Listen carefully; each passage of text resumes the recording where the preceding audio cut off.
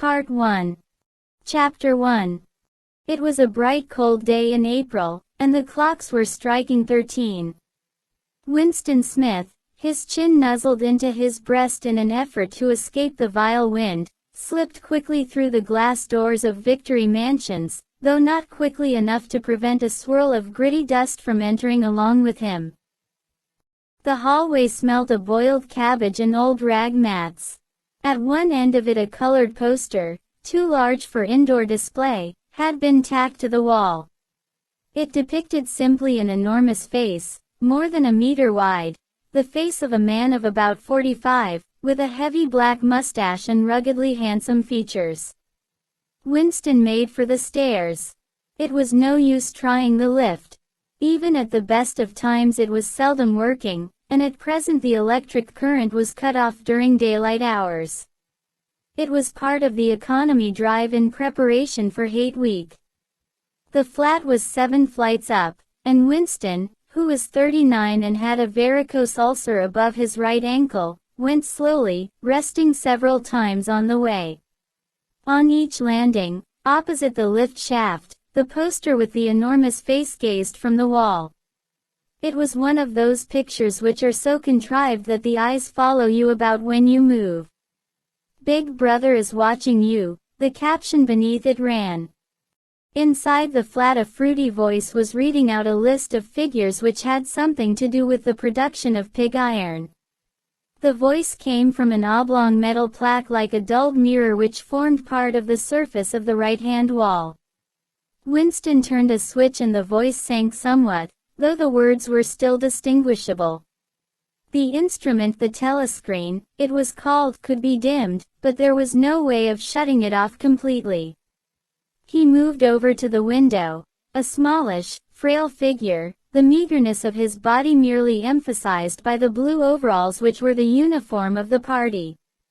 His hair was very fair, his face naturally sanguine, his skin roughened by coarse soap and blunt razor blades and the cold of the winter that had just ended. Outside, even through the shut window pane, the world looked cold. Down in the street little eddies of wind were whirling dust and torn paper into spirals, and though the sun was shining and the sky a harsh blue, there seemed to be no color in anything, except the posters that were plastered everywhere. The black mustachioed face gazed down from every commanding corner. There was one on the house front immediately opposite. "Big Brother is watching you," the caption said, while the dark eyes looked deep into Winston's own. Down at street level another poster, torn at one corner, flapped fitfully in the wind, alternately covering and uncovering the single word "Ingsoc." In the far distance a helicopter skimmed down between the roofs, hovered for an instant like a bluebottle, and darted away again with a curving flight. It was the police patrol, snooping into people's windows. The patrols did not matter, however. Only the thought police mattered. Behind Winston's back the voice from the telescreen was still babbling away about pig iron and the overfulfillment of the 9th three-year plan. The telescreen received and transmitted simultaneously. Any sound that Winston made, above the level of a very low whisper, would be picked up by it. Moreover, so long as he remained within the field of vision which the metal plaque commanded, he could be seen as well as heard.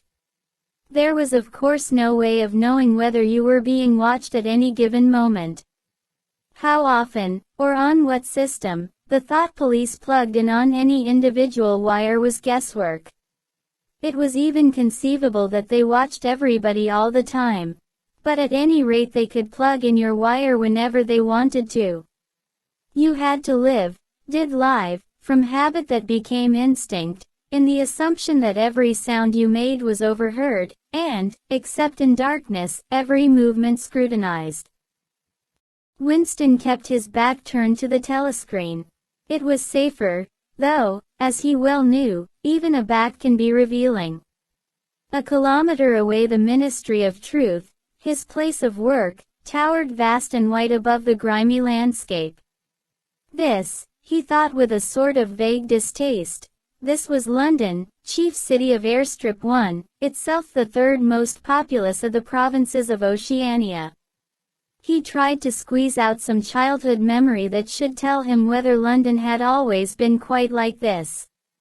Were there always these vistas of rotting 19th-century houses, their sides shored up with balks of timber, their windows patched with cardboard and their roofs with corrugated iron, their crazy garden walls sagging in all directions? And the bombed sites where the plaster dust swirled in the air and the willow herb straggled over the heaps of rubble, and the places where the bombs had cleared a larger patch and there had sprung up sordid colonies of wooden dwellings like chicken houses. But it was no use, he could not remember. Nothing remained of his childhood except a series of bright lit tableaus, occurring against no background and mostly unintelligible. The Ministry of Truth, Minitru, in Newspeak 1, was startlingly different from any other object in sight. It was an enormous pyramidal structure of glittering white concrete, soaring up, terrace after terrace, 300 meters into the air. From where Winston stood it was just possible to read, picked out on its white face in elegant lettering, the three slogans of the party. War is peace. Freedom is slavery. Ignorance is strength. The Ministry of Truth contained, it was said, 3,000 rooms above ground level, and corresponding ramifications below. Scattered about London there were just 3 other buildings of similar appearance and size. So completely did they dwarf the surrounding architecture that from the roof of Victory Mansions you could see all 4 of them simultaneously. They were the homes of the 4 ministries between which the entire apparatus of government was divided. The Ministry of Truth, which concerned itself with news, entertainment, education, and the fine arts.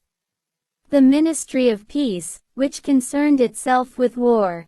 The Ministry of Love, which maintained law and order. And the Ministry of Plenty, which was responsible for economic affairs. Their names, in Newspeak, Minitru, Minipax, Minilove, and Miniplenty. The Ministry of Love was the really frightening one. There were no windows in it at all.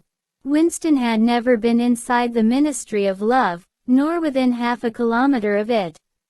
It was a place impossible to enter except on official business, and then only by penetrating through a maze of barbed wire entanglements, steel doors, and hidden machine gun nests.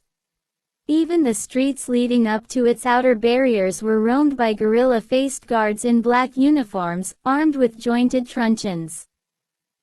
Winston turned round abruptly. He had set his features into the expression of quiet optimism which it was advisable to wear when facing the telescreen. He crossed the room into the tiny kitchen. By leaving the ministry at this time of day he had sacrificed his lunch in the canteen, and he was aware that there was no food in the kitchen except a hunk of dark-colored bread which had got to be saved for tomorrow's breakfast. He took down from the shelf a bottle of colorless liquid with a plain white label marked Victory Gin. It gave off a sickly, oily smell, as of Chinese rice spirit. Winston poured out nearly a teacupful, nerved himself for a shock, and gulped it down like a dose of medicine. Instantly his face turned scarlet and the water ran out of his eyes. The stuff was like nitric acid, and moreover, in swallowing it one had the sensation of being hit on the back of the head with a rubber club. The next moment, however, the burning in his belly died down and the world began to look more cheerful. He took a cigarette from a crumpled packet marked Victory Cigarettes and incautiously held it upright, whereupon the tobacco fell out onto the floor. With the next he was more successful. He went back to the living room and sat down at a small table that stood to the left of the telescreen. From the table drawer he took out a penholder, a bottle of ink, and a thick, quarto-sized blank book with a red back and a marbled cover. For some reason the telescreen in the living room was in an unusual position. Instead of being placed, as was normal, in the end wall, where it could command the whole room. It was in the longer wall, opposite the window. To one side of it there was a shallow alcove in which Winston was now sitting, and which, when the flats were built, had probably been intended to hold bookshelves. By sitting in the alcove, and keeping well back, Winston was able to remain outside the range of the telescreen, so far as sight went. He could be heard, of course, but so long as he stayed in his present position he could not be seen. It was partly the unusual geography of the room that had suggested to him the thing that he was now about to do. But it had also been suggested by the book that he had just taken out of the drawer. It was a peculiarly beautiful book.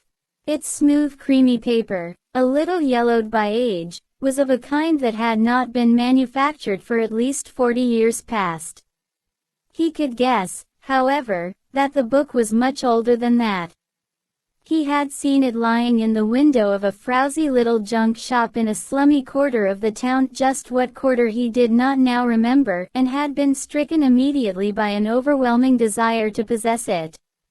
Party members were supposed not to go into ordinary shops dealing on the free market, it was called, but the rule was not strictly kept, because there were various things, such as shoelaces and razor blades, which it was impossible to get hold of in any other way.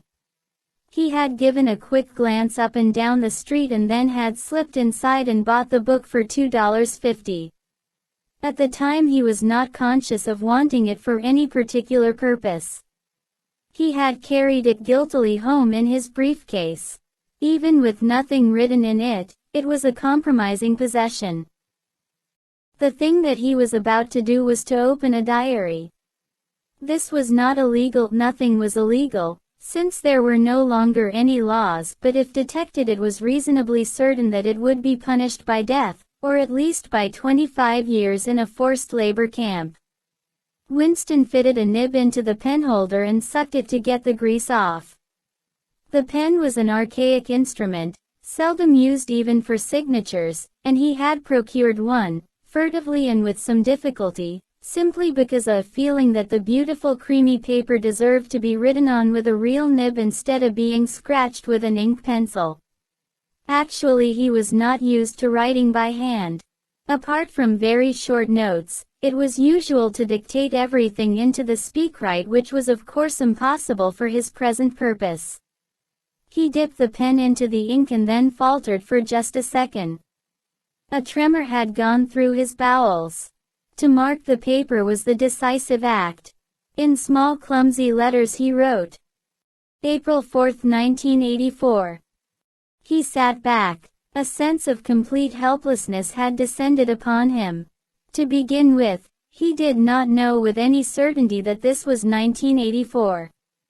It must be round about that date, since he was fairly sure that his age was 39, and he believed that he had been born in 1944 or 1945, but it was never possible nowadays to pin down any date within a year or two. For whom, it suddenly occurred to him to wonder, was he writing this diary? For the future, for the unborn. His mind hovered for a moment round the doubtful date on the page, and then fetched up with a bump against the newspeak word doublethink.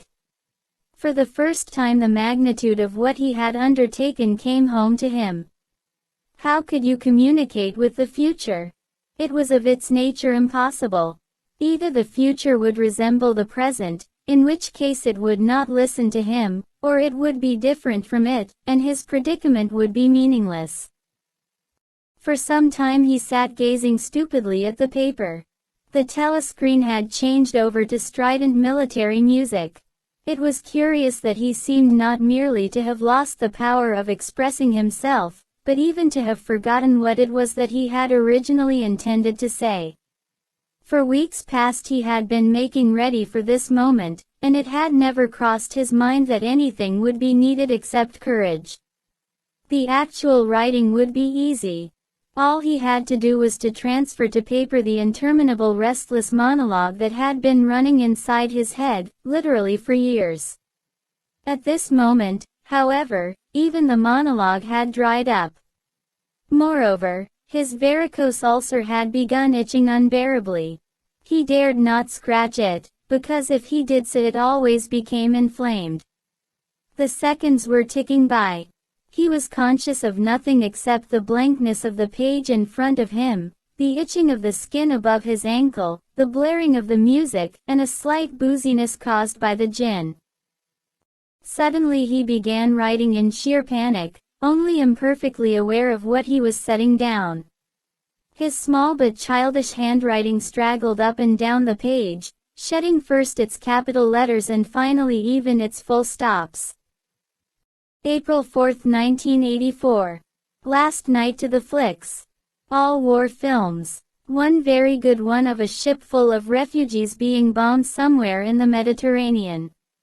Audience much amused by shots of a great huge fat man trying to swim away with a helicopter after him. First you saw him wallowing along in the water like a porpoise, then you saw him through the helicopter's gun sights, then he was full of holes and the sea round him turned pink and he sank as suddenly as though the holes had let in the water, audience shouting with laughter when he sank. Then you saw a lifeboat full of children with a helicopter hovering over it. There was a middle-aged woman, might have been a Jewess, sitting up in the bow with a little boy about 3 years old in her arms. Little boy screaming with fright and hiding his head between her breasts as if he was trying to burrow right into her, and the woman putting her arms round him and comforting him although she was blue with fright herself, all the time covering him up as much as possible as if she thought her arms could keep the bullets off him. Then the helicopter planted a 20-kilo bomb in among them, terrific flash, and the boat went all to matchwood. Then there was a wonderful shot of a child's arm going up right up into the air. A helicopter with a camera in its nose must have followed it up, and there was a lot of applause from the party seats, but a woman down in the prole part of the house suddenly started kicking up a fuss and shouting they didn't oughter of showed it, not in front of kids, they didn't, it ain't right, not in front of kids, it ain't, until the police turned her out. I don't suppose anything happened to her, nobody cares what the proles say, typical prole reaction, they never. Winston stopped writing, partly because he was suffering from cramp. He did not know what had made him pour out this stream of rubbish. But the curious thing was that while he was doing so, a totally different memory had clarified itself in his mind, to the point where he almost felt equal to writing it down. It was, he now realized, because of this other incident that he had suddenly decided to come home and begin the diary today.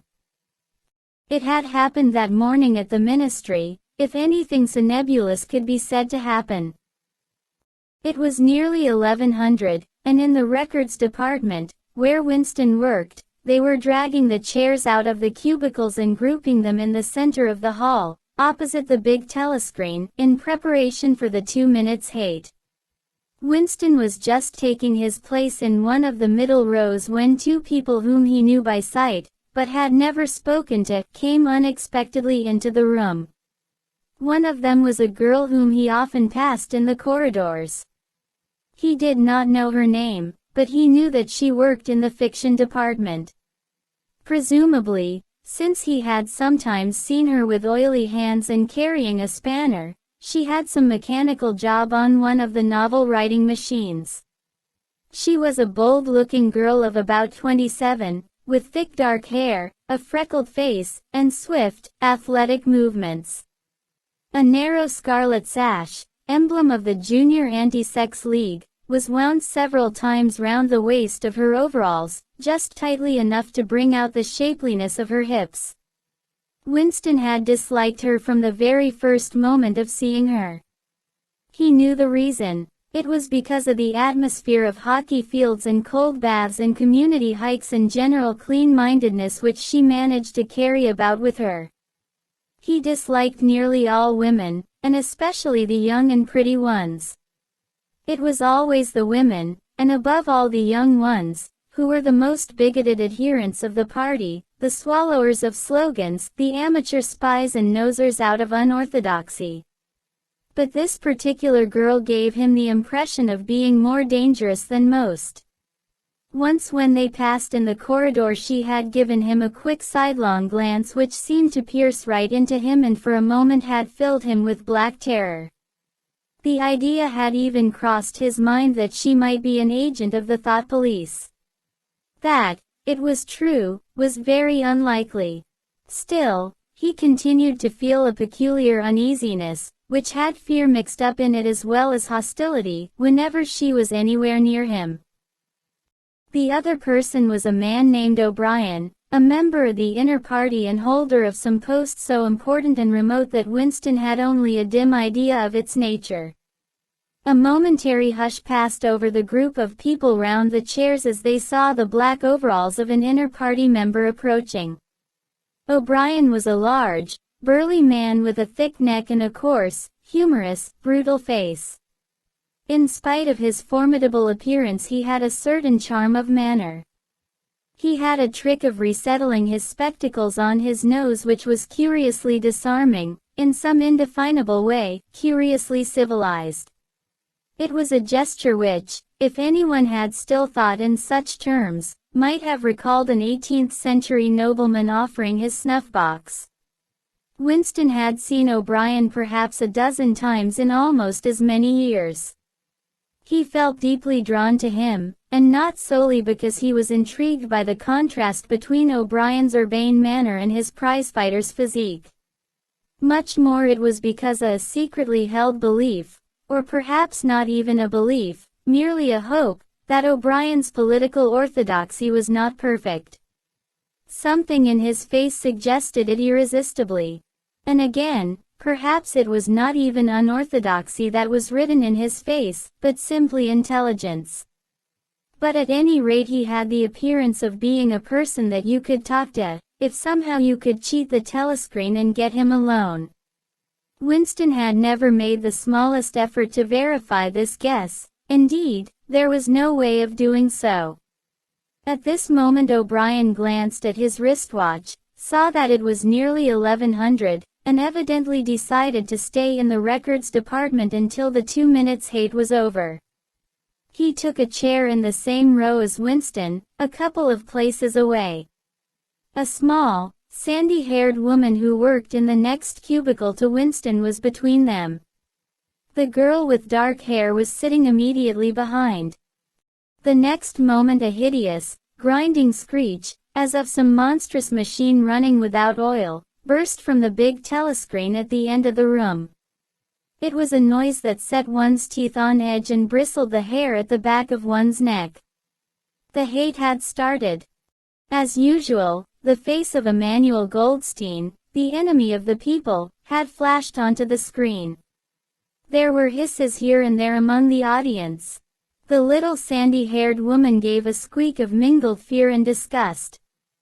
Goldstein was the renegade and backslider who once, long ago, how long ago, nobody quite remembered, had been one of the leading figures of the party, almost on a level with Big Brother himself, and then had engaged in counter-revolutionary activities, had been condemned to death, and had mysteriously escaped and disappeared.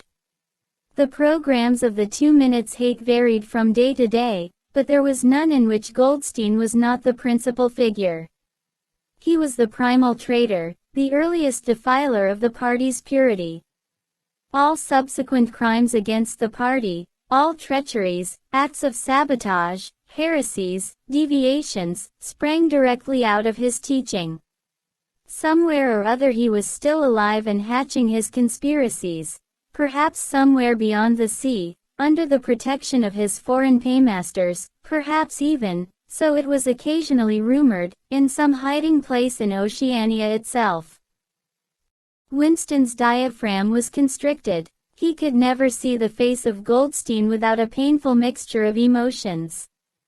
It was a lean Jewish face, with a great fuzzy aureole of white hair and a small goatee beard, a clever face, and yet somehow inherently despicable, with a kind of senile silliness in the long thin nose, near the end of which a pair of spectacles was perched. It resembled the face of a sheep, and the voice, too, had a sheep-like quality. Goldstein was delivering his usual venomous attack upon the doctrines of the party, an attack so exaggerated and perverse that a child should have been able to see through it, and yet just plausible enough to fill one with an alarmed feeling that other people, less level-headed than oneself, might be taken in by it. He was abusing Big Brother. He was denouncing the dictatorship of the party. He was demanding the immediate conclusion of peace with Eurasia. He was advocating freedom of speech, freedom of the press, freedom of assembly, freedom of thought. He was crying hysterically that the revolution had been betrayed. And all this in rapid polysyllabic speech, which was a sort of parody of the habitual style of the orators of the party, and even contained newspeak words, more newspeak words, indeed, than any party member would normally use in real life.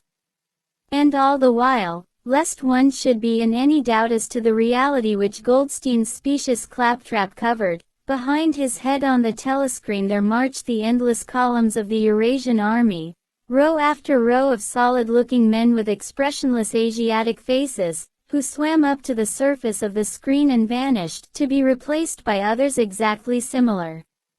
The dull, rhythmic tramp of the soldiers' boots formed the background to Goldstein's bleating voice.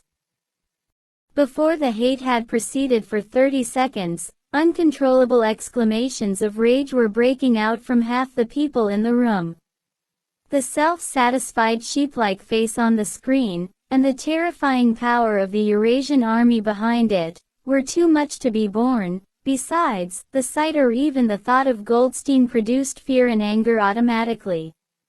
He was an object of hatred more constant than either Eurasia or Eastasia, since when Oceania was at war with one of these powers it was generally at peace with the other. But what was strange was that although Goldstein was hated and despised by everybody, although every day, and 1,000 times a day, on platforms, on the telescreen, in newspapers, in books, his theories were refuted, smashed, ridiculed, held up to the general gaze for the pitiful rubbish that they were. In spite of all this, his influence never seemed to grow less. Always there were fresh dupes waiting to be seduced by him. A day never passed when spies and saboteurs acting under his directions were not unmasked by the thought police. He was the commander of a vast shadowy army, an underground network of conspirators dedicated to the overthrow of the state. The Brotherhood, its name was supposed to be. There were also whispered stories of a terrible book, a compendium of all the heresies, of which Goldstein was the author and which circulated clandestinely here and there. It was a book without a title. People referred to it, if at all, simply as the book. But one knew of such things only through vague rumors. Neither the Brotherhood nor the book was a subject that any ordinary party member would mention if there was a way of avoiding it. In its second minute the hate rose to a frenzy. People were leaping up and down in their places and shouting at the tops of their voices in an effort to drown the maddening bleating voice that came from the screen. The little sandy-haired woman had turned bright pink, and her mouth was opening and shutting like that of a landed fish. Even O'Brien's heavy face was flushed. He was sitting very straight in his chair, his powerful chest swelling and quivering as though he were standing up to the assault of a wave.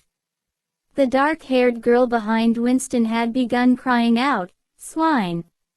Swine! Swine!" And suddenly she picked up a heavy Newspeak dictionary and flung it at the screen.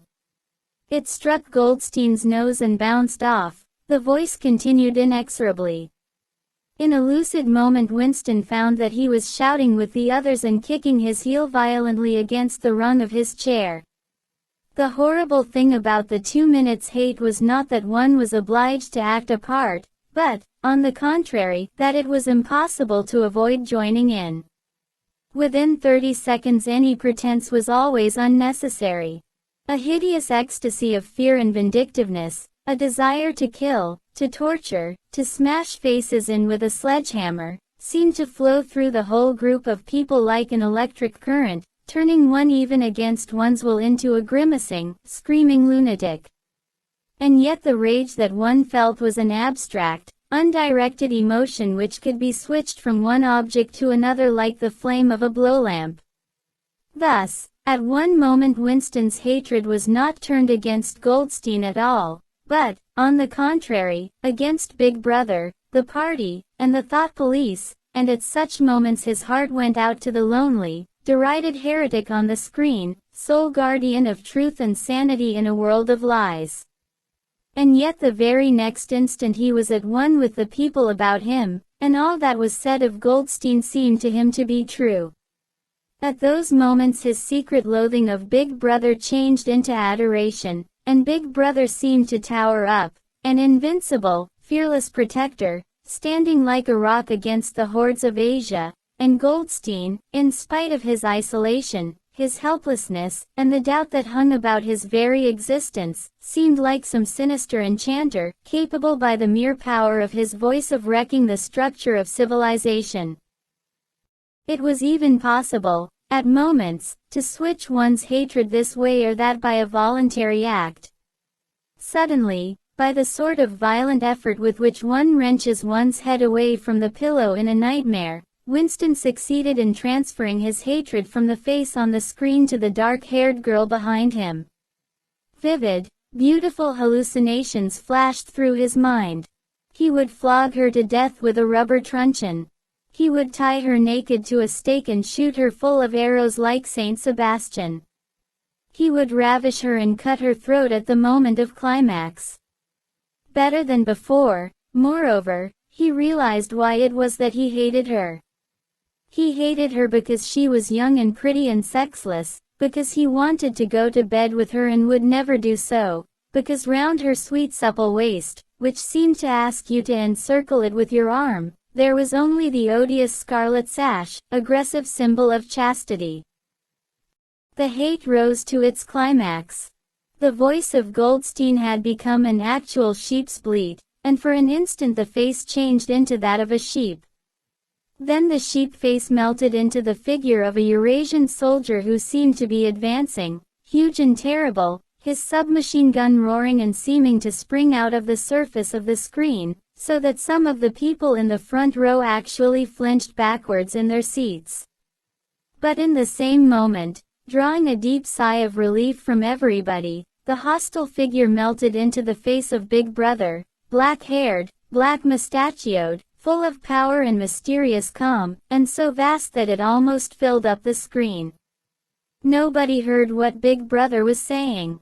It was merely a few words of encouragement, the sort of words that are uttered in the din of battle, not distinguishable individually but restoring confidence by the fact of being spoken. Then the face of Big Brother faded away again, and instead the three slogans of the party stood out in bold capitals. War is peace. Freedom is slavery. Ignorance is strength. But the face of Big Brother seemed to persist for several seconds on the screen, as though the impact that it had made on everyone's eyeballs were too vivid to wear off immediately. The little sandy-haired woman had flung herself forward over the back of the chair in front of her. With a tremulous murmur that sounded like, "My savior," she extended her arms towards the screen. Then she buried her face in her hands. It was apparent that she was uttering a prayer. At this moment the entire group of people broke into a deep, slow, rhythmical chant of "BB. BB." Over and over again, very slowly, with a long pause between the first, B, and the second, a heavy, murmurous sound, somehow curiously savage, in the background of which one seemed to hear the stamp of naked feet and the throbbing of tom-toms. For perhaps as much as 30 seconds they kept it up. It was a refrain that was often heard in moments of overwhelming emotion.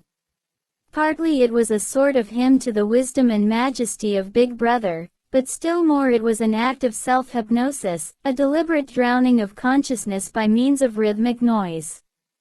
Winston's entrails seemed to grow cold. In the 2 minutes hate he could not help sharing in the general delirium, but this subhuman chanting of "BB. BB" always filled him with horror.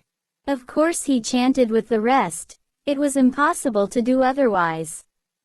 To dissemble your feelings, to control your face, to do what everyone else was doing, was an instinctive reaction. But there was a space of a couple of seconds during which the expression of his eyes might conceivably have betrayed him.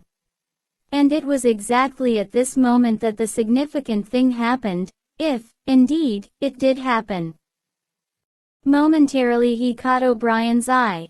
O'Brien had stood up. He had taken off his spectacles and was in the act of resettling them on his nose with his characteristic gesture. But there was a fraction of a second when their eyes met, and for as long as it took to happen Winston knew, yes, he knew, that O'Brien was thinking the same thing as himself. An unmistakable message had passed. It was as though their two minds had opened and the thoughts were flowing from one into the other through their eyes. "I am with you," O'Brien seemed to be saying to him. "I know precisely what you are feeling. I know all about your contempt, your hatred, your disgust. But don't worry, I am on your side." And then the flash of intelligence was gone, and O'Brien's face was as inscrutable as everybody else's. That was all, and he was already uncertain whether it had happened. Such incidents never had any sequel. All that they did was to keep alive in him the belief, or hope, that others besides himself were the enemies of the party. Perhaps the rumors of vast underground conspiracies were true after all, perhaps the Brotherhood really existed. It was impossible, in spite of the endless arrests and confessions and executions, to be sure that the Brotherhood was not simply a myth. Some days he believed in it, some days not. There was no evidence, only fleeting glimpses that might mean anything or nothing. Snatches of overheard conversation, faint scribbles on lavatory walls. Once, even, when two strangers met, a small movement of the hand which had looked as though it might be a signal of recognition. It was all guesswork. Very likely he had imagined everything. He had gone back to his cubicle without looking at O'Brien again. The idea of following up their momentary contact hardly crossed his mind. It would have been inconceivably dangerous even if he had known how to set about doing it. For a second, 2 seconds, they had exchanged an equivocal glance, and that was the end of the story. But even that was a memorable event, in the locked loneliness in which one had to live. Winston roused himself and sat up straighter. He let out a belch. The gin was rising from his stomach. His eyes refocused on the page. He discovered that while he sat helplessly musing he had also been writing, as though by automatic action. And it was no longer the same cramped, awkward handwriting as before.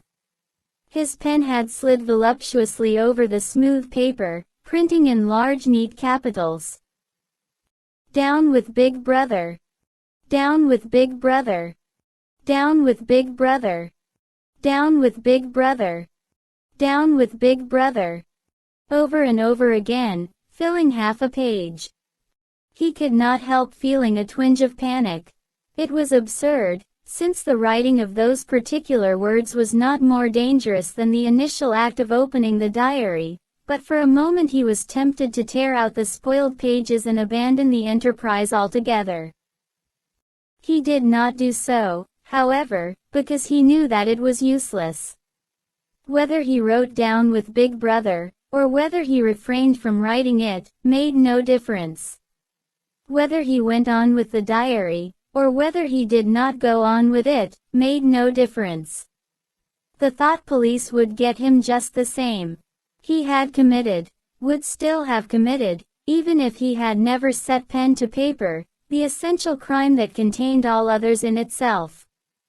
Thought crime, they called it. Thought crime was not a thing that could be concealed forever.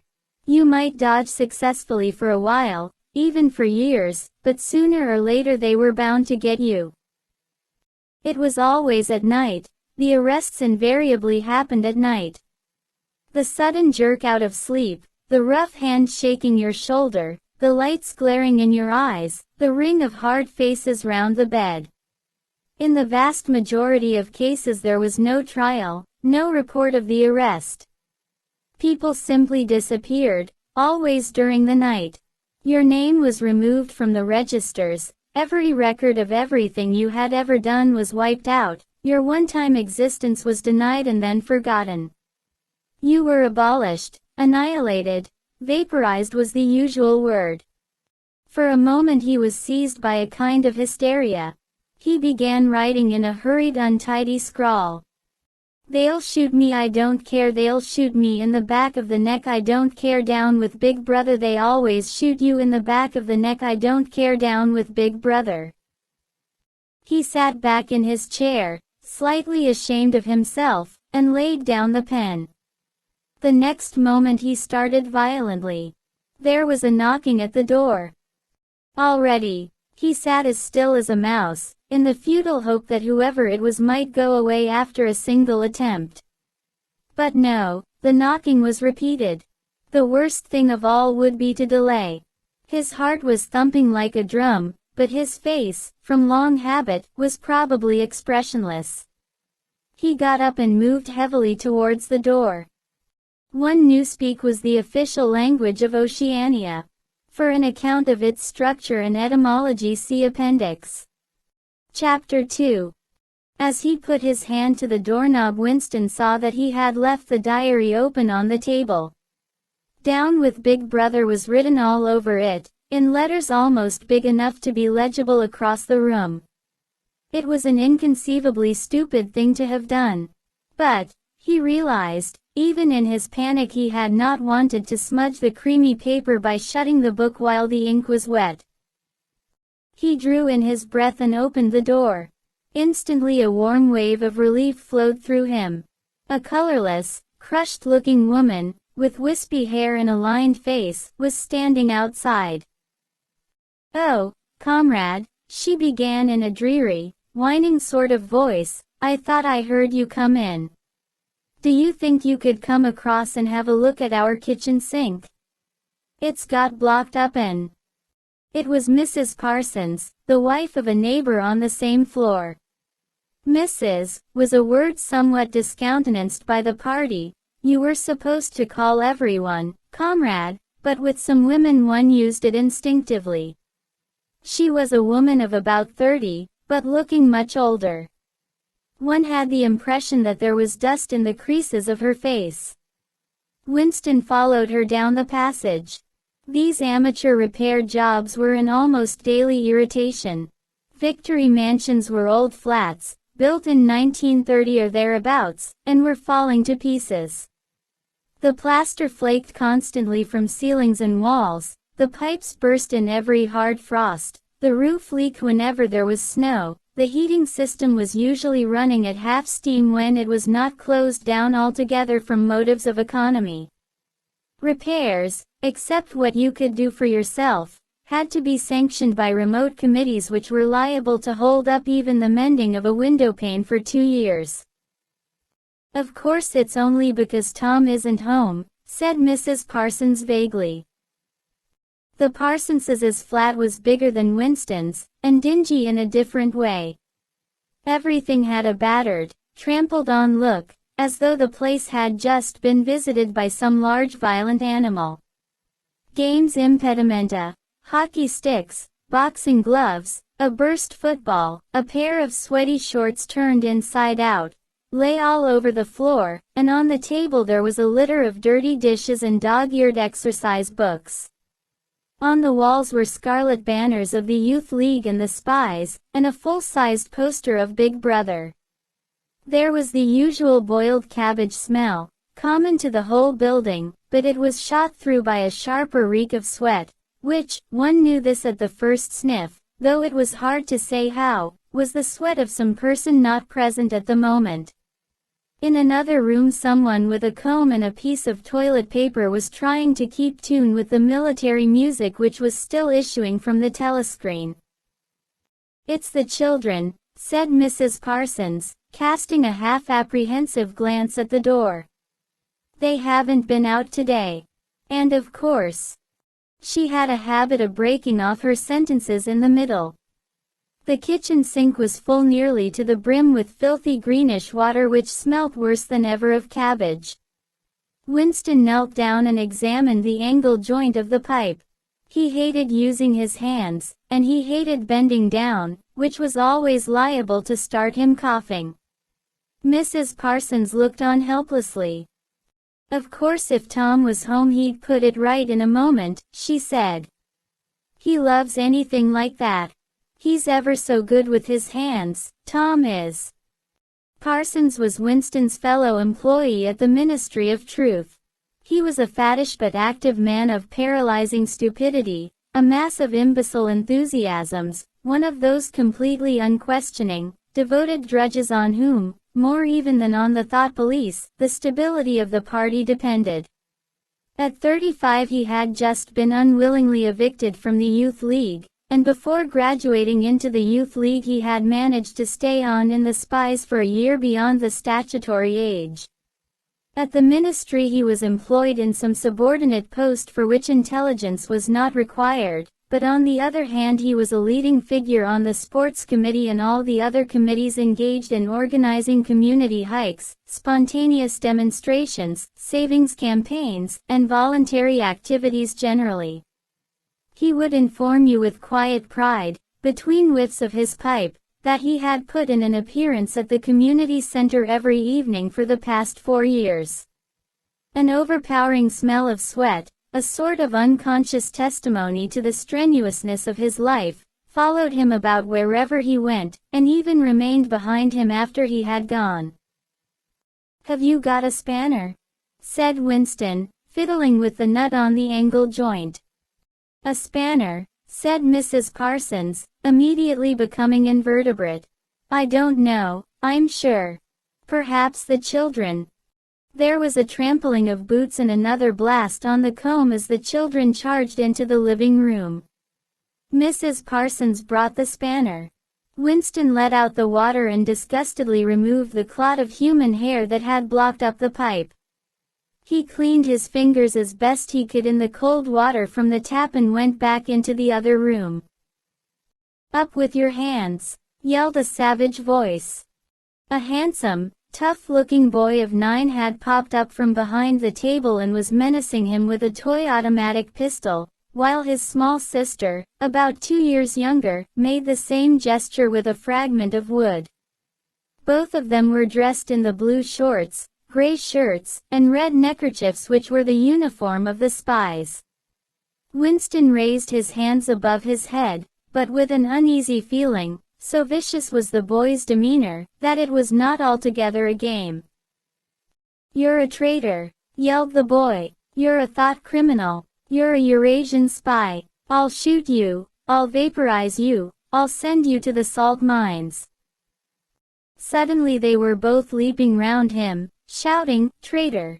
and "Thought criminal," the little girl imitating her brother in every movement. It was somehow slightly frightening, like the gambolling of tiger cubs which will soon grow up into man-eaters. There was a sort of calculating ferocity in the boy's eye, a quite evident desire to hit or kick Winston and a consciousness of being very nearly big enough to do so. It was a good job it was not a real pistol he was holding, Winston thought. Mrs. Parsons's eyes flitted nervously from Winston to the children, and back again. In the better light of the living room he noticed with interest that there actually was dust in the creases of her face. "They do get so noisy," she said. "They're disappointed because they couldn't go to see the hanging, that's what it is. I'm too busy to take them and Tom won't be back from work in time." "Why can't we go and see the hanging?" roared the boy in his huge voice. "Want to see the hanging. Want to see the hanging," chanted the little girl, still capering round. Some Eurasian prisoners, guilty of war crimes, were to be hanged in the park that evening, Winston remembered. This happened about once a month, and was a popular spectacle. Children always clamored to be taken to see it. He took his leave of Mrs. Parsons and made for the door. But he had not gone 6 steps down the passage when something hit the back of his neck, an agonizingly painful blow.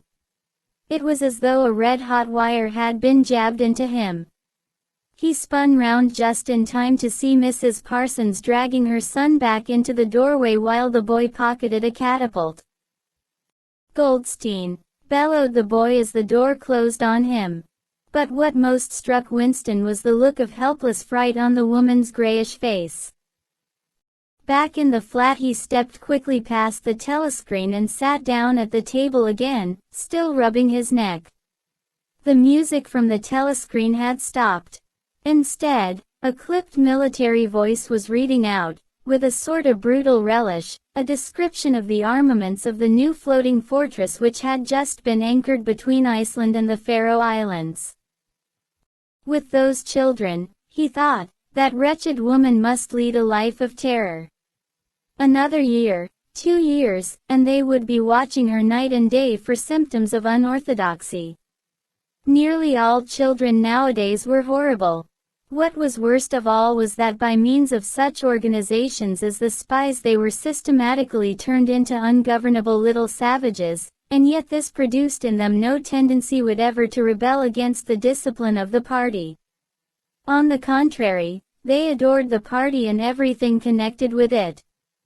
The songs, the processions, the banners, the hiking, the drilling with dummy rifles, the yelling of slogans, the worship of Big Brother, it was all a sort of glorious game to them. All their ferocity was turned outwards, against the enemies of the state, against foreigners, traitors, saboteurs, thought criminals. It was almost normal for people over 30 to be frightened of their own children. And with good reason, for hardly a week passed in which the Times did not carry a paragraph describing how some eavesdropping little sneak, child hero, was the phrase generally used, had overheard some compromising remark and denounced its parents to the thought police. The sting of the catapult bullet had worn off. He picked up his pen half-heartedly, wondering whether he could find something more to write in the diary.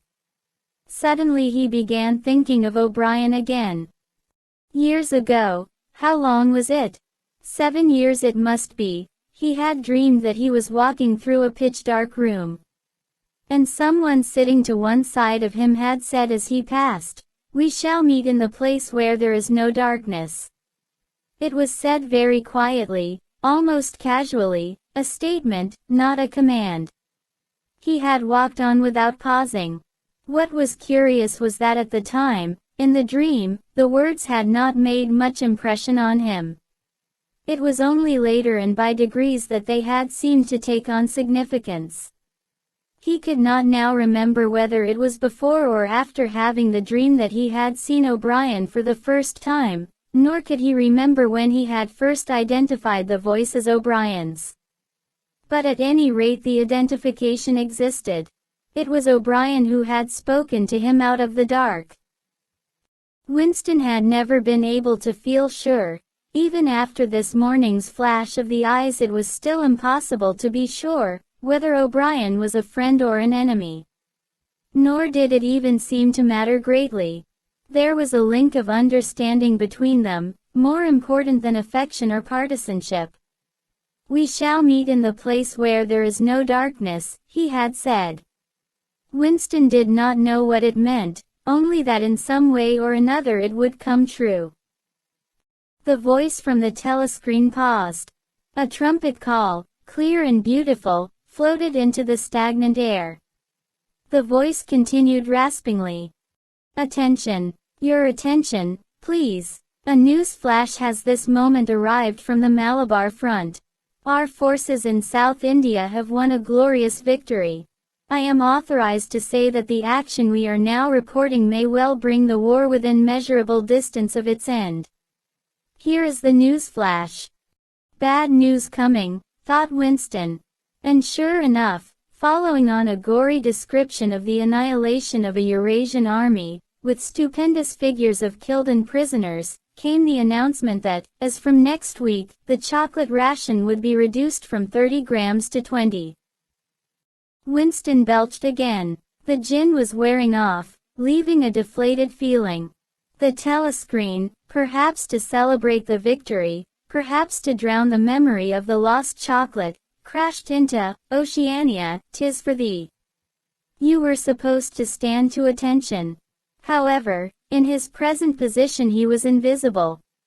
Oceania, 'tis for thee, gave way to lighter music. Winston walked over to the window, keeping his back to the telescreen. The day was still cold and clear. Somewhere far away a rocket bomb exploded with a dull, reverberating roar. About 20 or 30 of them a week were falling on London at present.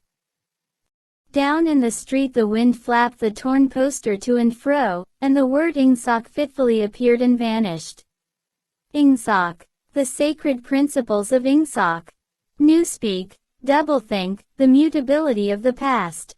He felt as though he were wandering in the forests of the sea bottom, lost in a monstrous world where he himself was the monster.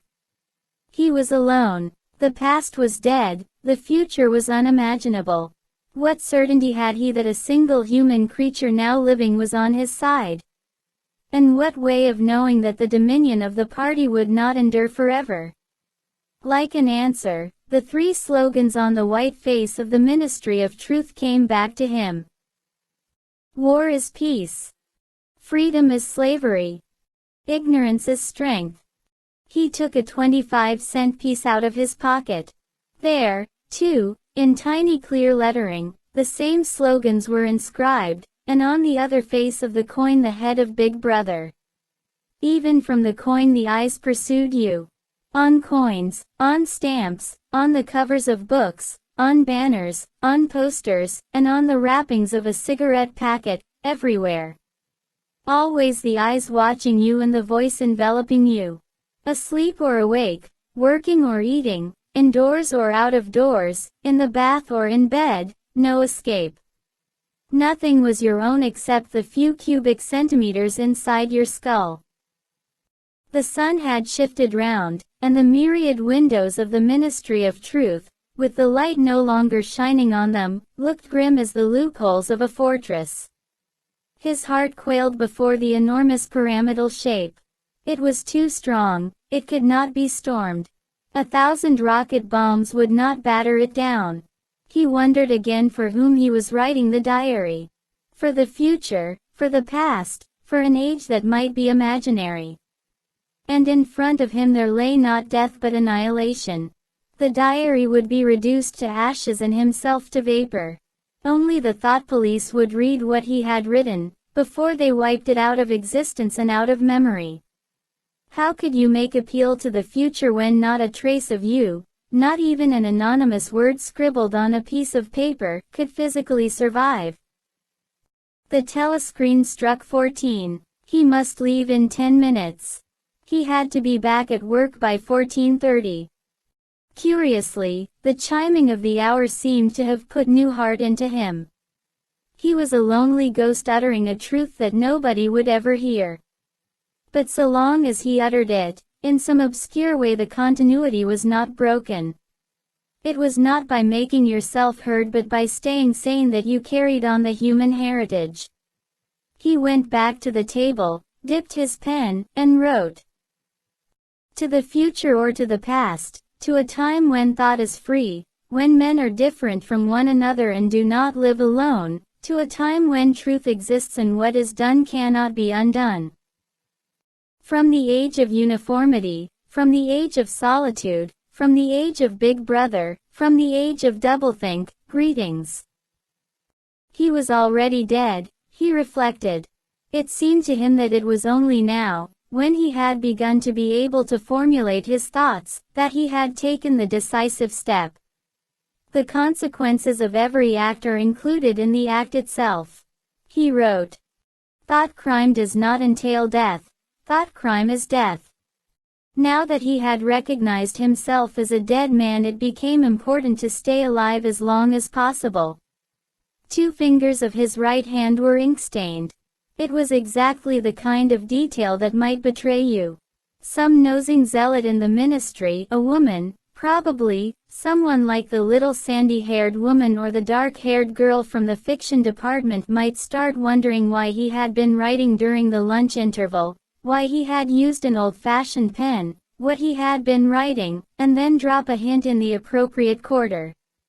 He went to the bathroom and carefully scrubbed the ink away with the gritty dark brown soap which rasped your skin like sandpaper and was therefore well adapted for this purpose. He put the diary away in the drawer. It was quite useless to think of hiding it, but he could at least make sure whether or not its existence had been discovered. A hair laid across the page ends was too obvious. With the tip of his finger he picked up an identifiable grain of whitish dust and deposited it on the corner of the cover, where it was bound to be shaken off if the book was moved. Chapter 3. Winston was dreaming of his mother. He must, he thought, have been 10 or 11 years old when his mother had disappeared. She was a tall, statuesque, rather silent woman with slow movements and magnificent fair hair. His father he remembered more vaguely as dark and thin, dressed always in neat dark clothes. Winston remembered especially the very thin soles of his father's shoes and wearing spectacles. The two of them must evidently have been swallowed up in one of the first great purges of the 50s. At this moment his mother was sitting in some place deep down beneath him, with his young sister in her arms. He did not remember his sister at all, except as a tiny, feeble baby, always silent, with large, watchful eyes. Both of them were looking up at him. They were down in some subterranean place, the bottom of a well, for instance, or a very deep grave, but it was a place which, already far below him, was itself moving downwards. They were in the saloon of a sinking ship, looking up at him through the darkening water. There was still air in the saloon, they could still see him and he them, but all the while they were sinking down into the green waters which in another moment must hide them from sight forever. He was out in the light and air while they were being sucked down to death, and they were down there because he was up here. He knew it and they knew it, and he could see the knowledge in their faces. There was no reproach either in their faces or in their hearts, only the knowledge that they must die in order that he might remain alive, and that this was part of the unavoidable order of things. He could not remember what had happened, but he knew in his dream that in some way the lives of his mother and his sister had been sacrificed to his own. It was one of those dreams which, while retaining the characteristic dream scenery, are a continuation of one's intellectual life, and in which one becomes aware of facts and ideas which still seem new and valuable after one is awake. The thing that now suddenly struck Winston was that his mother's death, nearly 30 years ago, had been tragic and sorrowful in a way that was no longer possible. Tragedy, he perceived, belonged to the ancient time, to a time when there were still privacy, love, and friendship, and when the members of a family stood by one another without needing to know the reason. His mother's memory tore at his heart because she had died loving him, when he was too young and selfish to love her in return, and because somehow, he did not remember how, she had sacrificed herself to a conception of loyalty that was private and unalterable. Such things, he saw, could not happen today. Today there were fear, hatred, and pain, but no dignity of emotion, no deeper complex sorrows. All this he seemed to see in the large eyes of his mother and his sister, looking up at him through the green water, hundreds of fathoms down and still sinking. Suddenly he was standing on short springy turf, on a summer evening when the slanting rays of the sun gilded the ground. The landscape that he was looking at recurred so often in his dreams that he was never fully certain whether or not he had seen it in the real world. In his waking thoughts he called it the Golden Country. It was an old, rabbit-bitten pasture, with a foot-track wandering across it and a molehill here and there. In the ragged hedge on the opposite side of the field the boughs of the elm trees were swaying very faintly in the breeze, their leaves just stirring in dense masses like women's hair. Somewhere near at hand, though out of sight, there was a clear, slow-moving stream where dace were swimming in the pools under the willow trees. The girl with dark hair was coming towards him across the field.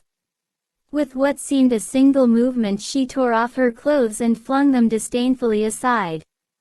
Her body was white and smooth, but it aroused no desire in him. Indeed, he barely looked at it. What overwhelmed him in that instant was admiration for the gesture with which she had thrown her clothes aside. With its grace and carelessness it seemed to annihilate a whole culture, a whole system of thought, as though Big Brother and the party and the thought police could all be swept into nothingness by a single splendid movement of the arm. That too was a gesture belonging to the ancient time. Winston woke up with the word, Shakespeare, on his lips. The telescreen was giving forth an ear-splitting whistle which continued on the same note for 30 seconds. It was not 7:15, getting up time for office workers.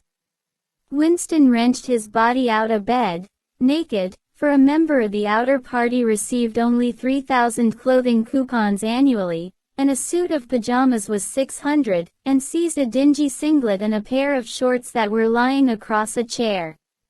The physical jerks would begin in 3 minutes. The next moment he was doubled up by a violent coughing fit which nearly always attacked him soon after waking up. It emptied his lungs so completely that he could only begin breathing again by lying on his back and taking a series of deep gasps. His veins had swelled with the effort of the cough, and the varicose ulcer had started itching. 30 to 40 group, yapped a piercing female voice. 30 to 40 group, take your places, please. 30s to 40s. Winston sprang to attention in front of the telescreen, upon which the image of a youngish woman, scrawny but muscular, dressed in tunic and gym shoes, had already appeared. Arms bending and stretching, she rapped out, "Take your time, by me. 1, 2, 3, 4. 1, 2, 3, 4. Come on, comrades, put a bit of life into it. 1, 2, 3, 4. 1, 2, 3, 4.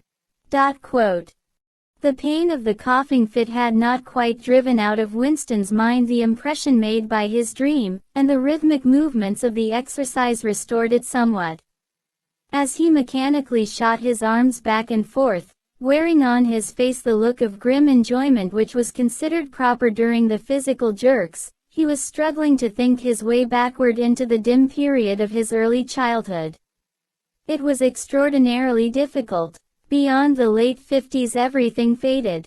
When there were no external records that you could refer to, even the outline of your own life lost its sharpness.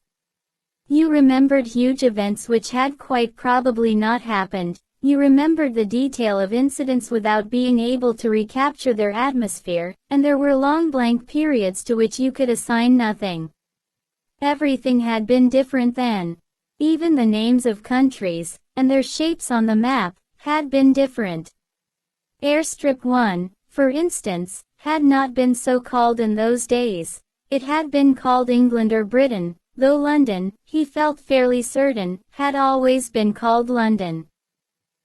Winston could not definitely remember a time when his country had not been at war, but it was evident that there had been a fairly long interval of peace during his childhood, because one of his early memories was of an air raid which appeared to take everyone by surprise.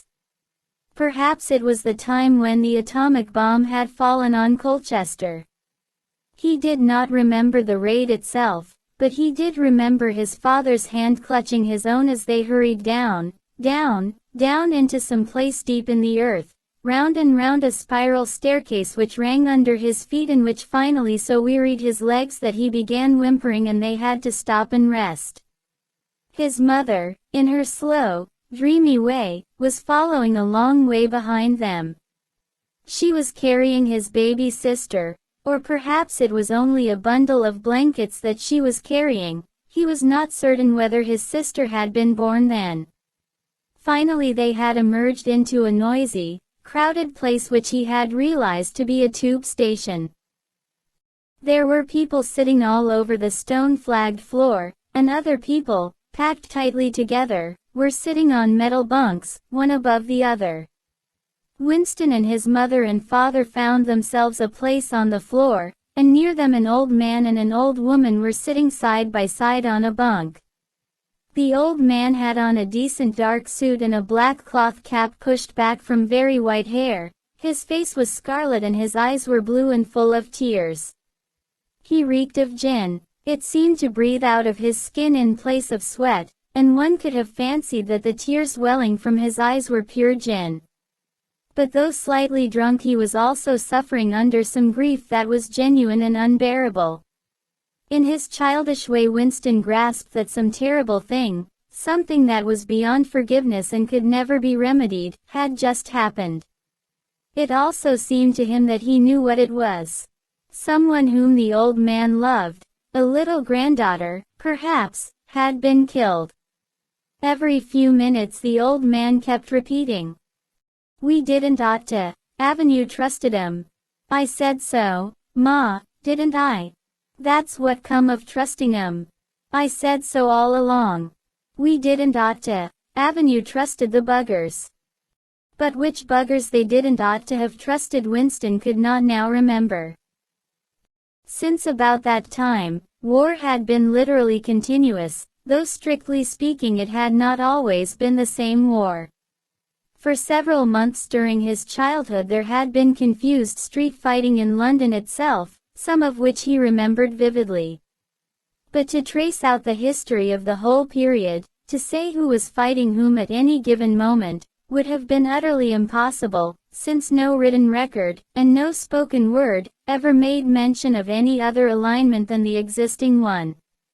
At this moment, for example, in 1984, if it was 1984, Oceania was at war with Eurasia and in alliance with Eastasia. In no public or private utterance was it ever admitted that the three powers had at any time been grouped along different lines. Actually, as Winston well knew, it was only 4 years since Oceania had been at war with Eastasia and in alliance with Eurasia. But that was merely a piece of furtive knowledge which he happened to possess because his memory was not satisfactorily under control. Officially the change of partners had never happened. Oceania was at war with Eurasia. Therefore Oceania had always been at war with Eurasia. The enemy of the moment always represented absolute evil, and it followed that any past or future agreement with him was impossible. The frightening thing, he reflected for the 10,000th time as he forced his shoulders painfully backward, with hands on hips, they were gyrating their bodies from the waist, an exercise that was supposed to be good for the back muscles. The frightening thing was that it might all be true. If the party could thrust its hand into the past and say of this or that event, it never happened, that, surely, was more terrifying than mere torture and death. The party said that Oceania had never been in alliance with Eurasia.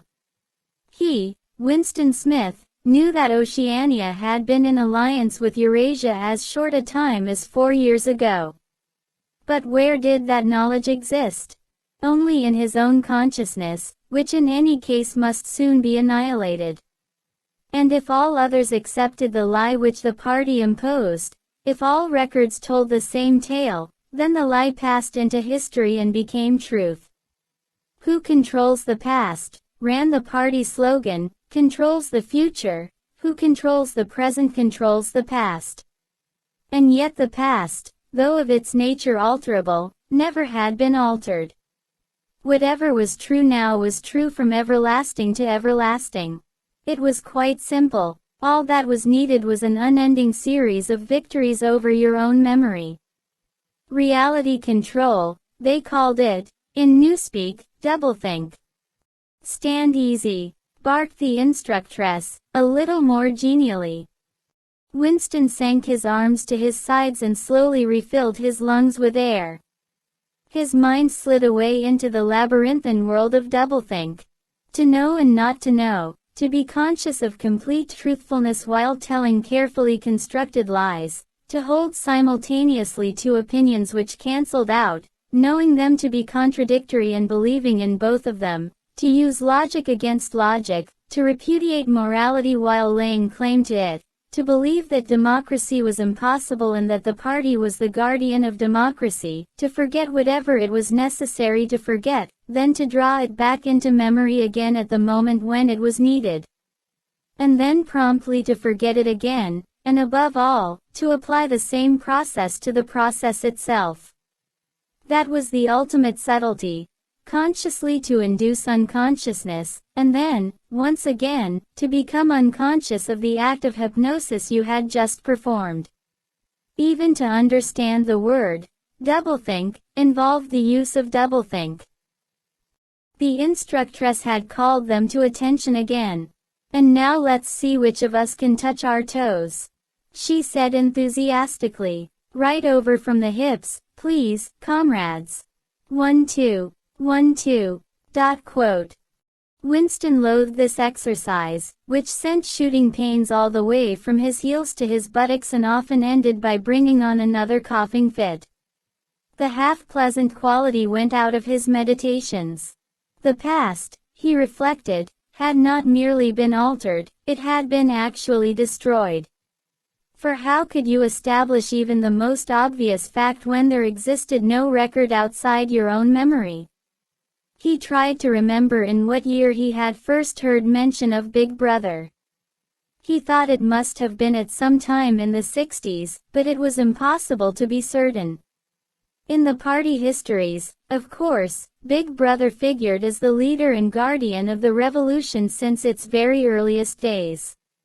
His exploits had been gradually pushed backwards in time until already they extended into the fabulous world of the 40s and the 30s, when the capitalists in their strange cylindrical hats still rode through the streets of London in great gleaming motor cars or horse carriages with glass sides. There was no knowing how much of this legend was true and how much invented. Winston could not even remember at what date the party itself had come into existence. He did not believe he had ever heard the word ingsoc before 1960, but it was possible that in its old speak form, English socialism, that is to say, it had been current earlier. Everything melted into mist. Sometimes, indeed, you could put your finger on a definite lie. It was not true, for example, as was claimed in the party history books, that the party had invented aeroplanes. He remembered aeroplanes since his earliest childhood. But you could prove nothing. There was never any evidence. Just once in his whole life he had held in his hands unmistakable documentary proof of the falsification of a historical fact. And on that occasion, "Smith," screamed the shrewish voice from the telescreen. 6079 Smith W. "Yes, you. Bend lower, please. You can do better than that. You're not trying. Lower, please. That's better, comrade. Now stand at ease, the whole squad, and watch me." A sudden hot sweat had broken out all over Winston's body. His face remained completely inscrutable. Never show dismay. Never show resentment. A single flicker of the eyes could give you away. He stood watching while the instructress raised her arms above her head and, one could not say gracefully, but with remarkable neatness and efficiency, bent over and tucked the first joint of her fingers under her toes. "There, comrades. That's how I want to see you doing it. Watch me again. I'm 39 and I've had 4 children. Now look." She bent over again. "You see my knees aren't bent. You can all do it if you want to," she added as she straightened herself up. "Anyone under 45 is perfectly capable of touching his toes. We don't all have the privilege of fighting in the front line, but at least we can all keep fit. Remember our boys on the Malabar front. And the sailors in the floating fortresses. Just think what they have to put up with. Now try again. That's better, comrade, that's much better," she added encouragingly as Winston, with a violent lunge, succeeded in touching his toes with knees unbent, for the first time in several years. Chapter 4. With the deep, unconscious sigh which not even the nearness of the telescreen could prevent him from uttering when his day's work started, Winston pulled the speakwrite towards him, blew the dust from its mouthpiece, and put on his spectacles. Then he unrolled and clipped together 4 small cylinders of paper which had already flopped out of the pneumatic tube on the right-hand side of his desk. In the walls of the cubicle there were 3 orifices. To the right of the speakwrite, a small pneumatic tube for written messages, to the left, a larger one for newspapers, and in the side wall, within easy reach of Winston's arm, a large oblong slit protected by a wire grating. This last was for the disposal of waste paper. Similar slits existed in thousands or tens of thousands throughout the building, not only in every room but at short intervals in every corridor. For some reason they were nicknamed memory holes. When one knew that any document was due for destruction, or even when one saw a scrap of waste paper lying about, it was an automatic action to lift the flap of the nearest memory hole and drop it in, whereupon it would be whirled away on a current of warm air to the enormous furnaces which were hidden somewhere in the recesses of the building. Winston examined the 4 slips of paper which he had unrolled. Each contained a message of only 1 or 2 lines, in the abbreviated jargon, not actually Newspeak, but consisting largely of Newspeak words, which was used in the Ministry for Internal Purposes. They ran: Times 17.3.84 BB Speech Mal reported Africa rectify. Times 19.12.83 forecasts 3YP 4th quarter 83 misprints verify current issue. Times 14.2.84 Miniplenty malquoted chocolate rectify.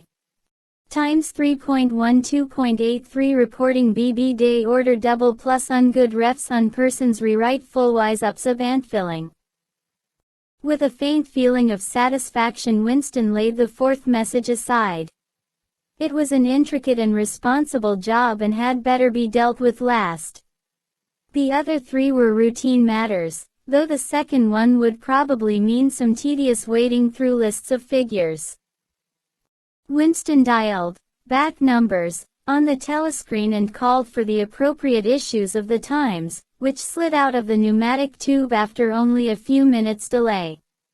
The messages he had received referred to articles or news items which for one reason or another it was thought necessary to alter, or, as the official phrase had it, to rectify. For example, it appeared from the Times of the 17th of March that Big Brother, in his speech of the previous day, had predicted that the South Indian Front would remain quiet but that a Eurasian offensive would shortly be launched in North Africa. As it happened, the Eurasian Higher Command had launched its offensive in South India and left North Africa alone. It was therefore necessary to rewrite a paragraph of Big Brother's speech in such a way as to make him predict the thing that had actually happened. Or again, the Times of the 19th of December had published the official forecasts of the output of various classes of consumption goods in the 4th quarter of 1983, which was also the 6th quarter of the 9th three-year plan. Today's issue contained a statement of the actual output, from which it appeared that the forecasts were in every instance grossly wrong. Winston's job was to rectify the original figures by making them agree with the later ones. As for the 3rd message, it referred to a very simple error which could be set right in a couple of minutes. As short a time ago as February, the Ministry of Plenty had issued a promise, a categorical pledge, were the official words, that there would be no reduction of the chocolate ration during 1984. Actually, as Winston was aware, the chocolate ration was to be reduced from 30 grams to 20 at the end of the present week. All that was needed was to substitute for the original promise a warning that it would probably be necessary to reduce the ration at some time in April. As soon as Winston had dealt with each of the messages, he clipped his speakwritten corrections to the appropriate copy of the Times and pushed them into the pneumatic tube. Then, with a movement which was as nearly as possible unconscious, he crumpled up the original message and any notes that he himself had made, and dropped them into the memory hole to be devoured by the flames. What happened in the unseen labyrinth to which the pneumatic tubes led, he did not know in detail, but he did know in general terms. As soon as all the corrections which happened to be necessary in any particular number of the times had been assembled and collated, that number would be reprinted, the original copy destroyed, and the corrected copy placed on the files in its stead. This process of continuous alteration was applied not only to newspapers, but to books, periodicals, pamphlets, posters, leaflets, films, soundtracks, cartoons, photographs, to every kind of literature or documentation which might conceivably hold any political or ideological significance. Day by day and almost minute by minute the past was brought up to date. In this way every prediction made by the party could be shown by documentary evidence to have been correct, nor was any item of news, or any expression of opinion, which conflicted with the needs of the moment, ever allowed to remain on record. All history was a palimpsest, scraped clean and reinscribed exactly as often as was necessary. In no case would it have been possible, once the deed was done, to prove that any falsification had taken place. The largest section of the records department, far larger than the one in which Winston worked, consisted simply of persons whose duty it was to track down and collect all copies of books, newspapers, and other documents which had been superseded and were due for destruction. A number of the times which might, because of changes in political alignment, or mistaken prophecies uttered by Big Brother, have been rewritten a dozen times still stood on the files bearing its original date, and no other copy existed to contradict it. Books, also, were recalled and rewritten again and again, and were invariably reissued without any admission that any alteration had been made. Even the written instructions which Winston received, and which he invariably got rid of as soon as he had dealt with them, never stated or implied that an act of forgery was to be committed. Always the reference was to slips, errors, misprints, or misquotations which it was necessary to put right in the interests of accuracy. But actually, he thought as he readjusted the Ministry of Plenty's figures, it was not even forgery. It was merely the substitution of one piece of nonsense for another. Most of the material that you were dealing with had no connection with anything in the real world, not even the kind of connection that is contained in a direct lie. Statistics were just as much a fantasy in their original version as in their rectified version.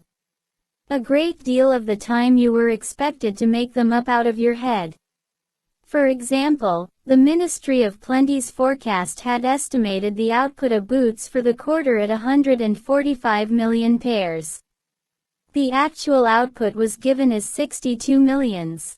Winston, however, in rewriting the forecast, marked the figure down to 57 millions, so as to allow for the usual claim that the quota had been overfulfilled. In any case, 62 millions was no nearer the truth than 57 millions, or than 145 millions. Very likely no boots had been produced at all. Likelier still, nobody knew how many had been produced, much less cared. All one knew was that every quarter astronomical numbers of boots were produced on paper, while perhaps half the population of Oceania went barefoot. And so it was with every class of recorded fact, great or small. Everything faded away into a shadow world in which, finally, even the date of the year had become uncertain. Winston glanced across the hall. In the corresponding cubicle on the other side a small, precise-looking, dark-chinned man named Tillotson was working steadily away, with a folded newspaper on his knee and his mouth very close to the mouthpiece of the speakwrite. He had the air of trying to keep what he was saying a secret between himself and the telescreen. He looked up, and his spectacles darted a hostile flash in Winston's direction. Winston hardly knew Tillotson, and had no idea what work he was employed on. People in the records department did not readily talk about their jobs. In the long, windowless hall, with its double row of cubicles and its endless rustle of papers and hum of voices murmuring into speak rights, there were quite a dozen people whom Winston did not even know by name, though he daily saw them hurrying to and fro in the corridors or gesticulating in the 2 minutes hate. He knew that in the cubicle next to him the little woman with sandy hair toiled day in, day out, simply tracking down and deleting from the press the names of people who had been vaporized and were therefore considered never to have existed.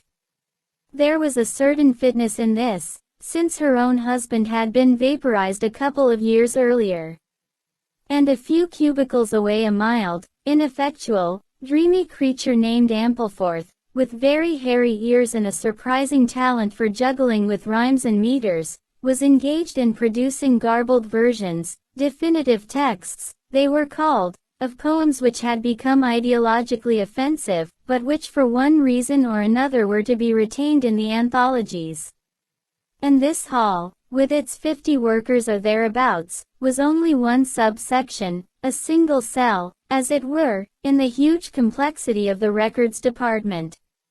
Beyond, above, below, were other swarms of workers engaged in an unimaginable multitude of jobs. There were the huge printing shops with their sub-editors, their topography experts, and their elaborately equipped studios for the faking of photographs. There was the teleprograms section with its engineers, its producers, and its teams of actors specially chosen for their skill in imitating voices. There were the armies of reference clerks whose job was simply to draw up lists of books and periodicals which were due for recall. There were the vast repositories where the corrected documents were stored, and the hidden furnaces where the original copies were destroyed. And somewhere or other, quite anonymous, there were the directing brains who coordinated the whole effort and laid down the lines of policy which made it necessary that this fragment of the past should be preserved, that one falsified, and the other rubbed out of existence. And the records department, after all, was itself only a single branch of the Ministry of Truth, whose primary job was not to reconstruct the past but to supply the citizens of Oceania with newspapers, films, textbooks, telescreen programs, plays, novels, with every conceivable kind of information, instruction, or entertainment, from a statue to a slogan, from a lyric poem to a biological treatise, and from a child's spelling book to a newspeak dictionary. And the ministry had not only to supply the multifarious needs of the party, but also to repeat the whole operation at a lower level for the benefit of the proletariat. There was a whole chain of separate departments dealing with proletarian literature, music, drama, and entertainment generally. Here were produced rubbishy newspapers containing almost nothing except sport, crime, and astrology, sensational 5-cent novelettes, films oozing with sex, and sentimental songs which were composed entirely by mechanical means on a special kind of kaleidoscope known as a versificator. There was even a whole subsection, pornosec, it was called in newspeak, engaged in producing the lowest kind of pornography, which was sent out in sealed packets and which no party member, other than those who worked on it, was permitted to look at. 3 messages had slid out of the pneumatic tube while Winston was working, but they were simple matters, and he had disposed of them before the 2 minutes hate interrupted him. When the hate was over he returned to his cubicle, took the Newspeak dictionary from the shelf, pushed the speakwrite to one side, cleaned his spectacles, and settled down to his main job of the morning. Winston's greatest pleasure in life was in his work. Most of it was a tedious routine, but included in it there were also jobs so difficult and intricate that you could lose yourself in them as in the depths of a mathematical problem, delicate pieces of forgery in which you had nothing to guide you except your knowledge of the principles of Ingsoc and your estimate of what the party wanted you to say. Winston was good at this kind of thing. On occasion he had even been entrusted with the rectification of the Times' leading articles, which were written entirely in newspeak. He unrolled the message that he had set aside earlier. It ran, Times 3.12.83 reporting BB day order double plus ungood refs on persons rewrite full wise ups of antfilling. In Old Speak, or Standard English, this might be rendered.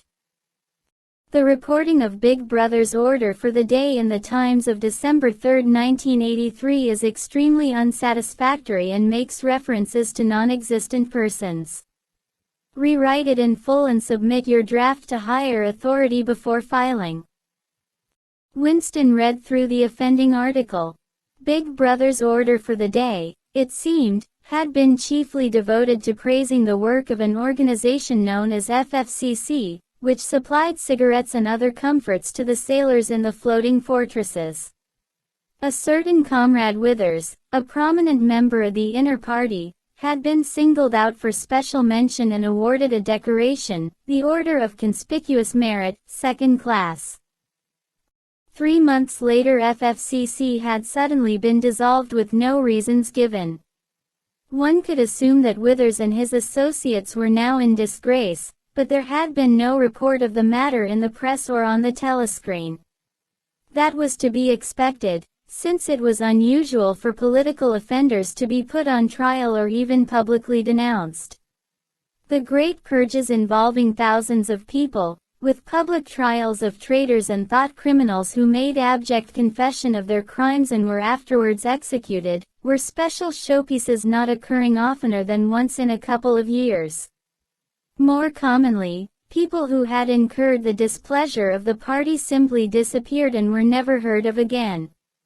One never had the smallest clue as to what had happened to them. In some cases they might not even be dead. Perhaps 30 people personally known to Winston, not counting his parents, had disappeared at one time or another. Winston stroked his nose gently with a paper clip. In the cubicle across the way Comrade Tillotson was still crouching secretively over his speakwrite. He raised his head for a moment, again the hostile spectacle flash. Winston wondered whether Comrade Tillotson was engaged on the same job as himself. It was perfectly possible. So tricky a piece of work would never be entrusted to a single person. On the other hand, to turn it over to a committee would be to admit openly that an act of fabrication was taking place.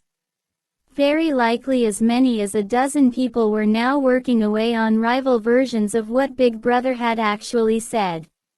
And presently some master brain in the inner party would select this version or that, would re-edit it and set in motion the complex processes of cross-referencing that would be required, and then the chosen lie would pass into the permanent records and become truth.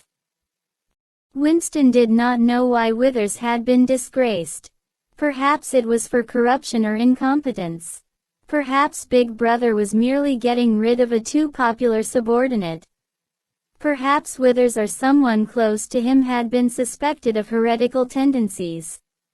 Or perhaps, what was likeliest of all, the thing had simply happened because purges and vaporizations were a necessary part of the mechanics of government.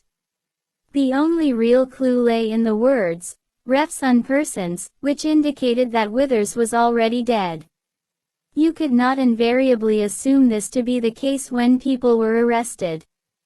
Sometimes they were released and allowed to remain at liberty for as much as a year or 2 years before being executed. Very occasionally some persons whom you had believed dead long since would make a ghostly reappearance at some public trial where he would implicate hundreds of others by his testimony before vanishing, this time forever. Withers, however, was already an unperson. He did not exist. He had never existed.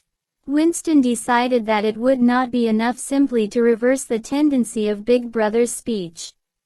It was better to make it deal with something totally unconnected with its original subject. He might turn the speech into the usual denunciation of traitors and thought criminals, but that was a little too obvious, while to invent a victory at the front, or some triumph of overproduction in the 9th three-year plan, might complicate the records too much. What was needed was a piece of pure fantasy. Suddenly there sprang into his mind, ready-made as it were, the image of a certain Comrade Ogilvy, who who had recently died in battle, in heroic circumstances. There were occasions when Big Brother devoted his order for the day to commemorating some humble, rank-and-file party member whose life and death he held up as an example worthy to be followed. Today he should commemorate Comrade Ogilvy.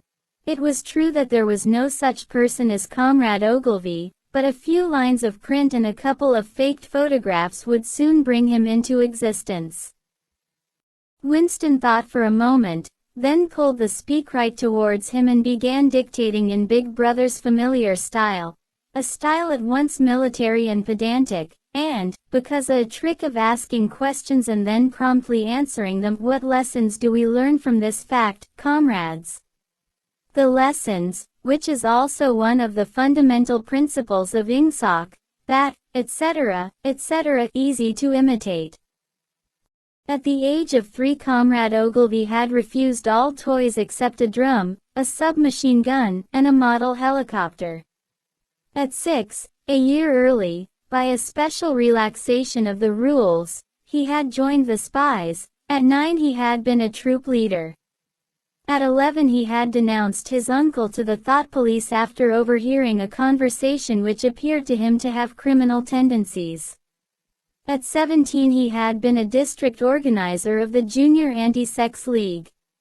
At 19 he had designed a hand grenade which had been adopted by the Ministry of Peace and which, at its first trial, had killed 31 Eurasian prisoners in one burst. At 23 he had perished in action, pursued by enemy jet planes while flying over the Indian Ocean with important dispatches. He had weighted his body with his machine gun and leapt out of the helicopter into deep water, dispatches and all, an end, said Big Brother, which it was impossible to contemplate without feelings of envy.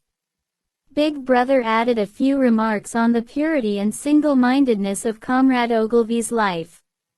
He was a total abstainer and a non-smoker, had no recreations except a daily hour in the gymnasium, and had taken a vow of celibacy, believing marriage and the care of a family to be incompatible with a 24-hour-a-day devotion to duty. He had no subjects of conversation except the principles of INGSOC, and no aim in life except the defeat of the Eurasian enemy and the hunting down of spies, saboteurs, thought criminals, and traitors generally. Winston debated with himself whether to award Comrade Ogilvy the Order of Conspicuous Merit. In the end he decided against it because of the unnecessary cross-referencing that it would entail. Once again he glanced at his rival in the opposite cubicle. Something seemed to tell him with certainty that Tillotson was busy on the same job as himself. There was no way of knowing whose job would finally be adopted, but he felt a profound conviction that it would be his own. Comrade Ogilvy, unimagined an hour ago, was now a fact. It struck him as curious that you could create dead men but not living ones. Comrade Ogilvy, who had never existed in the present, now existed in the past, and when once the act of forgery was forgotten, he would exist just as authentically, and upon the same evidence, as Charlemagne or Julius Caesar. Chapter 5. In the low-ceilinged canteen, deep underground, the lunch queue jerked slowly forward. The room was already very full and deafeningly noisy.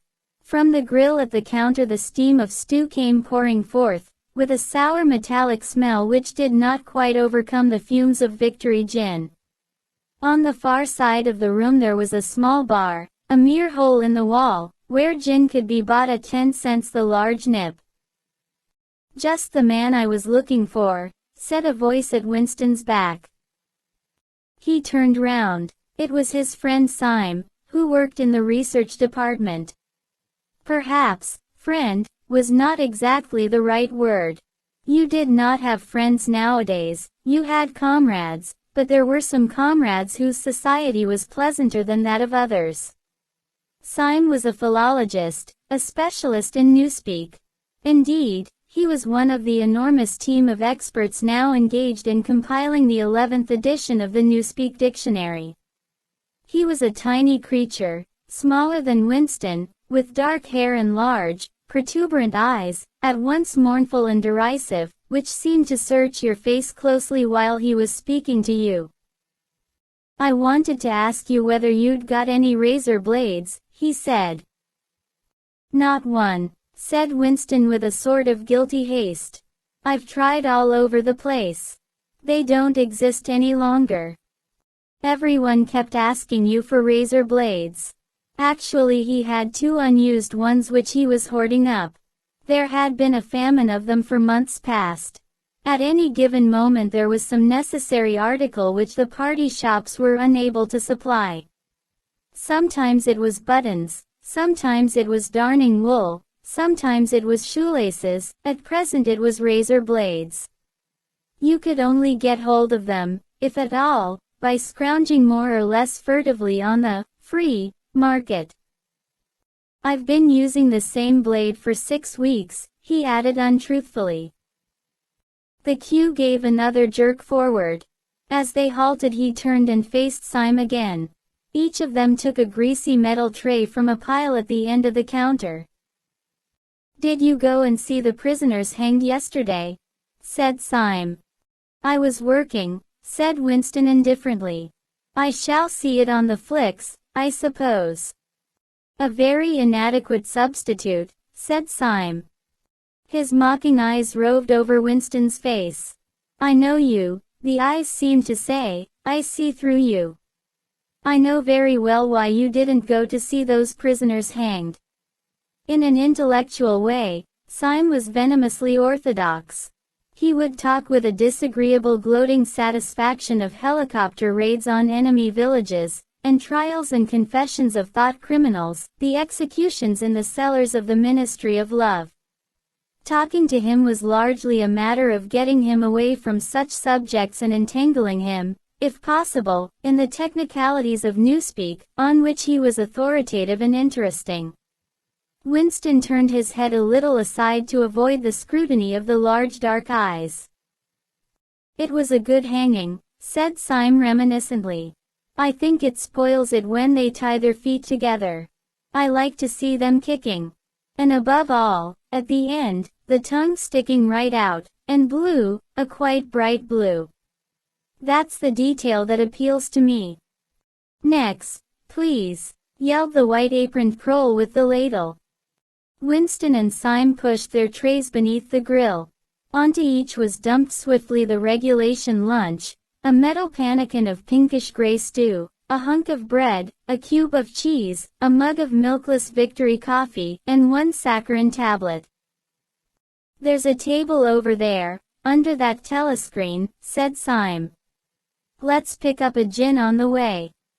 The gin was served out to them in handleless china mugs. They threaded their way across the crowded room and unpacked their trays onto the metal-topped table, on one corner of which someone had left a pool of stew, a filthy liquid mess that had the appearance of vomit. Winston took up his mug of gin, paused for an instant to collect his nerve, and gulped the oily-tasting stuff down. When he had winked the tears out of his eyes, he suddenly discovered that he was hungry. He began swallowing spoonfuls of the stew, which, in among its general sloppiness, had cubes of spongy pinkish stuff which was probably a preparation of meat. Neither of them spoke again till they had emptied their pannikins. From the table at Winston's left, a little behind his back, someone was talking rapidly and continuously, a harsh gabble almost like the quacking of a duck, which pierced the general uproar of the room. "How is the dictionary getting on?" said Winston, raising his voice to overcome the noise. "Slowly," said Syme. "I'm on the adjectives. It's fascinating." He had brightened up immediately at the mention of newspeak. He pushed his pannikin aside, took up his hunk of bread in one delicate hand and his cheese in the other, and leaned across the table so as to be able to speak without shouting. "The 11th edition is the definitive edition," he said. "We're getting the language into its final shape, the shape it's going to have when nobody speaks anything else. When we've finished with it, people like you will have to learn it all over again. You think, I dare say, that our chief job is inventing new words. But not a bit of it. We're destroying words, scores of them, hundreds of them, every day. We're cutting the language down to the bone. The 11th edition won't contain a single word that will become obsolete before the year 2050. He bit hungrily into his bread and swallowed a couple of mouthfuls, then continued speaking, with a sort of pedant's passion. His thin dark face had become animated, his eyes had lost their mocking expression and grown almost dreamy. It's a beautiful thing, the destruction of words. Of course the great wastage is in the verbs and adjectives, but there are hundreds of nouns that can be got rid of as well. It isn't only the synonyms, there are also the antonyms. After all, what justification is there for a word which is simply the opposite of some other word? A word contains its opposite in itself. Take good, for instance. If you have a word like good, what need is there for a word like bad? Ungood will do just as well, better, because it's an exact opposite, which the other is not. Or again, if you want a stronger version of good, what sense is there in having a whole string of vague useless words like excellent, and splendid, and all the rest of them? Plus good covers the meaning, or double plus good, if you want something stronger still. Of course we use those forms already, but in the final version of Newspeak there'll be nothing else. In the end the whole notion of goodness and badness will be covered by only 6 words, in reality, only 1 word. Don't you see the beauty of that, Winston? It was BB's idea originally, of course, he added as an afterthought. A sort of vapid eagerness flitted across Winston's face at the mention of Big Brother. Nevertheless Syme immediately detected a certain lack of enthusiasm. You haven't a real appreciation of Newspeak, Winston, he said almost sadly. Even when you write it you're still thinking in old speak. I've read some of those pieces that you write in the Times occasionally. They're good enough, but they're translations. In your heart you'd prefer to stick to old speak, with all its vagueness and its useless shades of meaning. You don't grasp the beauty of the destruction of words. Do you know that Newspeak is the only language in the world whose vocabulary gets smaller every year? Winston did know that, of course. He smiled, sympathetically he hoped, not trusting himself to speak. Syme bit off another fragment of the dark-colored bread, chewed it briefly, and went on. Don't you see that the whole aim of Newspeak is to narrow the range of thought? In the end we shall make thought crime literally impossible, because there will be no words in which to express it. Every concept that can ever be needed will be expressed by exactly 1 word, with its meaning rigidly defined and all its subsidiary meanings rubbed out and forgotten. Already, in the 11th edition, we're not far from that point. But the process will still be continuing long after you and I are dead. Every year fewer and fewer words, and the range of consciousness always a little smaller. Even now, of course, there's no reason or excuse for committing thought crime. It's merely a question of self-discipline, reality control. But in the end there won't be any need even for that. The revolution will be complete when the language is perfect. Newspeak is Ingsoc and Ingsoc is Newspeak, he added with a sort of mystical satisfaction. Has it ever occurred to you, Winston, that by the year 2050, at the very latest, not a single human being will be alive who could understand such a conversation as we are having now? Except, began Winston doubtfully, and he stopped. It had been on the tip of his tongue to say, except the proles, but he checked himself, not feeling fully certain that this remark was not in some way unorthodox. Syme, however, had divined what he was about to say. The proles are not human beings, he said carelessly. By 2050, earlier, probably, all real knowledge of old speak will have disappeared. The whole literature of the past will have been destroyed. Chaucer, Shakespeare, Milton, Byron, they'll exist only in newspeak versions, not merely changed into something different, but actually changed into something contradictory of what they used to be. Even the literature of the party will change. Even the slogans will change. How could you have a slogan like, "Freedom is slavery," when the concept of freedom has been abolished? The whole climate of thought will be different. In fact, there will be no thought, as we understand it now. Orthodoxy means not thinking, not needing to think. Orthodoxy is unconsciousness. One of these days, thought Winston with sudden deep conviction, Syme will be vaporized. He is too intelligent. He sees too clearly and speaks too plainly. The party does not like such people. One day he will disappear. It is written in his face. Winston had finished his bread and cheese. He turned a little sideways in his chair to drink his mug of coffee. At the table on his left, the man with the strident voice was still talking remorselessly away. A young woman who was perhaps his secretary, and who was sitting with her back to Winston, was listening to him and seemed to be eagerly agreeing with everything that he said. From time to time Winston caught some such remark as, "I think you're so right, I do so agree with you," uttered in a youthful and rather silly feminine voice. But the other voice never stopped for an instant, even when the girl was speaking. Winston knew the man by sight, though he knew no more about him than that he held some important post in the fiction department. He was a man of about 30, with a muscular throat and a large, mobile mouth. His head was thrown back a little, and because of the angle at which he was sitting, his spectacles caught the light and presented to Winston two blank discs instead of eyes. What was slightly horrible, was that from the stream of sound that poured out of his mouth, it was almost impossible to distinguish a single word. Just once Winston caught a phrase, "complete and final elimination of Goldsteinism," jerked out very rapidly and, as it seemed, all in one piece, like a line of type-cast solid. For the rest it was just a noise, a quacking. And yet, though you could not actually hear what the man was saying, you could not be in any doubt about its general nature. He might be denouncing Goldstein and demanding sterner measures against thought criminals and saboteurs, he might be fulminating against the atrocities of the Eurasian army, he might be praising Big Brother or the heroes on the Malabar front, it made no difference.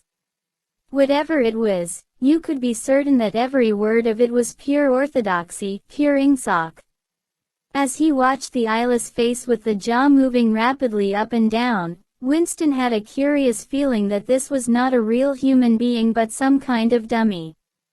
It was not the man's brain that was speaking, it was his larynx. The stuff that was coming out of him consisted of words, but it was not speech in the true sense, it was a noise uttered in unconsciousness, like the quacking of a duck.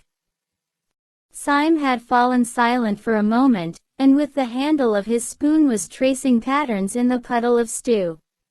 The voice from the other table quacked rapidly on, easily audible in spite of the surrounding din. "There is a word in Newspeak," said Syme. "I don't know whether you know it. Duckspeak, to quack like a duck. It is one of those interesting words that have two contradictory meanings. Applied to an opponent, it is abuse. Applied to someone you agree with, it is praise." Unquestionably Syme will be vaporized, Winston thought again. He thought it with a kind of sadness, although well knowing that Syme despised him and slightly disliked him, and was fully capable of denouncing him as a thought criminal if he saw any reason for doing so. There was something subtly wrong with Syme. There was something that he lacked. Discretion, aloofness, a sort of saving stupidity. You could not say that he was unorthodox. He believed in the principles of ingsoc, he venerated Big Brother, he rejoiced over victories, he hated heretics, not merely with sincerity but with a sort of restless zeal, an up-to-dateness of information which the ordinary party member did not approach. Yet a faint air of disreputability always clung to him. He said things that would have been better unsaid. He had read too many books. He frequented the Chestnut Tree Cafe, haunt of painters and musicians. There was no law, not even an unwritten law, against frequenting the Chestnut Tree Cafe, yet the place was somehow ill-omened. The old, discredited leaders of the party had been used to gather there before they were finally purged. Goldstein himself, it was said, had sometimes been seen there, years and decades ago. Syme's fate was not difficult to foresee. And yet it was a fact that if Syme grasped, even for 3 seconds, the nature of his, Winston's, secret opinions, he would betray him instantly to the thought police. So would anybody else, for that matter, but Syme more than most. Zeal was not enough. Orthodoxy was unconsciousness. Syme looked up. "Here comes Parsons," he said. Something in the tone of his voice seemed to add, "That bloody fool." Parsons, Winston's fellow tenant at Victory Mansions, was in fact threading his way across the room, a tubby, middle-sized man with fair hair and a frog-like face. At 35 he was already putting on rolls of fat at neck and waistline, but his movements were brisk and boyish. His whole appearance was that of a little boy grown large, so much so that although he was wearing the regulation overalls, it was almost impossible not to think of him as being dressed in the blue shorts, gray shirt, and red neckerchief of the spies. In visualizing him one saw always a picture of dimpled knees and sleeves rolled back from pudgy forearms. Parsons did, indeed, invariably revert to shorts when a community hike or any other physical activity gave him an excuse for doing so. He greeted them both with a cheery, "Hello, hello," and sat down at the table, giving off an intense smell of sweat. Beads of moisture stood out all over his pink face. His powers of sweating were extraordinary. At the community center you could always tell when he had been playing table tennis by the dampness of the bat handle. Syme had produced a strip of paper on which there was a long column of words, and was studying it with an ink pencil between his fingers. "Look at him working away in the lunch hour," said Parsons, nudging Winston. "Keenness, eh? What's that you've got there, old boy? Something a bit too brainy for me, I expect. Smith, old boy, I'll tell you why I'm chasing you. It's that sub you forgot to give me." "Which sub is that?" said Winston, automatically feeling for money. About a quarter of one's salary had to be earmarked for voluntary subscriptions, which were so numerous that it was difficult to keep track of them. "For Hate Week. You know, the house-by-house fund. I'm treasurer for our block. We're making an all-out effort, going to put on a tremendous show. I tell you, it won't be my fault if old Victory Mansions doesn't have the biggest outfit of flags in the whole street. $2 you promised me." Winston found and handed over 2 creased and filthy notes, which Parsons entered in a small notebook, in the neat handwriting of the illiterate. "By the way, old boy," he said, "I hear that little beggar of mine let fly at you with his catapult yesterday. I gave him a good dressing down for it. In fact, I told him I'd take the catapult away if he does it again. I think he was a little upset at not going to the execution," said Winston. "Ah, well, what I mean to say, shows the right spirit, doesn't it? Mischievous little beggars they are, both of them, but talk about keenness. All they think about is the spies, and the war, of course. Do you know what that little girl of mine did last Saturday, when her troop was on a hike out Berkhamsted way? She got 2 other girls to go with her, slipped off from the hike, and spent the whole afternoon following a strange man. They kept on his tail for 2 hours, right through the woods, and then, when they got into Amersham, handed him over to the patrols. What did they do that for? Said Winston, somewhat taken aback. Parsons went on triumphantly. My kid made sure he was some kind of enemy agent, might have been dropped by parachute, for instance. But here's the point, old boy. What do you think put her onto him in the first place? She spotted he was wearing a funny kind of shoes, said she'd never seen anyone wearing shoes like that before. So the chances were he was a foreigner. Pretty smart for a nipper of 7, eh? What happened to the man? Said Winston. Ah, that I couldn't say, of course. But I wouldn't be altogether surprised if Parsons made the motion of aiming a rifle, and clicked his tongue for the explosion. Good, said Syme abstractedly, without looking up from his strip of paper. Of course we can't afford to take chances, agreed Winston dutifully. What I mean to say, there is a war on, said Parsons. As though in confirmation of this, a trumpet call floated from the telescreen just above their heads. However, it was not the proclamation of a military victory this time, but merely an announcement from the Ministry of Plenty. Comrades, cried an eager youthful voice. Attention, comrades, we have glorious news for you. We have won the battle for production. Returns now completed of the output of all classes of consumption goods show that the standard of living has risen by no less than 20% over the past year. All over Oceania this morning there were irrepressible spontaneous demonstrations when workers marched out of factories and offices and paraded through the streets with banners voicing their gratitude to Big Brother for the new, happy life which his wise leadership has bestowed upon us. Here are some of the completed figures. Foodstuffs. The phrase, our new, happy life, recurred several times. It had been a favorite of late with the Ministry of Plenty. Parsons, his attention caught by the trumpet call, sat listening with a sort of gaping solemnity, a sort of edified boredom. He could not follow the figures, but he was aware that they were in some way a cause for satisfaction. He had lugged out a huge and filthy pipe which was already half full of charred tobacco. With the tobacco ration at 100 grams a week it was seldom possible to fill a pipe to the top. Winston was smoking a Victory cigarette which he held carefully horizontal. The new ration did not start till tomorrow and he had only 4 cigarettes left.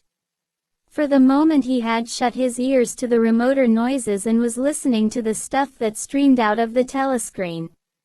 It appeared that there had even been demonstrations to thank Big Brother for raising the chocolate ration to 20 grams a week.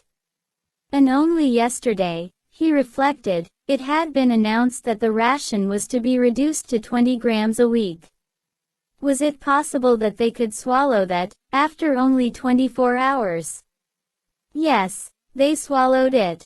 Parsons swallowed it easily, with the stupidity of an animal. The eyeless creature at the other table swallowed it fanatically, passionately, with a furious desire to track down, denounce, and vaporize anyone who should suggest that last week the ration had been 30 grams. Syme, too, in some more complex way, involving doublethink, Syme swallowed it. Was he, then, alone in the possession of a memory? The fabulous statistics continued to pour out of the telescreen. As compared with last year there was more food, more clothes, more houses, more furniture, more cooking pots, more fuel, more ships, more helicopters, more books, more babies, more of everything except disease, crime, and insanity. Year by year and minute by minute, everybody and everything was whizzing rapidly upwards. As Syme had done earlier, Winston had taken up his spoon and was dabbling in the pale-colored gravy that dribbled across the table, drawing a long streak of it out into a pattern. He meditated resentfully on the physical texture of life. Had it always been like this? Had food always tasted like this? He looked round the canteen.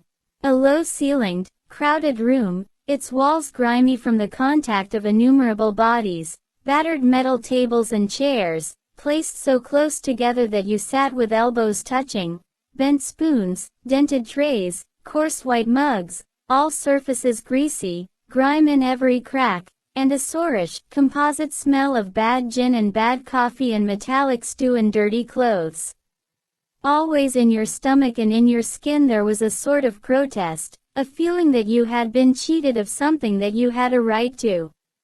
It was true that he had no memories of anything greatly different.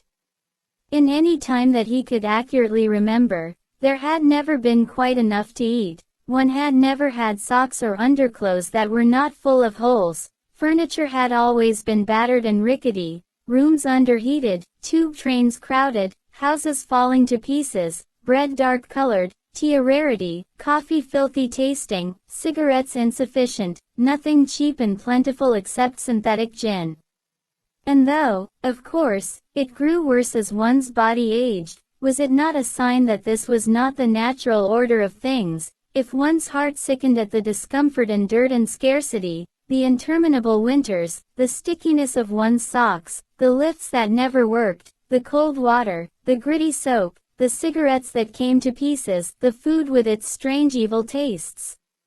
Why should one feel it to be intolerable unless one had some kind of ancestral memory that things had once been different?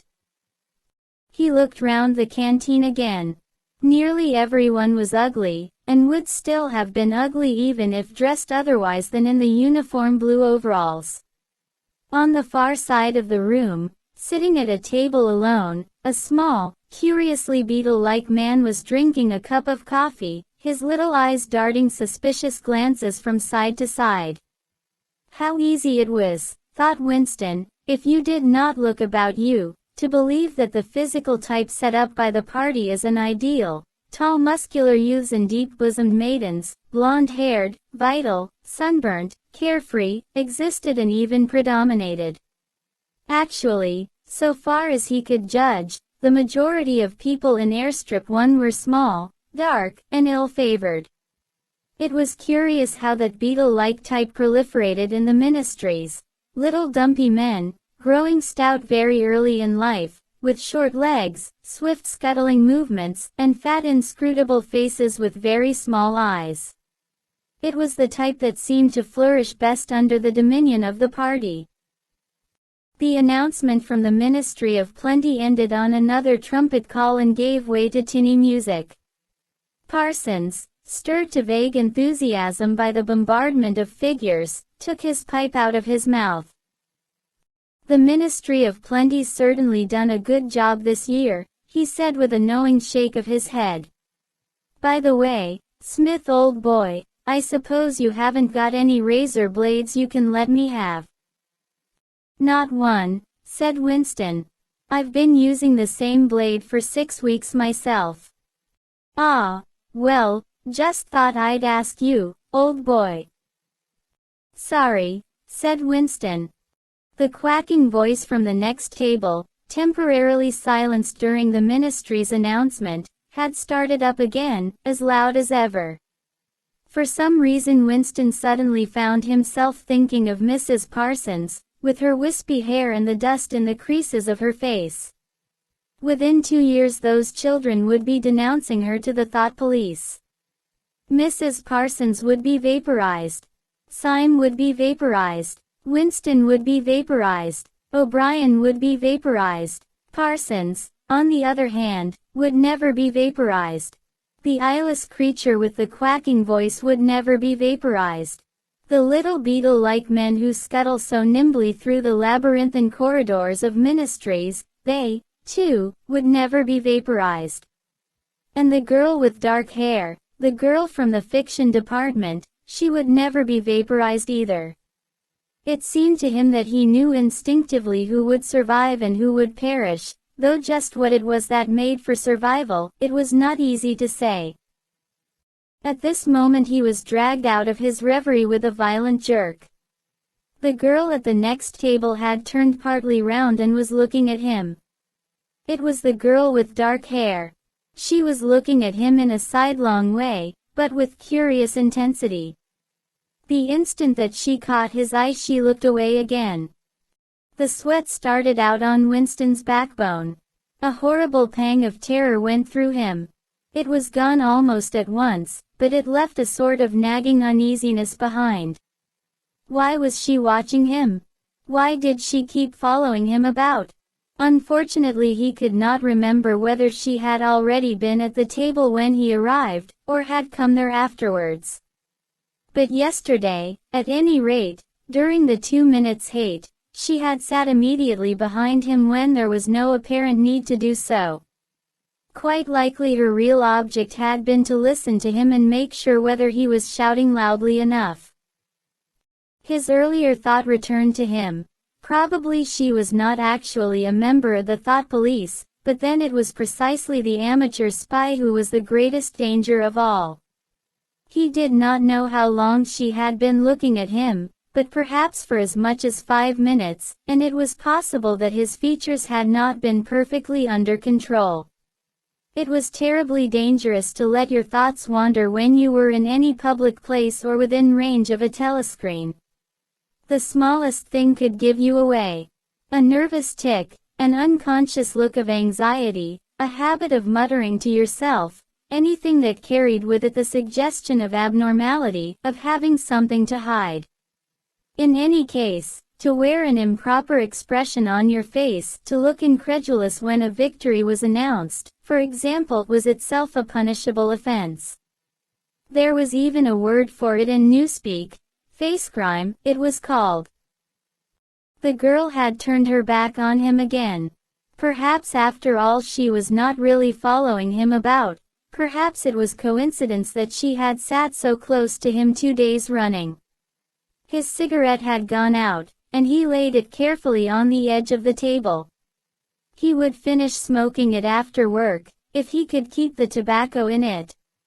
Quite likely the person at the next table was a spy of the thought police, and quite likely he would be in the cellars of the Ministry of Love within 3 days, but a cigarette end must not be wasted. Syme had folded up his strip of paper and stowed it away in his pocket. Parsons had begun talking again. "Did I ever tell you, old boy," he said, chuckling round the stem of his pipe, "about the time when those 2 nippers of mine set fire to the old market woman's skirt because they saw her wrapping up sausages in a poster of BB. Sneaked up behind her and set fire to it with a box of matches. Burned her quite badly, I believe. Little beggars, eh? But keen as mustard. That's a first-rate training they give them in the spies nowadays, better than in my day, even.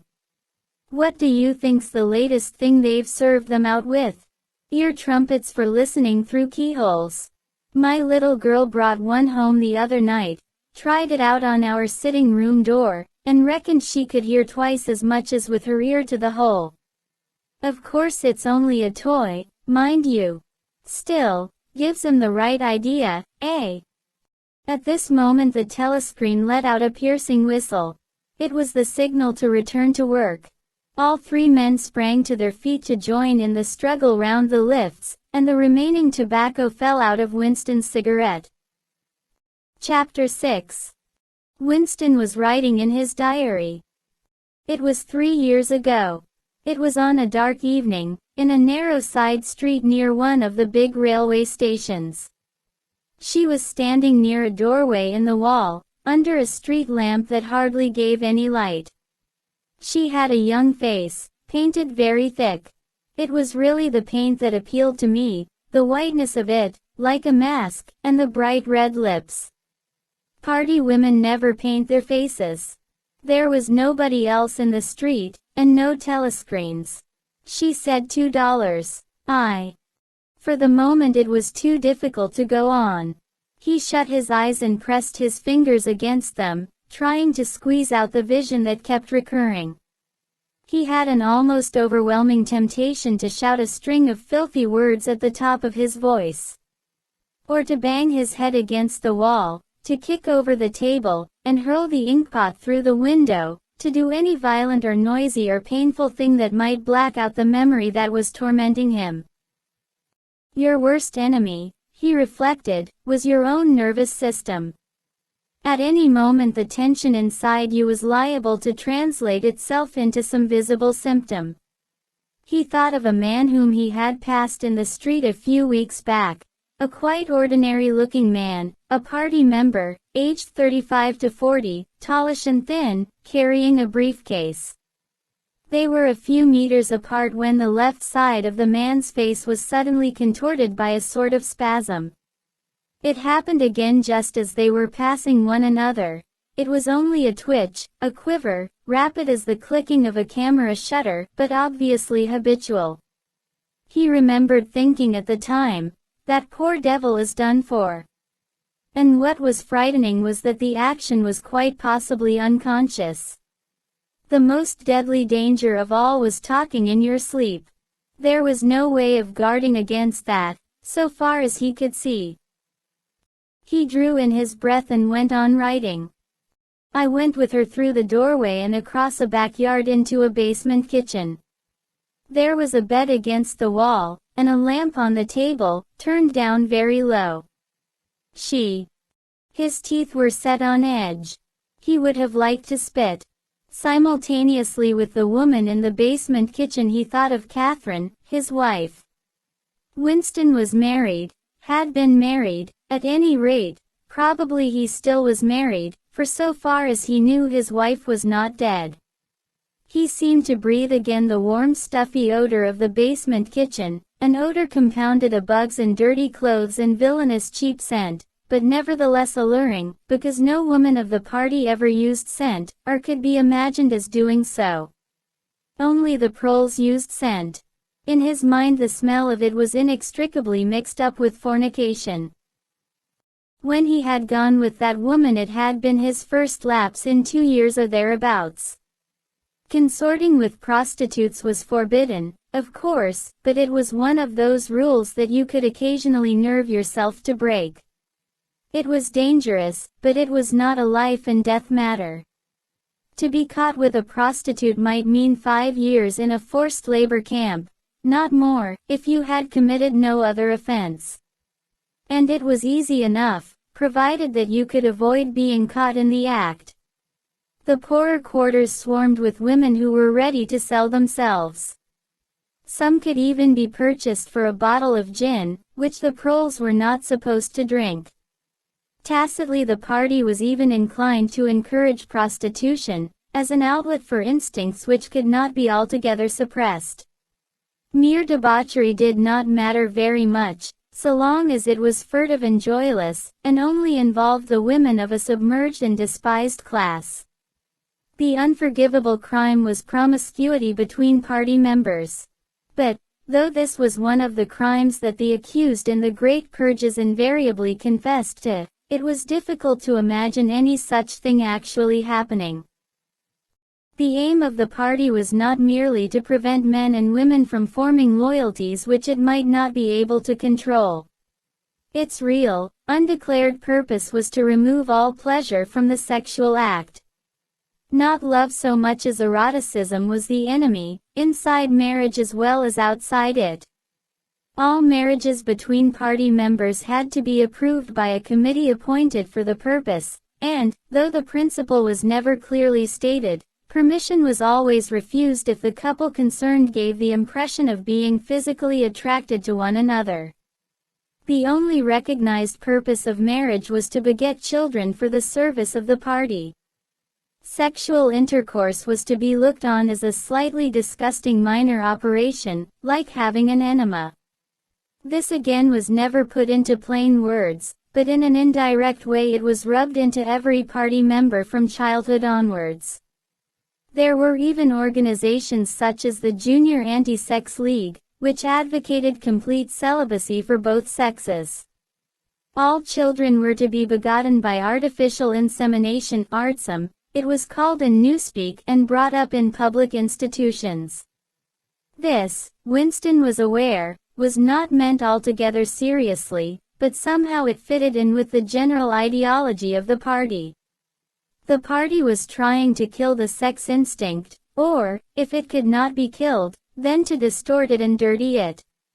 He did not know why this was so, but it seemed natural that it should be so. And so far as the women were concerned, the party's efforts were largely successful. He thought again of Catherine. It must be 9, 10, nearly 11 years since they had parted.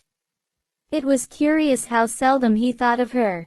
For days at a time he was capable of forgetting that he had ever been married. They had only been together for about 15 months. The party did not permit divorce, but it rather encouraged separation in cases where there were no children. Catherine was a tall, fair-haired girl, very straight, with splendid movements. She had a bold, aquiline face, a face that one might have called noble until one discovered that there was as nearly as possible nothing behind it. Very early in their married life he had decided, though perhaps it was only that he knew her more intimately than he knew most people, that she had without exception the most stupid, vulgar, empty mind that he had ever encountered. She had not a thought in her head that was not a slogan, and there was no imbecility, absolutely none, that she was not capable of swallowing if the party handed it out to her. The human soundtrack, he nicknamed her in his own mind. Yet he could have endured living with her if it had not been for just one thing, sex. As soon as he touched her she seemed to wince and stiffen. To embrace her was like embracing a jointed wooden image. And what was strange was that even when she was clasping him against her he had the feeling that she was simultaneously pushing him away with all her strength. The rigidity of her muscles managed to convey that impression. She would lie there with shut eyes, neither resisting nor cooperating, but submitting. It was extraordinarily embarrassing, and, after a while, horrible. But even then he could have borne living with her if it had been agreed that they should remain celibate. But curiously enough it was Catherine who refused this. They must, she said, produce a child if they could. So the performance continued to happen, once a week quite regularly, whenever it was not impossible. She even used to remind him of it in the morning, as something which had to be done that evening and which must not be forgotten. She had two names for it. One was, making a baby, and the other was, our duty to the party. Yes, she had actually used that phrase. Quite soon he grew to have a feeling of positive dread when the appointed day came round. But luckily no child appeared, and in the end she agreed to give up trying, and soon afterwards they parted. Winston sighed inaudibly. He picked up his pen again and wrote. She threw herself down on the bed, and at once, without any kind of preliminary, in the most coarse, horrible way you can imagine, pulled up her skirt. He saw himself standing there in the dim lamplight, with the smell of bugs and cheap scent in his nostrils, and in his heart a feeling of defeat and resentment which even at that moment was mixed up with the thought of Catherine's white body, frozen forever by the hypnotic power of the party. Why did it always have to be like this? Why could he not have a woman of his own instead of these filthy scuffles at intervals of years? But a real love affair was an almost unthinkable event. The women of the party were all alike. Chastity was as deeply ingrained in them as party loyalty. By careful early conditioning, by games in cold water, by the rubbish that was dinned into them at school and in the spies and the youth league, by lectures, parades, songs, slogans, and martial music, the natural feeling had been driven out of them. His reason told him that there must be exceptions, but his heart did not believe it. They were all impregnable, as the party intended that they should be. And what he wanted, more even than to be loved, was to break down that wall of virtue, even if it were only once in his whole life. The sexual act, successfully performed, was rebellion. Desire was thought crime. Even to have awakened Catherine, if he could have achieved it, would have been like a seduction, although she was his wife. But the rest of the story had got to be written down. He wrote. I turned up the lamp. When I saw her in the light, After the darkness, the feeble light of the paraffin lamp had seemed very bright. For the first time he could see the woman properly. He had taken a step towards her and then halted, full of lust and terror. He was painfully conscious of the risk he had taken in coming here. It was perfectly possible that the patrols would catch him on the way out. For that matter, they might be waiting outside the door at this moment. If he went away without even doing what he had come here to do, it had got to be written down, it had got to be confessed. What he had suddenly seen in the lamplight was that the woman was old. The paint was plastered so thick on her face that it looked as though it might crack like a cardboard mask. There were streaks of white in her hair, but the truly dreadful detail was that her mouth had fallen a little open, revealing nothing except a cavernous blackness. She had no teeth at all. He wrote hurriedly, in scrabbling handwriting. When I saw her in the light she was quite an old woman, 50 years old at least. But I went ahead and did it just the same. He pressed his fingers against his eyelids again. He had written it down at last, but it made no difference. The therapy had not worked. The urge to shout filthy words at the top of his voice was as strong as ever. Chapter 7. If there is hope, wrote Winston, it lies in the proles. If there was hope, it must lie in the proles, because only there, in those swarming disregarded masses, 85% of the population of Oceania, could the force to destroy the party ever be generated. The party could not be overthrown from within. Its enemies, if it had any enemies, had no way of coming together or even of identifying one another. Even if the legendary brotherhood existed, as just possibly it might, it was inconceivable that its members could ever assemble in larger numbers than twos and threes. Rebellion meant a look in the eyes, an inflection of the voice, at the most, an occasional whispered word. But the proles, if only they could somehow become conscious of their own strength, would have no need to conspire. They needed only to rise up and shake themselves like a horse shaking off flies. If they chose they could blow the party to pieces tomorrow morning. Surely sooner or later it must occur to them to do it. And yet, he remembered how once he had been walking down a crowded street when a tremendous shout of hundreds of voices, women's voices, had burst from a side street a little way ahead. It was a great formidable cry of anger and despair, a deep loud, "Oh oh oh oh oh," that went humming on like the reverberation of a bell. His heart had leapt. It started. He had thought, a riot. The proles are breaking loose at last.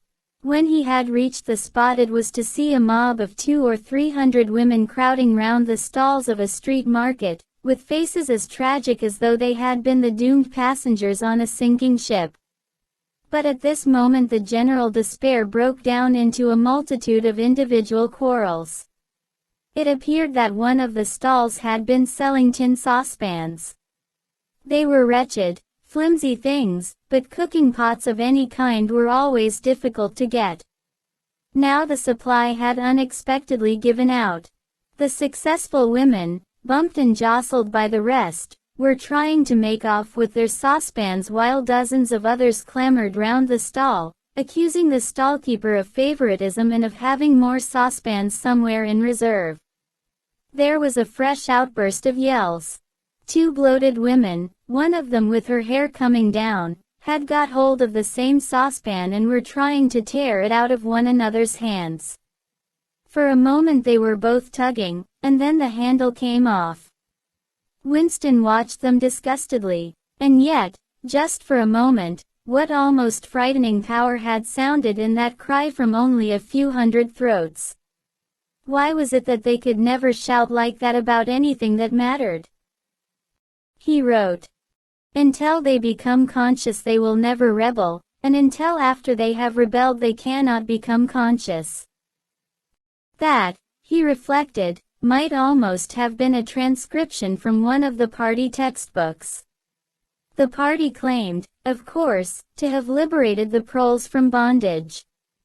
Before the revolution they had been hideously oppressed by the capitalists, they had been starved and flogged, women had been forced to work in the coal mines, women still did work in the coal mines, as a matter of fact children had been sold into the factories at the age of 6. But simultaneously, true to the principles of doublethink, the party taught that the proles were natural inferiors who must be kept in subjection, like animals, by the application of a few simple rules. In reality very little was known about the proles. It was not necessary to know much. So long as they continued to work and breed, their other activities were without importance. Left to themselves, like cattle turned loose upon the plains of Argentina, they had reverted to a style of life that appeared to be natural to them, a sort of ancestral pattern. They were born, they grew up in the gutters, they went to work at 12, they passed through a brief blossoming period of beauty and sexual desire, they married at 20, they were middle-aged at 30, they died, for the most part, at 60. Heavy physical work, the care of home and children, petty quarrels with neighbors, films, football, beer, and, above all, gambling filled up the horizon of their minds. To keep them in control was not difficult. A few agents of the thought police moved always among them, spreading false rumors and marking down and eliminating the few individuals who were judged capable of becoming dangerous, but no attempt was made to indoctrinate them with the ideology of the party. It was not desirable that the proles should have strong political feelings. All that was required of them was a primitive patriotism which could be appealed to whenever it was necessary to make them accept longer working hours or shorter rations. And even when they became discontented, as they sometimes did, their discontent led nowhere, because, being without general ideas, they could only focus it on petty specific grievances. The larger evils invariably escaped their notice. The great majority of proles did not even have telescreens in their homes. Even the civil police interfered with them very little. There was a vast amount of criminality in London, a whole world within a world of thieves, bandits, prostitutes, drug peddlers, and racketeers of every description, but since it all happened among the proles themselves, it was of no importance. In all questions of morals they were allowed to follow their ancestral code. The sexual puritanism of the party was not imposed upon them. Promiscuity went unpunished. Divorce was permitted. For that matter, even religious worship would have been permitted if the proles had shown any sign of needing or wanting it. They were beneath suspicion. As the party slogan put it, proles and animals are free. Winston reached down and cautiously scratched his varicose ulcer.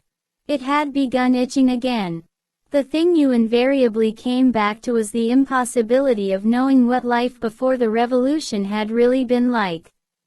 He took out of the drawer a copy of a children's history textbook which he had borrowed from Mrs. Parsons, and began copying a passage into the diary. In the old days, it ran, before the glorious revolution, London was not the beautiful city that we know today. It was a dark, dirty, miserable place where hardly anybody had enough to eat and where hundreds and thousands of poor people had no boots on their feet and not even a roof to sleep under. Children no older than you had to work 12 hours a day for cruel masters, who flogged them with whips if they worked too slowly and fed them on nothing but stale bread crusts and water. But in among all this terrible poverty there were just a few great big beautiful houses that were lived in by rich men who had as many as 30 servants to look after them. These rich men were called capitalists. They were fat, ugly men with wicked faces, like the one in the picture on the opposite page. You can see that he is dressed in a long black coat which was called a frock coat, and a queer, shiny hat shaped like a stovepipe, which was called a top hat. This was the uniform of the capitalists, and no one else was allowed to wear it. The capitalists owned everything in the world, and everyone else was their slave. They owned all the land, all the houses, all the factories, and all the money. If anyone disobeyed them, they could throw him into prison, or they could take his job away and starve him to death. When any ordinary person spoke to a capitalist, he had to cringe and bow to him, and take off his cap and address him as, Sir. The chief of all the capitalists was called the king, but he knew the rest of the catalog. There would be mention of the bishops in their lawn sleeves, the judges in their ermine robes, the pillory, the stocks, the treadmill, the cat o' nine tails, the Lord Mayor's banquet, and the practice of kissing the Pope's toe. There was also something called the jus primae noctis, which would probably not be mentioned in a textbook for children.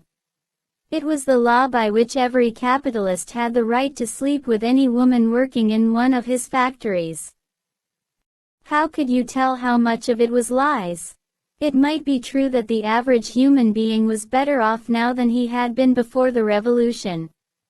The only evidence to the contrary was the mute protest in your own bones, the instinctive feeling that the conditions you lived in were intolerable and that at some other time they must have been different. It struck him that the truly characteristic thing about modern life was not its cruelty and insecurity, but simply its bareness, its dinginess, its listlessness. Life, if you looked about you, bore no resemblance not only to the lies that streamed out of the telescreens, but even to the ideals that the party was trying to achieve. Great areas of it, even for a party member, were neutral and non-political, a matter of slogging through dreary jobs, fighting for a place on the tube, darning a worn-out sock, cadging a saccharine tablet, saving a cigarette end. The ideal set up by the party was something huge, terrible, and glittering, a world of steel and concrete, of monstrous machines and terrifying weapons, a nation of warriors and fanatics, marching forward in perfect unity, all thinking the same thoughts and shouting the same slogans, perpetually working, fighting, triumphing, persecuting, 300 million people all with the same face. The reality was decaying. Dingy cities, where underfed people shuffled to and fro in leaky shoes, in patched-up 19th-century houses that smelt always of cabbage and bad lavatories. He seemed to see a vision of London, vast and ruinous, city of a million dustbins, and mixed up with it was a picture of Mrs. Parsons, a woman with lined face and wispy hair, fiddling helplessly with a blocked wastepipe. He reached down and scratched his ankle again. Day and night the telescreens bruised your ears with statistics proving that people today had more food, more clothes, better houses, better recreations, that they lived longer, worked shorter hours, were bigger, healthier, stronger, happier, more intelligent, better educated than the people of 50 years ago. Not a word of it could ever be proved or disproved. The party claimed, for example, that today 40% of adult proles were literate. Before the revolution, it was said, the number had only been 15%. The party claimed that the infant mortality rate was now only 160 per thousand, whereas before the revolution it had been 300, and so it went on. It was like a single equation with two unknowns. It might very well be that literally every word in the history books, even the things that one accepted without question, was pure fantasy. For all he knew, there might never have been any such law as the jus primae noctis, or any such creature as a capitalist, or any such garment as a top hat. Everything faded into mist. The past was erased, the erasure was forgotten, the lie became truth. Just once in his life he had possessed, after the event, that was what counted, concrete, unmistakable evidence of an act of falsification. He had held it between his fingers for as long as 30 seconds. In 1973, it must have been, at any rate, it was at about the time when he and Catherine had parted. But the really relevant date was 7 or 8 years earlier. The story really began in the middle 60s, the period of the Great Purges in which the original leaders of the revolution were wiped out once and for all. By 1970 none of them was left, except Big Brother himself. All the rest had by that time been exposed as traitors and counter-revolutionaries. Goldstein had fled and was hiding, no one knew where, and of the others, a few had simply disappeared, while the majority had been executed after spectacular public trials at which they made confession of their crimes. Among the last survivors were three men named Jones, Aronson, and Rutherford. It must have been in 1965 that these three had been arrested. As often happened, they had vanished for a year or more, so that one did not know whether they were alive or dead, and then had suddenly been brought forth to incriminate themselves in the usual way. They had confessed to intelligence with the enemy at that date, too. The enemy was Eurasia, embezzlement of public funds, the murder of various trusted party members, intrigues against the leadership of Big Brother which had started long before the revolution happened, and acts of sabotage causing the death of hundreds of thousands of people. After confessing to these things they had been pardoned, reinstated in the party, and given posts which were in fact sinecures but which sounded important. All three had written long, abject articles in the Times, analyzing the reasons for their defection and promising to make amends. Some time after their release Winston had actually seen all three of them in the Chestnut Tree Cafe. He remembered the sort of terrified fascination with which he had watched them out of the corner of his eye. They were men far older than himself, relics of the ancient world, almost the last great figures left over from the heroic days of the party. The glamour of the underground struggle and the Civil War still faintly clung to them. He had the feeling, though already at that time facts and dates were growing blurry, that he had known their names years earlier than he had known that of Big Brother. But also they were outlaws, enemies, untouchables, doomed with absolute certainty to extinction within a year or two. No one who had once fallen into the hands of the thought police ever escaped in the end. They were corpses waiting to be sent back to the grave. There was no one at any of the tables nearest to them. It was not wise even to be seen in the neighborhood of such people. They were sitting in silence before glasses of the gin flavored with cloves which was the speciality of the cafe. Of the three, it was Rutherford whose appearance had most impressed Winston. Rutherford had once been a famous caricaturist, whose brutal cartoons had helped to inflame popular opinion before and during the Revolution. Even now, at long intervals, his cartoons were appearing in the Times. They were simply an imitation of his earlier manner, and curiously lifeless and unconvincing. Always they were a rehashing of the ancient themes: slum tenements, starving children, street battles, capitalists in top hats. Even on the barricades the capitalists still seemed to cling to their top hats, an endless, hopeless effort to get back into the past. He was a monstrous man, with a mane of greasy gray hair, his face pouched and seamed, with thick lips. At one time he must have been immensely strong. Now his great body was sagging, sloping, bulging, falling away in every direction. He seemed to be breaking up before one's eyes, like a mountain crumbling. It was the lonely hour of 15. Winston could not now remember how he had come to be in the cafe at such a time. The place was almost empty. A tinny music was trickling from the telescreens. The three men sat in their corner almost motionless, never speaking. Uncommanded, the waiter brought fresh glasses of gin. There was a chessboard on the table beside them, with the pieces set out, but no game started. And then, for perhaps half a minute in all, something happened to the telescreens.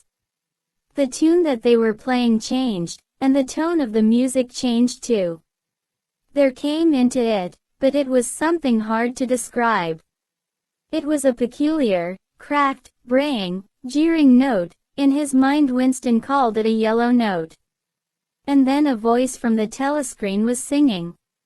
Under the spreading chestnut tree.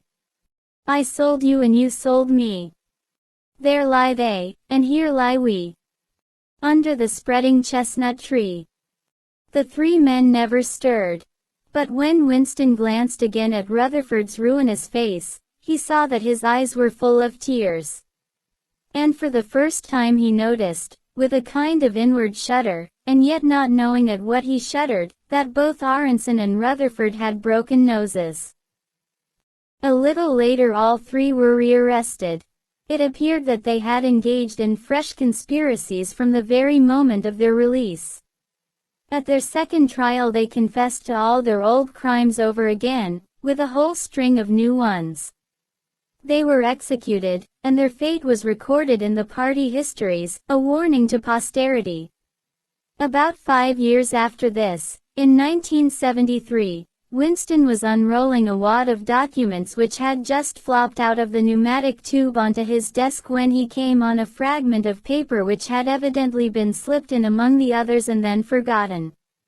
The instant he had flattened it out he saw its significance. It was a half-page torn out of the Times of about 10 years earlier, the top half of the page, so that it included the date, and it contained a photograph of the delegates at some party function in New York. Prominent in the middle of the group were Jones, Aronson, and Rutherford. There was no mistaking them. In any case their names were in the caption at the bottom. The point was that at both trials all three men had confessed that on that date they had been on Eurasian soil. They had flown from a secret airfield in Canada to a rendezvous somewhere in Siberia, and had conferred with members of the Eurasian General Staff, to whom they had betrayed important military secrets. The date had stuck in Winston's memory because it chanced to be Midsummer Day, but the whole story must be on record in countless other places as well. There was only one possible conclusion: the confessions were lies. Of course, this was not in itself a discovery. Even at that time Winston had not imagined that the people who were wiped out in the purges had actually committed the crimes that they were accused of. But this was concrete evidence. It was a fragment of the abolished past, like a fossil bone which turns up in the wrong stratum and destroys a geological theory. It was enough to blow the party to atoms, if in some way it could have been published to the world and its significance made known. He had gone straight on working. As soon as he saw what the photograph was, and what it meant, he had covered it up with another sheet of paper. Luckily, when he unrolled it, it had been upside down from the point of view of the telescreen. He took his scribbling pad on his knee and pushed back his chair, so as to get as far away from the telescreen as possible. To keep your face expressionless was not difficult, and even your breathing could be controlled, with an effort, but you could not control the beating of your heart, and the telescreen was quite delicate enough to pick it up. He let what he judged to be 10 minutes go by, tormented all the while by the fear that some accident, a sudden draft blowing across his desk, for instance, would betray him. Then, without uncovering it again, he dropped the photograph into the memory hole, along with some other waste papers. Within another minute, perhaps, it would have crumbled into ashes. That was 10, 11 years ago.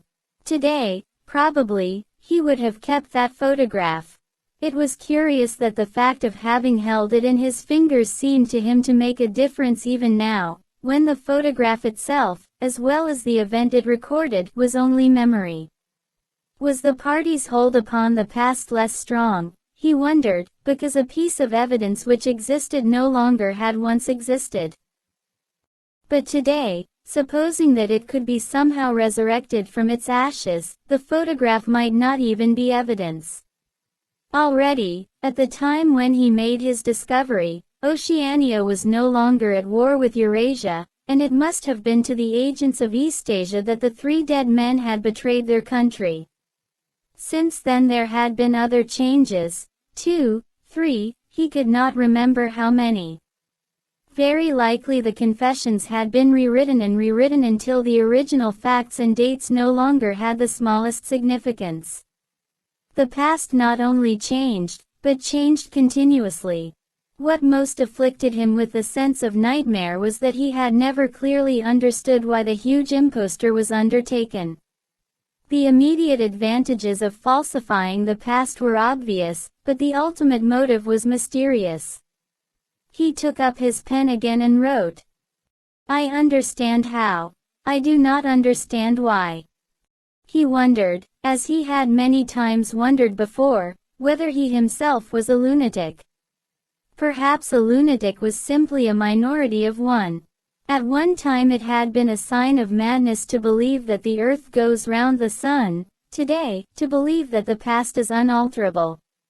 He might be alone in holding that belief, and if alone, then a lunatic. But the thought of being a lunatic did not greatly trouble him. The horror was that he might also be wrong. He picked up the children's history book and looked at the portrait of Big Brother which formed its frontispiece. The hypnotic eyes gazed into his own. It was as though some huge force were pressing down upon you, something that penetrated inside your skull, battering against your brain, frightening you out of your beliefs, persuading you, almost, to deny the evidence of your senses. In the end the party would announce that 2 and 2 made 5, and you would have to believe it. It was inevitable that they should make that claim sooner or later. The logic of their position demanded it. Not merely the validity of experience, but the very existence of external reality, was tacitly denied by their philosophy. The heresy of heresies was common sense. And what was terrifying was not that they would kill you for thinking otherwise, but that they might be right. For, after all, how do we know that 2 and 2 make 4? Or that the force of gravity works? Or that the past is unchangeable? If both the past and the external world exist only in the mind, and if the mind itself is controllable, what then? But no. His courage seemed suddenly to stiffen of its own accord. The face of O'Brien, not called up by any obvious association, had floated into his mind. He knew, with more certainty than before, that O'Brien was on his side. He was writing the diary for O'Brien. To O'Brien, it was like an interminable letter which no one would ever read, but which was addressed to a particular person and took its color from that fact. The party told you to reject the evidence of your eyes and ears. It was their final, most essential command. His heart sank as he thought of the enormous power arrayed against him, the ease with which any party intellectual would overthrow him in debate, the subtle arguments which he would not be able to understand, much less answer. And yet he was in the right. They were wrong and he was right. The obvious, the silly, and the true had got to be defended. Truisms are true, hold on to that. The solid world exists, its laws do not change. Stones are hard, water is wet, objects unsupported fall towards the earth's center. With the feeling that he was speaking to O'Brien, and also that he was setting forth an important axiom, he wrote, "Freedom is the freedom to say that 2 plus 2 make 4. If that is granted, all else follows." Chapter 8. From somewhere at the bottom of a passage the smell of roasting coffee, real coffee, not Victory coffee, came floating out into the street. Winston paused involuntarily. For perhaps 2 seconds he was back in the half-forgotten world of his childhood. Then a door banged, seeming to cut off the smell as abruptly as though it had been a sound. He had walked several kilometers over pavements, and his varicose ulcer was throbbing. This was the second time in 3 weeks that he had missed an evening at the community center, a rash act, since you could be certain that the number of your attendances at the center were carefully checked. In principle a party member had no spare time, and was never alone except in bed. It was assumed that when he was not working, eating, or sleeping he would be taking part in some kind of communal recreations. To do anything that suggested a taste for solitude, even to go for a walk by yourself, was always slightly dangerous. There was a word for it in Newspeak. Own life, it was called, meaning individualism and eccentricity. But this evening as he came out of the ministry the balminess of the April air had tempted him. The sky was a warmer blue than he had seen it that year, and suddenly the long, noisy evening at the center, the boring, exhausting games, the lectures, the creaking camaraderie oiled by gin, had seemed intolerable.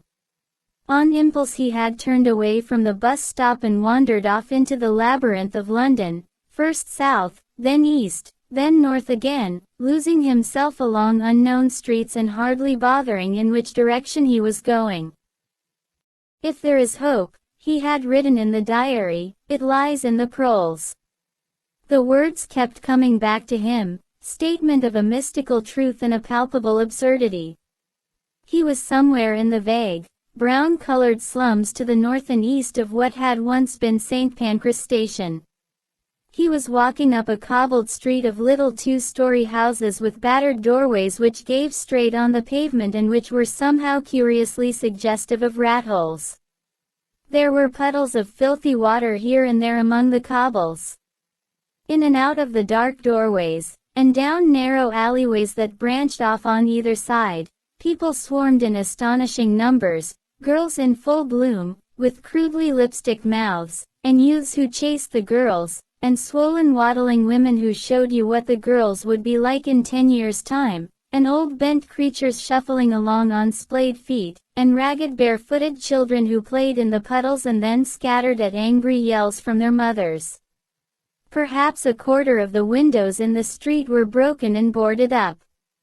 Most of the people paid no attention to Winston. A few eyed him with a sort of guarded curiosity.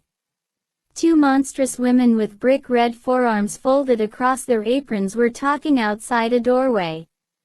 Winston caught scraps of conversation as he approached. "Yes," I says to that's all very well," I says. "But if you'd a been in my place you'd have done the same as what I done. It's easy to criticize," I says, "but you ain't got the same problems as what I got."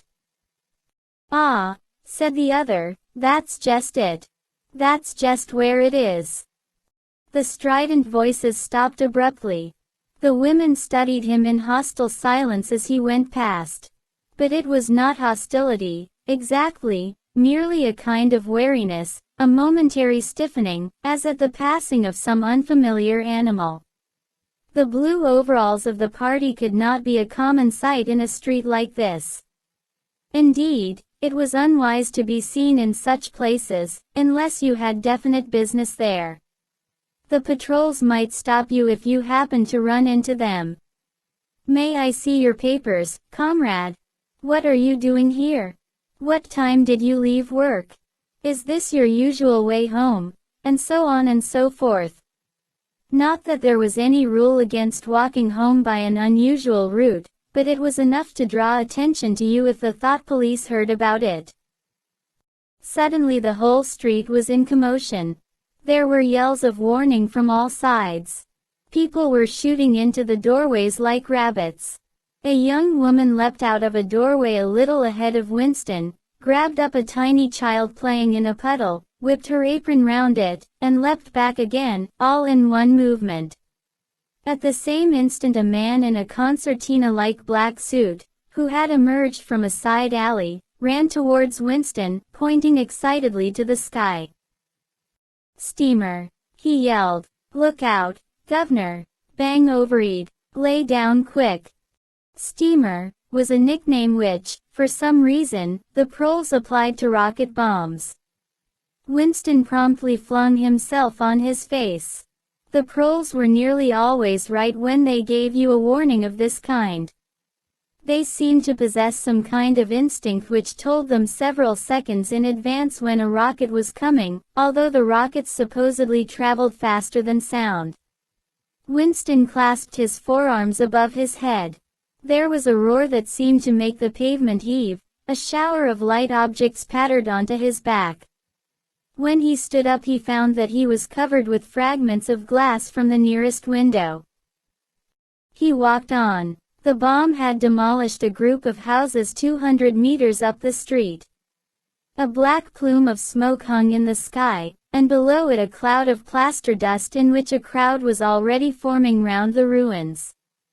There was a little pile of plaster lying on the pavement ahead of him, and in the middle of it he could see a bright red streak. When he got up to it he saw that it was a human hand severed at the wrist. Apart from the bloody stump, the hand was so completely whitened as to resemble a plaster cast. He kicked the thing into the gutter, and then, to avoid the crowd, turned down a side street to the right. Within 3 or 4 minutes he was out of the area which the bomb had affected, and the sordid swarming life of the streets was going on as though nothing had happened. It was nearly 20 hours, and the drinking shops which the proles frequented, pubs, they called them, were choked with customers. From their grimy swing doors, endlessly opening and shutting, there came forth a smell of urine, sawdust, and sour beer. In an angle formed by a projecting house front 3 men were standing very close together, the middle one of them holding a folded-up newspaper which the other 2 were studying over his shoulders. Even before he was near enough to make out the expression on their faces, Winston could see absorption in every line of their bodies. It was obviously some serious piece of news that they were reading. He was a few paces away from them when suddenly the group broke up and 2 of the men were in violent altercation. For a moment they seemed almost on the point of blows. "Can't you bleeding well listen to what I say? I tell you no number ending in 7 ain't won for over 14 months. Yes, it is, then. No, it as not. Back, oh my got the whole lot of 'em for over 2 years wrote down on a piece of paper. I takes 'em down reg'lar as the clock. And, I tell you, no number ending in 7. Yes, a 7, as one.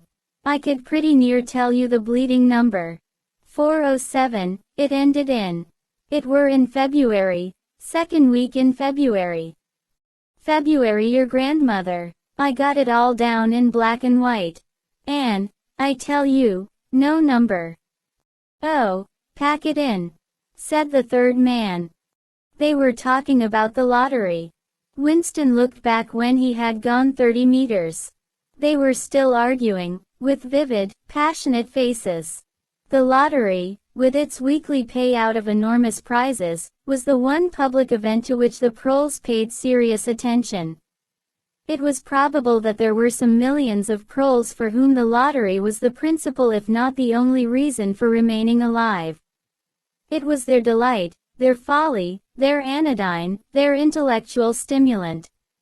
Where the lottery was concerned, even people who could barely read and write seemed capable of intricate calculations and staggering feats of memory. There was a whole tribe of men who made a living simply by selling systems, forecasts, and lucky amulets.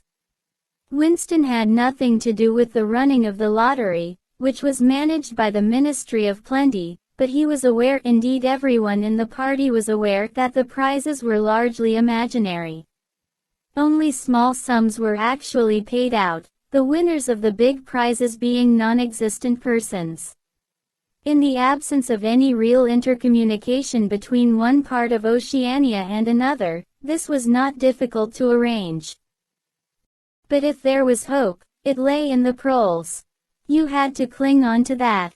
When you put it in words it sounded reasonable. It was when you looked at the human beings passing you on the pavement that it became an act of faith. The street into which he had turned ran downhill. He had a feeling that he had been in this neighborhood before, and that there was a main thoroughfare not far away. From somewhere ahead there came a din of shouting voices. The street took a sharp turn and then ended in a flight of steps which led down into a sunken alley where a few stallkeepers were selling tired-looking vegetables. At this moment Winston remembered where he was. The alley led out into the main street, and down the next turning, not 5 minutes away, was the junk shop where he had bought the blank book which was now his diary. And in a small stationer's shop not far away he had bought his penholder and his bottle of ink. He paused for a moment at the top of the steps. On the opposite side of the alley there was a dingy little pub whose windows appeared to be frosted over but in reality were merely coated with dust. A very old man, bent but active, with white mustaches that bristled forward like those of a prawn, pushed open the swing door and went in. As Winston stood watching, it occurred to him that the old man, who must be 80 at the least, had already been middle-aged when the revolution happened. He and a few others like him were the last links that now existed with the vanished world of capitalism. In the party itself there were not many people left whose ideas had been formed before the revolution. The older generation had mostly been wiped out in the great purges of the 50s and 60s, and the few who survived had long ago been terrified into complete intellectual surrender. If there was anyone still alive who could give you a truthful account of conditions in the early part of the century, it could only be a prole. Suddenly the passage from the history book that he had copied into his diary came back into Winston's mind, and a lunatic impulse took hold of him. He would go into the pub, he would scrape acquaintance with that old man and question him. He would say to him, "Tell me about your life when you were a boy. What was it like in those days? Were things better than they are now, or were they worse?" Hurriedly, lest he should have time to become frightened, he descended the steps and crossed the narrow street. It was madness, of course. As usual, there was no definite rule against talking to proles and frequenting their pubs, but it was far too unusual an action to pass unnoticed. If the patrols appeared he might plead an attack of faintness, but it was not likely that they would believe him. He pushed open the door, and a hideous cheesy smell of sour beer hit him in the face. As he entered, the din of voices dropped to about half its volume. Behind his back he could feel everyone eyeing his blue overalls. A game of darts which was going on at the other end of the room interrupted itself for perhaps as much as 30 seconds. The old man whom he had followed was standing at the bar, having some kind of altercation with the barman, a large, stout, hook-nosed young man with enormous forearms. A knot of others, standing round with glasses in their hands, were watching the scene. "I arsed you civil enough, didn't I?" said the old man, straightening his shoulders pugnaciously. "You telling me you ain't got a pint mug in the old bleeding boozer?" "And what in hell's name is a pint?" said the barman, leaning forward with the tips of his fingers on the counter. "Arket, I am. Calls isself a barman and don't know what a pint is. Why, a pint's the half of a quart, and there's 4 quarts to the gallon.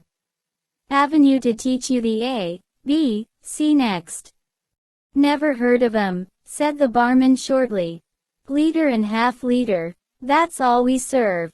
There's the glasses on the shelf in front of you." "I likes a pint," persisted the old man. "You could drawed me off a pint easy enough. We didn't avenue these bleeding liters when I was a young man." "When you were a young man we were all living in the treetops," said the barman, with a glance at the other customers. There was a shout of laughter, and the uneasiness caused by Winston's entry seemed to disappear. The old man's white stubbled face had flushed pink. He turned away, muttering to himself, and bumped into Winston. Winston caught him gently by the arm. "May I offer you a drink?" he said. "You're a gent," said the other, straightening his shoulders again. He appeared not to have noticed Winston's blue overalls. "Pint," he added aggressively to the barman. "Pint of wallop." The barman swished 2 half-liters of dark brown beer into thick glasses which he had rinsed in a bucket under the counter. Beer was the only drink you could get in prole pubs. The proles were supposed not to drink gin, though in practice they could get hold of it easily enough. The game of darts was in full swing again, and the knot of men at the bar had begun talking about lottery tickets. Winston's presence was forgotten for a moment. There was a deal table under the window where he and the old man could talk without fear of being overheard. It was horribly dangerous, but at any rate there was no telescreen in the room, a point he had made sure of as soon as he came in. "Ecod, a drawed me off a pint," grumbled the old man as he settled down behind a glass. "Half liter ain't enough. It don't satisfy, and liter's too much. It starts my bladder running. Let alone the price." "You must have seen great changes since you were a young man," said Winston tentatively. The old man's pale blue eyes moved from the darts board to the bar, and from the bar to the door of the gents, as though it were in the barroom that he expected the changes to have occurred. "The beer was better," he said finally. "And cheaper. When I was a young man, mild beer, wallop, we used to call it, was 4p a pint. That was before the war, of course." "Which war was that?" said Winston. "It's all wars," said the old man vaguely. He took up his glass, and his shoulders straightened again. "'Ere's wishing you the very best of 'ealth." In his lean throat the sharp-pointed Adam's apple made a surprisingly rapid up-and-down movement, and the beer vanished. Winston went to the bar and came back with 2 more half-liters. The old man appeared to have forgotten his prejudice against drinking a full liter. "You are very much older than I am," said Winston. "You must have been a grown man before I was born. You can remember what it was like in the old days, before the revolution. People of my age don't really know anything about those times. We can only read about them in books, and what it says in the books may not be true. I should like your opinion on that. The history books say that life before the revolution was completely different from what it is now. There was the most terrible oppression, injustice, poverty, worse than anything we can imagine. Here in London, the great mass of the people never had enough to eat from birth to death. Half of them hadn't even boots on their feet. They worked 12 hours a day, they left school at 9, they slept 10 in a room. And at the same time there were a very few people, only a few thousands, the capitalists, they were called, who were rich and powerful. They owned everything that there was to own. They lived in great gorgeous houses with 30 servants, they rode about in motor cars and 4-horse carriages, they drank champagne, they wore top hats." The old man brightened suddenly. "Top hats," he said. "Funny you should mention 'em. The same thing come into my head only yesterday, I don't know why. I was just thinking, I ain't seen a top hat in years. Gorn right out, they, haven't you? The last time I wore one was at my sister-in-law's funeral. And that was, well, I couldn't give you the date, but it must have been 50 years ago. Of course it was only, I read for the occasion, you understand." "It isn't very important about the top hats," said Winston patiently.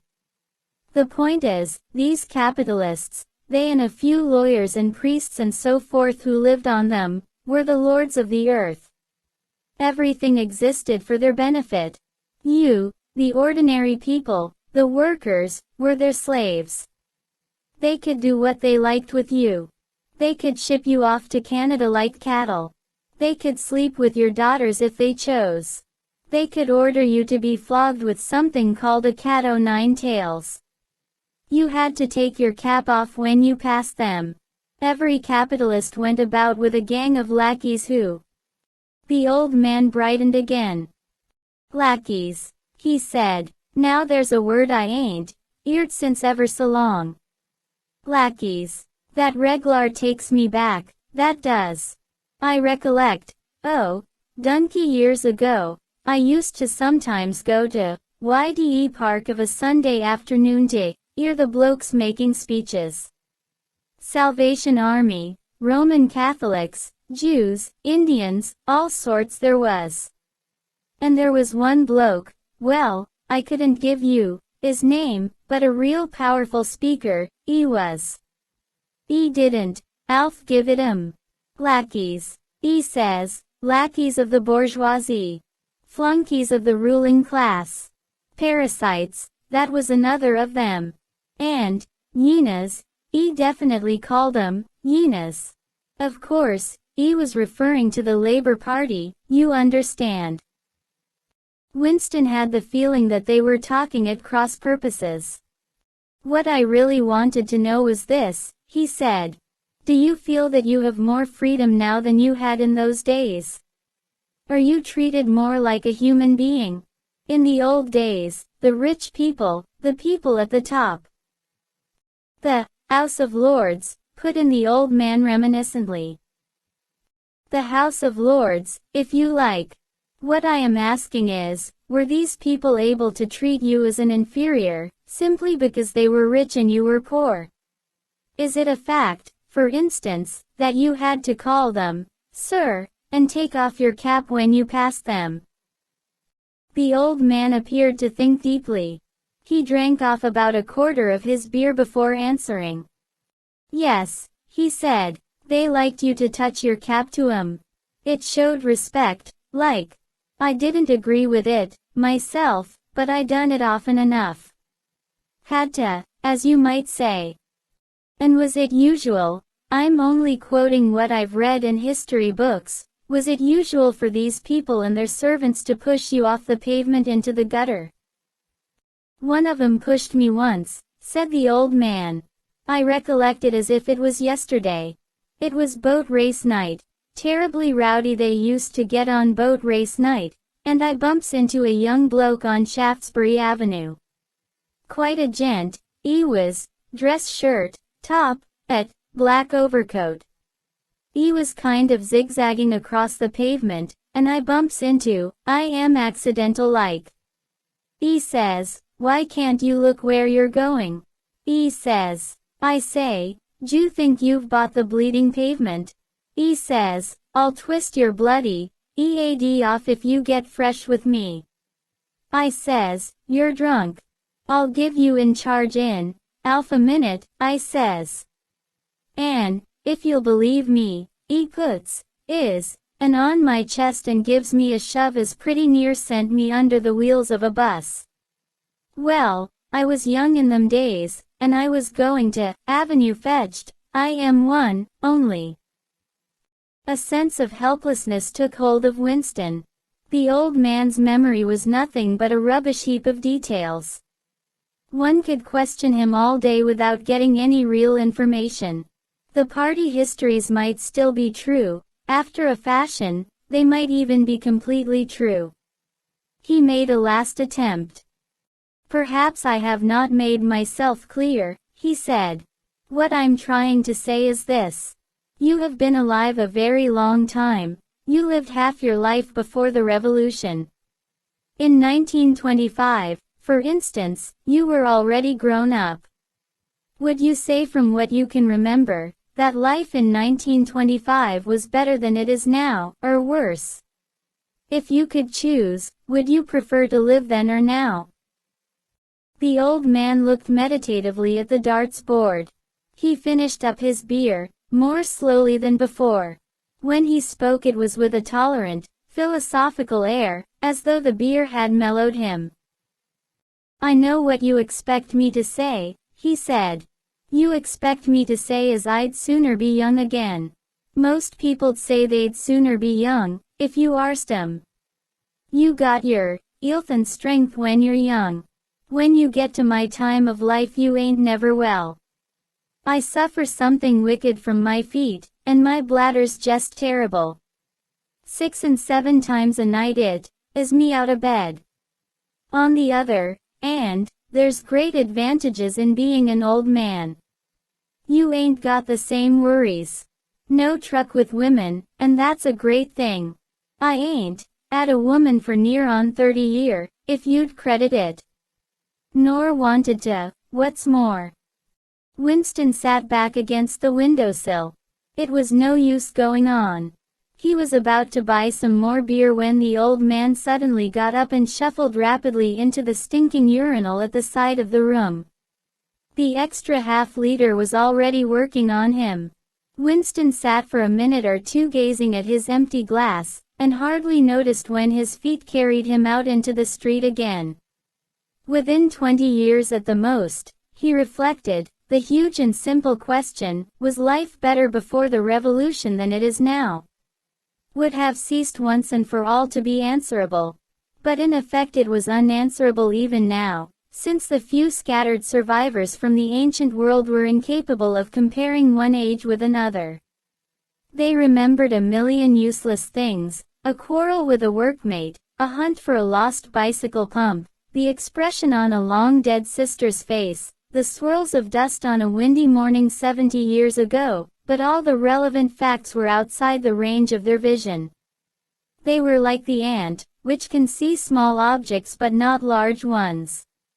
And when memory failed and written records were falsified, when that happened, the claim of the party to have improved the conditions of human life had got to be accepted, because there did not exist, and never again could exist, any standard against which it could be tested. At this moment his train of thought stopped abruptly. He halted and looked up. He was in a narrow street, with a few dark little shops interspersed among dwelling houses. Immediately above his head there hung 3 discolored metal balls which looked as if they had once been gilded. He seemed to know the place. Of course, he was standing outside the junk shop where he had bought the diary.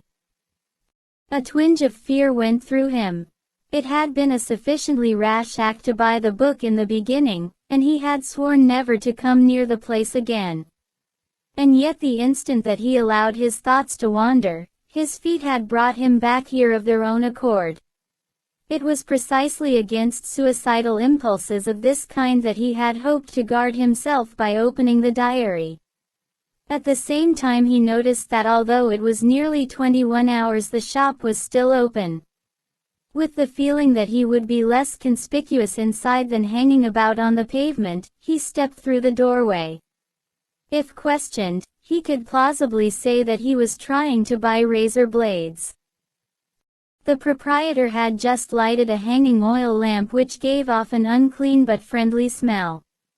He was a man of perhaps 60, frail and bowed, with a long, benevolent nose, and mild eyes distorted by thick spectacles. His hair was almost white, but his eyebrows were bushy and still black.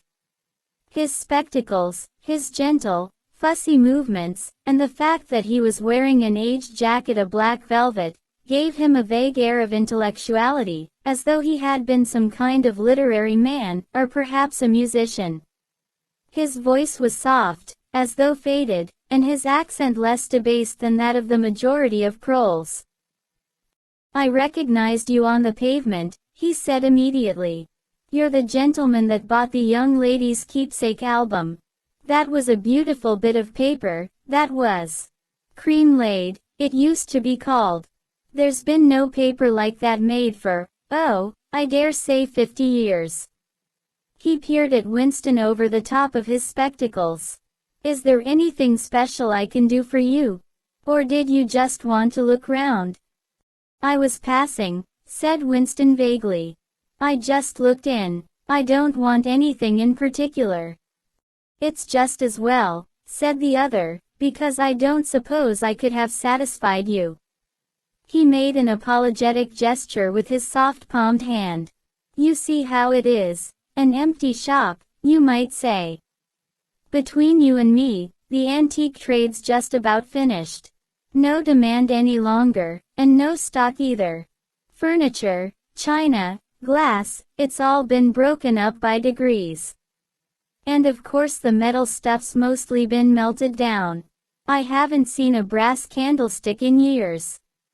The tiny interior of the shop was in fact uncomfortably full, but there was almost nothing in it of the slightest value. The floor space was very restricted, because all round the walls were stacked innumerable dusty picture frames. In the window there were trays of nuts and bolts, worn-out chisels, penknives with broken blades, tarnished watches that did not even pretend to be in going order, and other miscellaneous rubbish. Only on a small table in the corner was there a litter of odds and ends, lacquered snuff boxes, agate brooches, and the like, which looked as though they might include something interesting. As Winston wandered towards the table, his eye was caught by a round, smooth thing that gleamed softly in the lamplight, and he picked it up. It was a heavy lump of glass, curved on one side, flat on the other, making almost a hemisphere. There was a peculiar softness, as of rainwater, in both the color and the texture of the glass. At the heart of it, magnified by the curved surface, there was a strange, pink, convoluted object that recalled a rose or a sea anemone. "What is it?" said Winston, fascinated. "That's coral, that is," said the old man. "It must have come from the Indian Ocean. They used to kind of embed it in the glass. That wasn't made less than 100 years ago. More, by the look of it." "It's a beautiful thing," said Winston. "It is a beautiful thing," said the other appreciatively. "But there's not many that'd say so nowadays." He coughed. "Now, if it's a happened that you wanted to buy it, that'd cost you $4. I can remember when a thing like that would have fetched £8, and £8 was, well, I can't work it out, but it was a lot of money. But who cares about genuine antiques nowadays, even the few that's left?" Winston immediately paid over the $4 and slid the coveted thing into his pocket. What appealed to him about it was not so much its beauty as the air it seemed to possess, a belonging to an age quite different from the present one. The soft, rainwatery glass was not like any glass that he had ever seen. The thing was doubly attractive because of its apparent uselessness, though he could guess that it must once have been intended as a paperweight. It was very heavy in his pocket, but fortunately it did not make much a bulge. It was a queer thing, even a compromising thing, for a party member to have in his possession.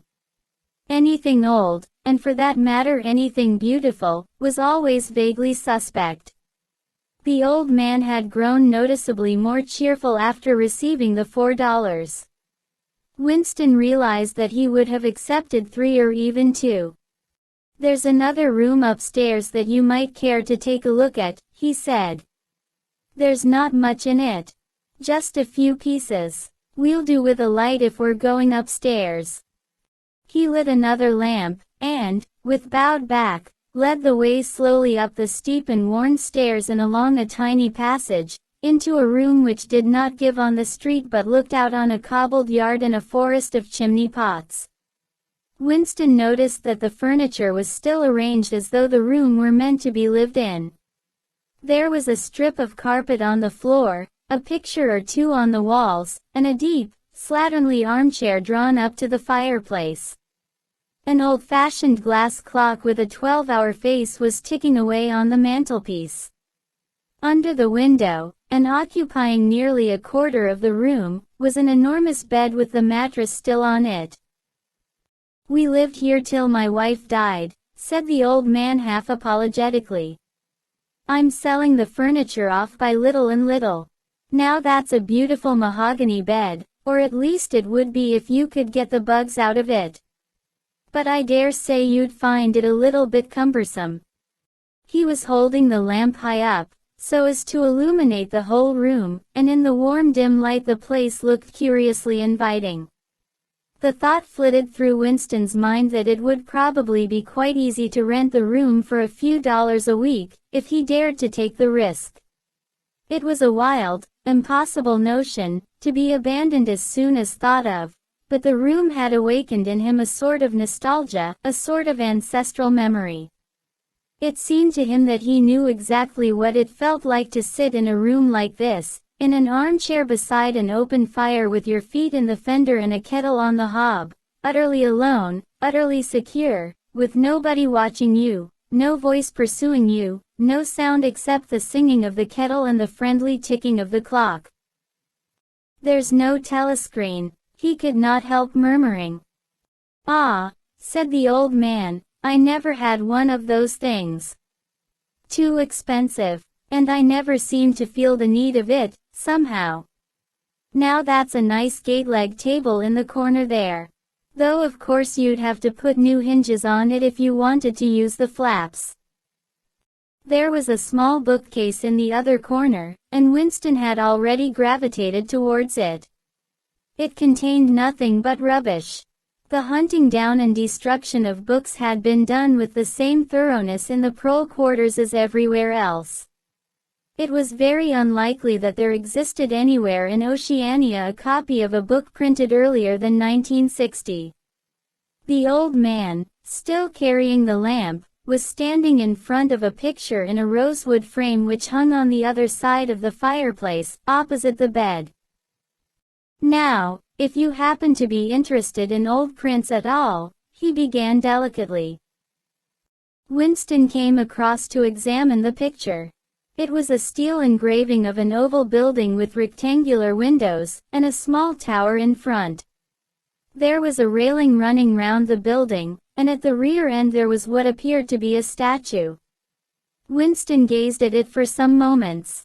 It seemed vaguely familiar, though he did not remember the statue. "The frame's fixed to the wall," said the old man, "but I could unscrew it for you, I dare say." "I know that building," said Winston finally.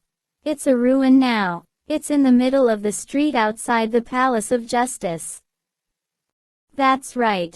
Outside the law courts. It was bombed in, many years ago. It was a church at one time, St. Clement Danes, its name was." He smiled apologetically, as though conscious of saying something slightly ridiculous, and added, "Oranges and lemons, say the bells of St. Clement's." "What's that?" said Winston. "Oh, oranges and lemons, say the bells of St. Clement's. That was a rhyme we had when I was a little boy. How it goes on I don't remember, but I do know it ended up, 'Here comes a candle to light you to bed, here comes a chopper to chop off your head.' It was a kind of a dance. They held out their arms for you to pass under, and when they came to 'Here comes a chopper to chop off your head' they brought their arms down and caught you. It was just names of churches. All the London churches were in it. All the principal ones, that is." Winston wondered vaguely to what century the church belonged. It was always difficult to determine the age of a London building.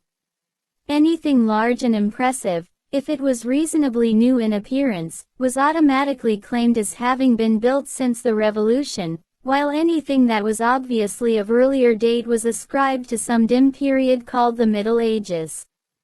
The centuries of capitalism were held to have produced nothing of any value.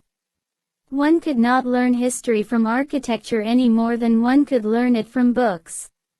Statues, inscriptions, memorial stones, the names of streets, anything that might throw light upon the past had been systematically altered.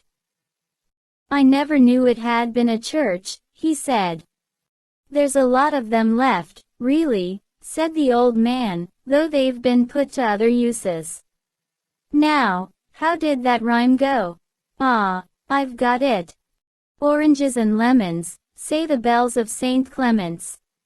You owe me 3 farthings, say the bells of St. Martin's. There, now, that's as far as I can get. A farthing, that was a small copper coin, looked something like a cent." "Where was St. Martin's?" said Winston. "St. Martin's? That's still standing. It's in Victory Square, alongside the picture gallery. A building with a kind of a triangular porch and pillars in front, and a big flight of steps." Winston knew the place well. It was a museum used for propaganda displays of various kinds, scale models of rocket bombs and floating fortresses, waxwork tableaus illustrating enemy atrocities, and the like. "St. Martin's in the Fields it used to be called," supplemented the old man, "though I don't recollect any fields anywhere in those parts." Winston did not buy the picture. It would have been an even more incongruous possession than the glass paperweight, and impossible to carry home, unless it were taken out of its frame. But he lingered for some minutes more, talking to the old man, whose name, he discovered, was not Weeks, as one might have gathered from the inscription over the shop front, but Charrington. Mr. Charrington, it seemed, was a widower aged 63 and had inhabited this shop for 30 years. Throughout that time he had been intending to alter the name over the window, but had never quite got to the point of doing it. All the while that they were talking the half-remembered rhyme kept running through Winston's head. Oranges and lemons, say the bells of St. Clement's, you owe me 3 farthings, say the bells of St. Martin's. It was curious, but when you said it to yourself you had the illusion of actually hearing bells, the bells of a lost London that still existed somewhere or other, disguised and forgotten. From one ghostly steeple after another he seemed to hear them pealing forth. Yet so far as he could remember he had never in real life heard church bells ringing. He got away from Mr. Charrington and went down the stairs alone, so as not to let the old man see him reconnoitering the street before stepping out of the door. He had already made up his mind that after a suitable interval, a month, say, he would take the risk of visiting the shop again. It was perhaps not more dangerous than shirking an evening at the center. The serious piece of folly had been to come back here in the first place, after buying the diary and without knowing whether the proprietor of the shop could be trusted. However, yes, he thought again, he would come back. He would buy further scraps of beautiful rubbish. He would buy the engraving of Saint Clement Danes, take it out of its frame, and carry it home concealed under the jacket of his overalls. He would drag the rest of that poem out of Mr. Charrington's memory. Even the lunatic project of renting the room upstairs flashed momentarily through his mind again. For perhaps 5 seconds exaltation made him careless, and he stepped out onto the pavement without so much as a preliminary glance through the window. He had even started humming to an improvised tune. Oranges and lemons, say the bells of St. Clement's. You owe me 3 farthings, say the. Suddenly his heart seemed to turn to ice and his bowels to water. A figure in blue overalls was coming down the pavement, not 10 meters away. It was the girl from the fiction department, the girl with dark hair. The light was failing, but there was no difficulty in recognizing her. She looked him straight in the face, then walked quickly on as though she had not seen him. For a few seconds Winston was too paralyzed to move. Then he turned to the right and walked heavily away, not noticing for the moment that he was going in the wrong direction. At any rate, one question was settled. There was no doubting any longer that the girl was spying on him. She must have followed him here, because it was not credible that by pure chance she should have happened to be walking on the same evening up the same obscure back street, kilometers distant from any quarter where party members lived. It was too great a coincidence. Whether she was really an agent of the thought police, or simply an amateur spy actuated by officiousness, hardly mattered. It was enough that she was watching him. Probably she had seen him go into the pub as well. It was an effort to walk. The lump of glass in his pocket banged against his thigh at each step, and he was half-minded to take it out and throw it away. The worst thing was the pain in his belly. For a couple of minutes he had the feeling that he would die if he did not reach a lavatory soon. But there would be no public lavatories in a quarter like this. Then the spasm passed, leaving a dull ache behind. The street was a blind alley. Winston halted, stood for several seconds wondering vaguely what to do, then turned round and began to retrace his steps. As he turned it occurred to him that the girl had only passed him 3 minutes ago and that by running he could probably catch up with her. He could keep on her track till they were in some quiet place, and then smash her skull in with a cobblestone. The piece of glass in his pocket would be heavy enough for the job. But he abandoned the idea immediately, because even the thought of making any physical effort was unbearable. He could not run, he could not strike a blow. Besides, she was young and lusty and would defend herself. He thought also of hurrying to the community center and staying there till the place closed, so as to establish a partial alibi for the evening. But that too was impossible.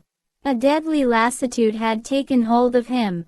All he wanted was to get home quickly and then sit down and be quiet.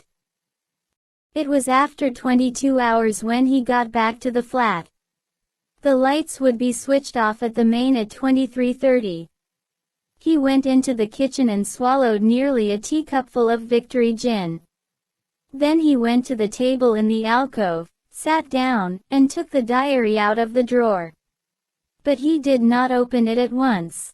From the telescreen a brassy female voice was squalling a patriotic song.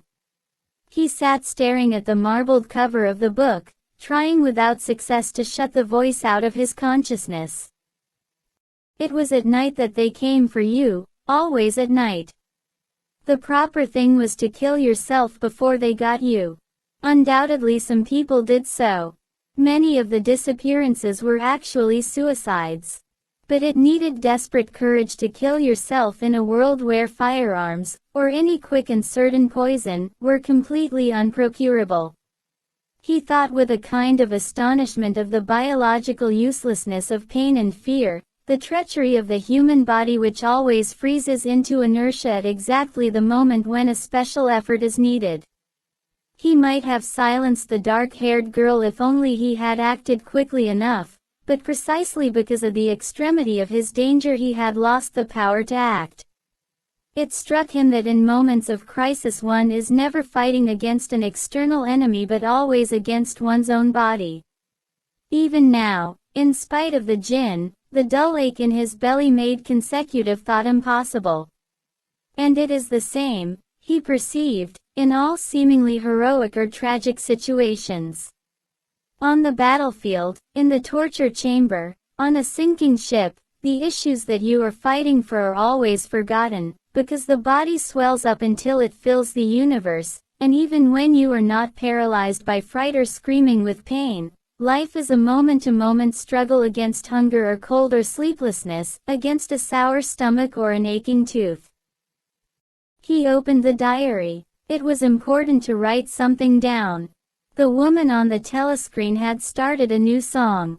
Her voice seemed to stick into his brain like jagged splinters of glass.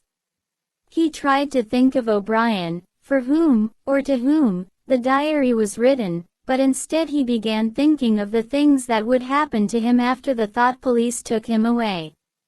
It would not matter if they killed you at once. To be killed was what you expected. But before death nobody spoke of such things, yet everybody knew of them. There was the routine of confession that had to be gone through. The groveling on the floor and screaming for mercy, the crack of broken bones, the smashed teeth and bloody clots of hair. Why did you have to endure it, since the end was always the same? Why was it not possible to cut a few days or weeks out of your life? Nobody ever escaped detection, and nobody ever failed to confess. When once you had succumbed to thought crime it was certain that by a given date you would be dead. Why then did that horror, which altered nothing, have to lie embedded in future time? He tried with a little more success than before to summon up the image of O'Brien. "We shall meet in the place where there is no darkness," O'Brien had said to him. He knew what it meant, or thought he knew. The place where there is no darkness was the imagined future, which one would never see, but which, by foreknowledge, one could mystically share in. But with the voice from the telescreen nagging at his ears he could not follow the train of thought further. He put a cigarette in his mouth. Half the tobacco promptly fell out onto his tongue, a bitter dust which was difficult to spit out again. The face of Big Brother swam into his mind, displacing that of O'Brien. Just as he had done a few days earlier, he slid a coin out of his pocket and looked at it. The face gazed up at him, heavy, calm, protecting, but what kind of smile was hidden beneath the dark mustache? Like a leaden knell, the words came back at him. War is peace. Freedom is slavery. Ignorance is strength. Part 2. Chapter 1. It was the middle of the morning, and Winston had left the cubicle to go to the lavatory. A solitary figure was coming towards him from the other end of the long, brightly lit corridor. It was the girl with dark hair. 4 days had gone past since the evening when he had run into her outside the junk shop. As she came nearer, he saw that her right arm was in a sling, not noticeable at a distance because it was of the same color as her overalls. Probably she had crushed her hand while swinging round one of the big kaleidoscopes on which the plots of novels were roughed in. It was a common accident in the fiction department. They were perhaps 4 meters apart when the girl stumbled and fell almost flat on her face. A sharp cry of pain was wrung out of her. She must have fallen right on the injured arm. Winston stopped short. The girl had risen to her knees. Her face had turned a milky yellow color against which her mouth stood out redder than ever. Her eyes were fixed on his, with an appealing expression that looked more like fear than pain. A curious emotion stirred in Winston's heart. In front of him was an enemy who was trying to kill him. In front of him, also, was a human creature, in pain and perhaps with a broken bone. Already he had instinctively started forward to help her. In the moment when he had seen her fall on the bandaged arm, it had been as though he felt the pain in his own body. "You're hurt," he said. "It's nothing. My arm. It'll be all right in a second." She spoke as though her heart were fluttering. She had certainly turned very pale. "You haven't broken anything." "No, I'm all right. It hurt for a moment, that's all." She held out her free hand to him, and he helped her up. She had regained some of her color, and appeared very much better. "It's nothing," she repeated shortly. "I only gave my wrist a bit of a bang. Thanks, comrade." And with that she walked on in the direction in which she had been going, as briskly as though it had really been nothing. The whole incident could not have taken as much as half a minute. Not to let one's feelings appear in one's face was a habit that had acquired the status of an instinct, and in any case they had been standing straight in front of a telescreen when the thing happened. Nevertheless, it had been very difficult not to betray a momentary surprise, for in the 2 or 3 seconds while he was helping her up, the girl had slipped something into his hand. There was no question that she had done it intentionally. It was something small and flat. As he passed through the lavatory door, he transferred it to his pocket and felt it with the tips of his fingers. It was a scrap of paper folded into a square. While he stood at the urinal, he managed, with a little more fingering, to get it unfolded. Obviously there must be a message of some kind written on it. For a moment he was tempted to take it into one of the water closets and read it at once. But that would be shocking folly, as he well knew. There was no place where you could be more certain that the telescreens were watched continuously. He went back to his cubicle, sat down, threw the fragment of paper casually among the other papers on the desk, put on his spectacles and hitched the speakwrite towards him. 5 minutes, he told himself, 5 minutes at the very least. His heart bumped in his breast with frightening loudness. Fortunately the piece of work he was engaged on was mere routine, the rectification of a long list of figures, not needing close attention. Whatever was written on the paper, it must have some kind of political meaning. So far as he could see, there were 2 possibilities. One, much the more likely, was that the girl was an agent of the thought police, just as he had feared. He did not know why the thought police should choose to deliver their messages in such a fashion, but perhaps they had their reasons. The thing that was written on the paper might be a threat a summons, an order to commit suicide, a trap of some description. But there was another, wilder possibility that kept raising its head, though he tried vainly to suppress it. This was, that the message did not come from the thought police at all, but from some kind of underground organization. Perhaps the Brotherhood existed after all. Perhaps the girl was part of it. No doubt the idea was absurd, but it had sprung into his mind in the very instant of feeling the scrap of paper in his hand. It was not till a couple of minutes later that the other, more probable explanation had occurred to him. And even now, though his intellect told him that the message probably meant death, still, that was not what he believed, and the unreasonable hope persisted, and his heart banged, and it was with difficulty that he kept his voice from trembling as he murmured his figures into the speakwrite. He rolled up the completed bundle of work and slid it into the pneumatic tube. 8 minutes had gone by. He readjusted his spectacles on his nose, sighed, and drew the next batch of work towards him, with the scrap of paper on top of it. He flattened it out. On it was written, in a large unformed handwriting, "I love you." For several seconds he was too stunned even to throw the incriminating thing into the memory hole. When he did so, although he knew very well the danger of showing too much interest, he could not resist reading it once again, just to make sure that the words were really there. For the rest of the morning it was very difficult to work. What was even worse than having to focus his mind on a series of niggling jobs was the need to conceal his agitation from the telescreen.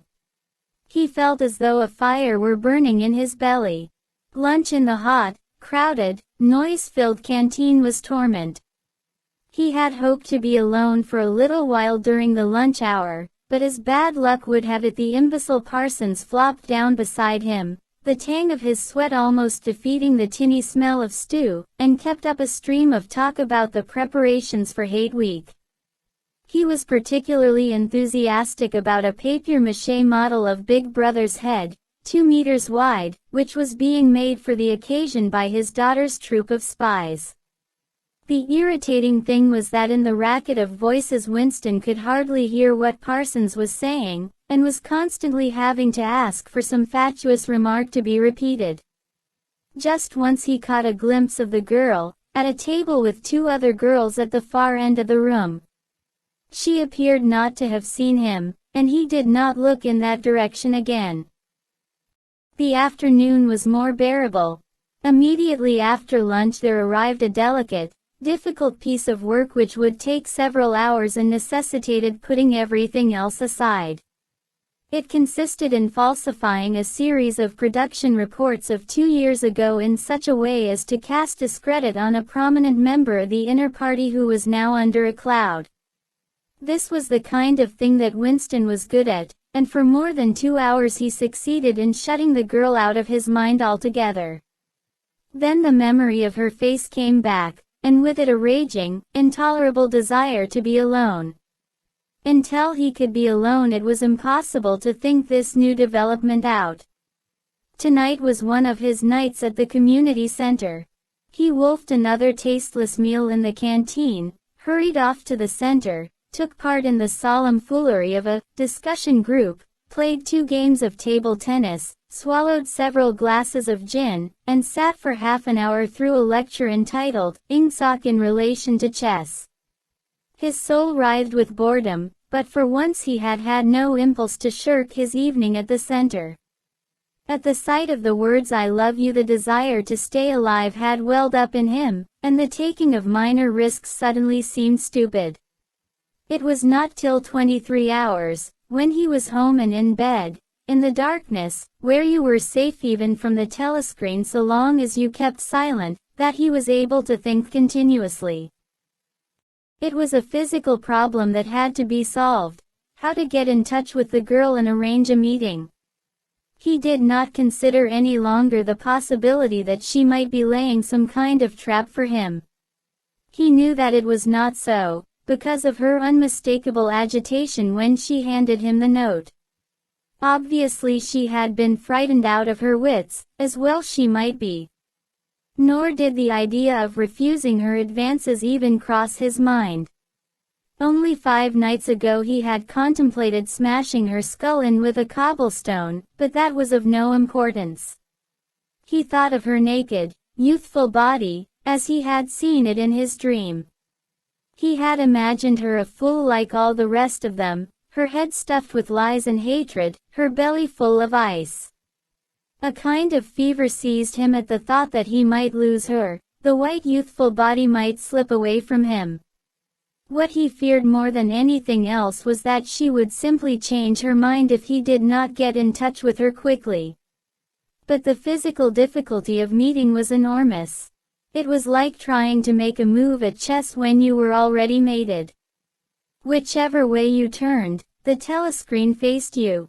Actually, all the possible ways of communicating with her had occurred to him within 5 minutes of reading the note, but now, with time to think, he went over them one by one, as though laying out a row of instruments on a table.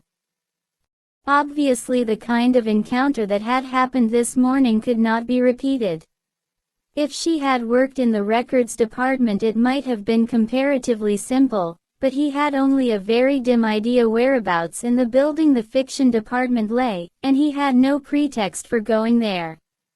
If he had known where she lived, and at what time she left work, he could have contrived to meet her somewhere on her way home, but to try to follow her home was not safe, because it would mean loitering about outside the ministry, which was bound to be noticed. As for sending a letter through the mails, it was out of the question. By a routine that was not even secret, all letters were opened in transit. Actually, few people ever wrote letters. For the messages that it was occasionally necessary to send, there were printed postcards with long lists of phrases, and you struck out the ones that were inapplicable. In any case he did not know the girl's name, let alone her address. Finally he decided that the safest place was the canteen. If he could get her at a table by herself, somewhere in the middle of the room, not too near the telescreens, and with a sufficient buzz of conversation all round, if these conditions endured for, say, 30 seconds, it might be possible to exchange a few words. For a week after this, life was like a restless dream. On the next day she did not appear in the canteen until he was leaving it, the whistle having already blown. Presumably she had been changed onto a later shift. They passed each other without a glance. On the day after that she was in the canteen at the usual time, but with 3 other girls and immediately under a telescreen. Then for 3 dreadful days she did not appear at all. His whole mind and body seemed to be afflicted with an unbearable sensitivity, a sort of transparency, which made every movement, every sound, every contact, every word that he had to speak or listen to, an agony. Even in sleep he could not altogether escape from her image. He did not touch the diary during those days. If there was any relief, it was in his work, in which he could sometimes forget himself for 10 minutes at a stretch. He had absolutely no clue as to what had happened to her. There was no enquiry he could make. She might have been vaporized, she might have committed suicide, she might have been transferred to the other end of Oceania, worst and likeliest of all, she might simply have changed her mind and decided to avoid him. The next day she reappeared. Her arm was out of the sling and she had a band of sticking plaster round her wrist. The relief of seeing her was so great that he could not resist staring directly at her for several seconds. On the following day he very nearly succeeded in speaking to her. When he came into the canteen she was sitting at a table well out from the wall, and was quite alone. It was early, and the place was not very full. The queue edged forward till Winston was almost at the counter, then was held up for 2 minutes because someone in front was complaining that he had not received his tablet of saccharin. But the girl was still alone when Winston secured his tray and began to make for her table. He walked casually towards her. his eyes searching for a place at some table beyond her. She was perhaps 3 meters away from him. Another 2 seconds would do it. Then a voice behind him called, "Smith." He pretended not to hear. "Smith," repeated the voice, more loudly. It was no use. He turned round. A blonde-headed, silly-faced young man named Wilshire, whom he barely knew, was inviting him with a smile to a vacant place at his table. It was not safe to refuse. After having been recognized, he could not go and sit at a table with an unattended girl. It was too noticeable. He sat down with a friendly smile. The silly blonde face beamed into his. Winston had a hallucination of himself smashing a pickaxe right into the middle of it. The girl's table filled up a few minutes later. But she must have seen him coming towards her, and perhaps she would take the hint. Next day he took care to arrive early. Surely enough, she was at a table in about the same place, and again alone. The person immediately ahead of him in the queue was a small, swiftly moving, beetle-like man with a flat face and tiny, suspicious eyes. As Winston turned away from the counter with his tray, he saw that the little man was making straight for the girl's table. His hopes sank again. There was a vacant place at a table further away, but something in the little man's appearance suggested that he would be sufficiently attentive to his own comfort to choose the emptiest table. With ice at his heart, Winston followed. It was no use unless he could get the girl alone. At this moment there was a tremendous crash. The little man was sprawling on all fours. His tray had gone flying. 2 streams of soup and coffee were flowing across the floor. He started to his feet with a malignant glance at Winston, whom he evidently suspected of having tripped him up. But it was all right. 5 seconds later, with a thundering heart, Winston was sitting at the girl's table. He did not look at her. He unpacked his tray and promptly began eating. It was all important to speak at once, before anyone else came, but now a terrible fear had taken possession of him. A week had gone by since she had first approached him. She would have changed her mind. She must have changed her mind. It was impossible that this affair should end successfully. Such things did not happen in real life. He might have flinched altogether from speaking if at this moment he had not seen Ampleforth, the hairy-eared poet, wandering limply round the room with a tray, looking for a place to sit down. In his vague way Ampleforth was attached to Winston, and would certainly sit down at his table if he caught sight of him. There was perhaps a minute in which to act. Both Winston and the girl were eating steadily. The stuff they were eating was a thin stew, actually a soup, of haricot beans. In a low murmur Winston began speaking. Neither of them looked up. Steadily they spooned the watery stuff into their mouths, and between spoonfuls exchanged the few necessary words in low expressionless voices. "What time do you leave work?"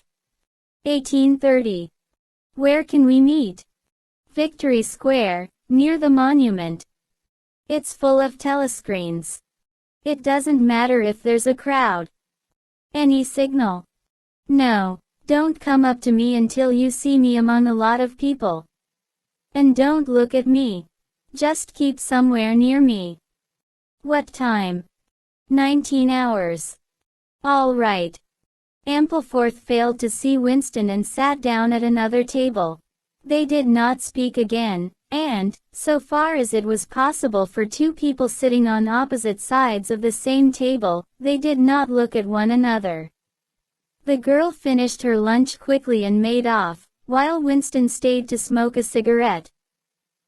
Winston was in Victory Square before the appointed time. He wandered round the base of the enormous fluted column, at the top of which Big Brother's statue gazed southward towards the skies where he had vanquished the Eurasian aeroplanes, the Eastasian aeroplanes, it had been, a few years ago in the Battle of Airstrip 1. In the street in front of it there was a statue of a man on horseback which was supposed to represent Oliver Cromwell. At 5 minutes past the hour the girl had still not appeared. Again the terrible fear seized upon Winston. She was not coming, she had changed her mind. He walked slowly up to the north side of the square and got a sort of pale-colored pleasure from identifying St. Martin's Church, whose bells, when it had bells, had chimed, "You owe me 3 farthings." Then he saw the girl standing at the base of the monument, reading or pretending to read a poster which ran spirally up the column. It was not safe to go near her until some more people had accumulated. There were telescreens all round the pediment. But at this moment there was a din of shouting and a zoom of heavy vehicles from somewhere to the left. Suddenly everyone seemed to be running across the square. The girl nipped nimbly round the lions at the base of the monument and joined in the rush. Winston followed. As he ran, he gathered from some shouted remarks that a convoy of Eurasian prisoners was passing. Already a dense mass of people was blocking the south side of the square. Winston, at normal times the kind of person who gravitates to the outer edge of any kind of scrimmage, shoved, butted, squirmed his way forward into the heart of the crowd. Soon he was within arm's length of the girl, but the way was blocked by an enormous prole and an almost equally enormous woman, presumably his wife, who seemed to form an impenetrable wall of flesh. Winston wriggled himself sideways, and with a violent lunge managed to drive his shoulder between them. For a moment it felt as though his entrails were being ground to pulp between the 2 muscular hips, then he had broken through, sweating a little. He was next to the girl. They were shoulder to shoulder, both staring fixedly in front of them. A long line of trucks, with wooden-faced guards armed with submachine guns standing upright in each corner, was passing slowly down the street. In the trucks little yellow men in shabby greenish uniforms were squatting, jammed close together.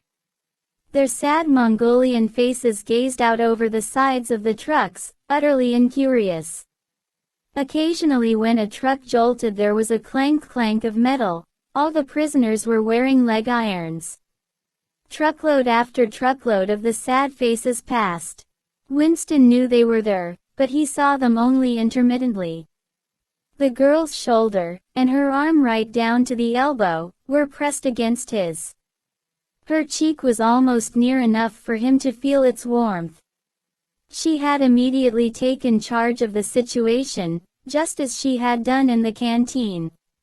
She began speaking in the same expressionless voice as before, with lips barely moving, a mere murmur easily drowned by the din of voices and the rumbling of the trucks.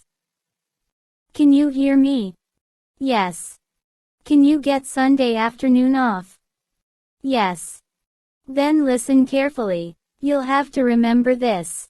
Go to Paddington Station." With a sort of military precision that astonished him, she outlined the route that he was to follow. A half-hour railway journey.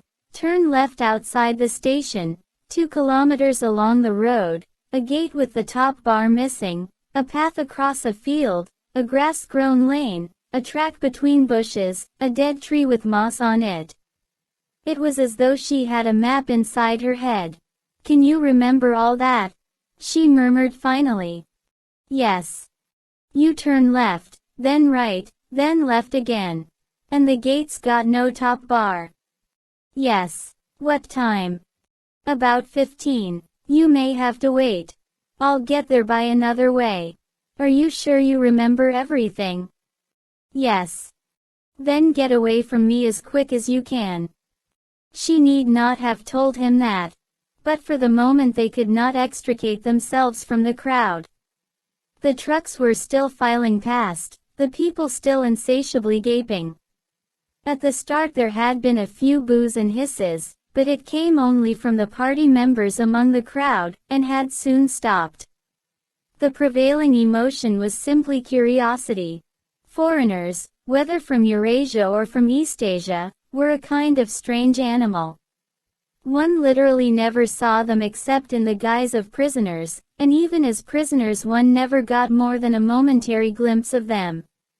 Nor did one know what became of them. Apart from the few who were hanged as war criminals, the others simply vanished, presumably into forced labor camps. The round Mongol faces had given way to faces of a more European type, dirty, bearded, and exhausted. From over scrubby cheekbones eyes looked into Winston's, sometimes with strange intensity, and flashed away again. The convoy was drawing to an end. In the last truck he could see an aged man, his face a mass of grizzled hair, standing upright with wrists crossed in front of him, as though he were used to having them bound together. It was almost time for Winston and the girl to part. But at the last moment, while the crowd still hemmed them in, her hand felt for his and gave it a fleeting squeeze. It could not have been 10 seconds, and yet it seemed a long time that their hands were clasped together. He had time to learn every detail of her hand. He explored the long fingers, the shapely nails, the work-hardened palm with its row of calluses, the smooth flesh under the wrist. Merely from feeling it he would have known it by sight. In the same instant it occurred to him that he did not know what color the girl's eyes were. They were probably brown, but people with dark hair sometimes had blue eyes. To turn his head and look at her would have been inconceivable folly. With hands locked together, invisible among the press of bodies, they stared steadily in front of them, and instead of the eyes of the girl, the eyes of the aged prisoner gazed mournfully at Winston out of nests of hair. Chapter 2. Winston picked his way up the lane through dappled light and shade, stepping out into pools of gold wherever the boughs parted. Under the trees to the left of him the ground was misty with bluebells. The air seemed to kiss one's skin. It was the 2nd of May. From somewhere deeper in the heart of the wood came the droning of ring doves. He was a bit early.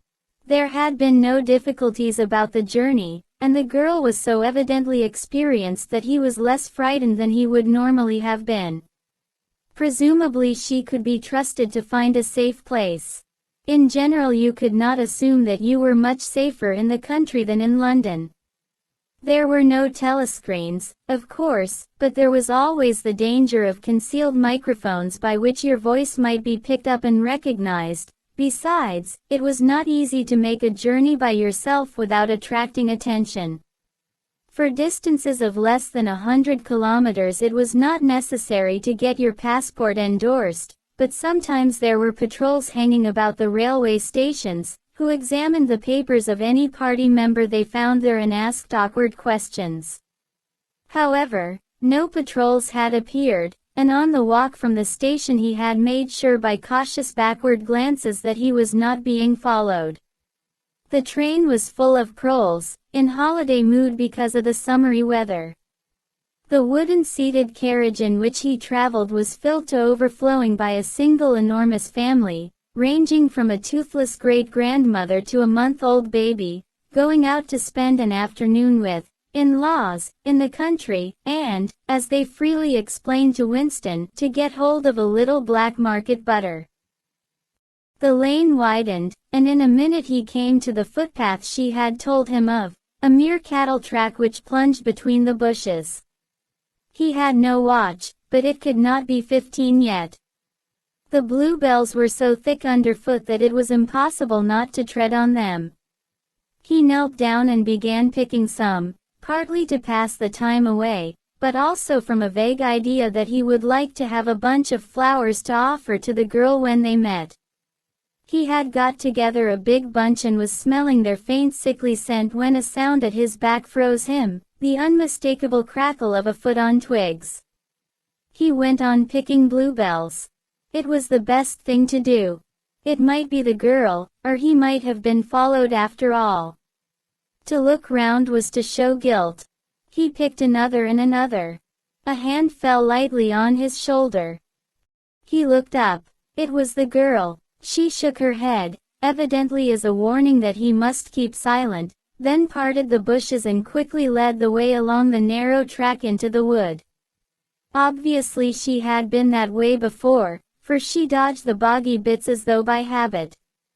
Winston followed, still clasping his bunch of flowers.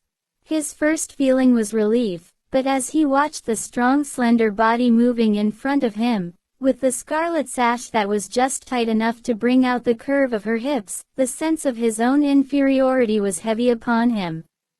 Even now it seemed quite likely that when she turned round and looked at him she would draw back after all. The sweetness of the air and the greenness of the leaves daunted him. Already, on the walk from the station, the May sunshine had made him feel dirty and etiolated, a creature of indoors, with the sooty dust of London in the pores of his skin. It occurred to him that till now she had probably never seen him in broad daylight in the open. They came to the fallen tree that she had spoken of. The girl hopped over and forced apart the bushes, in which there did not seem to be an opening. When Winston followed her, he found that they were in a natural clearing, a tiny grassy knoll surrounded by tall saplings that shut it in completely. The girl stopped and turned. "Here we are," she said. He was facing her at several paces distance. As yet he did not dare move nearer to her. "I didn't want to say anything in the lane," she went on, "in case there's a mic hidden there. I don't suppose there is, but there could be. There's always the chance of one of those swine recognizing your voice. We're all right here." He still had not the courage to approach her. "We're all right here," he repeated stupidly. "Yes. Look at the trees. They were small ashes, which at some time had been cut down and had sprouted up again into a forest of poles, none of them thicker than one's wrist. There's nothing big enough to hide a mic in. Besides, I've been here before." They were only making conversation. He had managed to move closer to her now. She stood before him very upright, with a smile on her face that looked faintly ironical, as though she were wondering why he was so slow to act. The bluebells had cascaded onto the ground. They seemed to have fallen of their own accord. He took her hand. "Would you believe," he said, "that till this moment I didn't know what color your eyes were?" "They were brown," he noted, "a rather light shade of brown, with dark lashes. Now that you've seen what I'm really like, can you still bear to look at me?" "Yes, easily. I'm 39 years old. I've got a wife that I can't get rid of. I've got varicose veins. I've got 5 false teeth. I couldn't care less," said the girl. The next moment, it was hard to say by whose act, she was in his arms.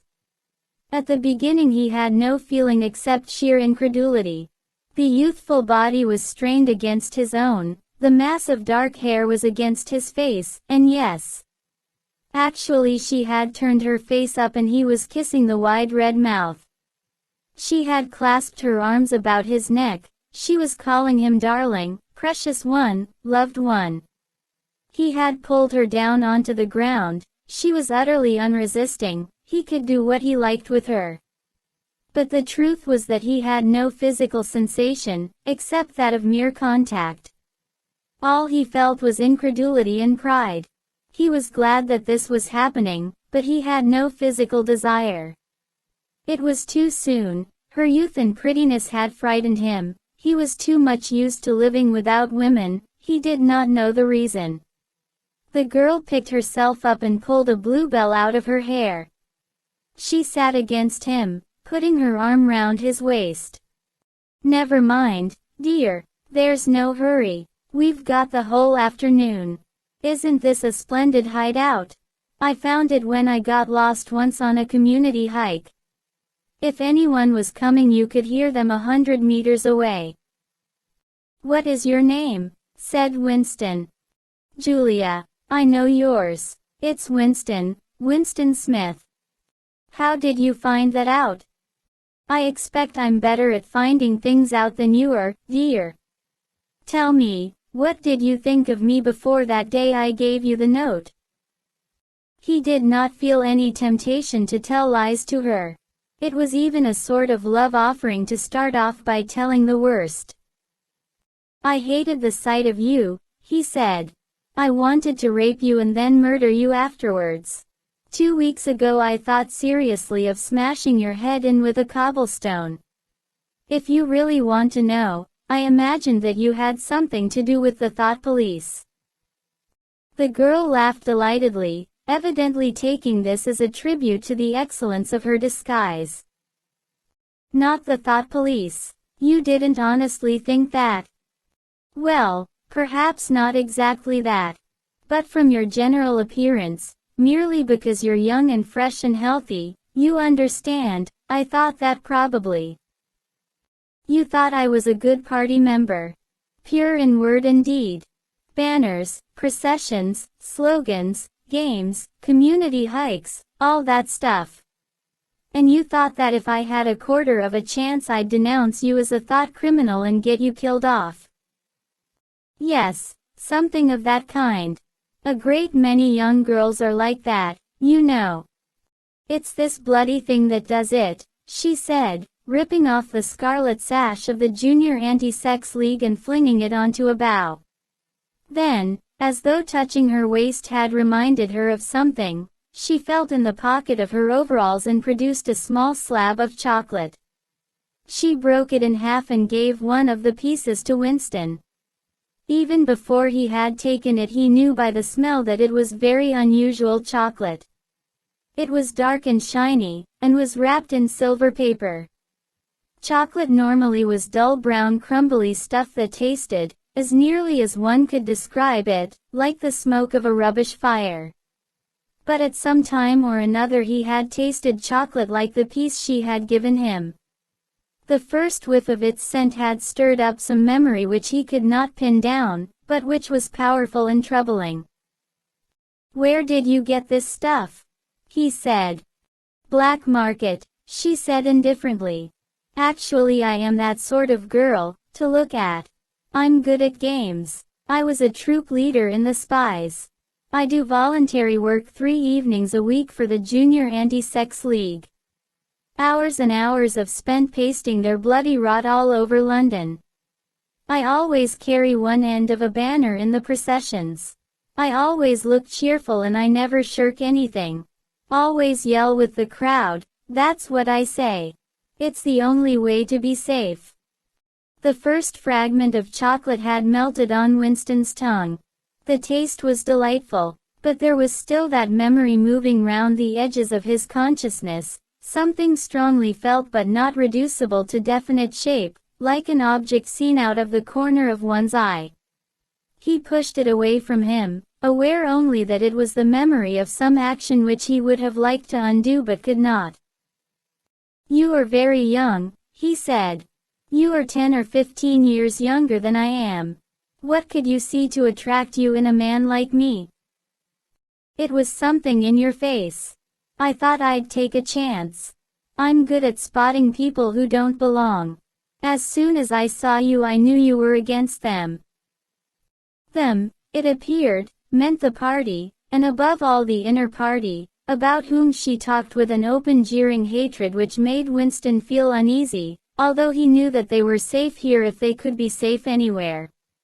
A thing that astonished him about her was the coarseness of her language. Party members were supposed not to swear, and Winston himself very seldom did swear, aloud, at any rate. Julia, however, seemed unable to mention the party, and especially the inner party, without using the kind of words that you saw chalked up in dripping alleyways. He did not dislike it.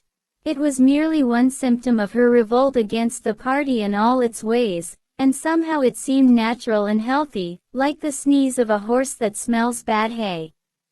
They had left the clearing and were wandering again through the checkered shade, with their arms round each other's waists whenever it was wide enough to walk 2 abreast. He noticed how much softer her waist seemed to feel now that the sash was gone. They did not speak above a whisper.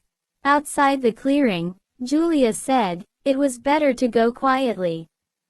Presently they had reached the edge of the little wood. She stopped him. "Don't go out into the open. There might be someone watching. We're all right if we keep behind the boughs." They were standing in the shade of hazel bushes. The sunlight, filtering through innumerable leaves, was still hot on their faces. Winston looked out into the field beyond, and underwent a curious, slow shock of recognition. He knew it by sight.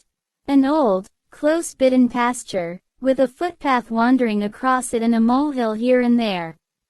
In the ragged hedge on the opposite side the boughs of the elm trees swayed just perceptibly in the breeze, and their leaves stirred faintly in dense masses like women's hair.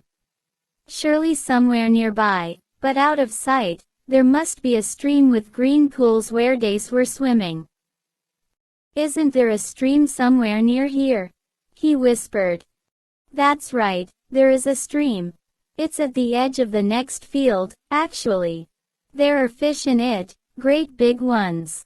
You can watch them lying in the pools under the willow trees, waving their tails." "It's the Golden Country, almost," he murmured. "The Golden Country? It's nothing, really, a landscape I've seen sometimes in a dream." "Look," whispered Julia. A thrush had alighted on a bough not 5 meters away, almost at the level of their faces.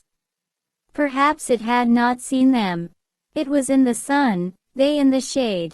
It spread out its wings, fitted them carefully into place again, ducked its head for a moment, as though making a sort of obeisance to the sun, and then began to pour forth a torrent of song. In the afternoon hush the volume of sound was startling. Winston and Julia clung together, fascinated.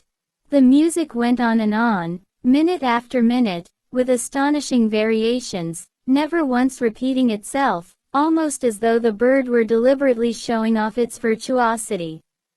Sometimes it stopped for a few seconds, spread out and resettled its wings, then swelled its speckled breast and again burst into song. Winston watched it with a sort of vague reverence.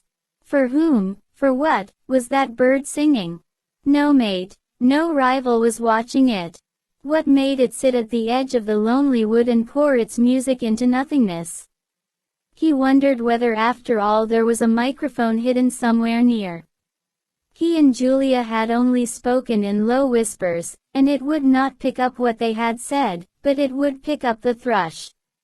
Perhaps at the other end of the instrument some small, beetle-like man was listening intently, listening to that.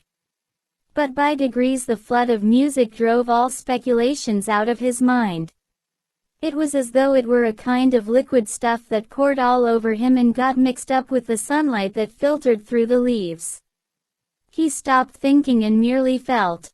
The girl's waist in the bend of his arm was soft and warm. He pulled her round so that they were breast to breast. Her body seemed to melt into his. Wherever his hands moved it was all as yielding as water. Their mouths clung together. It was quite different from the hard kisses they had exchanged earlier. When they moved their faces apart again both of them sighed deeply. The bird took fright and fled with a clatter of wings. Winston put his lips against her ear. "Now," he whispered. "Not here," she whispered back. "Come back to the hideout. It's safer." Quickly, with an occasional crackle of twigs, they threaded their way back to the clearing. When they were once inside the ring of saplings she turned and faced him. They were both breathing fast, but the smile had reappeared round the corners of her mouth. She stood looking at him for an instant, then felt at the zipper of her overalls. And, yes, it was almost as in his dream. Almost as swiftly as he had imagined it, she had torn her clothes off, and when she flung them aside it was with that same magnificent gesture by which a whole civilization seemed to be annihilated. Her body gleamed white in the sun. But for a moment he did not look at her body. His eyes were anchored by the freckled face with its faint, bold smile. He knelt down before her and took her hands in his. "Have you done this before?" "Of course. Hundreds of times, well, scores of times, anyway." Quote. "With party members?" "Yes, always with party members." "With members of the inner party?" Not with those swine, no. But there's plenty that would if they got half a chance. They're not so holy as they make out. His heart leapt. Scores of times she had done it. He wished it had been hundreds, thousands. Anything that hinted at corruption always filled him with a wild hope. Who knew? Perhaps the party was rotten under the surface, its cult of strenuousness and self-denial simply a sham concealing iniquity. If he could have infected the whole lot of them with leprosy or syphilis, how gladly he would have done so. Anything to rot, to weaken, to undermine. He pulled her down so that they were kneeling face to face.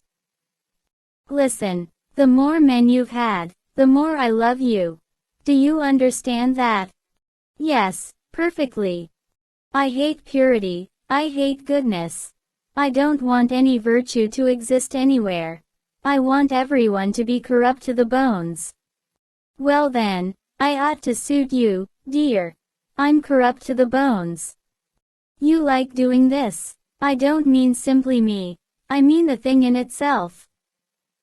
I adore it. That was above all what he wanted to hear. Not merely the love of one person, but the animal instinct, the simple and differentiated desire. That was the force that would tear the party to pieces. He pressed her down upon the grass, among the fallen bluebells. This time there was no difficulty. Presently the rising and falling of their breasts slowed to normal speed, and in a sort of pleasant helplessness they fell apart. The sun seemed to have grown hotter. They were both sleepy. He reached out for the discarded overalls and pulled them partly over her. Almost immediately they fell asleep and slept for about half an hour. Winston woke first. He sat up and watched the freckled face, still peacefully asleep, pillowed on the palm of her hand. Except for her mouth, you could not call her beautiful.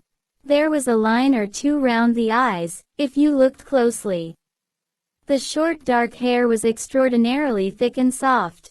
It occurred to him that he still did not know her surname or where she lived. The young, strong body, now helpless in sleep, awoke in him a pitying, protecting feeling. But the mindless tenderness that he had felt under the hazel tree, while the thrush was singing, had not quite come back. He pulled the overalls aside and studied her smooth white flank. In the old days, he thought, a man looked at a girl's body and saw that it was desirable, and that was the end of the story. But you could not have pure love or pure lust nowadays. No emotion was pure, because everything was mixed up with fear and hatred. Their embrace had been a battle, the climax a victory. It was a blow struck against the party. It was a political act. Chapter 3. We can come here once again, said Julia. It's generally safe to use any hideout twice. But not for another month or two, of course. As soon as she woke up her demeanor had changed. She became alert and businesslike, put her clothes on, knotted the scarlet sash about her waist, and began arranging the details of the journey home. It seemed natural to leave this to her. She obviously had a practical cunning which Winston lacked, and she seemed also to have an exhaustive knowledge of the countryside round London, stored away from innumerable community hikes. The route she gave him was quite different from the one by which he had come, and brought him out at a different railway station. Never go home the same way as you went out, she said, as though enunciating an important general principle. She would leave first, and Winston was to wait half an hour before following her. She had named a place where they could meet after work, 4 evenings hence. It was a street in one of the poorer quarters, where there was an open market which was generally crowded and noisy. She would be hanging about among the stalls, pretending to be in search of shoelaces or sewing thread. If she judged that the coast was clear she would blow her nose when he approached, otherwise he was to walk past her without recognition. But with luck, in the middle of the crowd, it would be safe to talk for a quarter of an hour and arrange another meeting. And now I must go, she said as soon as he had mastered his instructions. I'm due back at 19:30. I've got to put in 2 hours for the Junior Anti-Sex League, handing out leaflets, or something. Isn't it bloody? Give me a brush down, would you? Have I got any twigs in my hair? Are you sure? Then goodbye, my love, goodbye. She flung herself into his arms, kissed him almost violently, and a moment later pushed her way through the saplings and disappeared into the wood with very little noise. Even now he had not found out her surname or her address. However, it made no difference, for it was inconceivable that they could ever meet indoors or exchange any kind of written communication. As it happened, they never went back to the clearing in the wood. During the month of May there was only one further occasion on which they actually succeeded in making love. That was in another hiding place known to Julia, the belfry of a ruinous church in an almost deserted stretch of country where an atomic bomb had fallen 30 years earlier. It was a good hiding place when once you got there, but the getting there was very dangerous. For the rest they could meet only in the streets, in a different place every evening and never for more than half an hour at a time. In the street it was usually possible to talk, after a fashion.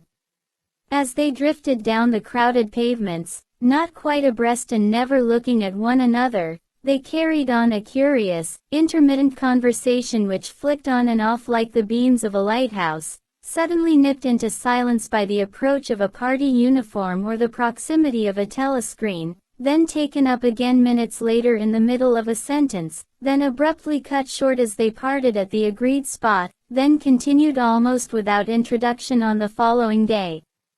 Julia appeared to be quite used to this kind of conversation, which she called, talking by installments. She was also surprisingly adept at speaking without moving her lips.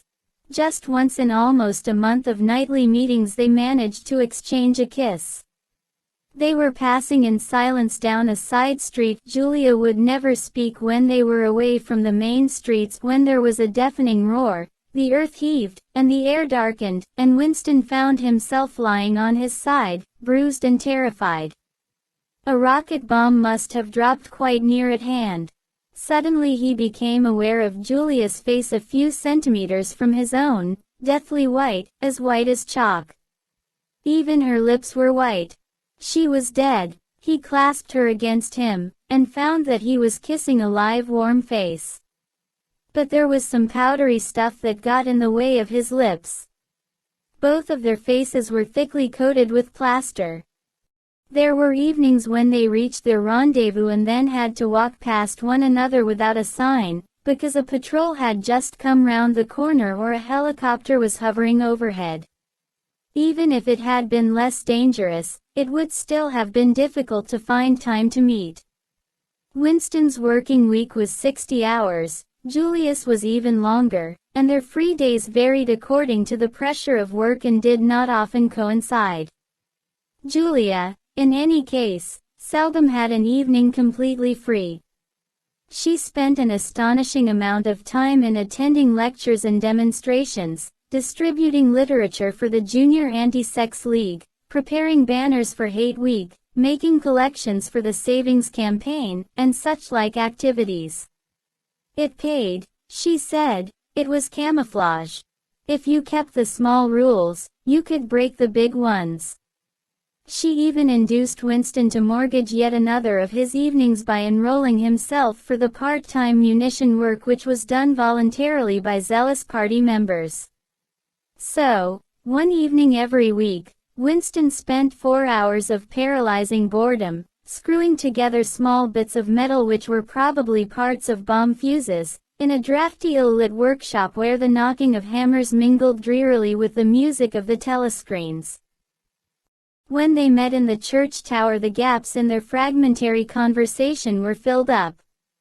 It was a blazing afternoon. The air in the little square chamber above the bells was hot and stagnant, and smelt overpoweringly of pigeon dung. They sat talking for hours on the dusty, twig-littered floor, one or other of them getting up from time to time to cast a glance through the arrow slits and make sure that no one was coming. Julia was 26 years old.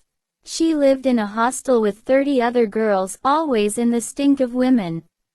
"How I hate women," she said parenthetically, and she worked, as he had guessed, on the novel writing machines in the fiction department. She enjoyed her work, which consisted chiefly in running and servicing a powerful but tricky electric motor.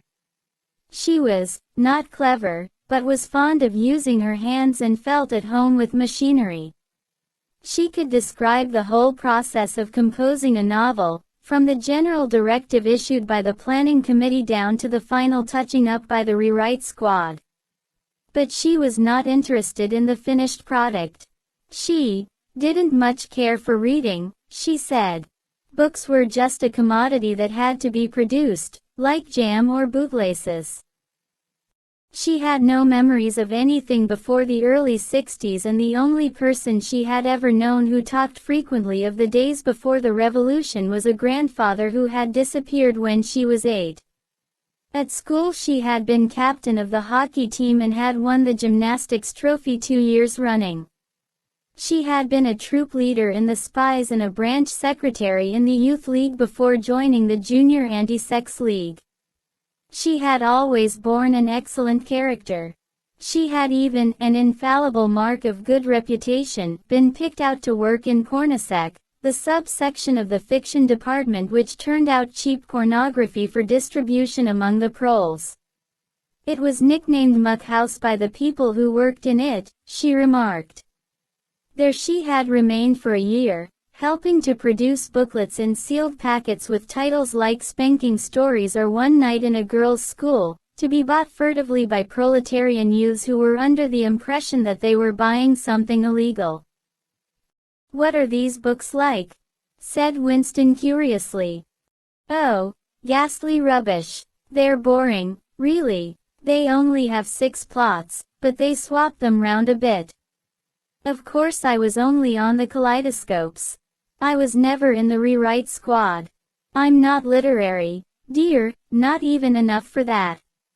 He learned with astonishment that all the workers in Pornosec, except the head of the department, were girls. The theory was that men, whose sex instincts were less controllable than those of women, were in greater danger of being corrupted by the filth they handled. "They don't even like having married women there," she added. "Girls are always supposed to be so pure. Here's one who isn't, anyway." She had had her first love affair when she was 16, with a party member of 60 who later committed suicide to avoid arrest. "And a good job too," said Julia. "Otherwise they'd have had my name out of him when he confessed." Since then there had been various others. Life as she saw it was quite simple. You wanted a good time. They, meaning the party, wanted to stop you having it. You broke the rules as best you could. She seemed to think it just as natural that they should want to rob you of your pleasures as that you should want to avoid being caught. She hated the party, and said so in the crudest words, but she made no general criticism of it. Except where it touched upon her own life she had no interest in party doctrine. He noticed that she never used newspeak words, except the ones that had passed into everyday use. She had never heard of the Brotherhood, and refused to believe in its existence. Any kind of organized revolt against the party, which was bound to be a failure, struck her as stupid.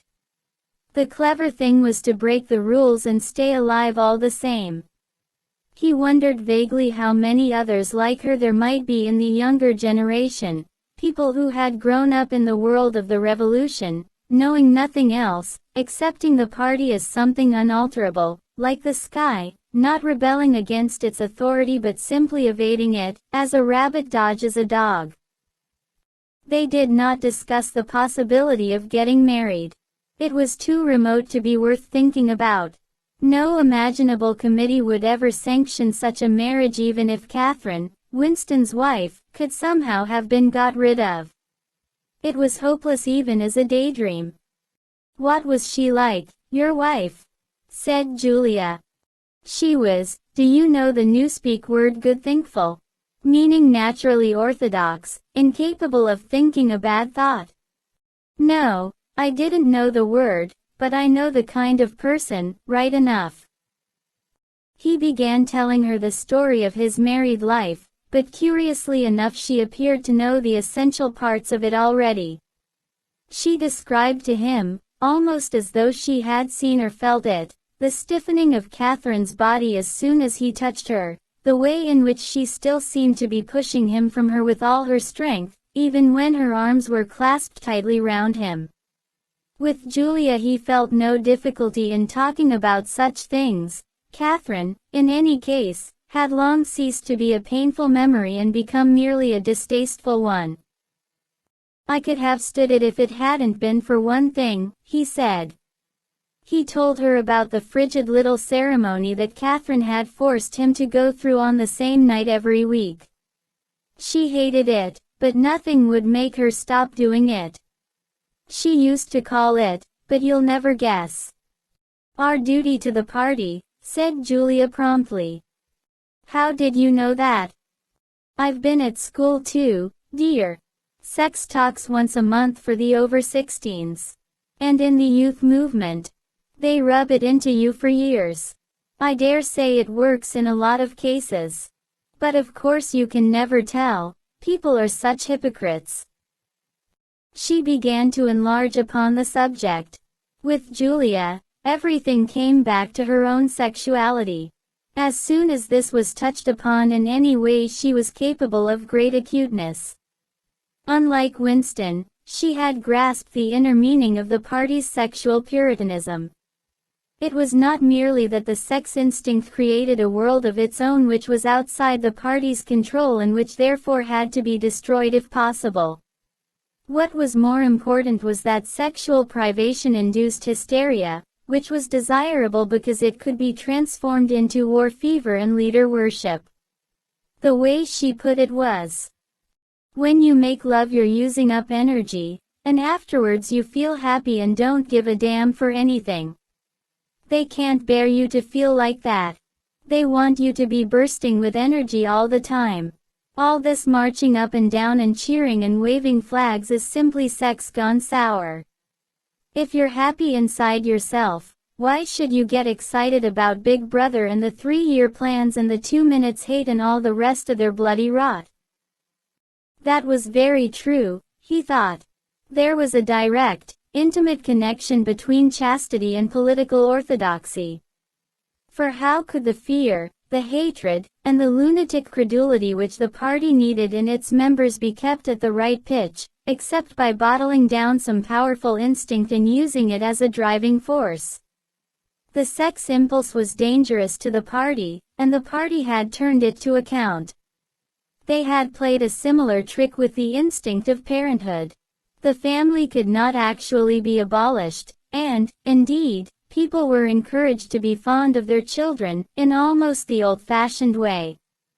The children, on the other hand, were systematically turned against their parents and taught to spy on them and report their deviations. The family had become in effect an extension of the thought police. It was a device by means of which everyone could be surrounded night and day by informers who knew him intimately. Abruptly his mind went back to Catherine. Catherine would unquestionably have denounced him to the thought police if she had not happened to be too stupid to detect the unorthodoxy of his opinions. But what really recalled her to him at this moment was the stifling heat of the afternoon, which had brought the sweat out on his forehead. He began telling Julia of something that had happened, or rather had failed to happen, on another sweltering summer afternoon, 11 years ago. It was 3 or 4 months after they were married. They had lost their way on a community hike somewhere in Kent. They had only lagged behind the others for a couple of minutes, but they took a wrong turning, and presently found themselves pulled up short by the edge of an old chalk quarry.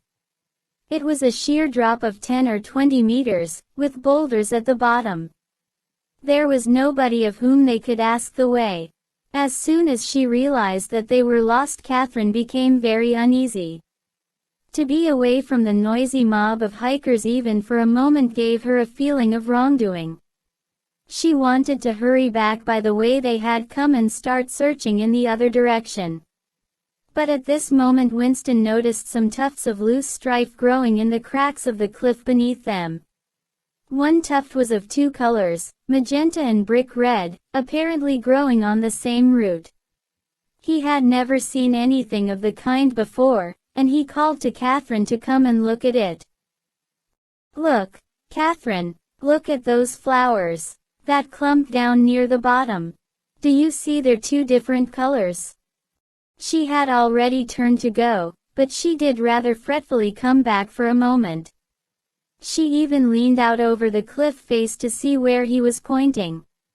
He was standing a little behind her, and he put his hand on her waist to steady her. At this moment it suddenly occurred to him how completely alone they were. There was not a human creature anywhere, not a leaf stirring, not even a bird awake. In a place like this the danger that there would be a hidden microphone was very small, and even if there was a microphone it would only pick up sounds. It was the hottest, sleepiest hour of the afternoon. The sun blazed down upon them, the sweat tickled his face. And the thought struck him. "Why didn't you give her a good shove?" said Julia. "I would have." "Yes, dear, you would have. I would have, if I'd been the same person then as I am now. Or perhaps I would, I'm not certain." "Are you sorry you didn't?" "Yes, on the whole I'm sorry I didn't." They were sitting side by side on the dusty floor. He pulled her closer against him. Her head rested on his shoulder, the pleasant smell of her hair conquering the pigeon dung. She was very young, he thought. She still expected something from life. She did not understand that to push an inconvenient person over a cliff solves nothing. "Actually it would have made no difference," he said. "Then why are you sorry you didn't do it?" "Only because I prefer a positive to a negative. In this game that we're playing, we can't win. Some kinds of failure are better than other kinds, that's all." He felt her shoulders give a wriggle of dissent. She always contradicted him when he said anything of this kind. She would not accept it as a law of nature that the individual is always defeated.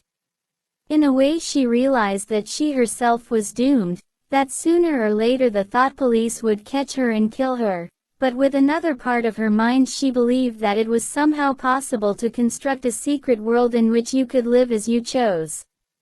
All you needed was luck and cunning and boldness. She did not understand that there was no such thing as happiness, that the only victory lay in the far future, long after you were dead, that from the moment of declaring war on the party it was better to think of yourself as a corpse.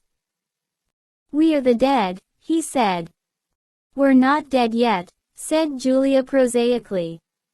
"Not physically. 6 months, a year, 5 years, conceivably. I am afraid of death. You are young, so presumably you're more afraid of it than I am. Obviously we shall put it off as long as we can. But it makes very little difference. So long as human beings stay human, death and life are the same thing." "Oh, rubbish. Which would you sooner sleep with, me or a skeleton? Don't you enjoy being alive? Don't you like feeling, this is me, this is my hand, this is my leg, I'm real, I'm solid, I'm alive? Don't you like this?" She twisted herself round and pressed her bosom against him. He could feel her breasts, ripe yet firm, through her overalls. Her body seemed to be pouring some of its youth and vigor into his. "Yes, I like that," he said. "Then stop talking about dying. And now listen, dear, we've got to fix up about the next time we meet. We may as well go back to the place in the wood. We've given it a good long rest. But you must get there by a different way this time. I've got it all planned out. You take the train, but look, I'll draw it out for you." And in her practical way she scraped together a small square of dust, and with a twig from a pigeon's nest began drawing a map on the floor. Chapter 4. Winston looked round the shabby little room above Mr. Charrington's shop. Beside the window the enormous bed was made up, with ragged blankets and a coverless bolster. The old-fashioned clock with the 12-hour face was ticking away on the mantelpiece. In the corner, on the gate-leg table, the glass paperweight which he had bought on his last visit gleamed softly out of the half-darkness. In the fender was a battered tin oil stove, a saucepan, and 2 cups, provided by Mr. Charrington. Winston lit the burner and set a pan of water to boil. He had brought an envelope full of Victory coffee and some saccharin tablets. The clock's hands said 7:20, it was 19:20 really. She was coming at 19:30. Folly, folly, his heart kept saying, conscious, gratuitous, suicidal folly. Of all the crimes that a party member could commit, this one was the least possible to conceal. Actually the idea had first floated into his head in the form of a vision, of the glass paperweight mirrored by the surface of the gate-leg table.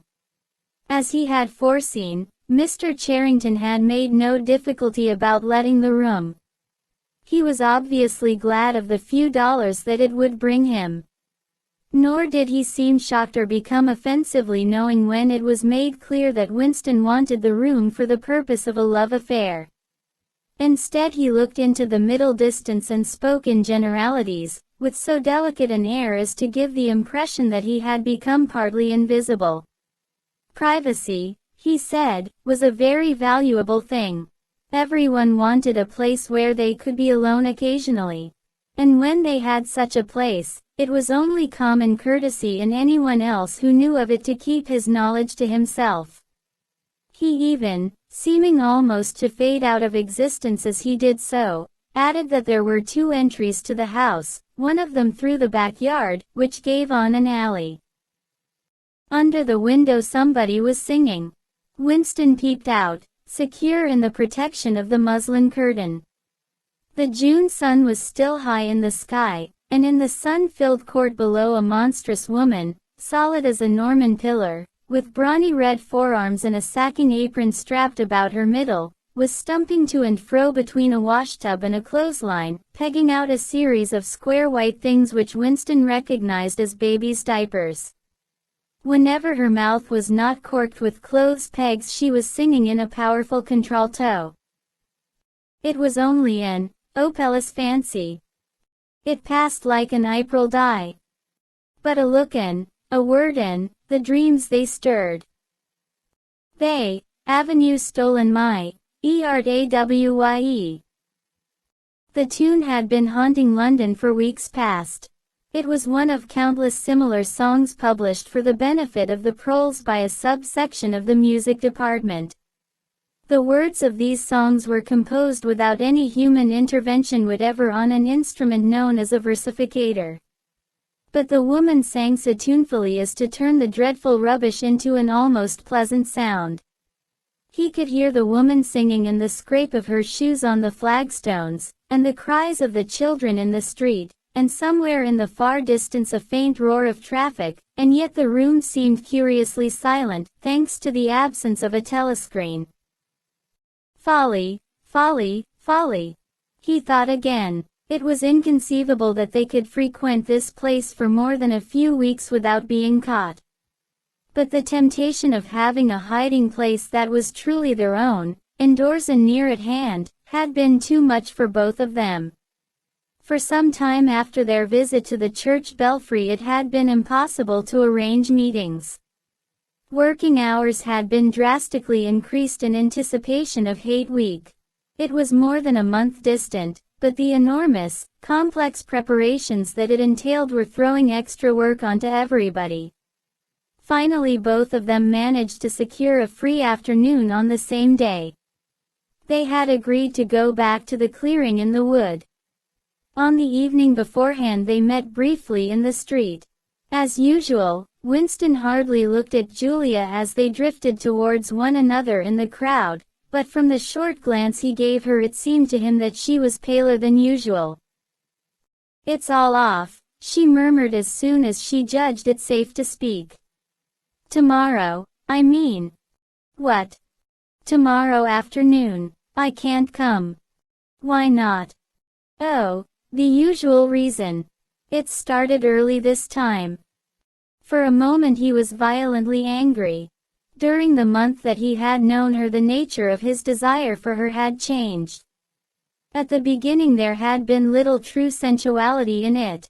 Their first love-making had been simply an act of the will. But after the second time it was different. The smell of her hair, the taste of her mouth, the feeling of her skin seemed to have got inside him, or into the air all round him. She had become a physical necessity, something that he not only wanted but felt that he had a right to. When she said that she could not come, he had the feeling that she was cheating him.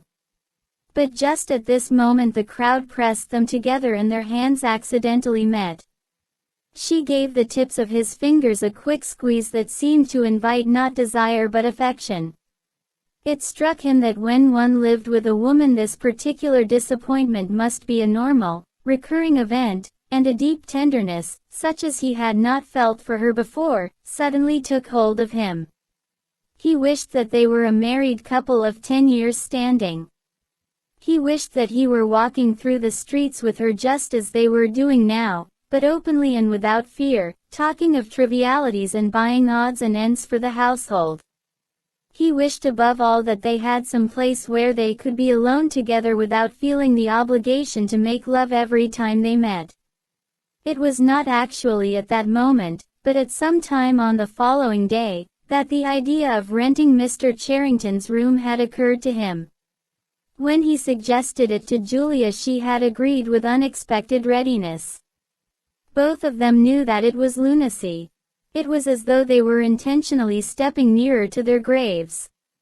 As he sat waiting on the edge of the bed he thought again of the cellars of the Ministry of Love. It was curious how that predestined horror moved in and out of one's consciousness.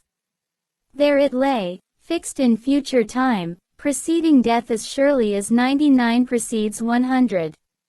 One could not avoid it, but one could perhaps postpone it, and yet instead, every now and again, by a conscious, willful act, one chose to shorten the interval before it happened. At this moment there was a quick step on the stairs. Julia burst into the room.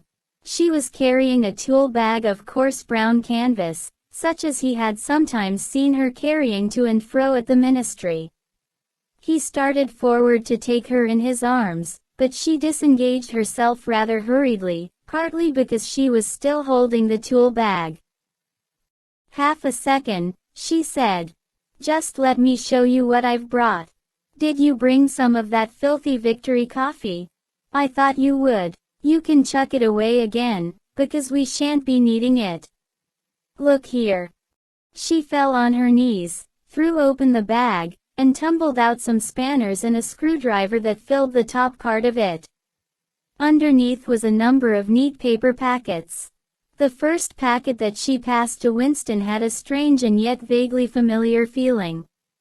It was filled with some kind of heavy, sand-like stuff which yielded wherever you touched it.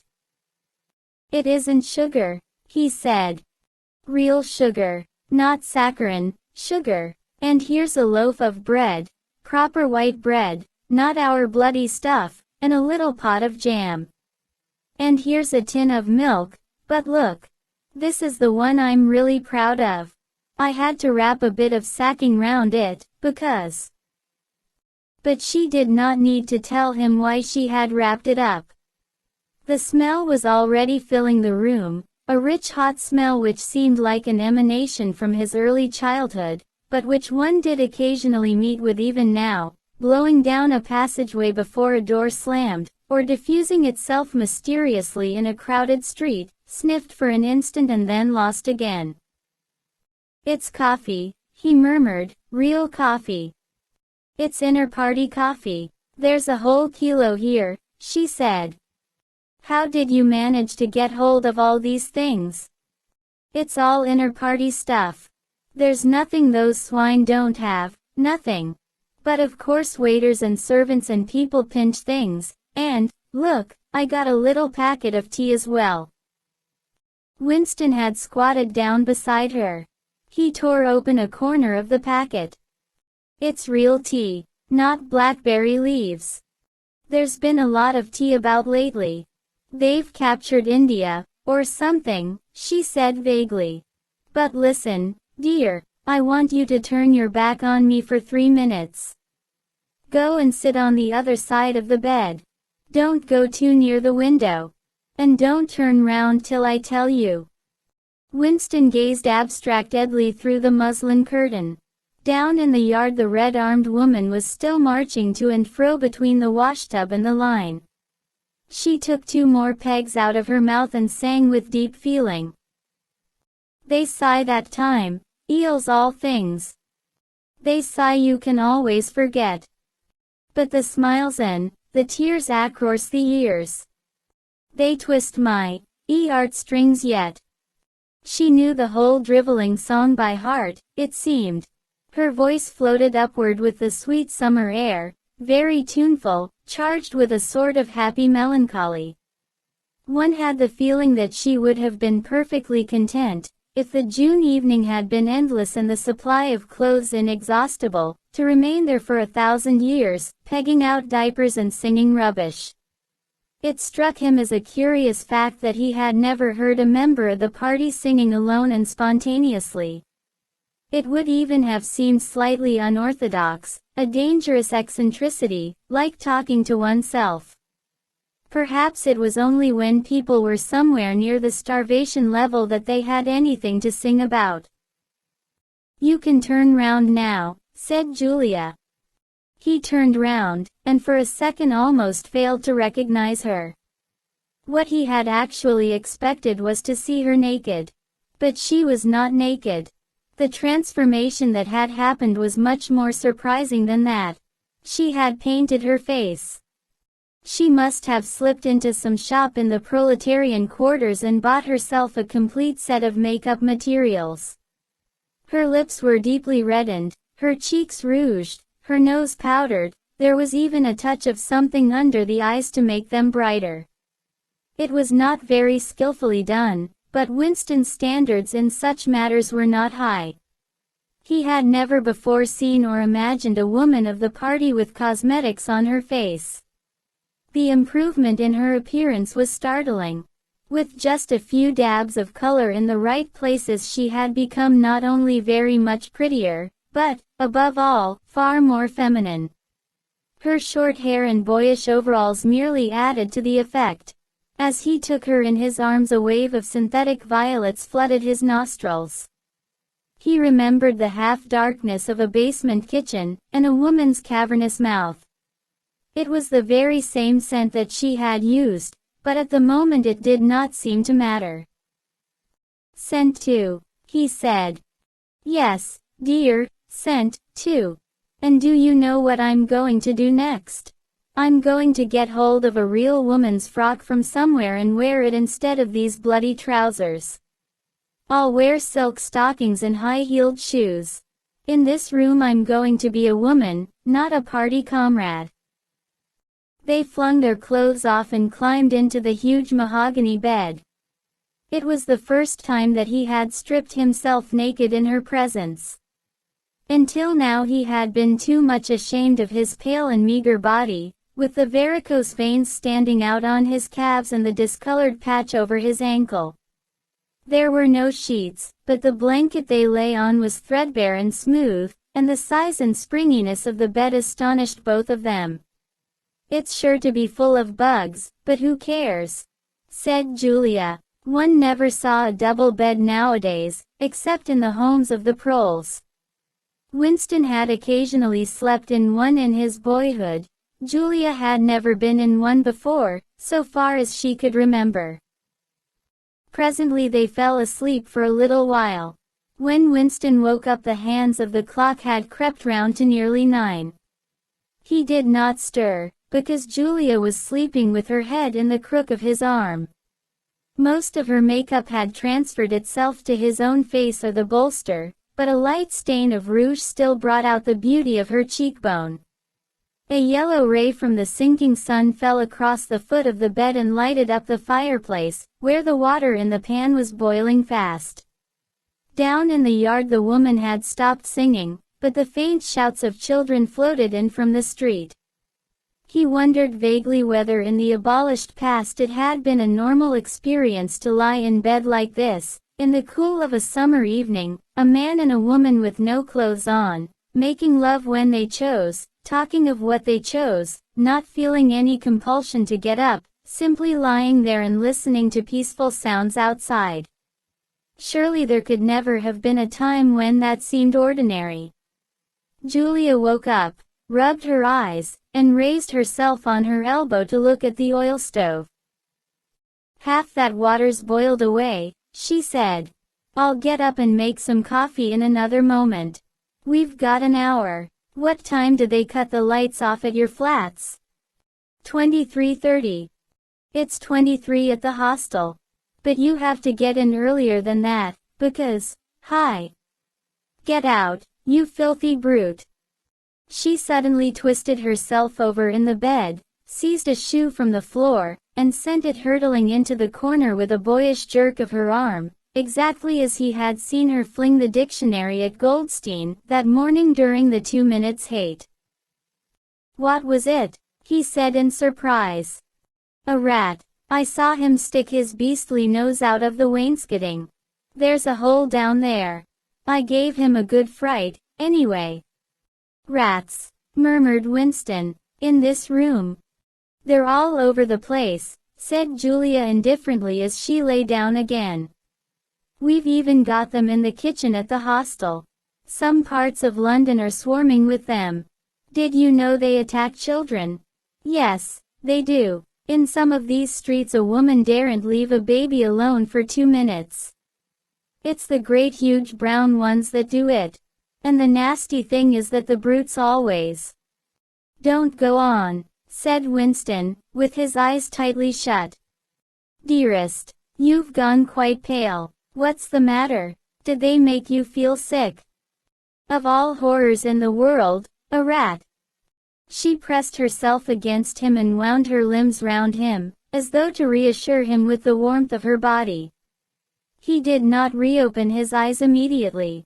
For several moments he had had the feeling of being back in a nightmare which had recurred from time to time throughout his life.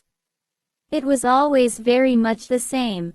He was standing in front of a wall of darkness, and on the other side of it there was something unendurable, something too dreadful to be faced. In the dream his deepest feeling was always one of self-deception, because he did in fact know what was behind the wall of darkness. With a deadly effort, like wrenching a piece out of his own brain, he could even have dragged the thing into the open. He always woke up without discovering what it was, but somehow it was connected with what Julia had been saying when he cut her short. "I'm sorry," he said, "it's nothing. I don't like rats, that's all." "Don't worry, dear, we're not going to have the filthy brutes in here. I'll stuff the hole with a bit of sacking before we go. And next time we come here I'll bring some plaster and bung it up properly." Already the black instant of panic was half forgotten. Feeling slightly ashamed of himself, he sat up against the bedhead. Julia got out of bed, pulled on her overalls, and made the coffee. The smell that rose from the saucepan was so powerful and exciting that they shut the window lest anybody outside should notice it and become inquisitive. What was even better than the taste of the coffee was the silky texture given to it by the sugar, a thing Winston had almost forgotten after years of saccharin. With one hand in her pocket and a piece of bread and jam in the other, Julia wandered about the room, glancing indifferently at the bookcase, pointing out the best way of repairing the gate-leg table, plumping herself down in the ragged armchair to see if it was comfortable, and examining the absurd 12-hour clock with a sort of tolerant amusement. She brought the glass paperweight over to the bed to have a look at it in a better light. He took it out of her hand, fascinated, as always, by the soft, rainwatery appearance of the glass. "What is it, do you think?" said Julia. "I don't think it's anything. I don't think it was ever put to any use. That's what I like about it. It's a little chunk of history that they've forgotten to alter. It's a message from 100 years ago, if one knew how to read it. And that picture over there," she nodded at the engraving on the opposite wall, "would that be 100 years old? More. 200, I dare say. One can't tell. It's impossible to discover the age of anything nowadays." She went over to look at it. "Here's where that brute stuck his nose out," she said, kicking the wainscoting immediately below the picture. "What is this place? I've seen it before somewhere." "It's a church, or at least it used to be. St. Clement's Danes its name was." The fragment of rhyme that Mr. Charrington had taught him came back into his head, and he added half nostalgically, "Oranges and lemons, say the bells of St. Clement's." To his astonishment she capped the line. "You owe me 3 farthings, say the bells of St. Martin's." "When will you pay me? Say the bells of Old Bailey." I can't remember how it goes on after that. But anyway I remember it ends up, "Here comes a candle to light you to bed, here comes a chopper to chop off your head." Quote. It was like the 2 halves of a countersign. But there must be another line after the bells of Old Bailey. Perhaps it could be dug out of Mr. Charrington's memory, if he were suitably prompted. "Who taught you that?" he said. "My grandfather. He used to say it to me when I was a little girl. He was vaporized when I was 8, at any rate, he disappeared." "I wonder what a lemon was," she added inconsequently. "I've seen oranges. They're a kind of round yellow fruit with a thick skin." "I can remember lemons," said Winston. "They were quite common in the 50s. They were so sour that it set your teeth on edge even to smell them." "I bet that picture's got bugs behind it," said Julia. "I'll take it down and give it a good clean someday. I suppose it's almost time we were leaving. I must start washing this paint off. What a bore. I'll get the lipstick off your face afterwards." Winston did not get up for a few minutes more. The room was darkening. He turned over towards the light and lay gazing into the glass paperweight. The inexhaustibly interesting thing was not the fragment of coral but the interior of the glass itself. There was such a depth of it, and yet it was almost as transparent as air. It was as though the surface of the glass had been the arch of the sky, enclosing a tiny world with its atmosphere complete. He had the feeling that he could get inside it, and that in fact he was inside it, along with the mahogany bed and the gate-leg table, and the clock and the steel engraving and the paperweight itself. The paperweight was the room he was in, and the coral was Julia's life and his own, fixed in a sort of eternity at the heart of the crystal. Chapter 5.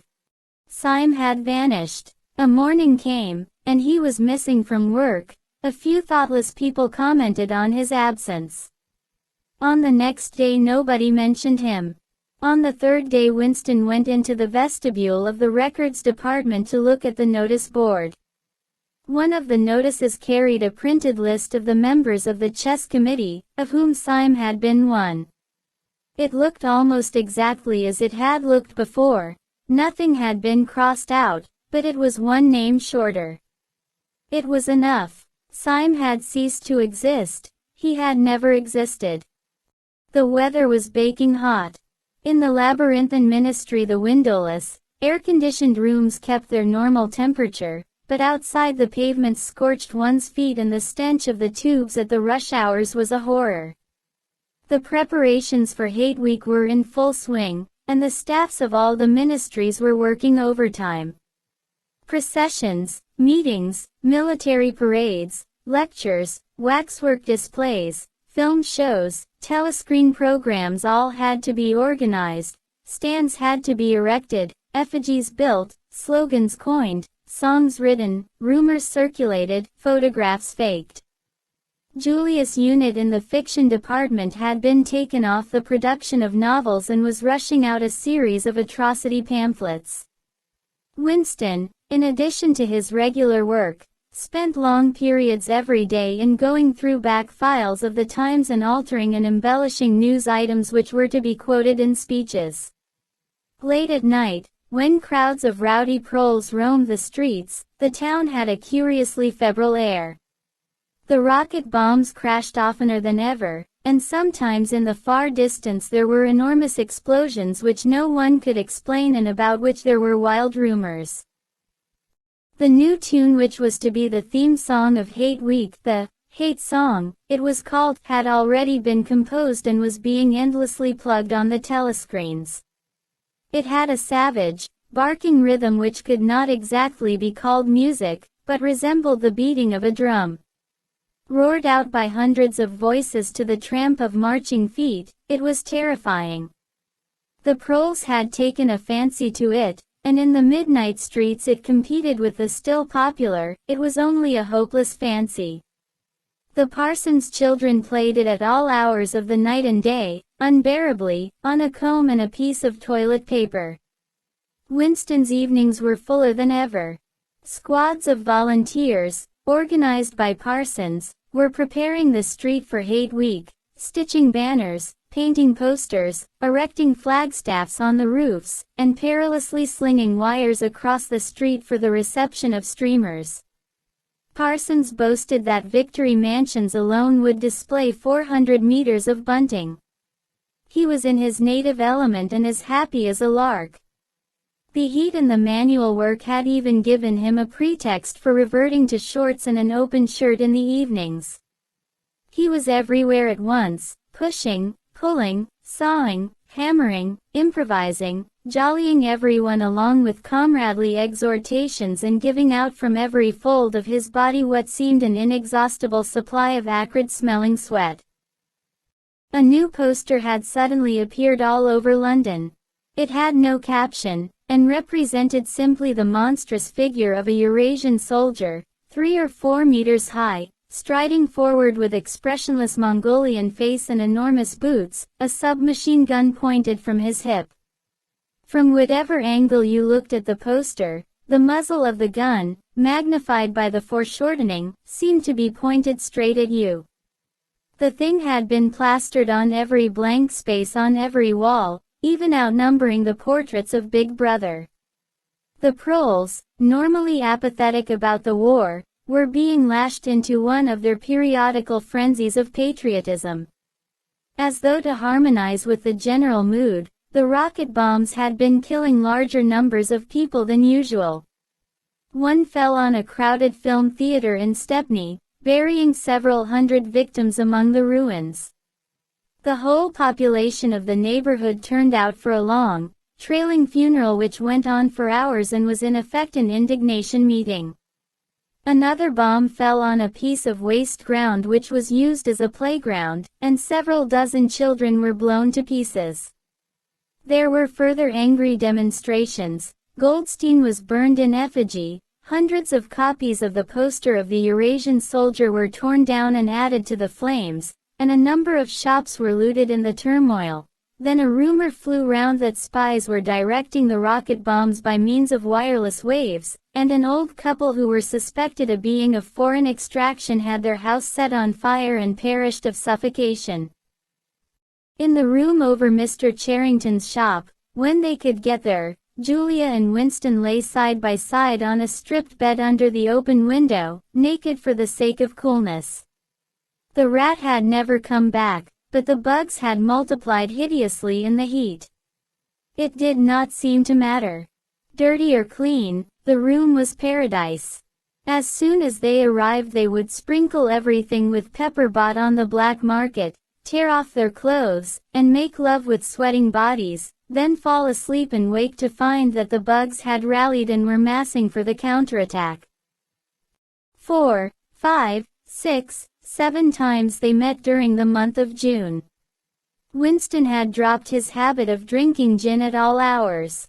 He seemed to have lost the need for it. He had grown fatter. His varicose ulcer had subsided, leaving only a brown stain on the skin above his ankle. His fits of coughing in the early morning had stopped. The process of life had ceased to be intolerable. He had no longer any impulse to make faces at the telescreen or shout curses at the top of his voice.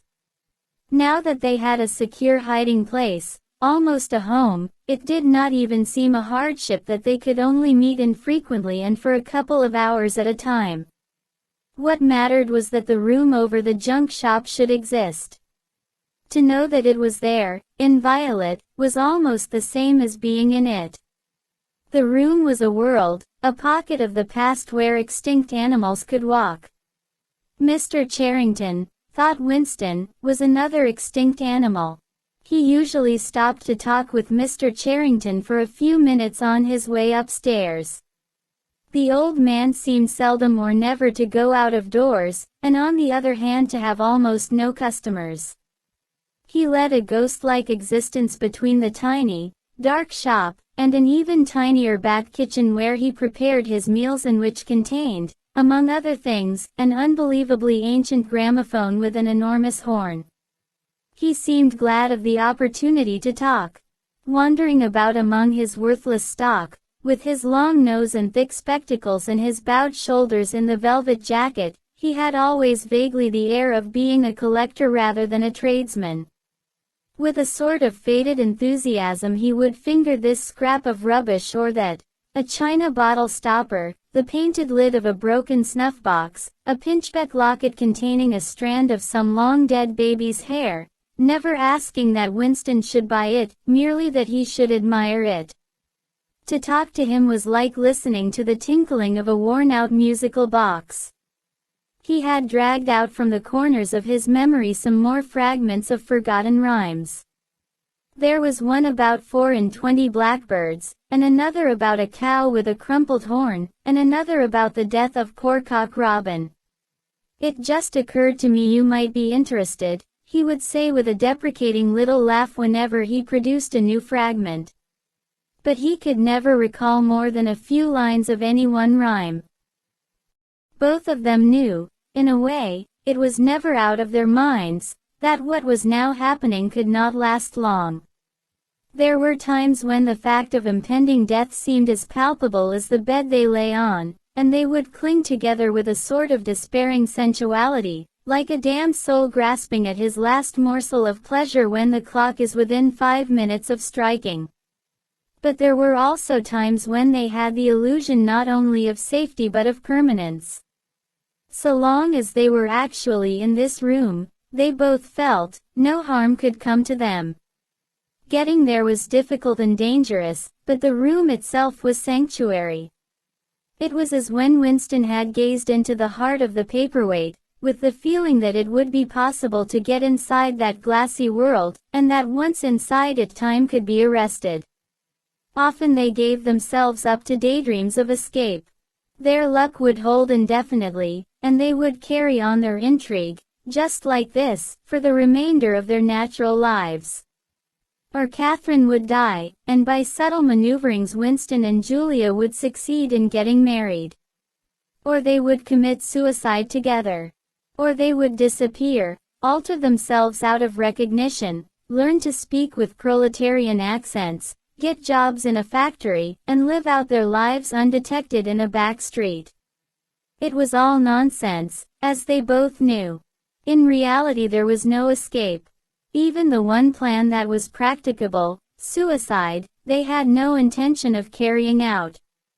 To hang on from day to day and from week to week, spinning out a present that had no future, seemed an unconquerable instinct, just as one's lungs will always draw the next breath so long as there is air available. Sometimes, too, they talked of engaging in active rebellion against the party, but with no notion of how to take the first step. Even if the fabulous brotherhood was a reality, there still remained the difficulty of finding one's way into it. He told her of the strange intimacy that existed, or seemed to exist, between himself and O'Brien, and of the impulse he sometimes felt, simply to walk into O'Brien's presence, announce that he was the enemy of the party, and demand his help. Curiously enough, this did not strike her as an impossibly rash thing to do. She was used to judging people by their faces, and it seemed natural to her that Winston should believe O'Brien to be trustworthy on the strength of a single flash of the eyes. Moreover, she took it for granted that everyone, or nearly everyone, secretly hated the party and would break the rules if he thought it safe to do so. But she refused to believe that widespread, organized opposition existed or could exist. The tales about Goldstein and his underground army, she said, were simply a lot of rubbish which the party had invented for its own purposes and which you had to pretend to believe in. Times beyond number, at party rallies and spontaneous demonstrations, she had shouted at the top of her voice for the execution of people whose names she had never heard and in whose supposed crimes she had not the faintest belief. When public trials were happening, she had taken her place in the detachments from the Youth League who surrounded the courts from morning to night, chanting at intervals, "Death to the traitors." During the 2 minutes hate she always excelled all others in shouting insults at Goldstein. Yet she had only the dimmest idea of who Goldstein was and what doctrines he was supposed to represent. She had grown up since the Revolution and was too young to remember the ideological battles of the 50s and 60s. Such a thing as an independent political movement was outside her imagination, and in any case the party was invincible. It would always exist, and it would always be the same. You could only rebel against it by secret disobedience or, at most, by isolated acts of violence such as killing somebody or blowing something up. In some ways she was far more acute than Winston, and far less susceptible to party propaganda. Once when he happened in some connection to mention the war against Eurasia, she startled him by saying casually that in her opinion the war was not happening. The rocket bombs which fell daily on London were probably fired by the government of Oceania itself, just to keep people frightened. This was an idea that had literally never occurred to him. She also stirred a sort of envy in him by telling him that during the 2 minutes hate her great difficulty was to avoid bursting out laughing. But she only questioned the teachings of the party when they in some way touched upon her own life. Often she was ready to accept the official mythology, simply because the difference between truth and falsehood did not seem important to her. She believed, for instance, having learned it at school, that the party had invented aeroplanes. In his own school days, Winston remembered, in the late 50s, it was only the helicopter that the party claimed to have invented. A dozen years later, when Julia was at school, it was already claiming the aeroplane. 1 generation more, and it would be claiming the steam engine. And when he told her that aeroplanes had been in existence before he was born, and long before the Revolution, the fact struck her as totally uninteresting. After all, what did it matter who had invented aeroplanes? It was rather more of a shock to him when he discovered from some chance remark that she did not remember that Oceania, 4 years ago, had been at war with Eastasia and at peace with Eurasia. It was true that she regarded the whole war as a sham, but apparently she had not even noticed that the name of the enemy had changed. "I thought we'd always been at war with Eurasia," she said vaguely. It frightened him a little. The invention of aeroplanes dated from long before her birth, but the switchover in the war had happened only 4 years ago, well after she was grown up. He argued with her about it for perhaps a quarter of an hour. In the end he succeeded in forcing her memory back until she did dimly recall that at one time Eastasia and not Eurasia had been the enemy. But the issue still struck her as unimportant. "Who cares?" she said impatiently. "It's always one bloody war after another, and one knows the news is all lies anyway." Sometimes he talked to her of the records department and the impudent forgeries that he committed there. Such things did not appear to horrify her. She did not feel the abyss opening beneath her feet at the thought of lies becoming truths. He told her the story of Jones, Aronson, and Rutherford and the momentous slip of paper which he had once held between his fingers. It did not make much impression on her. At first, indeed, she failed to grasp the point of the story. "Were they friends of yours?" she said. "No, I never knew them. They were inter-party members. Besides, they were far older men than I was. They belonged to the old days, before the revolution. I barely knew them by sight." "Then what was there to worry about? People are being killed off all the time, aren't they?" He tried to make her understand. This was an exceptional case. It wasn't just a question of somebody being killed.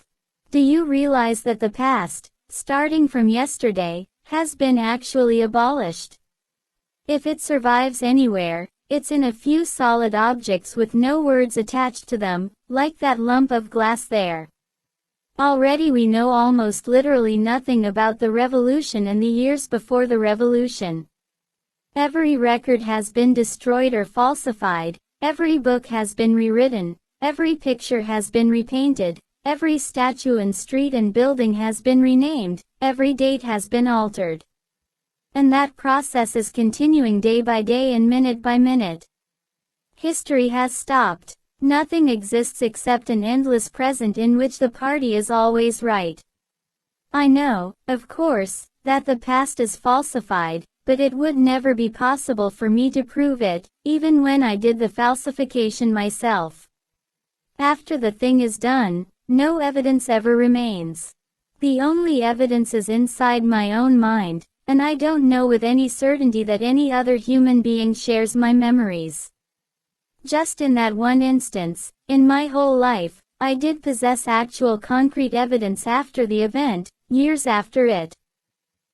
And what good was that? It was no good, because I threw it away a few minutes later. But if the same thing happened today, I should keep it." "Well, I wouldn't," said Julia. "I'm quite ready to take risks, but only for something worthwhile, not for bits of old newspaper." "What could you have done with it even if you had kept it?" "Not much, perhaps, but it was evidence. It might have planted a few doubts here and there, supposing that I'd dared to show it to anybody. I don't imagine that we can alter anything in our own lifetime. But one can imagine little knots of resistance springing up here and there, small groups of people banding themselves together, and gradually growing, and even leaving a few records behind, so that the next generation can carry on where we leave off." "I'm not interested in the next generation, dear. I'm interested in us. You're only a rebel from the waist downwards," he told her. She thought this brilliantly witty and flung her arms round him in delight. In the ramifications of party doctrine she had not the faintest interest. Whenever he began to talk of the principles of Ingsoc, doublethink, the mutability of the past, and the denial of objective reality, and to use newspeak words, she became bored and confused and said that she never paid any attention to that kind of thing. One knew that it was all rubbish, so why let oneself be worried by it? She knew when to cheer and when to boo, and that was all one needed. If he persisted in talking of such subjects, she had a disconcerting habit of falling asleep. She was one of those people who can go to sleep at any hour and in any position. Talking to her, he realized how easy it was to present an appearance of orthodoxy while having no grasp whatever of what orthodoxy meant. In a way, the world view of the party imposed itself most successfully on people incapable of understanding it.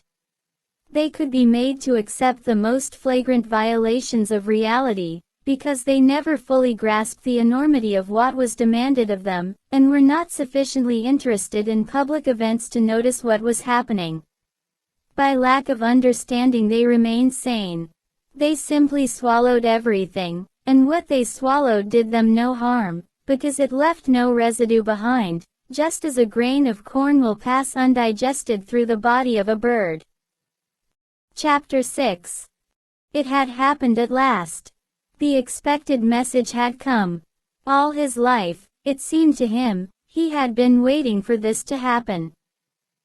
He was walking down the long corridor at the ministry, and he was almost at the spot where Julia had slipped the note into his hand when he became aware that someone larger than himself was walking just behind him. The person, whoever it was, gave a small cough, evidently as a prelude to speaking. Winston stopped abruptly and turned. It was O'Brien.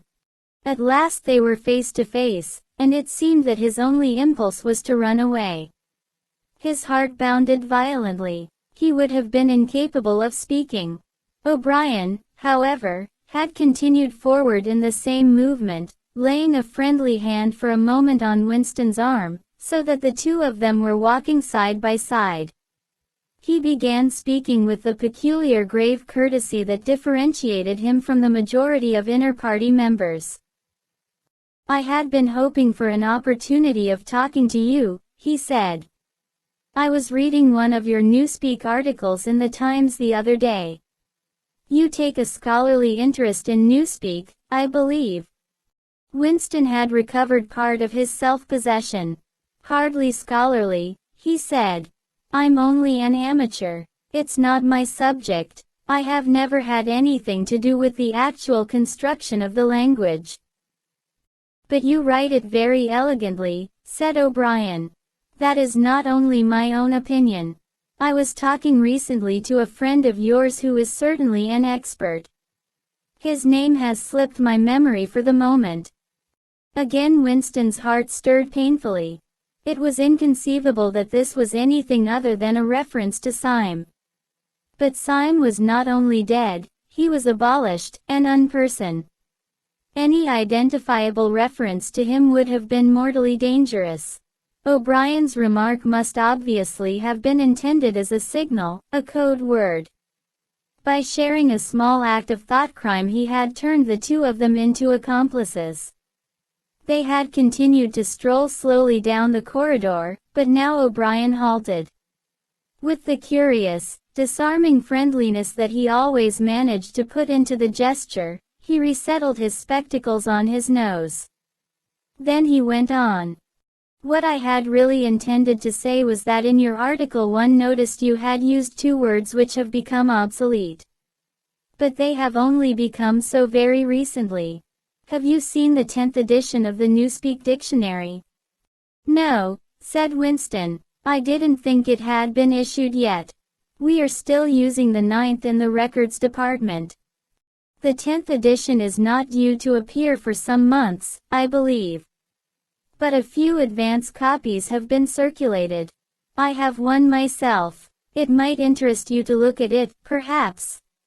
"Very much so," said Winston, immediately seeing where this tended. "Some of the new developments are most ingenious. The reduction in the number of verbs, that is the point that will appeal to you, I think. Let me see, shall I send a messenger to you with the dictionary? But I am afraid I invariably forget anything of that kind. Perhaps you could pick it up at my flat at some time that suited you. Wait, let me give you my address." They were standing in front of a telescreen. Somewhat absent-mindedly O'Brien felt two of his pockets and then produced a small leather-covered notebook and a gold ink pencil. Immediately beneath the telescreen, in such a position that anyone who was watching at the other end of the instrument could read what he was writing, he scribbled an address, tore out the page, and handed it to Winston. "I am usually at home in the evenings," he said. "If not, my servant will give you the dictionary." He was gone, leaving Winston holding the scrap of paper, which this time there was no need to conceal. Nevertheless he carefully memorized what was written on it, and some hours later dropped it into the memory hole along with a mass of other papers. They had been talking to one another for a couple of minutes at the most. There was only one meaning that the episode could possibly have. It had been contrived as a way of letting Winston know O'Brien's address. This was necessary, because except by direct inquiry it was never possible to discover where anyone lived. There were no directories of any kind. "If you ever want to see me, this is where I can be found," was what O'Brien had been saying to him. Perhaps there would even be a message concealed somewhere in the dictionary. But at any rate, one thing was certain. The conspiracy that he had dreamed of did exist, and he had reached the outer edges of it. He knew that sooner or later he would obey O'Brien's summons. Perhaps tomorrow, perhaps after a long delay, he was not certain. What was happening was only the working out of a process that had started years ago. The first step had been a secret, involuntary thought, the second had been the opening of the diary. He had moved from thoughts to words, and now from words to actions. The last step was something that would happen in the ministry of love. He had accepted it. The end was contained in the beginning. But it was frightening, or, more exactly, it was like a foretaste of death, like being a little less alive. Even while he was speaking to O'Brien, when the meaning of the words had sunk in, a chilly shuddering feeling had taken possession of his body.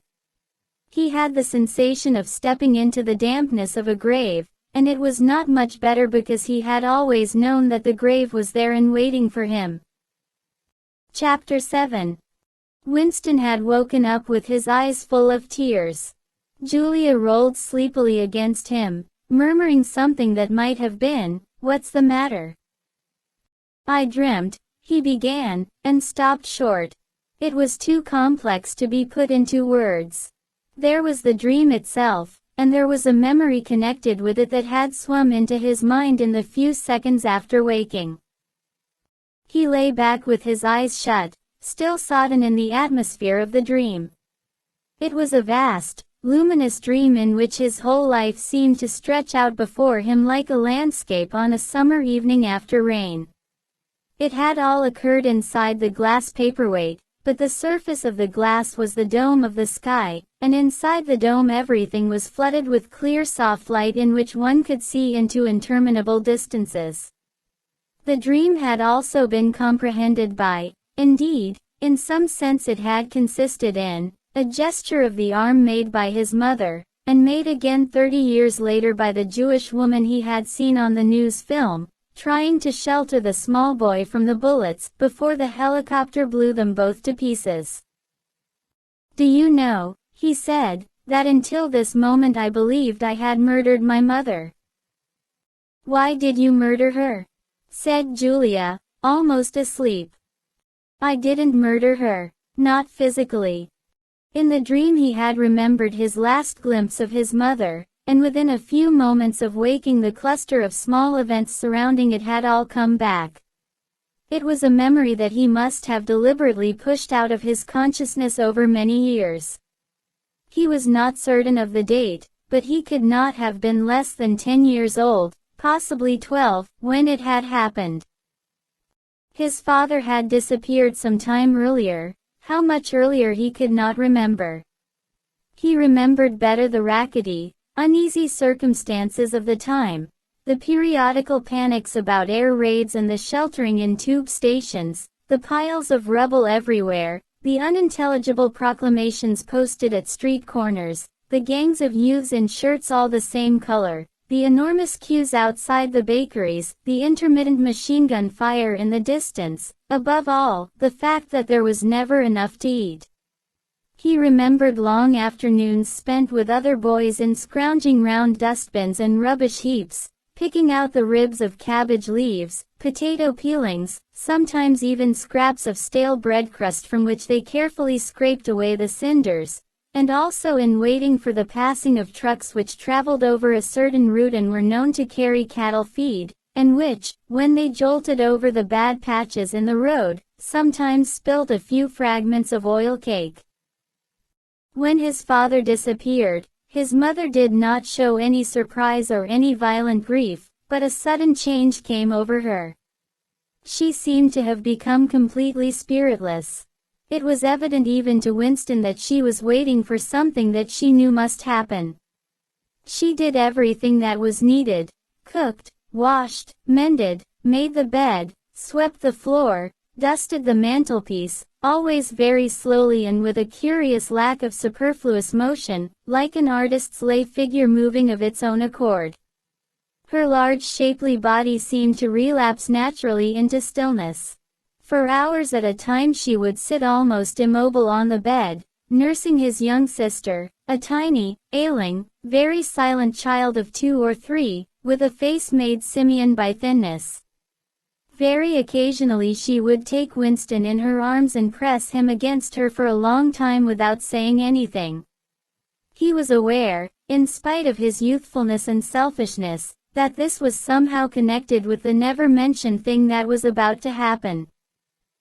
He remembered the room where they lived, a dark, close-smelling room that seemed half filled by a bed with a white counterpane.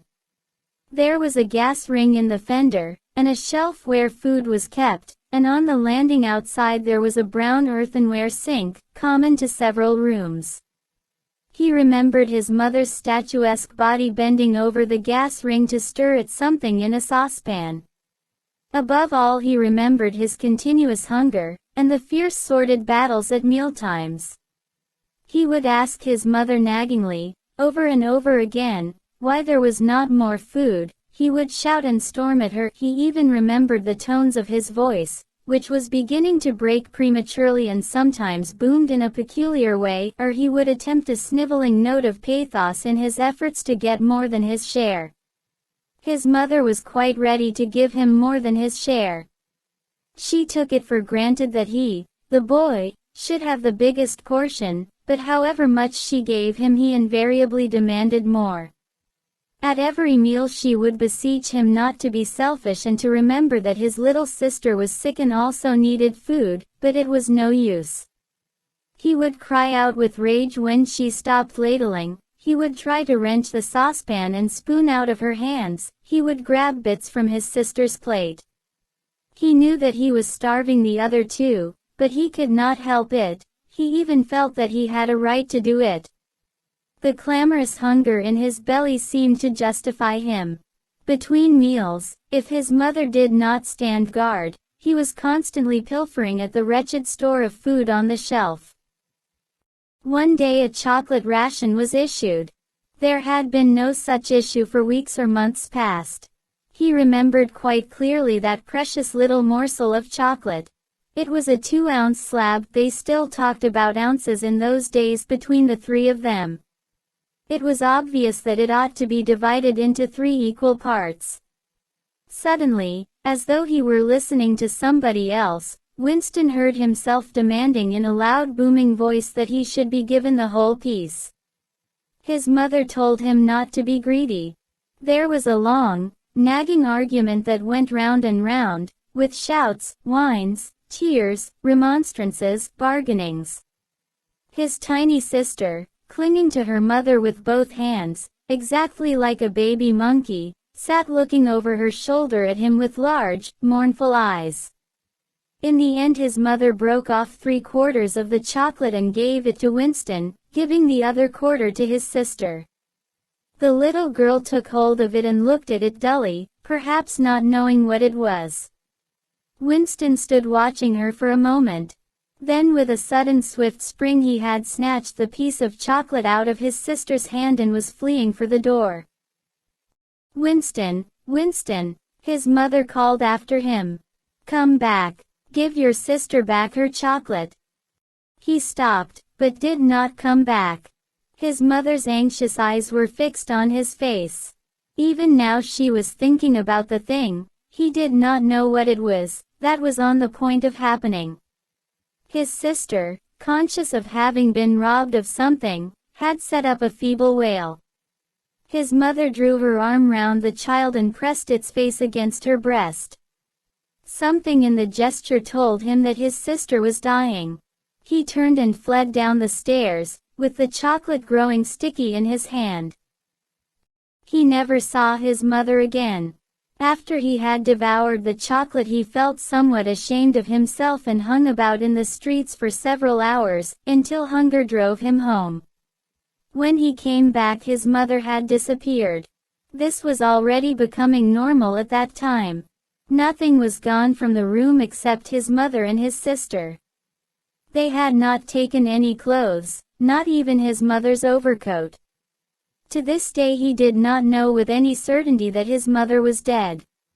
It was perfectly possible that she had merely been sent to a forced labor camp. As for his sister, she might have been removed, like Winston himself, to one of the colonies for homeless children reclamation centers, they were called, which had grown up as a result of the Civil War, or she might have been sent to the labor camp along with his mother, or simply left somewhere or other to die. The dream was still vivid in his mind, especially the enveloping, protecting gesture of the arm in which its whole meaning seemed to be contained. His mind went back to another dream of 2 months ago. Exactly as his mother had sat on the dingy white quilted bed, with the child clinging to her, so she had sat in the sunken ship, far underneath him, and drowning deeper every minute, but still looking up at him through the darkening water. He told Julia the story of his mother's disappearance. Without opening her eyes, she rolled over and settled herself into a more comfortable position. "I expect you were a beastly little swine in those days," she said indistinctly. "All children are swine." "Yes. But the real point of the story." From her breathing it was evident that she was going off to sleep again. He would have liked to continue talking about his mother. He did not suppose, from what he could remember of her, that she had been an unusual woman, still less an intelligent one, and yet she had possessed a kind of nobility, a kind of purity, simply because the standards that she obeyed were private ones. Her feelings were her own, and could not be altered from outside. It would not have occurred to her that an action which is ineffectual thereby becomes meaningless. If you loved someone, you loved him, and when you had nothing else to give, you still gave him love. When the last of the chocolate was gone, his mother had clasped the child in her arms. It was no use, it changed nothing, it did not produce more chocolate. It did not avert the child's death or her own, but it seemed natural to her to do it. The refugee woman in the boat had also covered the little boy with her arm, which was no more use against the bullets than a sheet of paper. The terrible thing that the party had done was to persuade you that mere impulses, mere feelings, were of no account, while at the same time robbing you of all power over the material world. When once you were in the grip of the party, what you felt or did not feel, what you did or refrained from doing, made literally no difference. Whatever happened, you vanished, and neither you nor your actions were ever heard of again. You were lifted clean out of the stream of history. And yet to the people of only 2 generations ago, this would not have seemed all important, because they were not attempting to alter history. They were governed by private loyalties which they did not question. What mattered were individual relationships, and a completely helpless gesture, an embrace, a tear, a word spoken to a dying man, could have value in itself. The proles, it suddenly occurred to him, had remained in this condition. They were not loyal to a party or a country or an idea, they were loyal to one another. For the first time in his life he did not despise the proles or think of them merely as an inert force which would one day spring to life and regenerate the world. The proles had stayed human. They had not become hardened inside. They had held on to the primitive emotions which he himself had to relearn by conscious effort. And in thinking this he remembered, without apparent relevance, how a few weeks ago he had seen a severed hand lying on the pavement and had kicked it into the gutter as though it had been a cabbage stalk. "The proles are human beings," he said aloud. "We are not human."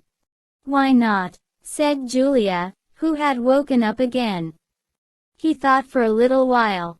"Has it ever occurred to you," he said, that the best thing for us to do would be simply to walk out of here before it's too late, and never see each other again. Yes, dear, it has occurred to me, several times. But I'm not going to do it, all the same. We've been lucky, he said, but it can't last much longer. You're young. You look normal and innocent. If you keep clear of people like me, you might stay alive for another 50 years. No, I've thought it all out. What you do, I'm going to do. And don't be too downhearted. I'm rather good at staying alive. We may be together for another 6 months, a year, there's no knowing.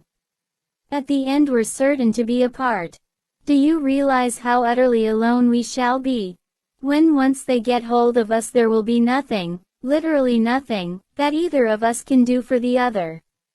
If I confess, they'll shoot you, and if I refuse to confess, they'll shoot you just the same.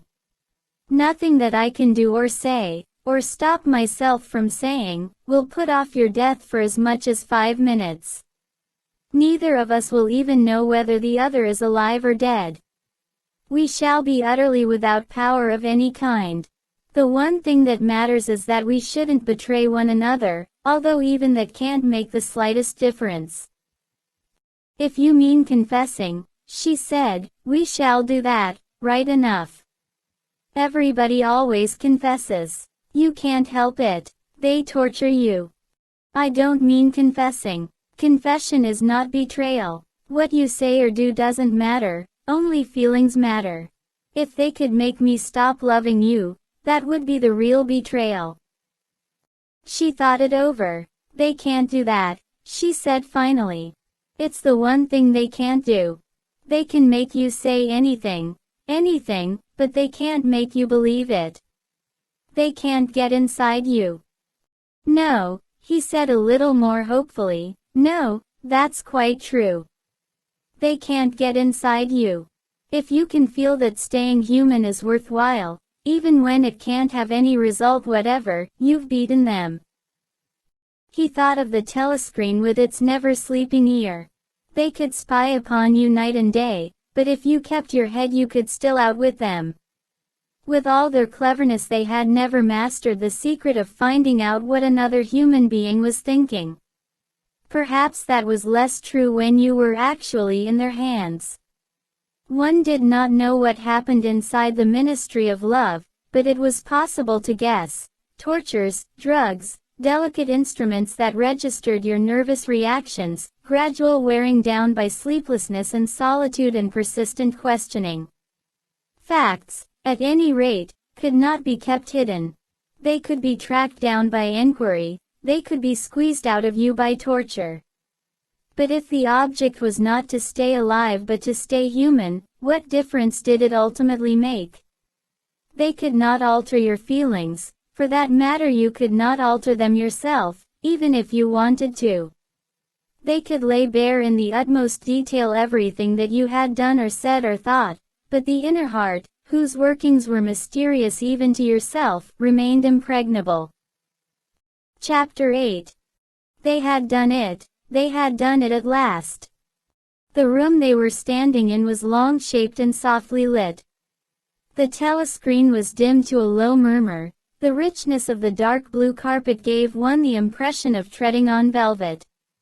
At the far end of the room O'Brien was sitting at a table under a green-shaded lamp, with a mass of papers on either side of him. He had not bothered to look up when the servant showed Julia and Winston in. Winston's heart was thumping so hard that he doubted whether he would be able to speak.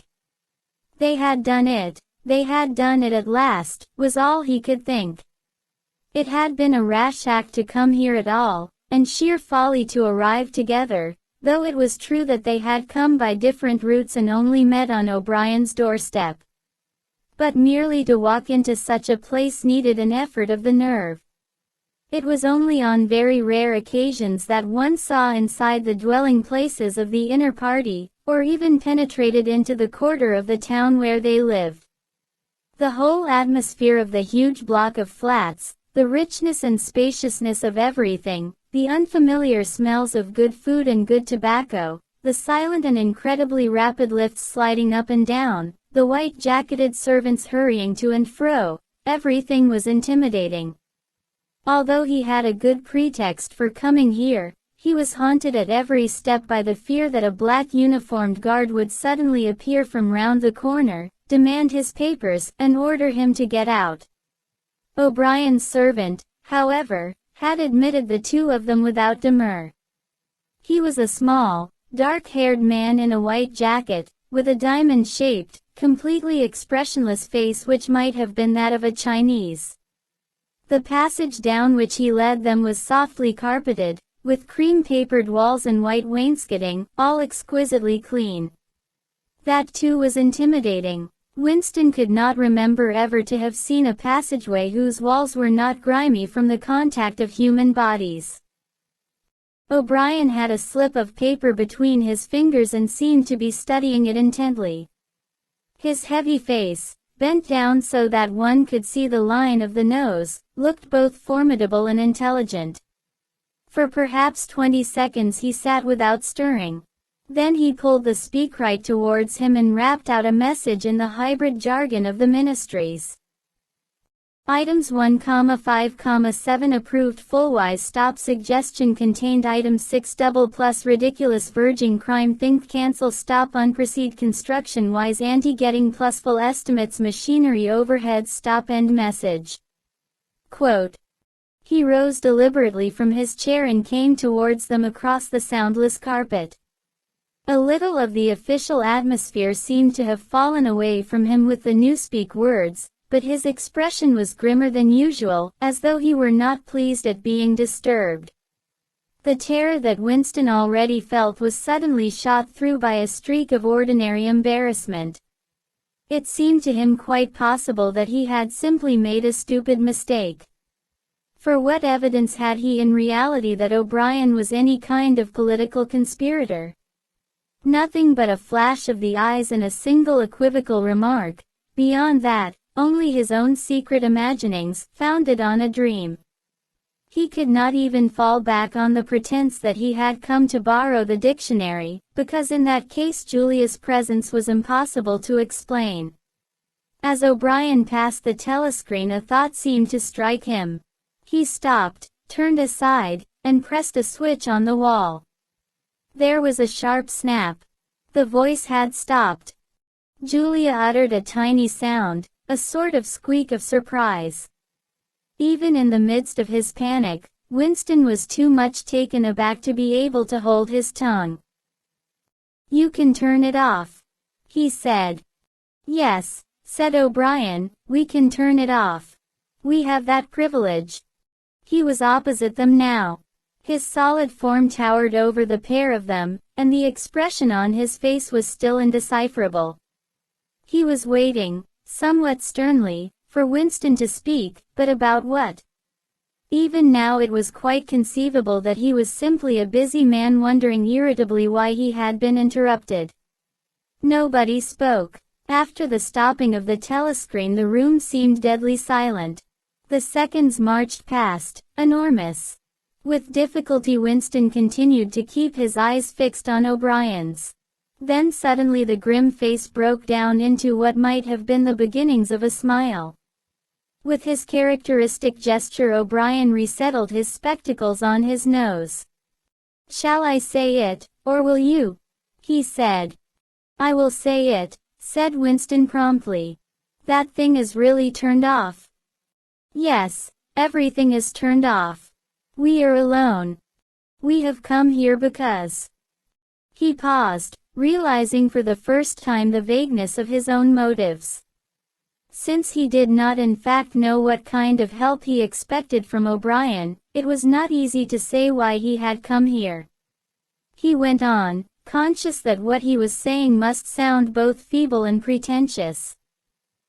"We believe that there is some kind of conspiracy, some kind of secret organization working against the party, and that you are involved in it. We want to join it and work for it. We are enemies of the party. We disbelieve in the principles of Ingsoc. We are thought criminals. We are also adulterers. I tell you this because we want to put ourselves at your mercy. If you want us to incriminate ourselves in any other way, we are ready." He stopped and glanced over his shoulder, with the feeling that the door had opened. Sure enough, the little yellow-faced servant had come in without knocking. Winston saw that he was carrying a tray with a decanter and glasses. "Martin is one of us," said O'Brien impassively. "Bring the drinks over here, Martin. Put them on the round table. Have we enough chairs? Then we may as well sit down and talk in comfort.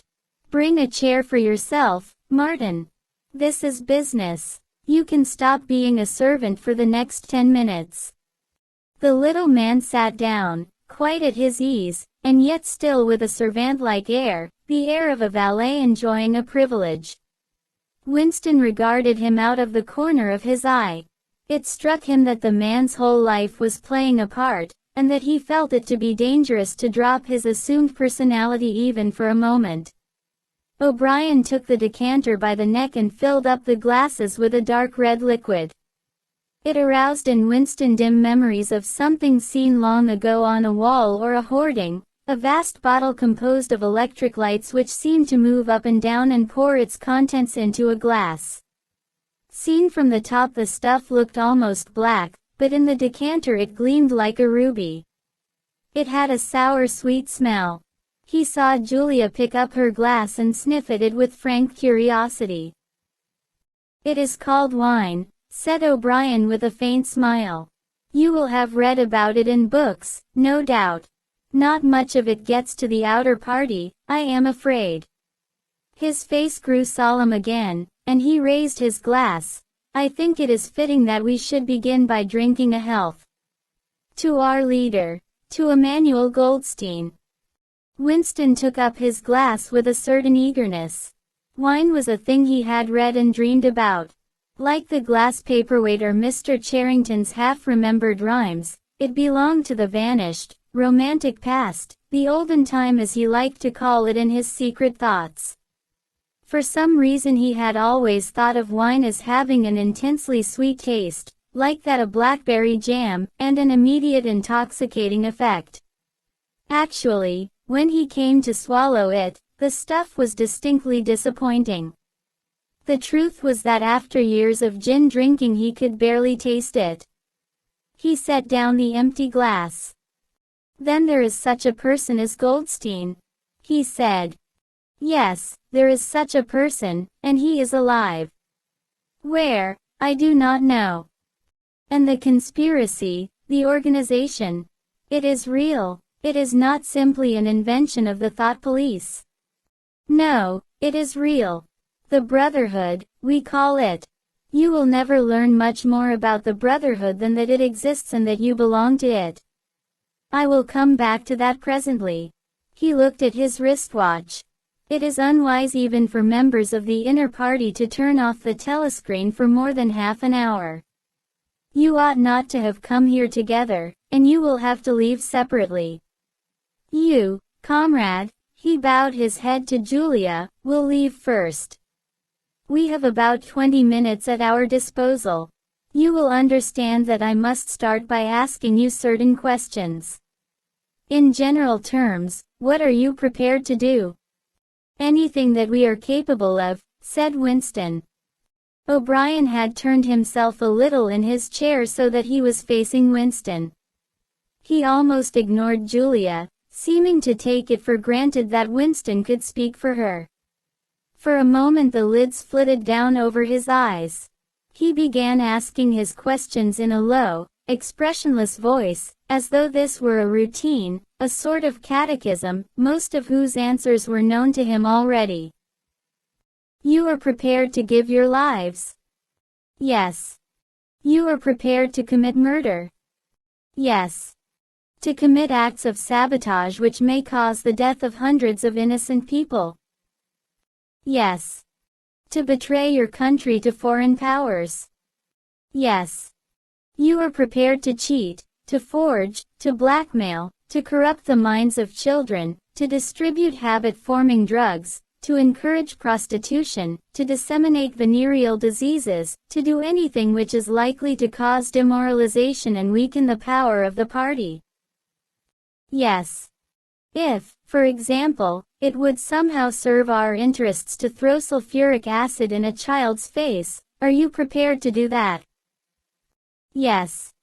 You are prepared to lose your identity and live out the rest of your life as a waiter or a dock worker.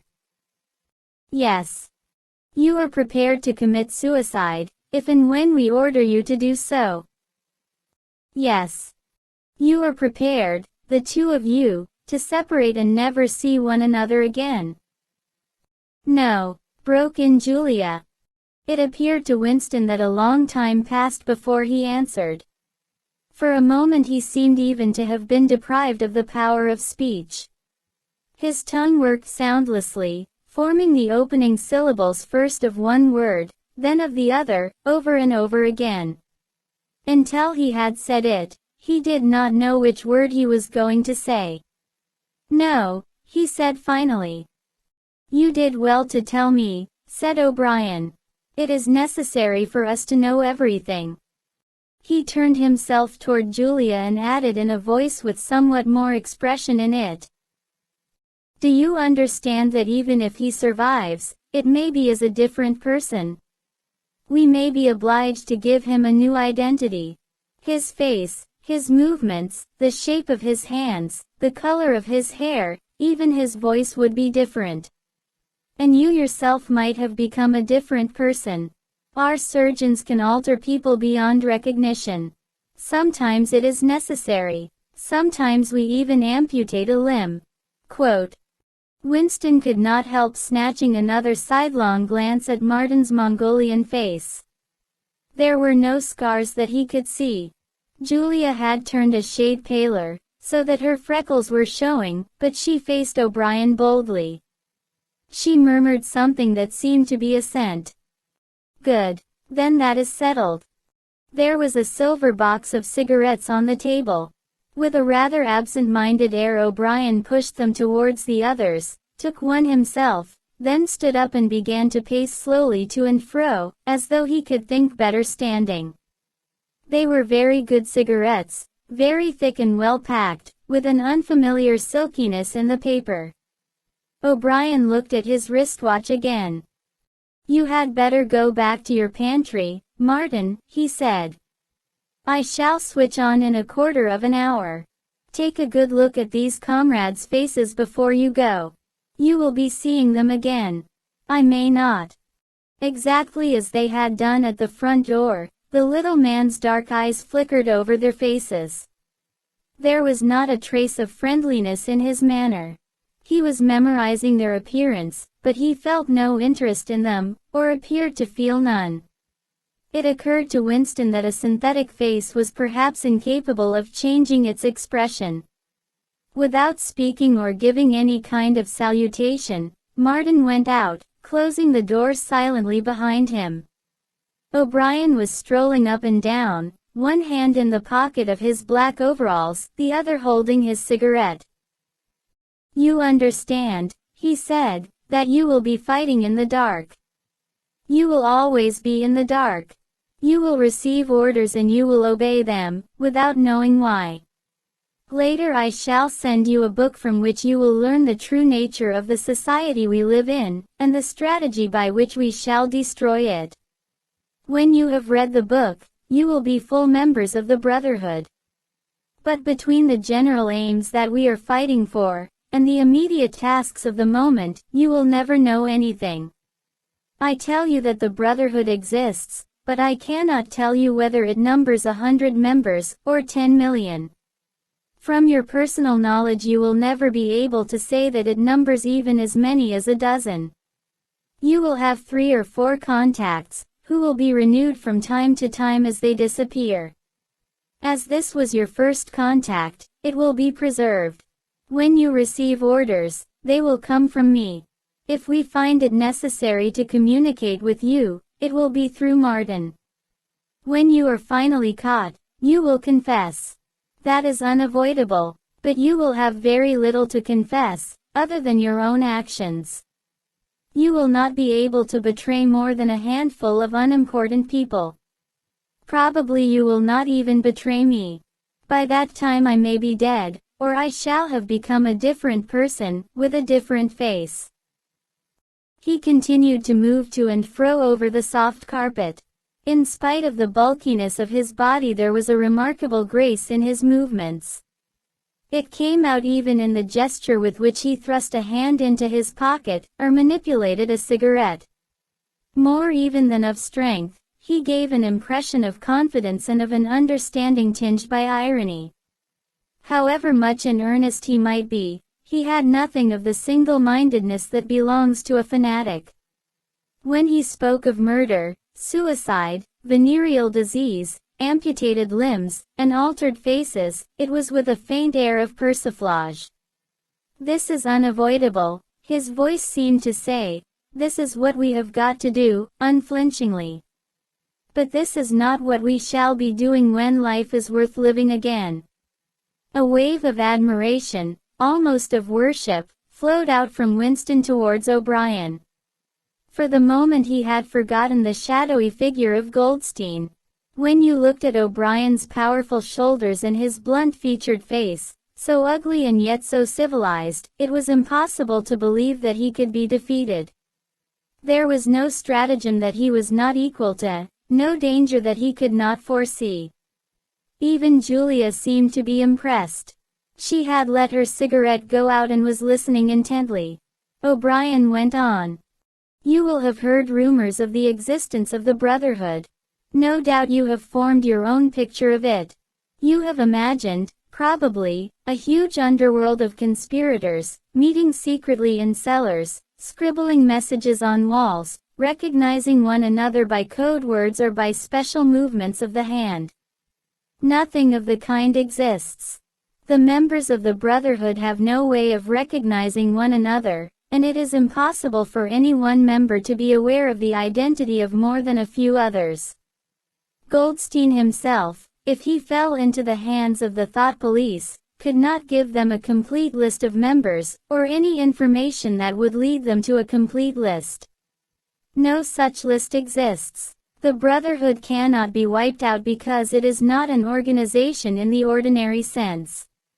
Nothing holds it together except an idea which is indestructible. You will never have anything to sustain you, except the idea. You will get no comradeship and no encouragement. When finally you are caught, you will get no help. We never help our members. At most, when it is absolutely necessary that someone should be silenced, we are occasionally able to smuggle a razor blade into a prisoner's cell. You will have to get used to living without results and without hope. You will work for a while, you will be caught, you will confess, and then you will die. Those are the only results that you will ever see. There is no possibility that any perceptible change will happen within our own lifetime. We are the dead. Our only true life is in the future. We shall take part in it as handfuls of dust and splinters of bone. But how far away that future may be, there is no knowing. It might be 1,000 years. At present nothing is possible except to extend the area of sanity little by little. We cannot act collectively. We can only spread our knowledge outwards from individual to individual, generation after generation. In the face of the thought police there is no other way. He halted and looked for the third time at his wristwatch. "It is almost time for you to leave, comrade," he said to Julia. "Wait. The decanter is still half full." He filled the glasses and raised his own glass by the stem. "What shall it be this time?" he said, still with the same faint suggestion of irony. "To the confusion of the thought police? To the death of Big Brother? To humanity? To the future?" "To the past," said Winston. "The past is more important," agreed O'Brien gravely. They emptied their glasses, and a moment later Julia stood up to go. O'Brien took a small box from the top of a cabinet and handed her a flat white tablet which he told her to place on her tongue. "It was important," he said, not to go out smelling of wine. The lift attendants were very observant. As soon as the door had shut behind her, he appeared to forget her existence. He took another pace or two up and down, then stopped. "There are details to be settled," he said. "I assume that you have a hiding place of some kind." Winston explained about the room over Mr. Charrington's shop. "That will do for the moment. Later we will arrange something else for you. It is important to change one's hiding place frequently. Meanwhile I shall send you a copy of the book." Even O'Brien, Winston noticed, seemed to pronounce the words as though they were in italics. "Goldstein's book, you understand, as soon as possible. It may be some days before I can get hold of one. There are not many in existence, as you can imagine. The thought police hunt them down and destroy them almost as fast as we can produce them. It makes very little difference. The book is indestructible. If the last copy were gone, we could reproduce it almost word for word. Do you carry a briefcase to work with you?" he added. "As a rule, yes." "What is it like?" "Black, very shabby, with 2 straps." "Black, 2 straps, very shabby, good. One day in the fairly near future. I cannot give a date. One of the messages among your morning's work will contain a misprinted word, and you will have to ask for a repeat. On the following day you will go to work without your briefcase. At some time during the day, in the street, a man will touch you on the arm and say, 'I think you have dropped your briefcase.' The one he gives you will contain a copy of Goldstein's book. You will return it within 14 days. They were silent for a moment. "There are a couple of minutes before you need go," said O'Brien. "We shall meet again, if we do meet again." Winston looked up at him. "In the place where there is no darkness?" he said hesitantly. O'Brien nodded without appearance of surprise. "In the place where there is no darkness," he said, as though he had recognized the allusion. "And in the meantime, is there anything that you wish to say before you leave? Any message? Any question?" Winston thought. There did not seem to be any further question that he wanted to ask, still less did he feel any impulse to utter high-sounding generalities. Instead of anything directly connected with O'Brien or the Brotherhood, there came into his mind a sort of composite picture of the dark bedroom where his mother had spent her last days, and the little room over Mr. Charrington's shop, and the glass paperweight, and the steel engraving in its rosewood frame. Almost at random he said, "Did you ever happen to hear an old rhyme that begins oranges and lemons, say the bells of St. Clement's?" Again O'Brien nodded. With a sort of grave courtesy he completed the stanza. "Oranges and lemons, say the bells of St. Clement's. You owe me 3 farthings, say the bells of St. Martin's. When will you pay me? Say the bells of Old Bailey. When I grow rich, say the bells of Shoreditch." Quote. "You knew the last line," said Winston. "Yes, I knew the last line. And now, I am afraid, it is time for you to go. But wait, you had better let me give you one of these tablets." As Winston stood up, O'Brien held out a hand. His powerful grip crushed the bones of Winston's palm. At the door Winston looked back, but O'Brien seemed already to be in process of putting him out of mind. He was waiting with his hand on the switch that controlled the telescreen. Beyond him Winston could see the writing table with its green-shaded lamp and the speakwrite and the wire baskets deep laden with papers. The incident was closed. Within 30 seconds, it occurred to him, O'Brien would be back at his interrupted and important work on behalf of the party. Chapter 9. Winston was gelatinous with fatigue. Gelatinous was the right word. It had come into his head spontaneously. His body seemed to have not only the weakness of a jelly, but its translucency. He felt that if he held up his hand he would be able to see the light through it. All the blood and lymph had been drained out of him by an enormous debauch of work, leaving only a frail structure of nerves, bones, and skin. All sensations seemed to be magnified. His overalls fretted his shoulders, the pavement tickled his feet, even the opening and closing of a hand was an effort that made his joints creak. He had worked more than 90 hours in 5 days. So had everyone else in the ministry. Now it was all over, and he had literally nothing to do, no party work of any description, until tomorrow morning. He could spend 6 hours in the hiding place and another 9 in his own bed. Slowly, in mild afternoon sunshine, he walked up a dingy street in the direction of Mr. Charrington's shop, keeping one eye open for the patrols, but irrationally convinced that this afternoon there was no danger of anyone interfering with him. The heavy briefcase that he was carrying bumped against his knee at each step, sending a tingling sensation up and down the skin of his leg. Inside it was the book, which he had now had in his possession for 6 days and had not yet opened, nor even looked at.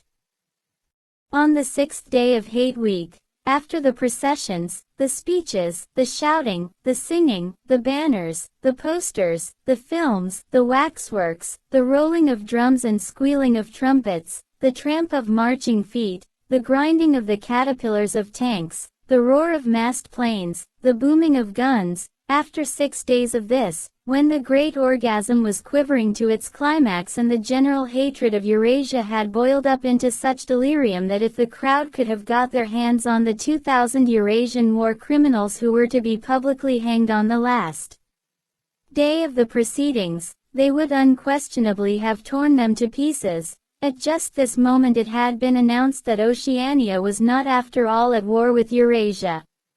Oceania was at war with Eastasia. Eurasia was an ally. There was, of course, no admission that any change had taken place. Merely it became known, with extreme suddenness and everywhere at once, that Eastasia and not Eurasia was the enemy. Winston was taking part in a demonstration in one of the central London squares at the moment when it happened. It was night, and the white faces and the scarlet banners were luridly floodlit. The square was packed with several thousand people, including a block of about 1,000 schoolchildren in the uniform of the spies. On a scarlet-draped platform an orator of the inner party, a small lean man with disproportionately long arms and a large, bald skull over which a few lank locks straggled, was haranguing the crowd. A little Rumpelstiltskin figure, contorted with hatred, he gripped the neck of the microphone with one hand while the other, enormous at the end of a bony arm, clawed the air menacingly above his head.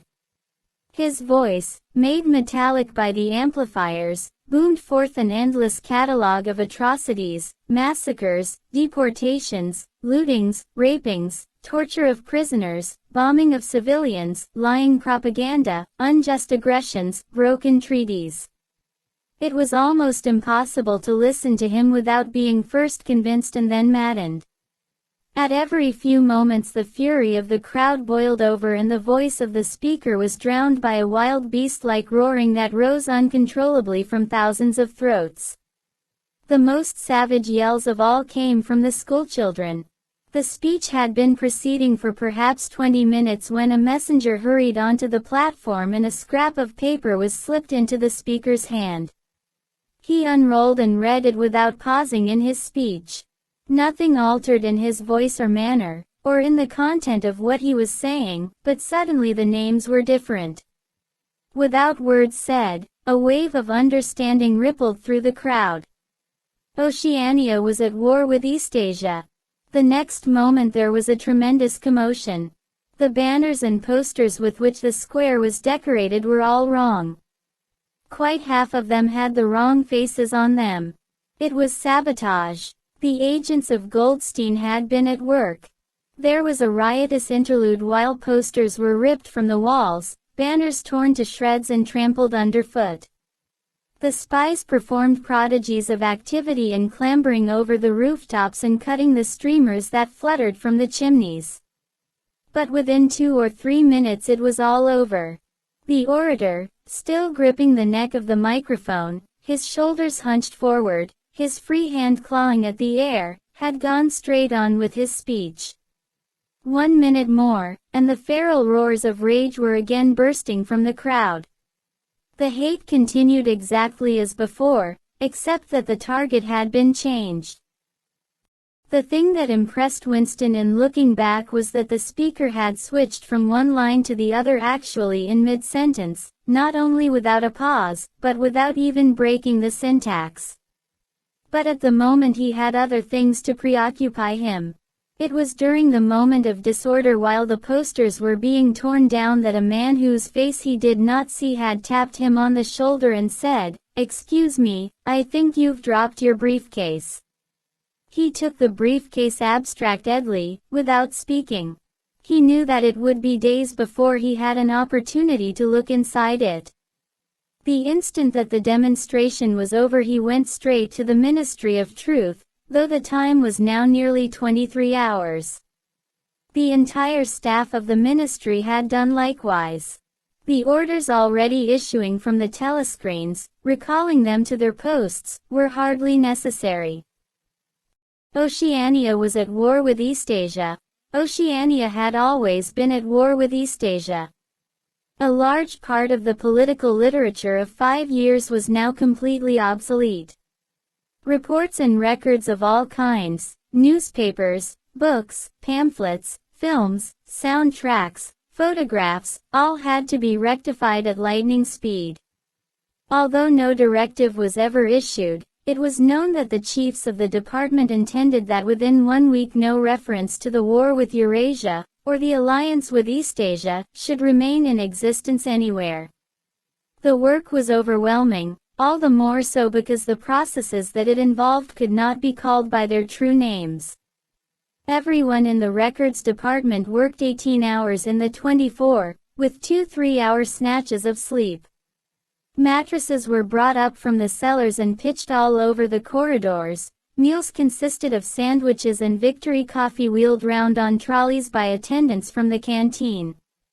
Each time that Winston broke off for one of his spells of sleep he tried to leave his desk clear of work, and each time that he crawled back, sticky-eyed and aching, it was to find that another shower of paper cylinders had covered the desk like a snowdrift, half burying the speakwrite and overflowing onto the floor, so that the first job was always to stack them into a neat enough pile to give him room to work. What was worst of all was that the work was by no means purely mechanical. Often it was enough merely to substitute one name for another, but any detailed report of events demanded care and imagination. Even the geographical knowledge that one needed in transferring the war from one part of the world to another was considerable. By the 3rd day his eyes ached unbearably and his spectacles needed wiping every few minutes. It was like struggling with some crushing physical task, something which one had the right to refuse and which one was nevertheless neurotically anxious to accomplish. Insofar as he had time to remember it, he was not troubled by the fact that every word he murmured into the speakwrite, every stroke of his ink pencil, was a deliberate lie. He was as anxious as anyone else in the department that the forgery should be perfect. On the morning of the 6th day the dribble of cylinders slowed down. For as much as half an hour nothing came out of the tube, then one more cylinder, then nothing. Everywhere at about the same time the work was easing off. A deep and as it were secret sigh went through the department. A mighty deed, which could never be mentioned, had been achieved. It was now impossible for any human being to prove by documentary evidence that the war with Eurasia had ever happened. At 1200 it was unexpectedly announced that all workers in the ministry were free till tomorrow morning.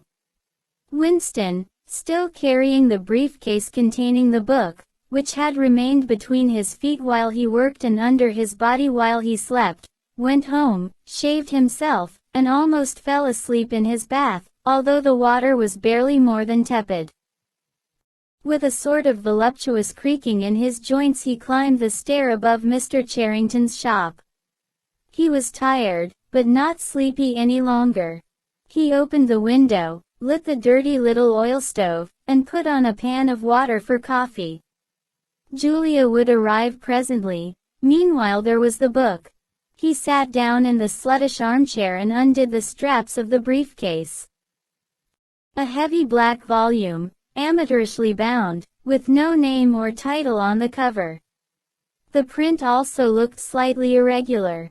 The pages were worn at the edges, and fell apart, easily, as though the book had passed through many hands. The inscription on the title page ran, "The Theory and Practice of Oligarchical Collectivism, by Emanuel Goldstein." Winston began reading. Chapter 1. Ignorance is Strength. Throughout recorded time, and probably since the end of the Neolithic Age, there have been three kinds of people in the world: the high, the middle, and the low.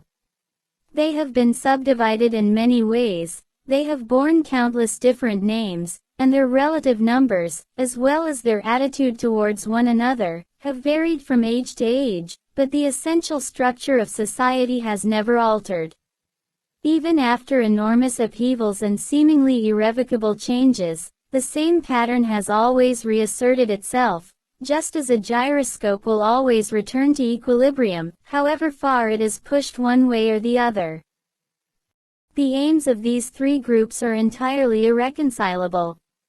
Winston stopped reading, chiefly in order to appreciate the fact that he was reading, in comfort and safety. He was alone. No telescreen, no ear at the keyhole, no nervous impulse to glance over his shoulder or cover the page with his hand. The sweet summer air played against his cheek. From somewhere far away there floated the faint shouts of children.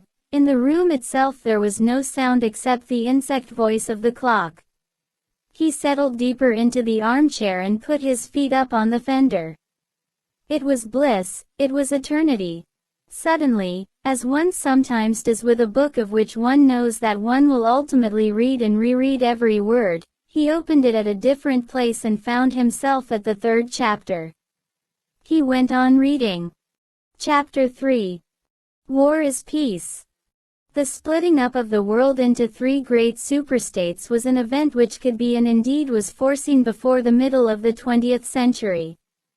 With the absorption of Europe by Russia and of the British Empire by the United States, two of the three existing powers, Eurasia and Oceania, were already effectively in being.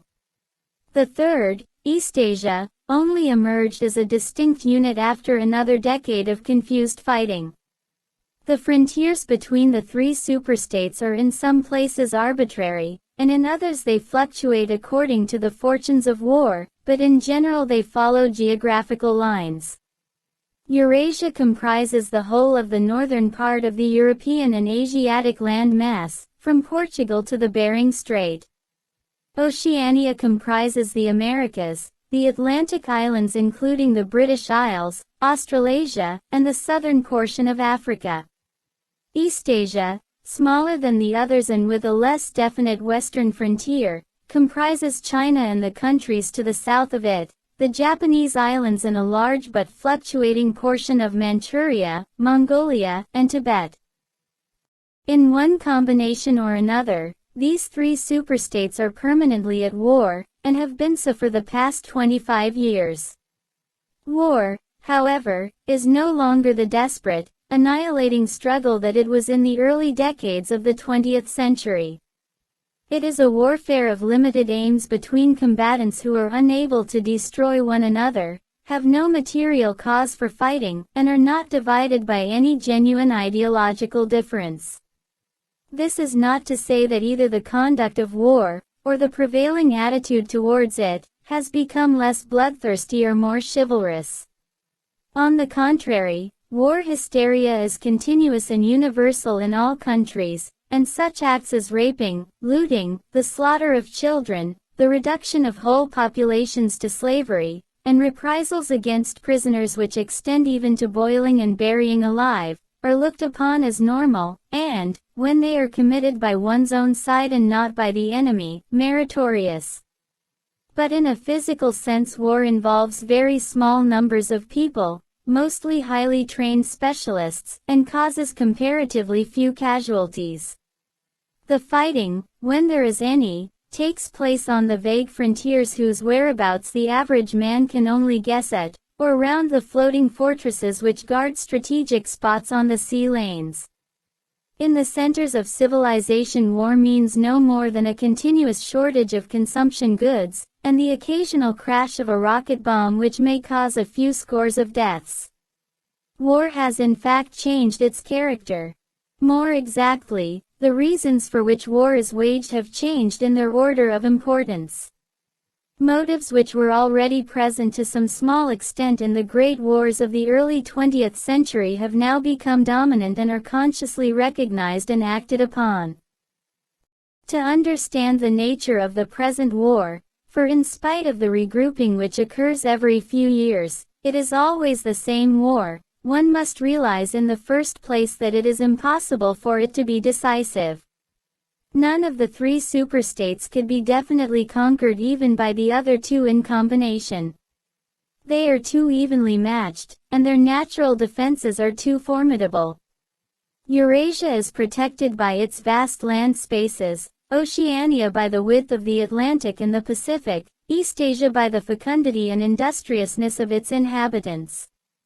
Secondly, there is no longer, in a material sense, anything to fight about. With the establishment of self-contained economies, in which production and consumption are geared to one another, the scramble for markets which was a main cause of previous wars has come to an end, while the competition for raw materials is no longer a matter of life and death. In any case, each of the three superstates is so vast that it can obtain almost all the materials that it needs within its own boundaries. Insofar as the war has a direct economic purpose, it is a war for labor power. Between the frontiers of the superstates, and not permanently in the possession of any of them, there lies a rough quadrilateral with its corners at Tangier, Brazzaville, Darwin, and Hong Kong, containing within it about a fifth of the population of the earth. It is for the possession of these thickly populated regions, and of the northern ice cap, that the three powers are constantly struggling. In practice, no one power ever controls the whole of the disputed area. Portions of it are constantly changing hands, and it is the chance of seizing this or that fragment by a sudden stroke of treachery that dictates the endless changes of alignment. All of the disputed territories contain valuable minerals, and some of them yield important vegetable products such as rubber, which in colder climates it is necessary to synthesize by comparatively expensive methods. But above all, they contain a bottomless reserve of cheap labor. Whichever power controls Equatorial Africa, or the countries of the Middle East, or southern India, or the Indonesian archipelago, disposes also of the bodies of scores or hundreds of millions of ill-paid and hard-working coolies. The inhabitants of these areas, reduced more or less openly to the status of slaves, pass continually from conqueror to conqueror, and are expended like so much coal or oil in the race to turn out more armaments, to capture more territory, to control more labor power, to turn out more armaments, to capture more territory, and so on indefinitely. It should be noted that the fighting never really moves beyond the edges of the disputed areas. The frontiers of Eurasia flow back and forth between the basin of the Congo and the northern shore of the Mediterranean. The islands of the Indian Ocean and the Pacific are constantly being captured and recaptured by Oceania or by Eastasia. In Mongolia, the dividing line between Eurasia and Eastasia is never stable. Round the pole, all three powers lay claim to enormous territories which in fact are largely uninhabited and unexplored. But the balance of power always remains roughly even, and the territory which forms the heartland of each superstate always remains inviolate. Moreover, the labor of the exploited peoples round the equator is not really necessary to the world's economy. They add nothing to the wealth of the world, since whatever they produce is used for purposes of war, and the object of waging a war is always to be in a better position in which to wage another war. By their labor the slave populations allow the tempo of continuous warfare to be speeded up. But if they did not exist, the structure of world society, and the process by which it maintains itself, would not be essentially different. The primary aim of modern warfare, in accordance with the principles of doublethink, this aim is simultaneously recognized and not recognized by the directing brains of the inner party, is to use up the products of the machine without raising the general standard of living. Ever since the end of the 19th century, the problem of what to do with the surplus of consumption goods has been latent in industrial society. At present, when few human beings even have enough to eat, this problem is obviously not urgent, and it might not have become so, even if no artificial processes of destruction had been at work.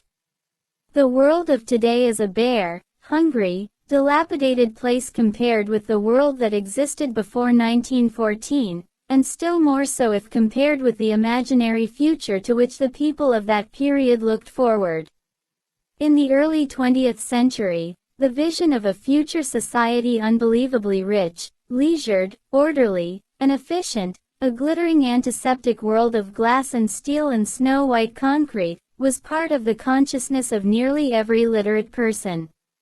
Science and technology were developing at a prodigious speed, and it seemed natural to assume that they would go on developing.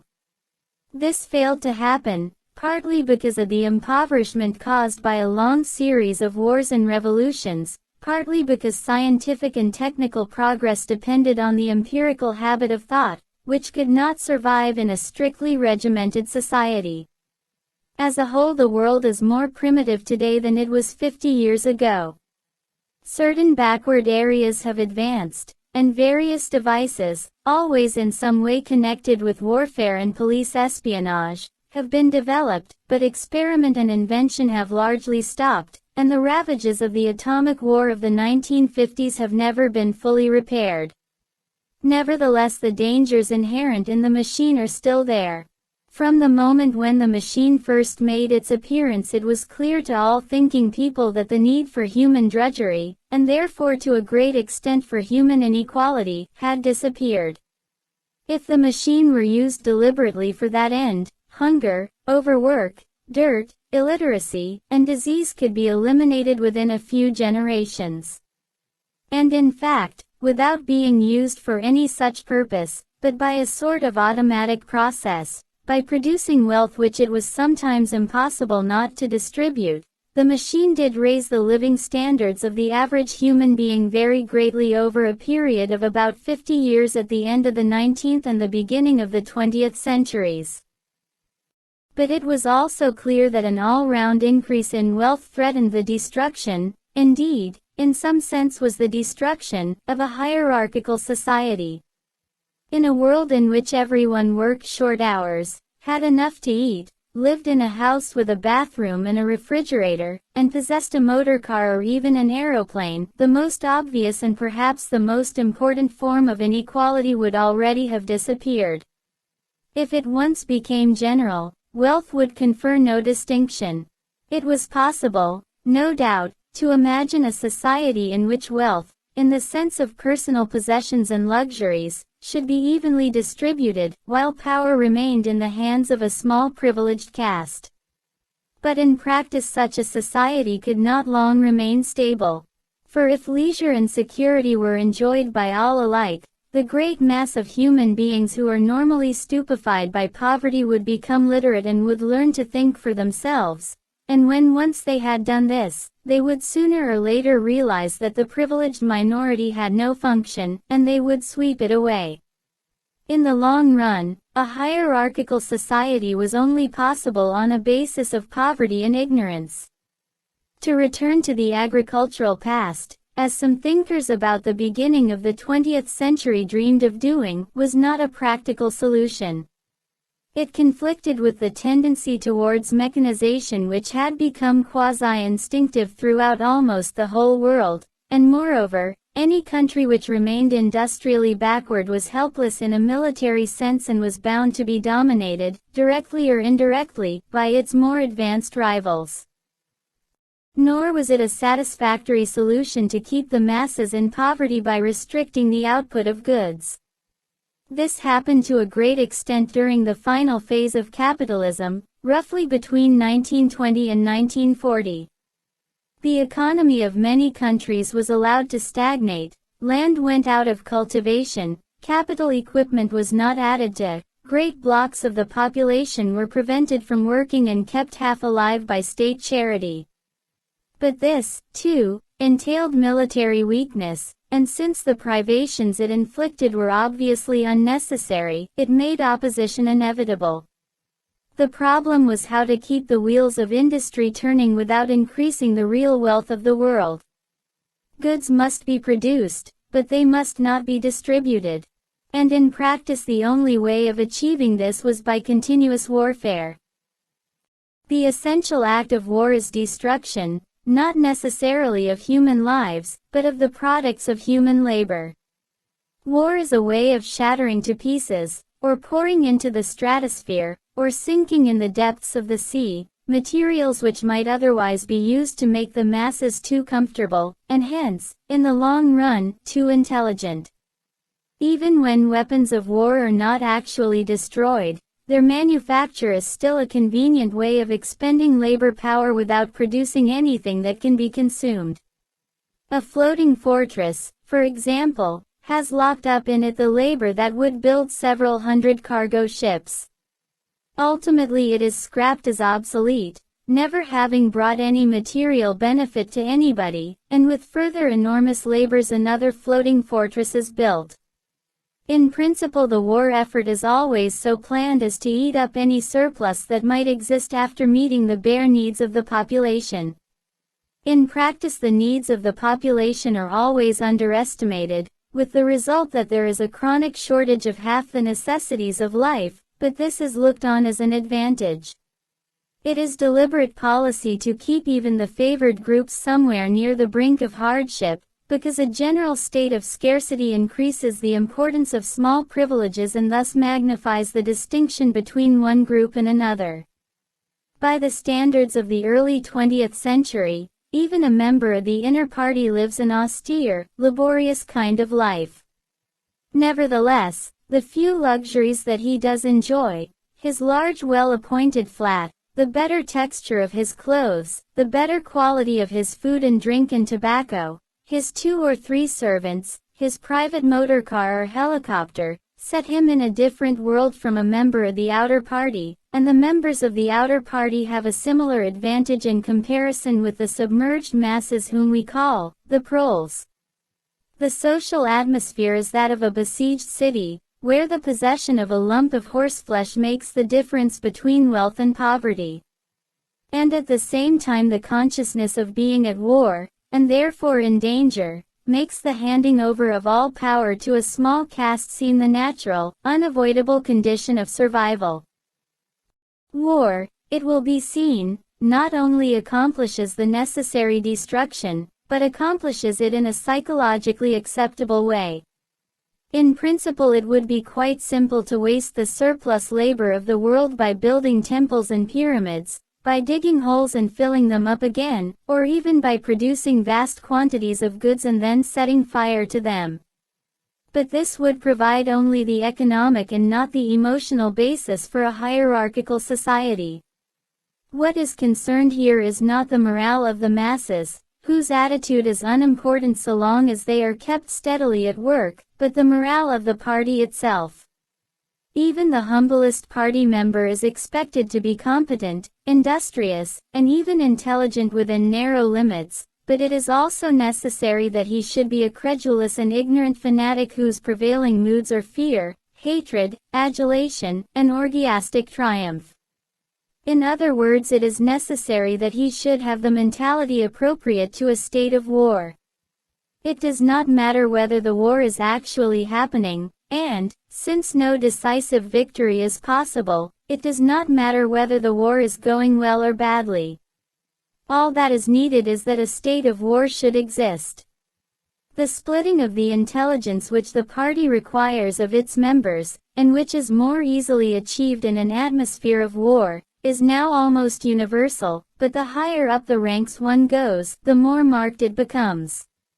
It is precisely in the inner party that war hysteria and hatred of the enemy are strongest.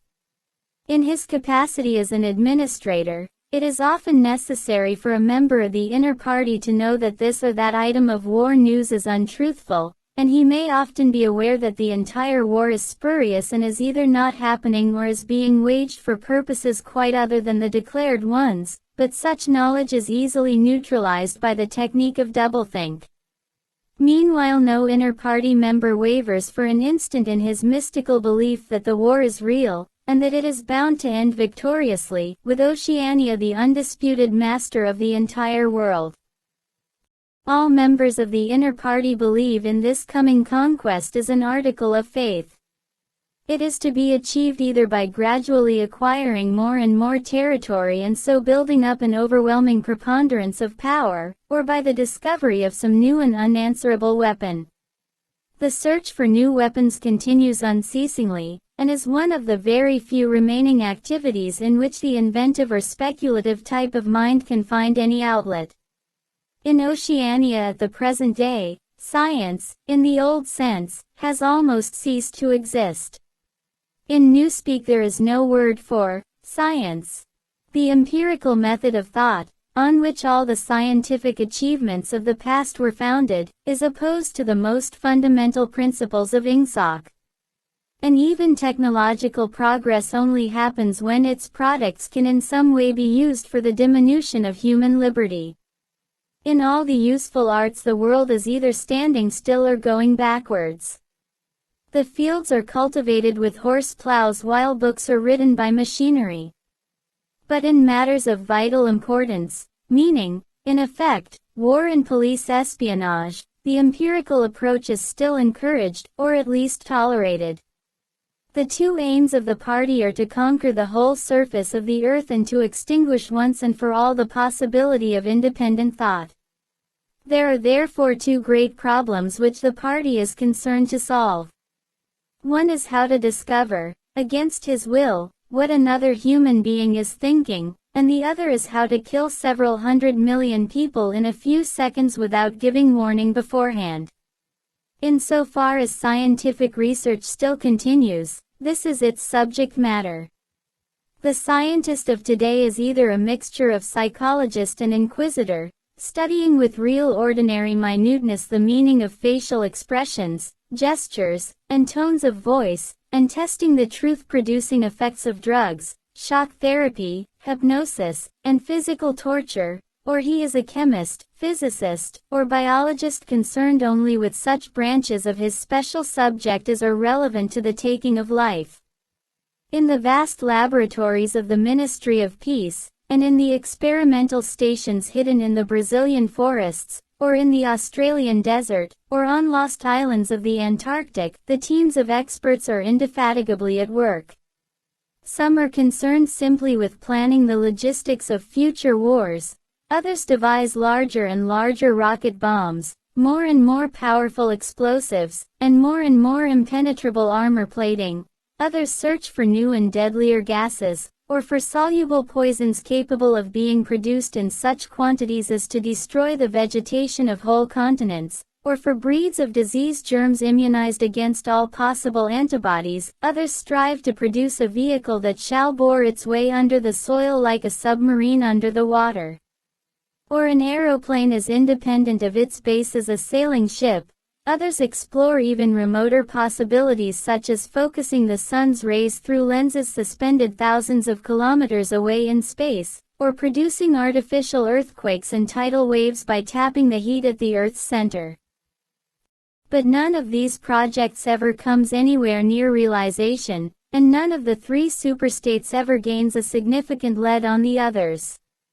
What is more remarkable is that all three powers already possess, in the atomic bomb, a weapon far more powerful than any that their present researches are likely to discover.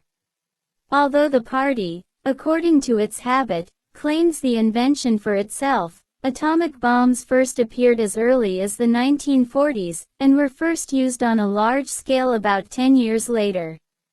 At that time some hundreds of bombs were dropped on industrial centers, chiefly in European Russia, Western Europe, and North America. The effect was to convince the ruling groups of all countries that a few more atomic bombs would mean the end of organized society, and hence of their own power. Thereafter, although no formal agreement was ever made or hinted at, no more bombs were dropped. All three powers merely continued to produce atomic bombs and store them up against the decisive opportunity which they all believe will come sooner or later. And meanwhile the art of war has remained almost stationary for 30 or 40 years. Helicopters are more used than they were formerly. Bombing planes have been largely superseded by self-propelled projectiles, and the fragile movable battleship has given way to the almost unsinkable floating fortress, but otherwise there has been little development. The tank, the submarine, the torpedo, the machine gun, even the rifle and the hand grenade are still in use. And in spite of the endless slaughters reported in the press and on the telescreens, the desperate battles of earlier wars, in which hundreds of thousands or even millions of men were often killed in a few weeks, have never been repeated. None of the three superstates ever attempts any maneuver which involves the risk of serious defeat. When any large operation is undertaken, it is usually a surprise attack against an ally. The strategy that all three powers are following, or pretend to themselves that they are following, is the same. The plan is, by a combination of fighting, bargaining, and well-timed strokes of treachery, to acquire a ring of bases completely encircling one or other of the rival states, and then to sign a pact of friendship with that rival and remain on peaceful terms for so many years as to lull suspicion to sleep. During this time rockets loaded with atomic bombs can be assembled at all the strategic spots. Finally they will all be fired simultaneously, with effects so devastating as to make retaliation impossible. It will then be time to sign a pact of friendship with the remaining world power, in preparation for another attack. This scheme, it is hardly necessary to say, is a mere daydream, impossible of realization. Moreover, no fighting ever occurs except in the disputed areas round the equator and the pole. No invasion of enemy territory is ever undertaken. This explains the fact that in some places the frontiers between the superstates are arbitrary. Eurasia, for example, could easily conquer the British Isles, which are geographically part of Europe, or on the other hand it would be possible for Oceania to push its frontiers to the Rhine or even to the Vistula. But this would violate the principle, followed on all sides though never formulated, of cultural integrity. If Oceania were to conquer the areas that used once to be known as France and Germany, it would be necessary either to exterminate the inhabitants, a task of great physical difficulty, or to assimilate a population of about 100 million people, who, so far as technical development goes, are roughly on the oceanic level. The problem is the same for all three superstates. It is absolutely necessary to their structure that there should be no contact with foreigners except, to a limited extent, with war prisoners and colored slaves. Even the official ally of the moment is always regarded with the darkest suspicion. War prisoners apart, the average citizen of Oceania never sets eyes on a citizen of either Eurasia or Eastasia, and he is forbidden the knowledge of foreign languages. If he were allowed contact with foreigners he would discover that they are creatures similar to himself and that most of what he has been told about them is lies. The sealed world in which he lives would be broken, and the fear, hatred, and self-righteousness on which his morale depends might evaporate. It is therefore realized on all sides that however often Persia, or Egypt, or Java, or Ceylon may change hands, the main frontiers must never be crossed by anything except bombs. Under this lies a fact never mentioned aloud, but tacitly understood and acted upon, namely, that the conditions of life in all three superstates are very much the same. In Oceania the prevailing philosophy is called Ingsoc, in Eurasia it is called Neo-Bolshevism, and in Eastasia it is called by a Chinese name usually translated as death worship, but perhaps better rendered as obliteration of the self. The citizen of Oceania is not allowed to know anything of the tenets of the other two philosophies, but he is taught to execrate them as barbarous outrages upon morality and common sense. Actually the three philosophies are barely distinguishable, and the social systems which they support are not distinguishable at all. Everywhere there is the same pyramidal structure, the same worship of a semi-divine leader, the same economy existing by and for continuous warfare. It follows that the three superstates not only cannot conquer one another, but would gain no advantage by doing so. On the contrary, so long as they remain in conflict they prop one another up, like three sheaves of corn. And, as usual, the ruling groups of all three powers are simultaneously aware and unaware of what they are doing. Their lives are dedicated to world conquest, but they also know that it is necessary that the wars should continue everlastingly and without victory. Meanwhile the fact that there is no danger of conquest makes possible the denial of reality, which is the special feature of Ingsoc and its rival systems of thought. Here it is necessary to repeat what has been said earlier, that by becoming continuous war has fundamentally changed its character. In past ages, a war, almost by definition, was something that sooner or later came to an end, usually in unmistakable victory or defeat. In the past, also, war was one of the main instruments by which human societies were kept in touch with physical reality. All rulers in all ages have tried to impose a false view of the world upon their followers, but they could not afford to encourage any illusion that tended to impair military efficiency. So long as defeat meant the loss of independence, or some other result generally held to be undesirable, the precautions against defeat had to be serious. Physical facts could not be ignored. In philosophy, or religion, or ethics, or politics, 2 and 2 might make 5, but when one was designing a gun or an aeroplane they had to make 4. Inefficient nations were always conquered sooner or later, and the struggle for efficiency was inimical to illusions. Moreover, to be efficient it was necessary to be able to learn from the past, which meant having a fairly accurate idea of what had happened in the past. Newspapers and history books were, of course, always colored and biased, but falsification of the kind that is practiced today would have been impossible. War was a sure safeguard of sanity, and so far as the ruling classes were concerned it was probably the most important of all safeguards. While wars could be won or lost, no ruling class could be completely irresponsible. But when war becomes literally continuous, it also ceases to be dangerous. When war is continuous there is no such thing as military necessity. Technical progress can cease and the most palpable facts can be denied or disregarded. As we have seen, researches that could be called scientific are still carried out for the purposes of war, but they are essentially a kind of daydreaming, and their failure to show results is not important. Efficiency, even military efficiency, is no longer needed. Nothing is efficient in Oceania except the thought police. Since each of the three superstates is unconquerable, each is in effect a separate universe within which almost any perversion of thought can be safely practiced. Reality only exerts its pressure through the needs of everyday life, the need to eat and drink, to get shelter and clothing, to avoid swallowing poison or stepping out of top-story windows, and the like. Between life and death, and between physical pleasure and physical pain, there is still a distinction, but that is all. Cut off from contact with the outer world, and with the past, the citizen of Oceania is like a man in interstellar space, who has no way of knowing which direction is up and which is down. The rulers of such a state are absolute, as the pharaohs or the Caesars could not be.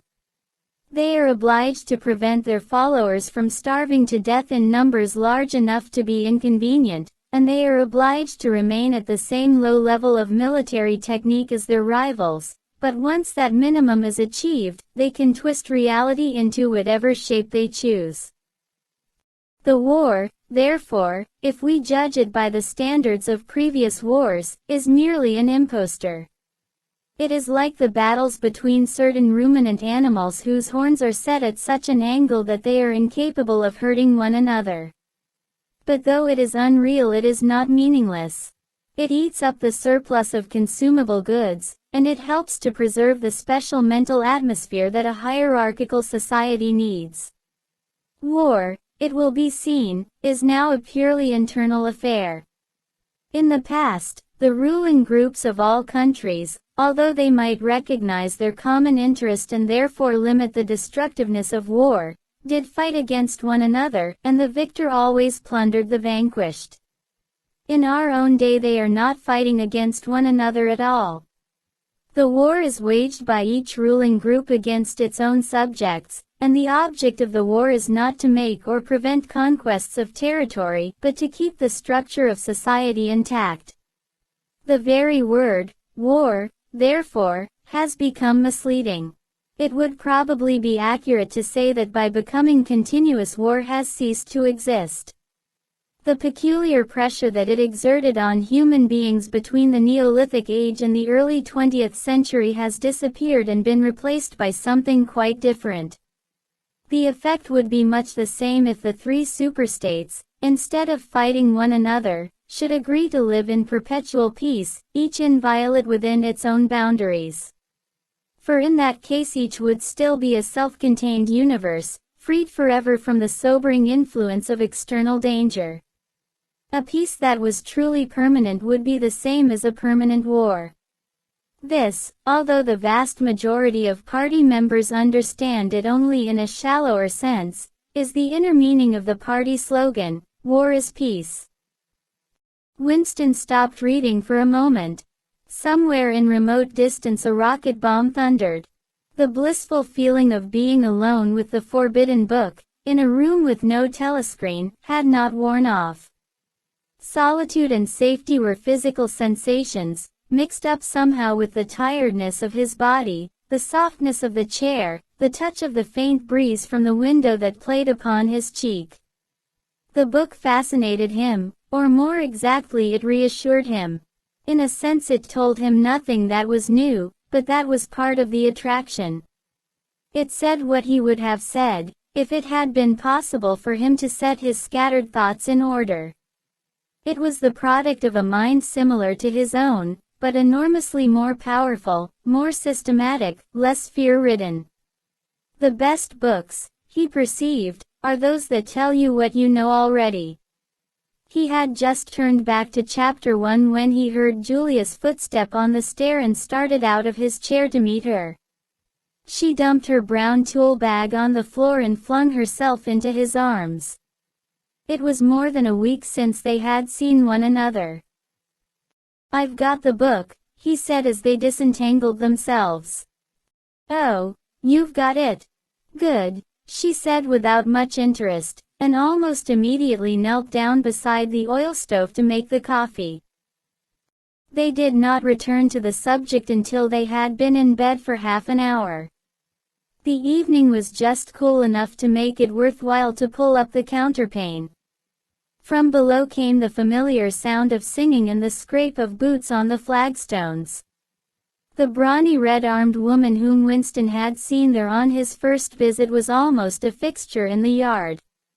There seemed to be no hour of daylight when she was not marching to and fro between the washtub and the line, alternately gagging herself with clothes pegs and breaking forth into lusty song.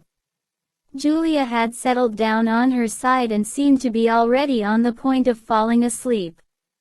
He reached out for the book, which was lying on the floor, and sat up against the bedhead. "We must read it," he said. "You too. All members of the Brotherhood have to read it."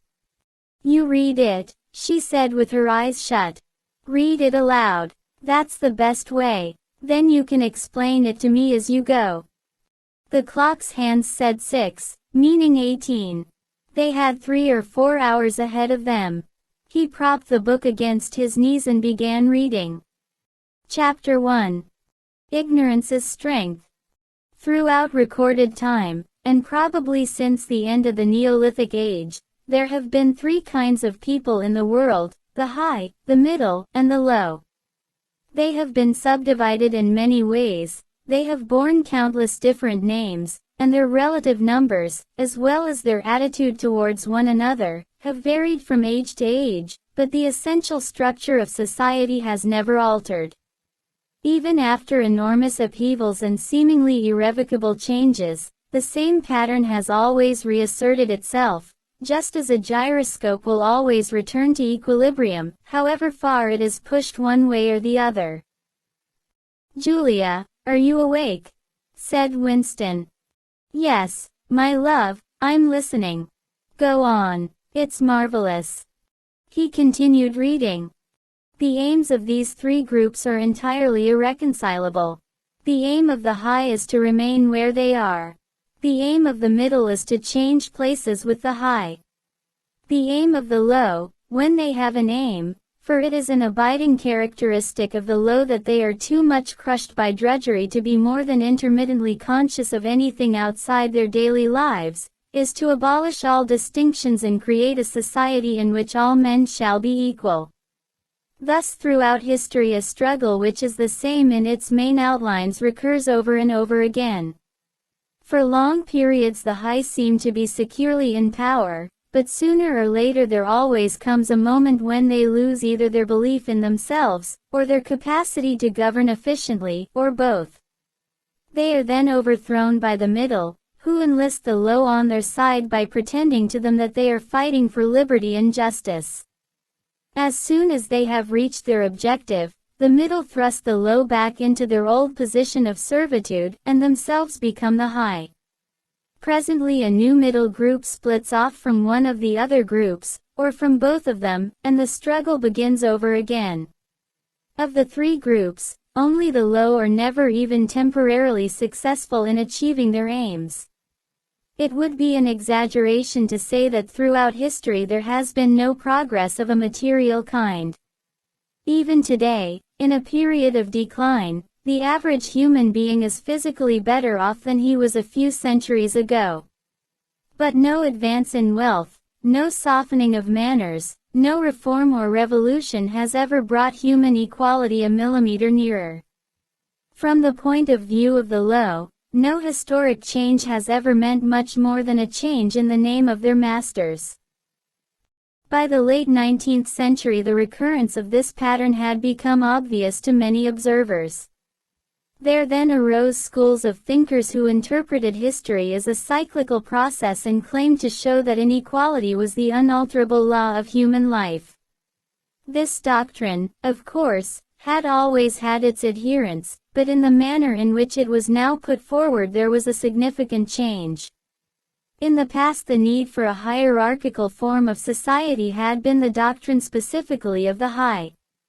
It had been preached by kings and aristocrats and by the priests, lawyers, and the like who were parasitical upon them, and it had generally been softened by promises of compensation in an imaginary world beyond the grave.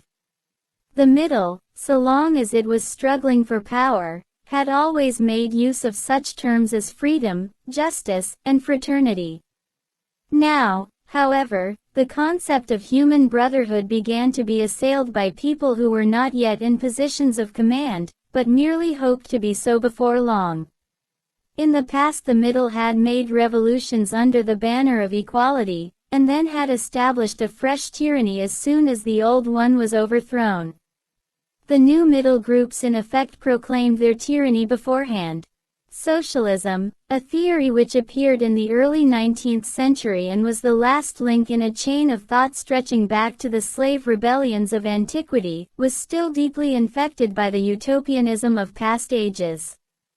But in each variant of socialism that appeared from about 1900 onwards the aim of establishing liberty and equality was more and more openly abandoned. The new movements which appeared in the middle years of the century, Ingsoc in Oceania, Neo-Bolshevism in Eurasia, death worship, as it is commonly called, in Eastasia, had the conscious aim of perpetuating unfreedom and inequality. These new movements, of course, grew out of the old ones and tended to keep their names and pay lip service to their ideology. But the purpose of all of them was to arrest progress and freeze history at a chosen moment. The familiar pendulum swing was to happen once more, and then stop. As usual, the high were to be turned out by the middle, who would then become the high, but this time, by conscious strategy, the high would be able to maintain their position permanently. The new doctrines arose partly because of the accumulation of historical knowledge, and the growth of the historical sense, which had hardly existed before the 19th century. The cyclical movement of history was now intelligible, or appeared to be so, and if it was intelligible, then it was alterable. But the principal, underlying cause was that, as early as the beginning of the 20th century, human equality had become technically possible. It was still true that men were not equal in their native talents and that functions had to be specialized in ways that favored some individuals against others, but there was no longer any real need for class distinctions or for large differences of wealth. In earlier ages, class distinctions had been not only inevitable but desirable. Inequality was the price of civilization. With the development of machine production, however, the case was altered. Even if it was still necessary for human beings to do different kinds of work, it was no longer necessary for them to live at different social or economic levels. Therefore, from the point of view of the new groups who were on the point of seizing power, human equality was no longer an ideal to be striven after, but a danger to be averted. In more primitive ages, when a just and peaceful society was in fact not possible, it had been fairly easy to believe in it.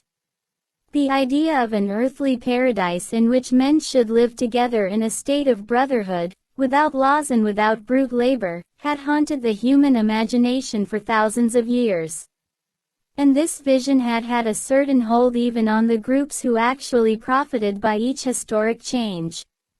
The heirs of the French, English, and American revolutions had partly believed in their own phrases about the rights of man, freedom of speech, equality before the law, and the like, and had even allowed their conduct to be influenced by them to some extent.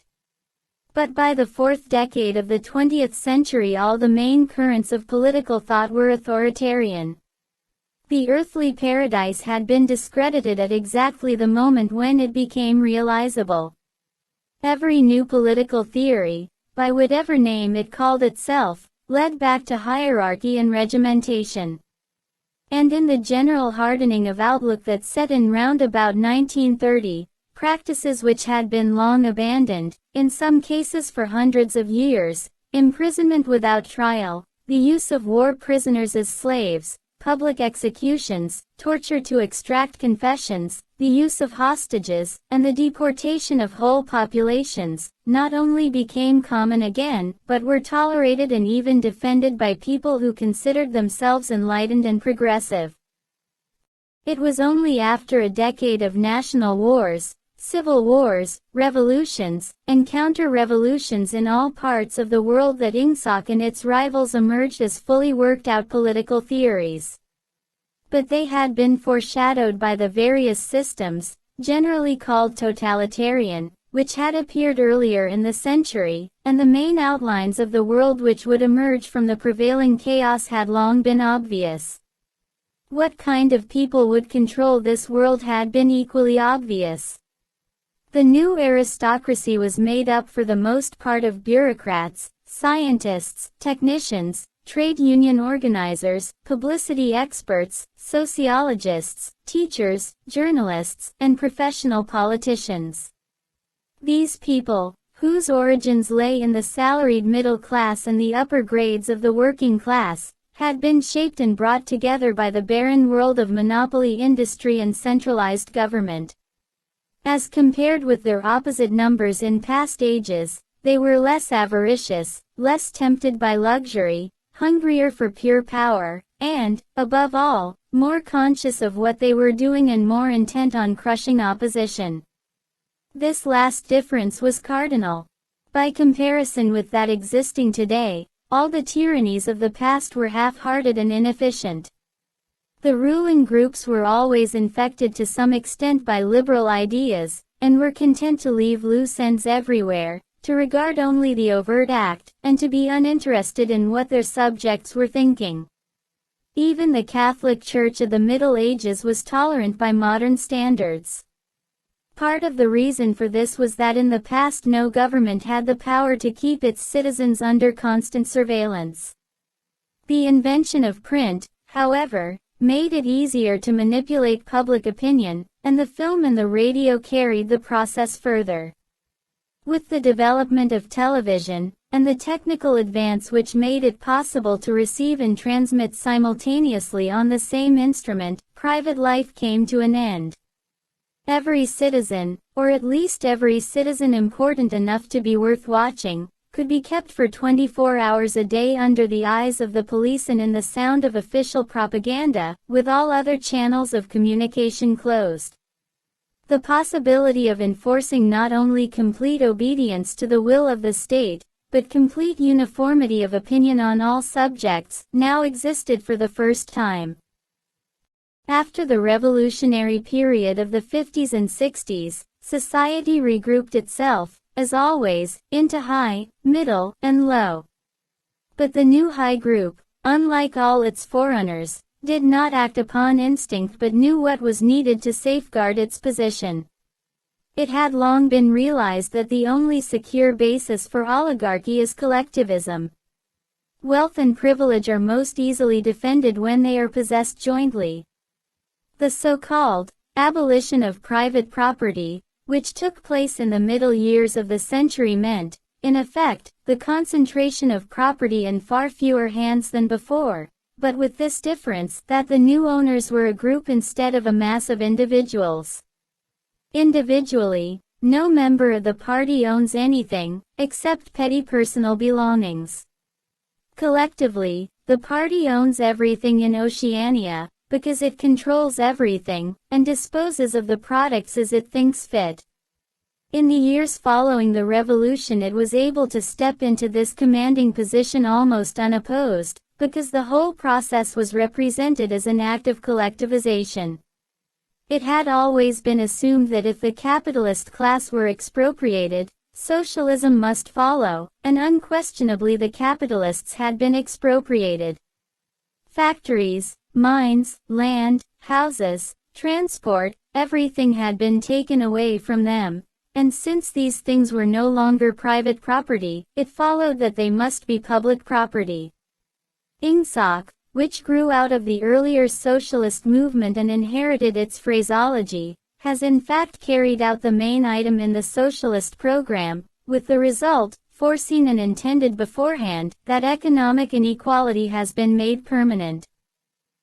But the problems of perpetuating a hierarchical society go deeper than this. There are only 4 ways in which a ruling group can fall from power. Either it is conquered from without, or it governs so inefficiently that the masses are stirred to revolt, or it allows a strong and discontented middle group to come into being, or it loses its own self-confidence and willingness to govern. These causes do not operate singly, and as a rule all 4 of them are present in some degree. A ruling class which could guard against all of them would remain in power permanently. Ultimately the determining factor is the mental attitude of the ruling class itself. After the middle of the present century, the first danger had in reality disappeared. Each of the 3 powers which now divide the world is in fact unconquerable, and could only become conquerable through slow demographic changes which a government with wide powers can easily avert. The second danger, also, is only a theoretical one. The masses never revolt of their own accord, and they never revolt merely because they are oppressed. Indeed, so long as they are not permitted to have standards of comparison, they never even become aware that they are oppressed. The recurrent economic crises of past times were totally unnecessary and are not now permitted to happen, but other and equally large dislocations can and do happen without having political results, because there is no way in which discontent can become articulate. As for the problem of overproduction, which has been latent in our society since the development of machine technique, it is solved by the device of continuous warfare, see Chapter 3, which is also useful in keying up public morale to the necessary pitch. From the point of view of our present rulers, therefore, the only genuine dangers are the splitting off of a new group of able, underemployed, power-hungry people, and the growth of liberalism and skepticism in their own ranks. The problem, that is to say, is educational. It is a problem of continuously molding the consciousness both of the directing group and of the larger executive group that lies immediately below it. The consciousness of the masses needs only to be influenced in a negative way. Given this background, one could infer, if one did not know it already, the general structure of oceanic society. At the apex of the pyramid comes Big Brother. Big Brother is infallible and all-powerful. Every success, every achievement, every victory, every scientific discovery, all knowledge, all wisdom, all happiness, all virtue, are held to issue directly from his leadership and inspiration. Nobody has ever seen Big Brother. He is a face on the hoardings, a voice on the telescreen. We may be reasonably sure that he will never die, and there is already considerable uncertainty as to when he was born. Big Brother is the guise in which the party chooses to exhibit itself to the world. His function is to act as a focusing point for love, fear, and reverence, emotions which are more easily felt towards an individual than towards an organization. Below Big Brother comes the inner party. Its numbers limited to 6 millions, or something less than 2% of the population of Oceania. Below the inner party comes the outer party, which, if the inner party is described as the brain of the state, may be justly likened to the hands. Below that come the dumb masses whom we habitually refer to as the proles, numbering perhaps 85% of the population.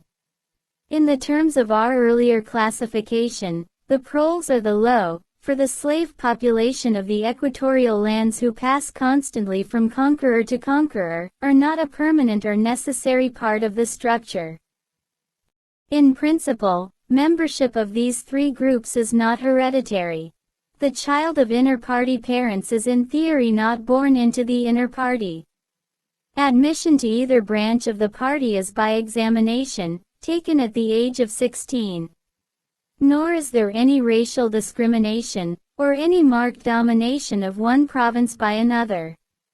Jews, Negroes, South Americans of pure Indian blood are to be found in the highest ranks of the party, and the administrators of any area are always drawn from the inhabitants of that area.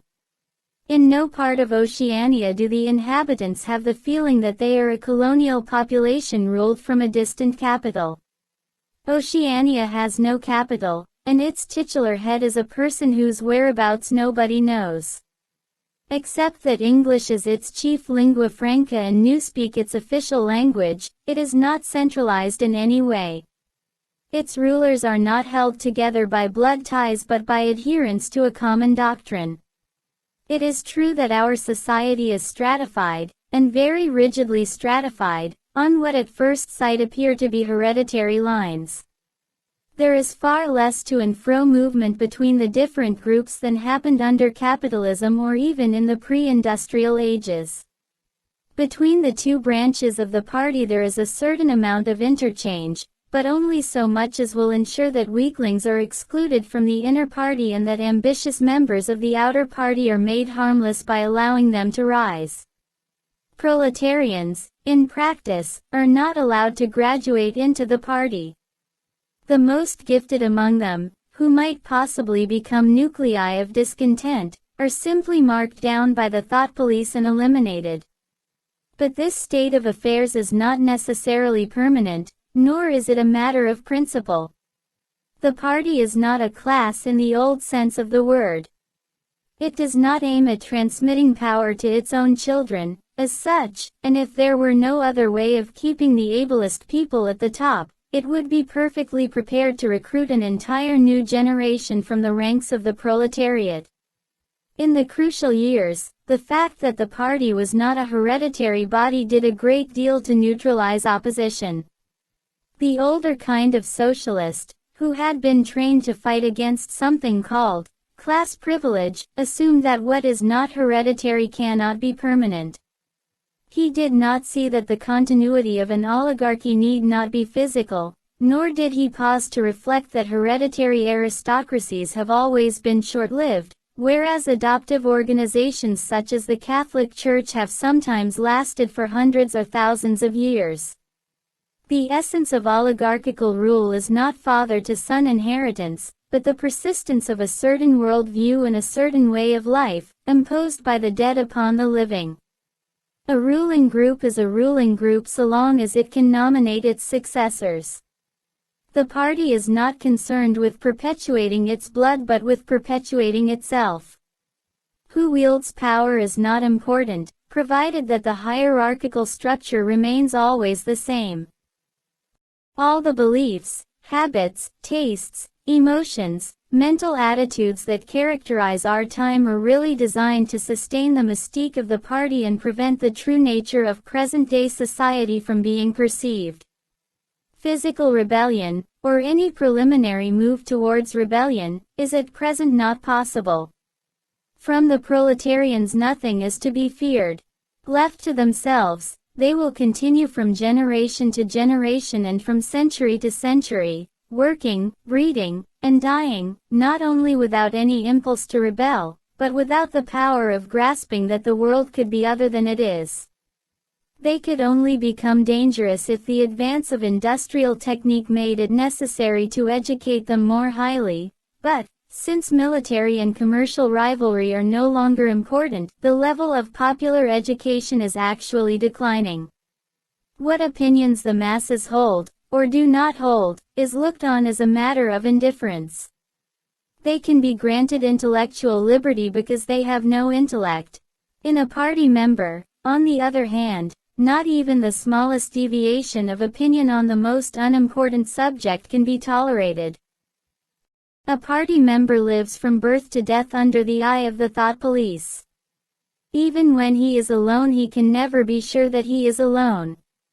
Wherever he may be, asleep or awake, working or resting, in his bath or in bed, he can be inspected without warning and without knowing that he is being inspected. Nothing that he does is indifferent. His friendships, his relaxations, his behavior towards his wife and children, the expression of his face when he is alone, the words he mutters in sleep, even the characteristic movements of his body, are all jealously scrutinized. Not only any actual misdemeanor, but any eccentricity, however small, any change of habits, any nervous mannerism that could possibly be the symptom of an inner struggle, is certain to be detected. He has no freedom of choice in any direction whatever. On the other hand, his actions are not regulated by law or by any clearly formulated code of behavior. In Oceania there is no law. Thoughts and actions which, when detected, mean certain death are not formally forbidden, and the endless purges, arrests, tortures, imprisonments, and vaporizations are not inflicted as punishment for crimes which have actually been committed, but are merely the wiping out of persons who might perhaps commit a crime at some time in the future. A party member is required to have not only the right opinions, but the right instincts. Many of the beliefs and attitudes demanded of him are never plainly stated, and could not be stated without laying bare the contradictions inherent in Ingsoc. If he is a person naturally orthodox, in newspeak a good thinker, he will in all circumstances know, without taking thought, what is the true belief or the desirable emotion. But in any case an elaborate mental training, undergone in childhood and grouping itself round the newspeak words crime stop, black-white, and doublethink, makes him unwilling and unable to think too deeply on any subject whatever. A party member is expected to have no private emotions and no respites from enthusiasm. He is supposed to live in a continuous frenzy of hatred of foreign enemies and internal traitors, triumph over victories, and self-abasement before the power and wisdom of the party. The discontents produced by his bare, unsatisfying life are deliberately turned outwards and dissipated by such devices as the 2 minutes hate, and the speculations which might possibly induce a skeptical or rebellious attitude are killed in advance by his early acquired inner discipline. The first and simplest stage in the discipline, which can be taught even to young children, is called, in newspeak, crime stop. Crime stop means the faculty of stopping short, as though by instinct, at the threshold of any dangerous thought. It includes the power of not grasping analogies, of failing to perceive logical errors, of misunderstanding the simplest arguments if they are inimical to Ingsoc, and of being bored or repelled by any train of thought which is capable of leading in a heretical direction. Crime stop, in short, means protective stupidity. But stupidity is not enough. On the contrary, orthodoxy in the full sense demands a control over one's own mental processes as complete as that of a contortionist over his body. Oceanic society rests ultimately on the belief that Big Brother is omnipotent and that the party is infallible. But since in reality Big Brother is not omnipotent and the party is not infallible, there is need for an unwearying, moment-to-moment flexibility in the treatment of facts. The key word here is black-white. Like so many newspeak words, this word has two mutually contradictory meanings.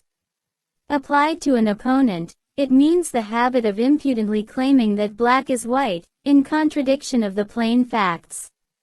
Applied to a party member, it means a loyal willingness to say that black is white when party discipline demands this.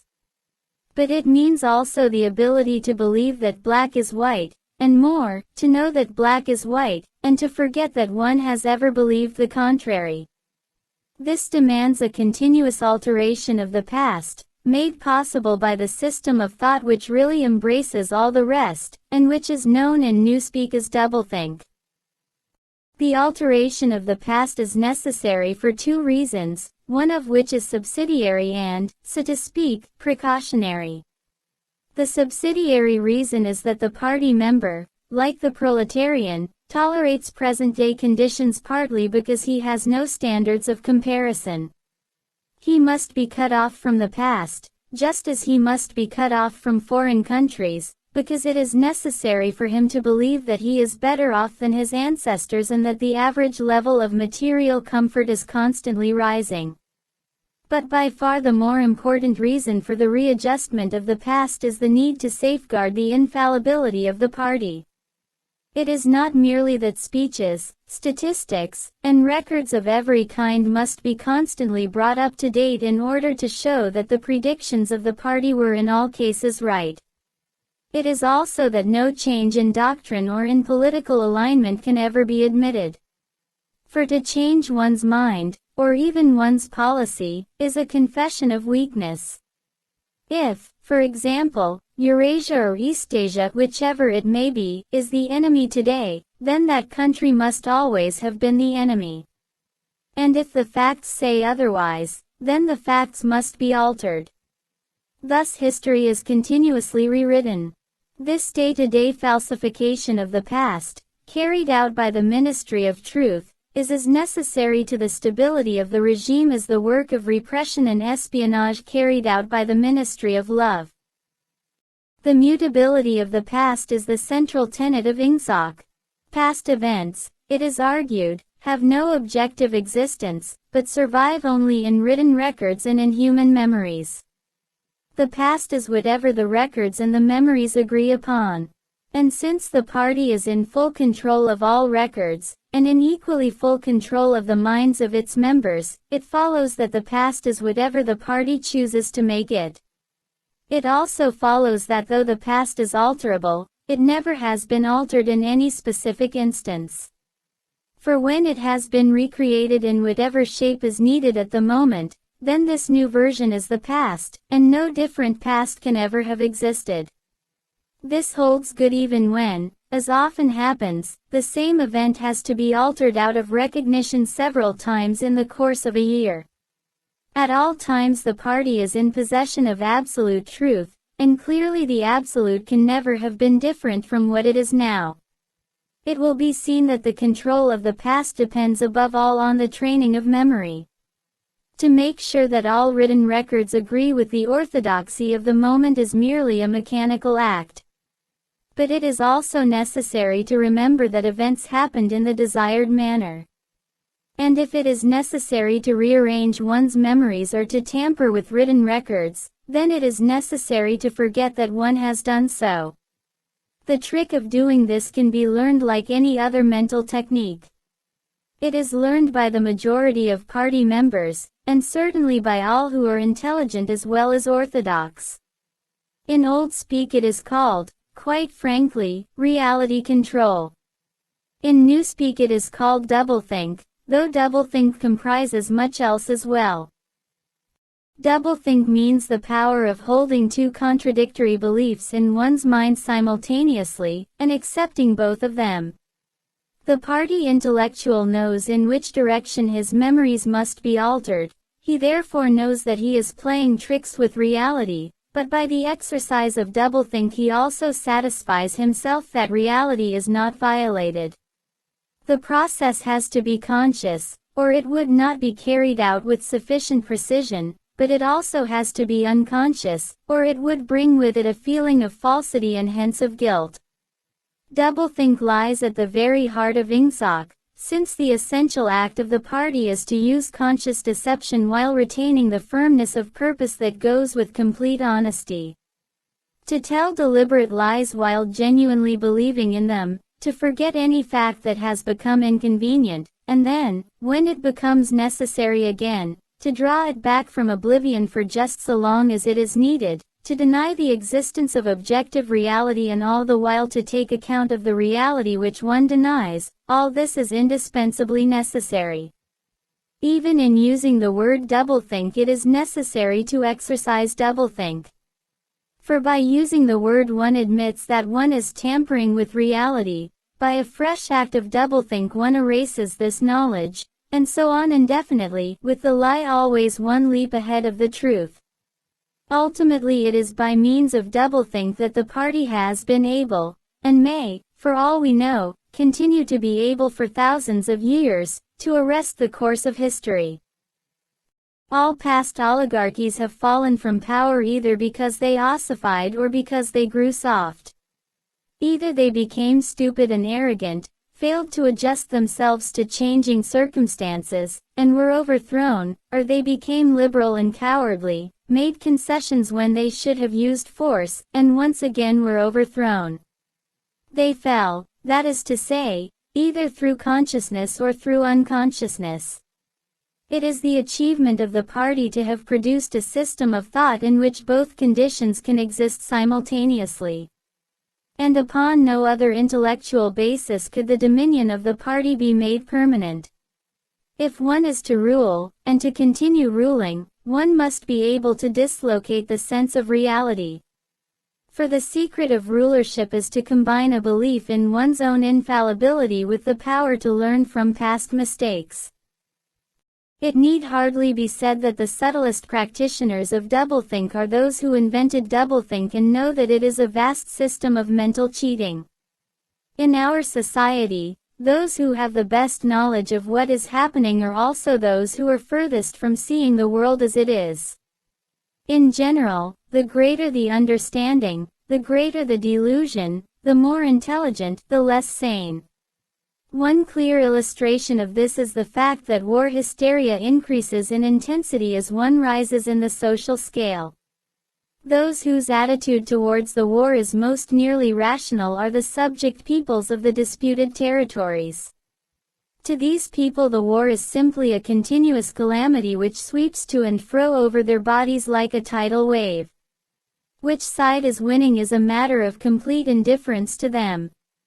They are aware that a change of overlordship means simply that they will be doing the same work as before for new masters who treat them in the same manner as the old ones. The slightly more favored workers, whom we call the proles, are only intermittently conscious of the war. When it is necessary they can be prodded into frenzies of fear and hatred, but when left to themselves they are capable of forgetting for long periods that the war is happening. It is in the ranks of the party, and above all of the inner party, that the true war enthusiasm is found. World conquest is believed in most firmly by those who know it to be impossible.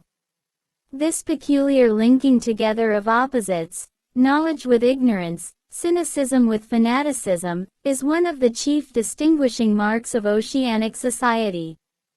The official ideology abounds with contradictions even where there is no practical reason for them.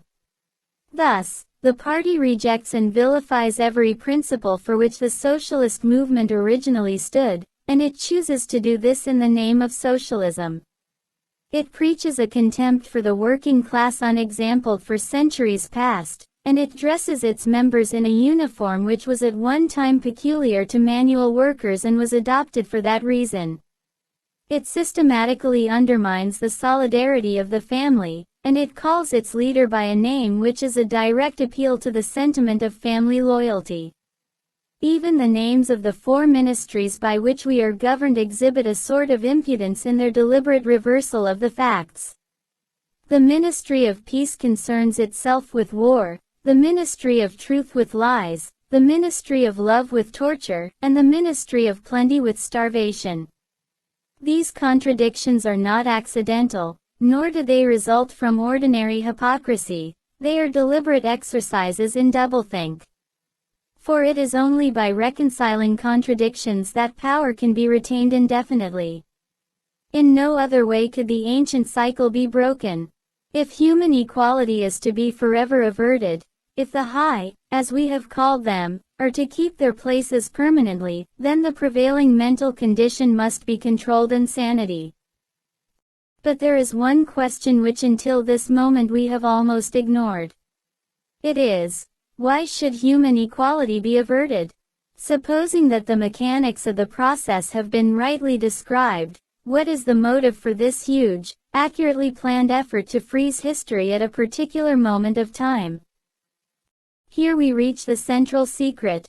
As we have seen, the mystique of the party, and above all of the inner party, depends upon doublethink. But deeper than this lies the original motive, the never-questioned instinct that first led to the seizure of power and brought doublethink, the thought police, continuous warfare, and all the other necessary paraphernalia into existence afterwards. This motive really consists. Winston became aware of silence, as one becomes aware of a new sound. It seemed to him that Julia had been very still for some time past. She was lying on her side, naked from the waist upwards, with her cheek pillowed on her hand and one dark lock tumbling across her eyes. Her breast rose and fell slowly and regularly. Julia. No answer. Julia, are you awake? No answer. She was asleep. He shut the book, put it carefully on the floor, lay down, and pulled the coverlet over both of them. He had still, he reflected, not learned the ultimate secret. He understood how, he did not understand why. Chapter 1, like Chapter 3, had not actually told him anything that he did not know. It had merely systematized the knowledge that he possessed already. But after reading it he knew better than before that he was not mad. Being in a minority, even a minority of one, did not make you mad. There was truth and there was untruth, and if you clung to the truth even against the whole world, you were not mad. A yellow beam from the sinking sun slanted in through the window and fell across the pillow. He shut his eyes. The sun on his face and the girl's smooth body touching his own gave him a strong, sleepy, confident feeling. He was safe, everything was all right. He fell asleep murmuring, "Sanity is not statistical, with the feeling that this remark contained in it a profound wisdom. Chapter 10. When he woke it was with the sensation of having slept for a long time, but a glance at the old-fashioned clock told him that it was only 20:30. He lay dozing for a while, then the usual deep-lunged singing struck up from the yard below. It was only an Opelus fancy. It passed like an April die. But a look and a word and the dreams they stirred. They, avenue stolen my, art awye. The drivelling song seemed to have kept its popularity. You still heard it all over the place. It had outlived the hate song. Julia woke at the sound, stretched herself luxuriously, and got out of bed. I'm hungry, she said. Let's make some more coffee. Damn, the stove's gone out and the water's cold. She picked the stove up and shook it. There's no oil in it. We can get some from old Charrington, I expect. The funny thing is I made sure it was full. I'm going to put my clothes on, she added. It seems to have got colder. Winston also got up and dressed himself. The indefatigable voice sang on. They sigh that time, eels all things. They sigh you can always forget. But the smiles and the tears across the years. They twist my art strings yet. As he fastened the belt of his overalls he strolled across to the window. The sun must have gone down behind the houses, it was not shining into the yard any longer. The flagstones were wet as though they had just been washed, and he had the feeling that the sky had been washed too, so fresh and pale was the blue between the chimney pots. Tirelessly the woman marched to and fro, corking and uncorking herself, singing and falling silent, and pegging out more diapers, and yet more. He wondered whether she took in washing for a living, or was merely the slave of 20 or 30 grandchildren. Julia had come across to his side. Together they gazed down with a sort of fascination at the sturdy figure below. As he looked at the woman in her characteristic attitude, her thick arms reaching up for the line, her powerful mare-like buttocks protruded, it struck him for the first time that she was beautiful. It had never before occurred to him that the body of a woman of 50, blown up to monstrous dimensions by childbearing, then hardened, roughened by work till it was coarse in the grain like an overripe turnip, could be beautiful. But it was so, and after all, he thought, why not? The solid, contourless body, like a block of granite, and the rasping red skin, bore the same relation to the body of a girl as the rose hip to the rose. Why should the fruit be held inferior to the flower? She's beautiful, he murmured. She's a meter across the hips, easily, said Julia. That is her style of beauty, said Winston. He held Julia's supple waist easily encircled by his arm. From the hip to the knee her flank was against his. Out of their bodies no child would ever come. That was the one thing they could never do. Only by word of mouth, from mind to mind, could they pass on the secret. The woman down there had no mind. She had only strong arms, a warm heart, and a fertile belly. He wondered how many children she had given birth to. It might easily be 15. She had had her momentary flowering, a year, perhaps, of wild rose beauty, and then she had suddenly swollen like a fertilized fruit and grown hard and red and coarse, and then her life had been laundering, scrubbing, darning, cooking, sweeping, polishing, mending, scrubbing, laundering, first for children, then for grandchildren, over 30 unbroken years. At the end of it she was still singing. The mystical reverence that he felt for her was somehow mixed up with the aspect of the pale, cloudless sky, stretching away behind the chimney pots into interminable distances. It was curious to think that the sky was the same for everybody, in Eurasia or Eastasia as well as here. And the people under the sky were also very much the same, everywhere, all over the world, Hundreds of thousands of millions of people just like this, people ignorant of one another's existence, held apart by walls of hatred and lies, and yet almost exactly the same, people who had never learned to think but who were storing up in their hearts and bellies and muscles the power that would one day overturn the world. If there was hope, it lay in the proles. Without having read to the end of the book, he knew that that must be Goldstein's final message. The future belonged to the proles. And could he be sure that when their time came, the world they constructed would not be just as alien to him, Winston Smith, as the world of the party? Yes, because at the least it would be a world of sanity. Where there is equality there can be sanity. Sooner or later it would happen.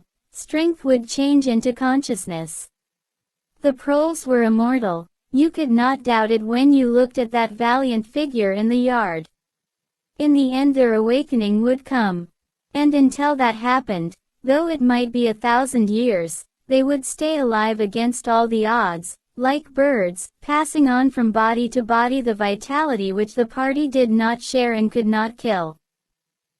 "Do you remember," he said, "the thrush that sang to us, that first day, at the edge of the wood?"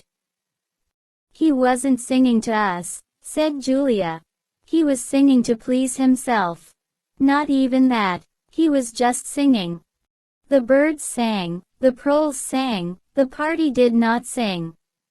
All round the world, in London and New York, in Africa and Brazil, and in the mysterious, forbidden lands beyond the frontiers, in the streets of Paris and Berlin, in the villages of the endless Russian plain, in the bazaars of China and Japan, everywhere stood the same solid unconquerable figure, made monstrous by work and childbearing, toiling from birth to death and still singing.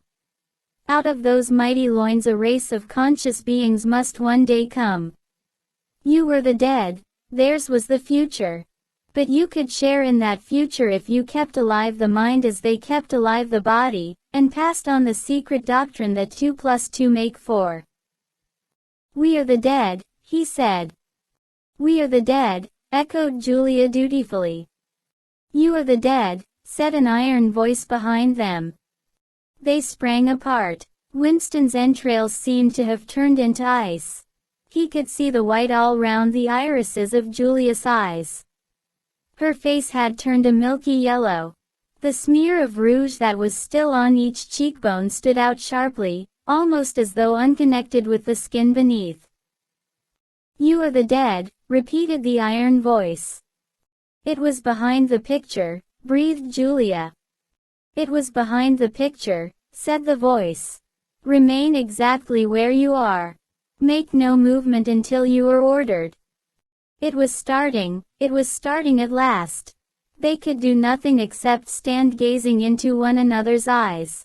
To run for life, to get out of the house before it was too late, no such thought occurred to them.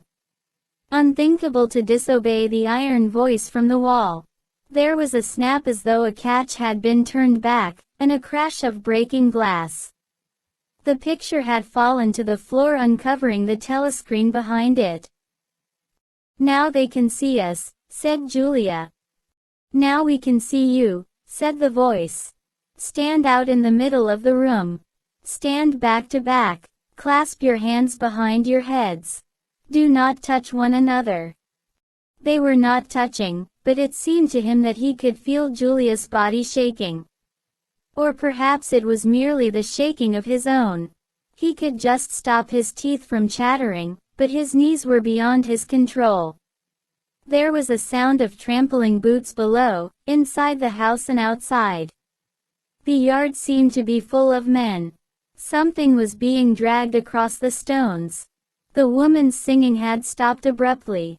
There was a long, rolling clang, as though the washtub had been flung across the yard, and then a confusion of angry shouts which ended in a yell of pain. "The house is surrounded," said Winston. "The house is surrounded," said the voice. He heard Julia snap her teeth together. "I suppose we may as well say goodbye," she said.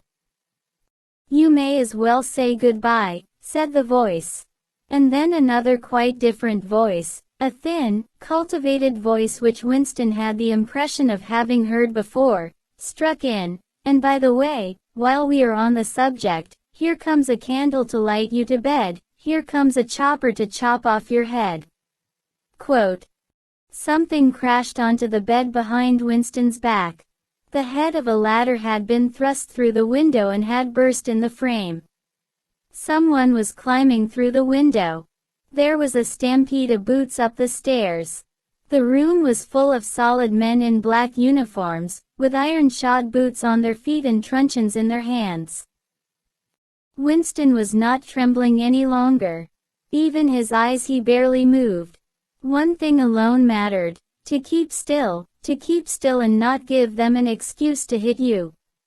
A man with a smooth prizefighter's jowl in which the mouth was only a slit paused opposite him, balancing his truncheon meditatively between thumb and forefinger. Winston met his eyes. The feeling of nakedness, with one's hands behind one's head and one's face and body all exposed, was almost unbearable. The man protruded the tip of a white tongue, licked the place where his lips should have been, and then passed on. There was another crash. Someone had picked up the glass paperweight from the table and smashed it to pieces on the hearthstone. The fragment of coral, a tiny crinkle of pink like a sugar rosebud from a cake, rolled across the mat. How small, thought Winston, how small it always was. There was a gasp and a thump behind him, and he received a violent kick on the ankle which nearly flung him off his balance. One of the men had smashed his fist into Julia's solar plexus, doubling her up like a pocket ruler. She was thrashing about on the floor, fighting for breath. Winston dared not turn his head even by a millimeter, but sometimes her livid, gasping face came within the angle of his vision. Even in his terror it was as though he could feel the pain in his own body, the deadly pain which nevertheless was less urgent than the struggle to get back her breath. He knew what it was like. The terrible, agonizing pain which was there all the while but could not be suffered yet, because before all else it was necessary to be able to breathe. Then two of the men hoisted her up by knees and shoulders, and carried her out of the room like a sack. Winston had a glimpse of her face, upside down, yellow and contorted, with the eyes shut, and still with a smear of rouge on either cheek, and that was the last he saw of her. He stood dead still. No one had hit him yet. Thoughts which came of their own accord but seemed totally uninteresting began to flit through his mind. He wondered whether they had got Mr. Charrington. He wondered what they had done to the woman in the yard. He noticed that he badly wanted to urinate, and felt a faint surprise, because he had done so only 2 or 3 hours ago. He noticed that the clock on the mantelpiece said 9, meaning 21. But the light seemed too strong. Would not the light be fading at 21 hours on an August evening? He wondered whether after all he and Julia had mistaken the time, had slept the clock round and thought it was 20:30 when really it was not 8:30 on the following morning. But he did not pursue the thought further. It was not interesting. There was another, lighter step in the passage. Mr. Charrington came into the room. The demeanor of the black uniformed men suddenly became more subdued. Something had also changed in Mr. Charrington's appearance. His eye fell on the fragments of the glass paperweight. "Pick up those pieces," he said sharply. A man stooped to obey. The Cockney accent had disappeared. Winston suddenly realized whose voice it was that he had heard a few moments ago on the telescreen. Mr. Charrington was still wearing his old velvet jacket, but his hair, which had been almost white, had turned black. Also he was not wearing his spectacles. He gave Winston a single sharp glance, as though verifying his identity, and then paid no more attention to him. He was still recognizable, but he was not the same person any longer. His body had straightened, and seemed to have grown bigger. His face had undergone only tiny changes that had nevertheless worked a complete transformation. The black eyebrows were less bushy, the wrinkles were gone, the whole lines of the face seemed to have altered, even the nose seemed shorter. It was the alert, cold face of a man of about 35. It occurred to Winston that for the first time in his life he was looking, with knowledge, at a member of the thought police. Part 3. Chapter 1. He did not know where he was. Presumably he was in the Ministry of Love, but there was no way of making certain. He was in a high-ceilinged windowless cell with walls of glittering white porcelain. Concealed lamps flooded it with cold light, and there was a low, steady humming sound which he supposed had something to do with the air supply. A bench, or shelf, just wide enough to sit on ran round the wall, broken only by the door, and, at the end opposite the door, a lavatory pan with no wooden seat. There were 4 telescreens, one in each wall. There was a dull aching in his belly.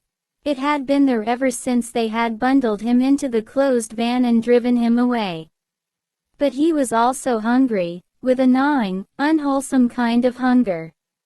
It might be 24 hours since he had eaten, it might be 36. He still did not know, probably never would know, whether it had been morning or evening when they arrested him.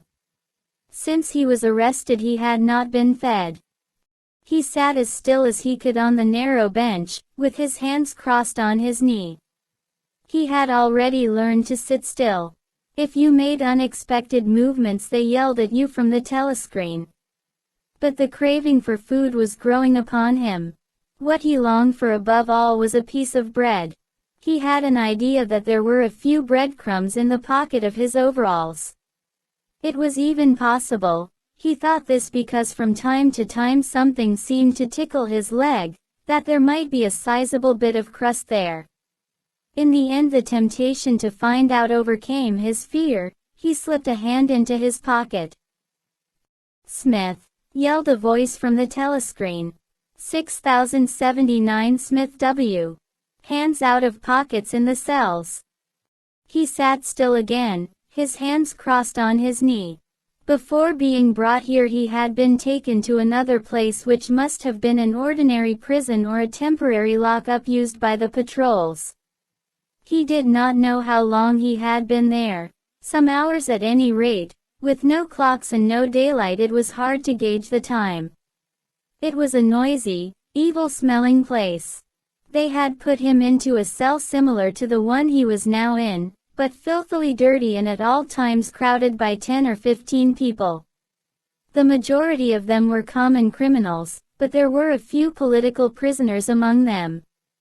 He had sat silent against the wall, jostled by dirty bodies, too preoccupied by fear and the pain in his belly to take much interest in his surroundings, but still noticing the astonishing difference in demeanor between the party prisoners and the others. The party prisoners were always silent and terrified, but the ordinary criminals seemed to care nothing for anybody. They yelled insults at the guards, fought back fiercely when their belongings were impounded, wrote obscene words on the floor, ate smuggled food which they produced from mysterious hiding places in their clothes, and even shouted down the telescreen when it tried to restore order. On the other hand, some of them seemed to be on good terms with the guards, called them by nicknames, and tried to wheedle cigarettes through the spy hole in the door. The guards, too, treated the common criminals with a certain forbearance, even when they had to handle them roughly. There was much talk about the forced labor camps to which most of the prisoners expected to be sent. It was all right in the camps, he gathered, so long as you had good contacts and knew the ropes. There were bribery, favoritism, and racketeering of every kind. There was homosexuality and prostitution. There was even illicit alcohol distilled from potatoes. The positions of trust were given only to the common criminals, especially the gangsters and the murderers, who formed a sort of aristocracy. All the dirty jobs were done by the politicals. There was a constant come and go of prisoners of every description: drug peddlers, thieves, bandits, black marketeers, drunks, prostitutes. Some of the drunks were so violent that the other prisoners had to combine to suppress them. An enormous wreck of a woman, aged about 60, with great tumbling breasts and thick coils of white hair which had come down in her struggles, was carried in, kicking and shouting, by 4 guards, who had hold of her, one at each corner. They wrenched off the boots with which she had been trying to kick them, and dumped her down across Winston's lap, almost breaking his thigh bones. The woman hoisted herself upright and followed them out with a yell of, "F, bastards!" Then, noticing that she was sitting on something uneven, she slid off Winston's knees onto the bench. "Beg pardon, dearie," she said. "I wouldn't sat on you, only the buggers put me there. They don't know how to treat a lady, do they?" She paused, patted her breast, and belched. "Pardon," she said, "I ain't myself, quite." She leant forward and vomited copiously on the floor. "That's better," she said, leaning back with closed eyes. "Never keep it down, that's what I say. Get it up while it's fresh on your stomach, like."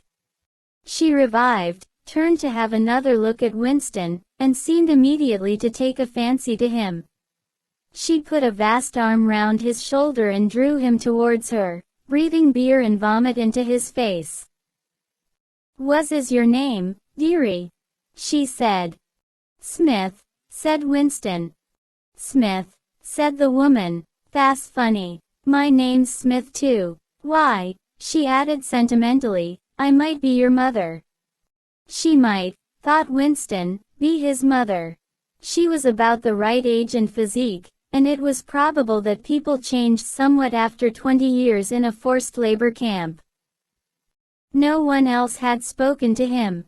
To a surprising extent the ordinary criminals ignored the party prisoners. The Pollets, they called them, with a sort of uninterested contempt. The party prisoners seemed terrified of speaking to anybody, and above all of speaking to one another. Only once, when 2 party members, both women, were pressed close together on the bench, he overheard amid the din of voices a few hurriedly whispered words, and in particular a reference to something called Room 101, which he did not understand. It might be 2 or 3 hours ago that they had brought him here. The dull pain in his belly never went away, but sometimes it grew better and sometimes worse, and his thoughts expanded or contracted accordingly. When it grew worse he thought only of the pain itself, and of his desire for food. When it grew better, panic took hold of him. There were moments when he foresaw the things that would happen to him with such actuality that his heart galloped and his breath stopped. He felt the smash of truncheons on his elbows and iron-shod boots on his shins. He saw himself groveling on the floor, screaming for mercy through broken teeth. He hardly thought of Julia. He could not fix his mind on her. He loved her and would not betray her, but that was only a fact, known as he knew the rules of arithmetic.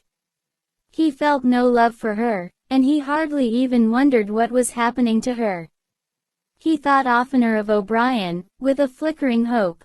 O'Brien might know that he had been arrested. The Brotherhood, he had said, never tried to save its members. But there was the razor blade. They would send the razor blade if they could. There would be perhaps 5 seconds before the guards could rush into the cell. The blade would bite into him with a sort of burning coldness, and even the fingers that held it would be cut to the bone. Everything came back to his sick body, which shrank trembling from the smallest pain. He was not certain that he would use the razor blade even if he got the chance. It was more natural to exist from moment to moment, accepting another 10 minutes life even with the certainty that there was torture at the end of it. Sometimes he tried to calculate the number of porcelain bricks in the walls of the cell. It should have been easy, but he always lost count at some point or another. More often he wondered where he was, and what time of day it was. At one moment he felt certain that it was broad daylight outside, and at the next equally certain that it was pitch darkness. In this place, he knew instinctively, the lights would never be turned out. It was the place with no darkness. He saw now why O'Brien had seemed to recognize the illusion. In the Ministry of Love there were no windows. His cell might be at the heart of the building or against its outer wall, it might be 10 floors below ground, or 30 above it. He moved himself mentally from place to place, and tried to determine by the feeling of his body whether he was perched high in the air or buried deep underground. There was a sound of marching boots outside. The steel door opened with a clang. A young officer, a trim black uniformed figure who seemed to glitter all over with polished leather, and whose pale, straight-featured face was like a wax mask, stepped smartly through the doorway. He motioned to the guards outside to bring in the prisoner they were leading. The poet Ampleforth shambled into the cell. The door clanged shut again.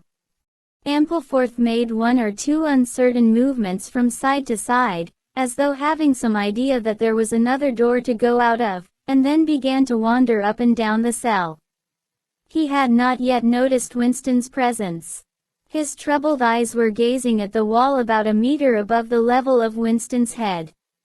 He was shoeless, large, dirty toes were sticking out of the holes in his socks. He was also several days away from a shave. A scrubby beard covered his face to the cheekbones, giving him an air of ruffianism that went oddly with his large weak frame and nervous movements. Winston roused himself a little from his lethargy. He must speak to Ampleforth, and risk the yell from the telescreen. It was even conceivable that Ampleforth was the bearer of the razor blade. "Ampleforth," he said. There was no yell from the telescreen. Ampleforth paused, mildly startled. His eyes focused themselves slowly on Winston. "Ah, Smith," he said. "You too. What are you in for?" "To tell you the truth," he sat down awkwardly on the bench opposite Winston. "There is only one offense, is there not?" he said. "And have you committed it?" "Apparently I have." He put a hand to his forehead and pressed his temples for a moment, as though trying to remember something. "These things happen," he began vaguely. "I have been able to recall one instance, a possible instance. It was an indiscretion, undoubtedly. We were producing a definitive edition of the poems of Kipling. I allowed the word, God, to remain at the end of a line. I could not help it," he added almost indignantly, raising his face to look at Winston. "It was impossible to change the line. The rhyme was, rod. Do you realize that there are only 12 rhymes to rod in the entire language? For days I had racked my brains. There was no other rhyme." The expression on his face changed. The annoyance passed out of it, and for a moment he looked almost pleased.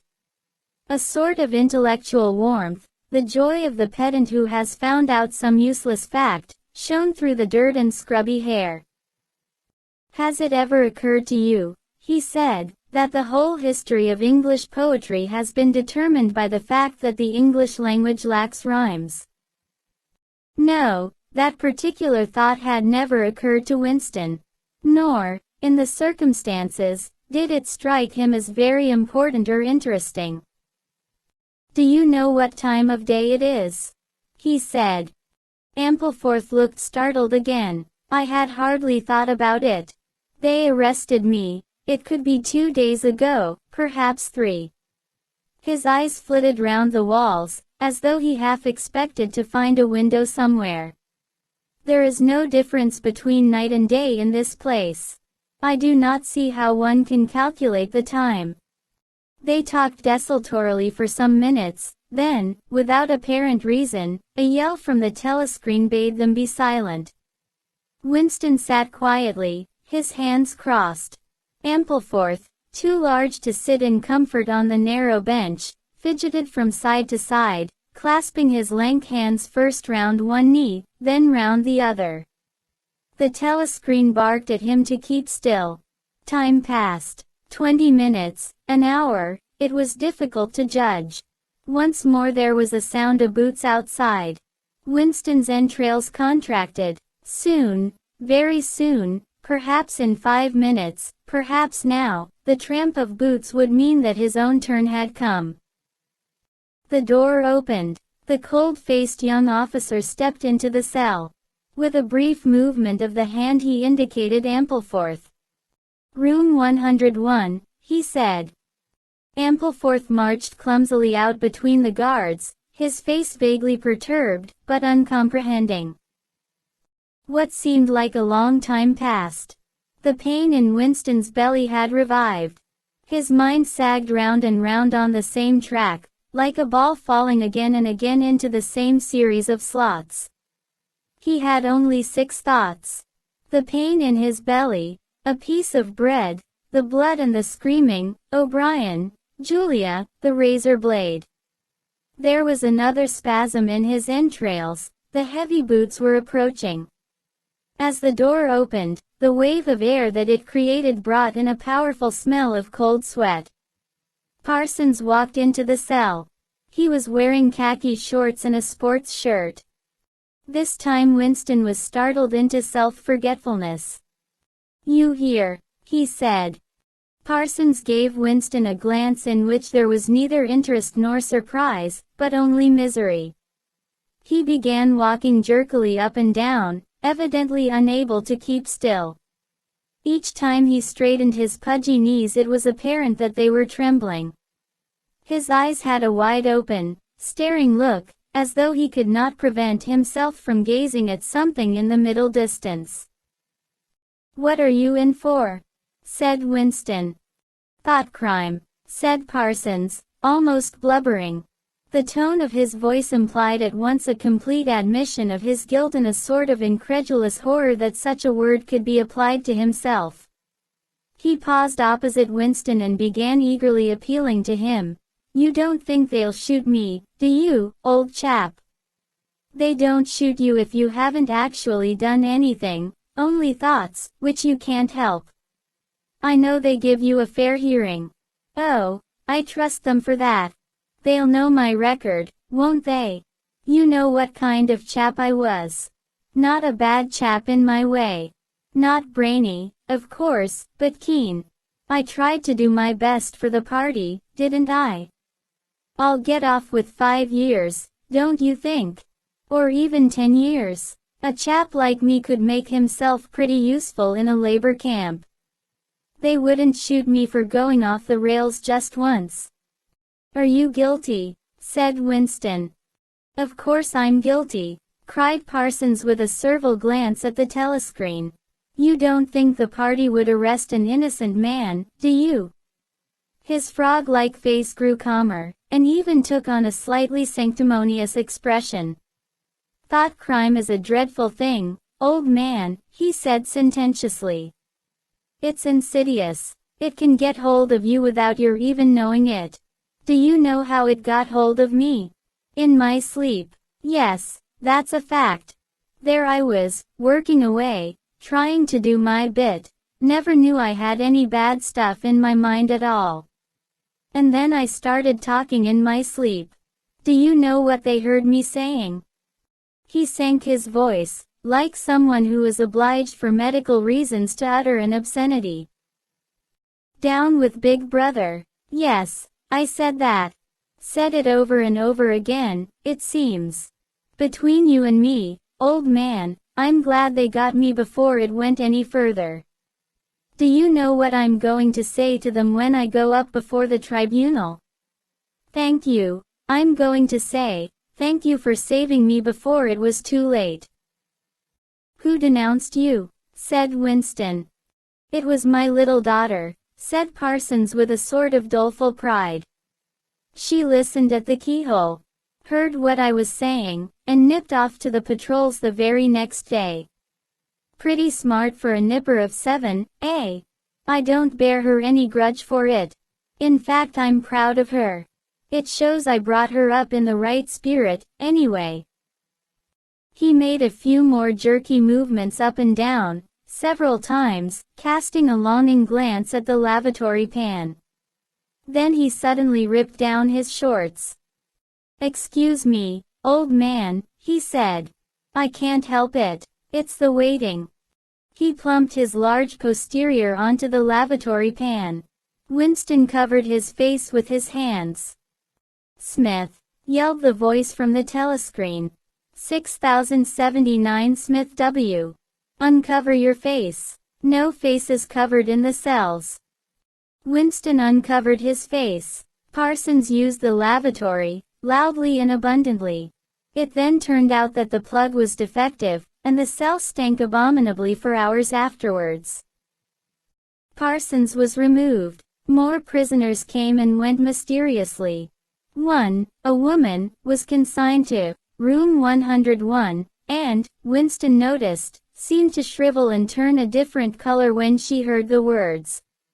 A time came when, if it had been morning when he was brought here, it would be afternoon, or if it had been afternoon, then it would be midnight. There were 6 prisoners in the cell, men and women. All sat very still. Opposite Winston there sat a man with a chinless, toothy face exactly like that of some large, harmless rodent. His fat, mottled cheeks were so pouched at the bottom that it was difficult not to believe that he had little stores of food tucked away there. His pale gray eyes flitted timorously from face to face, and turned quickly away again when he caught anyone's eye. The door opened, and another prisoner was brought in whose appearance sent a momentary chill through Winston. He was a commonplace, mean-looking man who might have been an engineer or technician of some kind. But what was startling was the emaciation of his face. It was like a skull. Because of its thinness the mouth and eyes looked disproportionately large, and the eyes seemed filled with a murderous, unappeasable hatred of somebody or something. The man sat down on the bench at a little distance from Winston. Winston did not look at him again, but the tormented, skull-like face was as vivid in his mind as though it had been straight in front of his eyes. Suddenly he realized what was the matter. The man was dying of starvation. The same thought seemed to occur almost simultaneously to everyone in the cell. There was a very faint stirring all the way round the bench. The eyes of the chinless man kept flitting towards the skull-faced man, then turning guiltily away, then being dragged back by an irresistible attraction. Presently he began to fidget on his seat. At last he stood up, waddled clumsily across the cell, dug down into the pocket of his overalls, and, with an abashed air, held out a grimy piece of bread to the skull-faced man. There was a furious, deafening roar from the telescreen. The chinless man jumped in his tracks. The skull-faced man had quickly thrust his hands behind his back, as though demonstrating to all the world that he refused the gift. "Bumstead," roared the voice. 2713 Bumstead J. "Let fall that piece of bread." The chinless man dropped the piece of bread on the floor. "Remain standing where you are," said the voice. "Face the door. Make no movement." The chinless man obeyed. His large pouchy cheeks were quivering uncontrollably. The door clanged open. As the young officer entered and stepped aside, there emerged from behind him a short stumpy guard with enormous arms and shoulders. He took his stand opposite the chinless man, and then, at a signal from the officer, let free a frightful blow, with all the weight of his body behind it, full in the chinless man's mouth. The force of it seemed almost to knock him clear of the floor. His body was flung across the cell and fetched up against the base of the lavatory seat. For a moment he lay as though stunned, with dark blood oozing from his mouth and nose. A very faint whimpering or squeaking, which seemed unconscious, came out of him. Then he rolled over and raised himself unsteadily on hands and knees. Amid a stream of blood and saliva, The two halves of a dental plate fell out of his mouth. The prisoners sat very still, their hands crossed on their knees. The chinless man climbed back into his place. Down one side of his face the flesh was darkening. His mouth had swollen into a shapeless cherry-colored mass with a black hole in the middle of it. From time to time a little blood dripped onto the breast of his overalls. His gray eyes still flitted from face to face, more guiltily than ever, as though he were trying to discover how much the others despised him for his humiliation. The door opened. With a small gesture the officer indicated the skull-faced man. "Room 101, he said. There was a gasp and a flurry at Winston's side. The man had actually flung himself on his knees on the floor, with his hands clasped together. "Comrade, officer," he cried, "you don't have to take me to that place. Haven't I told you everything already? What else is it you want to know? There's nothing I wouldn't confess, nothing. Just tell me what it is and I'll confess it straight off. Write it down and I'll sign it, anything. Not room 101. "Room 101, said the officer. The man's face, already very pale, turned a color Winston would not have believed possible. It was definitely, unmistakably, a shade of green. "Do anything to me," he yelled. "You've been starving me for weeks. Finish it off and let me die.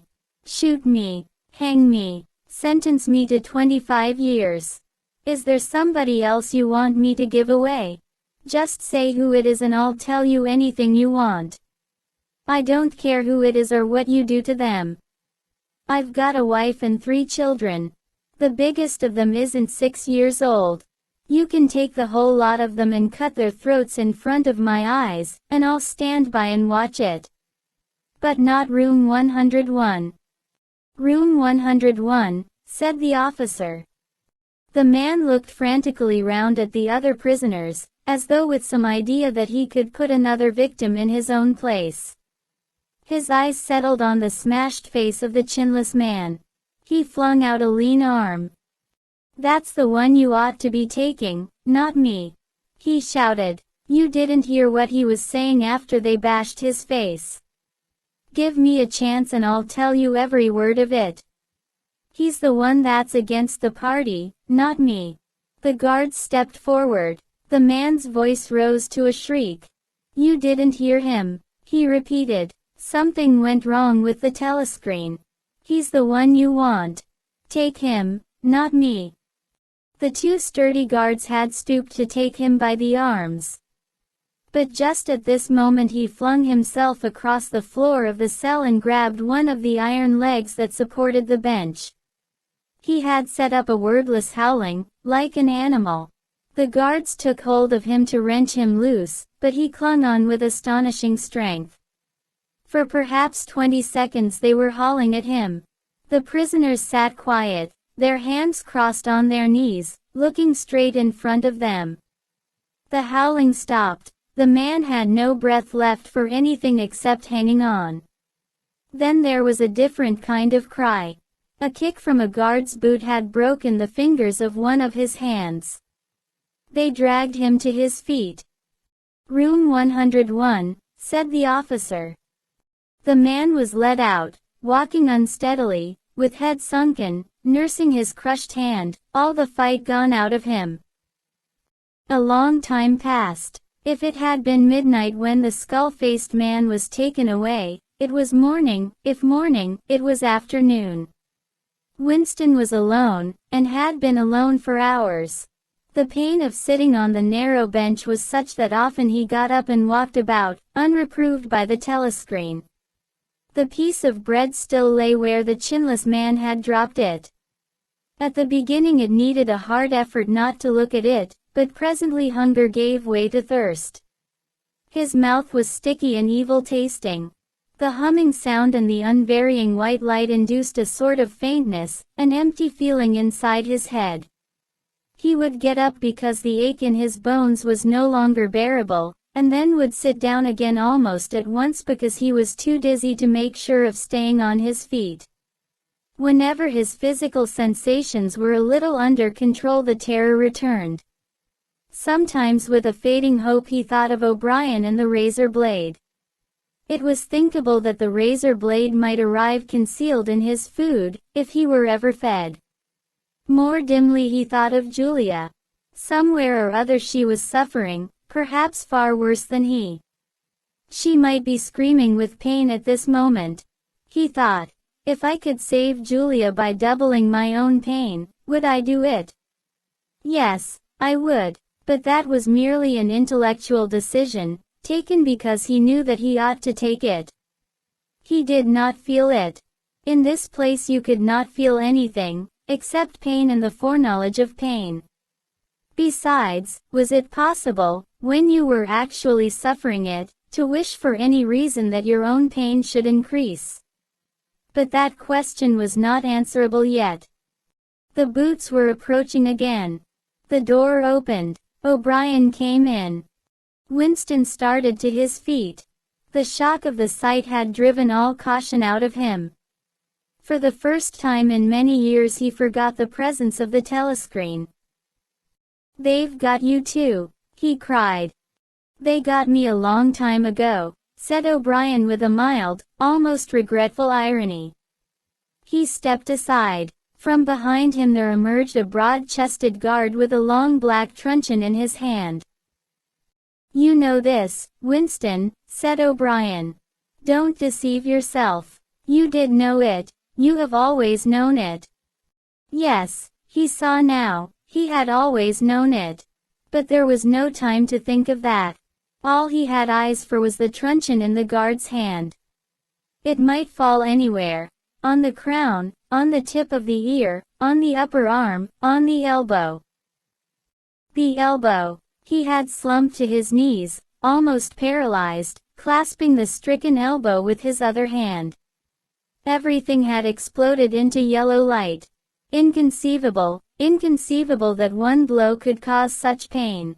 The light cleared and he could see the other two looking down at him. The guard was laughing at his contortions. One question at any rate was answered. Never, for any reason on earth, could you wish for an increase of pain. Of pain you could wish only one thing, that it should stop. Nothing in the world was so bad as physical pain. In the face of pain there are no heroes, no heroes, he thought over and over as he writhed on the floor, clutching uselessly at his disabled left arm. Chapter 2. He was lying on something that felt like a camp bed, except that it was higher off the ground and that he was fixed down in some way so that he could not move. Light that seemed stronger than usual was falling on his face. O'Brien was standing at his side, looking down at him intently. At the other side of him stood a man in a white coat, holding a hypodermic syringe. Even after his eyes were open he took in his surroundings only gradually. He had the impression of swimming up into this room from some quite different world, a sort of underwater world far beneath it. How long he had been down there he did not know. Since the moment when they arrested him he had not seen darkness or daylight. Besides, his memories were not continuous. There had been times when consciousness, even the sort of consciousness that one has in sleep, had stopped dead and started again after a blank interval. But whether the intervals were of days or weeks or only seconds, there was no way of knowing. With that first blow on the elbow the nightmare had started. Later he was to realize that all that then happened was merely a preliminary, a routine interrogation to which nearly all prisoners were subjected. There was a long range of crimes, espionage, sabotage, and the like, to which everyone had to confess as a matter of course. The confession was a formality, though the torture was real. How many times he had been beaten, how long the beatings had continued, he could not remember.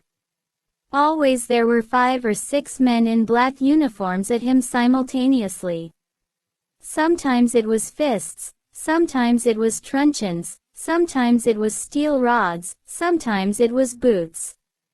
There were times when he rolled about the floor, as shameless as an animal, writhing his body this way and that in an endless, hopeless effort to dodge the kicks, and simply inviting more and yet more kicks, in his ribs, in his belly, on his elbows, on his shins, in his groin, in his testicles, on the bone at the base of his spine. There were times when it went on until the cruel, wicked, unforgivable thing seemed to him not that the guards continued to beat him but that he could not force himself into losing consciousness. There were times when his nerves so forsook him that he began shouting for mercy even before the beating began, when the mere sight of a fist drawn back for a blow was enough to make him pour forth a confession of real and imaginary crimes. There were other times when he started out with the resolve of confessing nothing, when every word had to be forced out of him between gasps of pain, and there were times when he feebly tried to compromise, when he said to himself, "I will confess, but not yet. I must hold out till the pain becomes unbearable. 3 more kicks, 2 more kicks, and then I will tell them what they want." Sometimes he was beaten till he could hardly stand, then flung like a sack of potatoes onto the stone floor of a cell, left to recuperate for a few hours, and then taken out and beaten again. There were also longer periods of recovery. He remembered them dimly, because they were spent chiefly in sleep or stupor. He remembered a cell with a plank bed, a sort of shelf sticking out from the wall, and a tin washbasin, and meals of hot soup and bread and sometimes coffee. He remembered a surly barber arriving to scrape his chin and crop his hair, and businesslike, unsympathetic men in white coats feeling his pulse, tapping his reflexes, turning up his eyelids, running harsh fingers over him in search of broken bones, and shooting needles into his arm to make him sleep. The beatings grew less frequent, and became mainly a threat, a horror to which he could be sent back at any moment when his answers were unsatisfactory. His questioners now were not ruffians in black uniforms but party intellectuals, little rotund men with quick movements and flashing spectacles, who worked on him in relays over periods which lasted, he thought, he could not be sure, 10 or 12 hours at a stretch. These other questioners saw to it that he was in constant slight pain, but it was not chiefly pain that they relied on. They slapped his face, wrung his ears, pulled his hair, made him stand on one leg, refused him leave to urinate, shone glaring lights in his face until his eyes ran with water, but the aim of this was simply to humiliate him and destroy his power of arguing and reasoning. Their real weapon was the merciless questioning that went on, hour after hour, tripping him up, laying traps for him, twisting everything that he said, convicting him at every step of lies and self-contradiction, until he began weeping as much from shame as from nervous fatigue. Sometimes he would weep half a dozen times in a single session. Most of the time they screamed abuse at him and threatened at every hesitation to deliver him over to the guards again, but sometimes they would suddenly change their tune, call him comrade, appeal to him in the name of Ingsoc and Big Brother, and ask him sorrowfully whether even now he had not enough loyalty to the party left to make him wish to undo the evil he had done. When his nerves were in rags after hours of questioning, even this appeal could reduce him to sniveling tears. In the end the nagging voices broke him down more completely than the boots and fists of the guards. He became simply a mouth that uttered, a hand that signed, whatever was demanded of him. His sole concern was to find out what they wanted him to confess, and then confess it quickly, before the bullying started anew. He confessed to the assassination of eminent party members, the distribution of seditious pamphlets, embezzlement of public funds, sale of military secrets, sabotage of every kind. He confessed that he had been a spy in the pay of the East Asian government as far back as 1968. He confessed that he was a religious believer, an admirer of capitalism, and a sexual pervert. He confessed that he had murdered his wife, although he knew, and his questioners must have known, that his wife was still alive. He confessed that for years he had been in personal touch with Goldstein and had been a member of an underground organization which had included almost every human being he had ever known. It was easier to confess everything and implicate everybody. Besides, in a sense it was all true. It was true that he had been the enemy of the party, and in the eyes of the party there was no distinction between the thought and the deed. There were also memories of another kind. They stood out in his mind disconnectedly, like pictures with blackness all round them. He was in a cell which might have been either dark or light, because he could see nothing except a pair of eyes. Near at hand some kind of instrument was ticking slowly and regularly. The eyes grew larger and more luminous. Suddenly he floated out of his seat, dived into the eyes, and was swallowed up. He was strapped into a chair surrounded by dials, under dazzling lights. A man in a white coat was reading the dials. There was a tramp of heavy boots outside. The door clanged open. The waxen-faced officer marched in, followed by 2 guards. "Room 101, said the officer. The man in the white coat did not turn round. He did not look at Winston either, he was looking only at the dials. He was rolling down a mighty corridor, a kilometer wide, full of glorious, golden light, roaring with laughter and shouting out confessions at the top of his voice. He was confessing everything, even the things he had succeeded in holding back under the torture. He was relating the entire history of his life to an audience who knew it already. With him were the guards, the other questioners, the men in white coats, O'Brien, Julia, Mr. Charrington, all rolling down the corridor together and shouting with laughter. Some dreadful thing which had lain embedded in the future had somehow been skipped over and had not happened. Everything was all right, there was no more pain, the last detail of his life was laid bare, understood, forgiven. He was starting up from the plank bed in the half-certainty that he had heard O'Brien's voice. All through his interrogation, although he had never seen him, he had had the feeling that O'Brien was at his elbow, just out of sight. It was O'Brien who was directing everything. It was he who set the guards onto Winston and who prevented them from killing him. It was he who decided when Winston should scream with pain, when he should have a respite, when he should be fed, when he should sleep, when the drugs should be pumped into his arm. It was he who asked the questions and suggested the answers. He was the tormentor, he was the protector, he was the inquisitor, he was the friend. And once, Winston could not remember whether it was in drugged sleep, or in normal sleep, or even in a moment of wakefulness, a voice murmured in his ear, "Don't worry, Winston, you are in my keeping. For 7 years I have watched over you. Now the turning point has come. I shall save you, I shall make you perfect." He was not sure whether it was O'Brien's voice, but it was the same voice that had said to him, "We shall meet in the place where there is no darkness," in that other dream, 7 years ago. He did not remember any ending to his interrogation. There was a period of blackness and then the cell, or room, in which he now was had gradually materialized round him. He was almost flat on his back, and unable to move. His body was held down at every essential point. Even the back of his head was gripped in some manner. O'Brien was looking down at him gravely and rather sadly. His face, seen from below, looked coarse and worn, with pouches under the eyes and tired lines from nose to chin.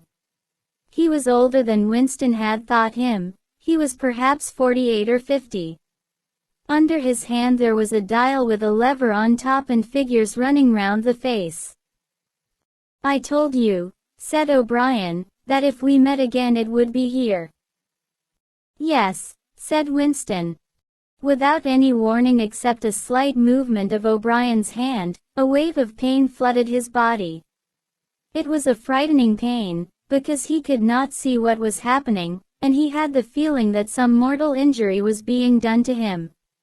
He did not know whether the thing was really happening, or whether the effect was electrically produced, but his body was being wrenched out of shape, the joints were being slowly torn apart. Although the pain had brought the sweat out on his forehead, the worst of all was the fear that his backbone was about to snap. He set his teeth and breathed hard through his nose, trying to keep silent as long as possible. "You are afraid," said O'Brien, watching his face, "that in another moment something is going to break. Your especial fear is that it will be your backbone. You have a vivid mental picture of the vertebrae snapping apart and the spinal fluid dripping out of them. That is what you are thinking, is it not, Winston?" Winston did not answer. O'Brien drew back the lever on the dial. The wave of pain receded almost as quickly as it had come. "That was 40, said O'Brien. "You can see that the numbers on this dial run up to 100. Will you please remember, throughout our conversation, that I have it in my power to inflict pain on you at any moment and to whatever degree I choose. If you tell me any lies, or attempt to prevaricate in any way, or even fall below your usual level of intelligence, you will cry out with pain, instantly. Do you understand that?" "Yes," said Winston. O'Brien's manner became less severe. He resettled his spectacles thoughtfully, and took a pace or two up and down. When he spoke his voice was gentle and patient. He had the air of a doctor, a teacher, even a priest, anxious to explain and persuade rather than to punish. "I am taking trouble with you, Winston," he said, "because you are worth trouble. You know perfectly well what is the matter with you. You have known it for years, though you have fought against the knowledge. You are mentally deranged. You suffer from a defective memory. You are unable to remember real events, and you persuade yourself that you remember other events which never happened. Fortunately, it is curable. You have never cured yourself of it, because you did not choose to. There was a small effort of the will that you were not ready to make. Even now, I am well aware, you are clinging to your disease under the impression that it is a virtue. Now we will take an example. At this moment, which power is Oceania at war with?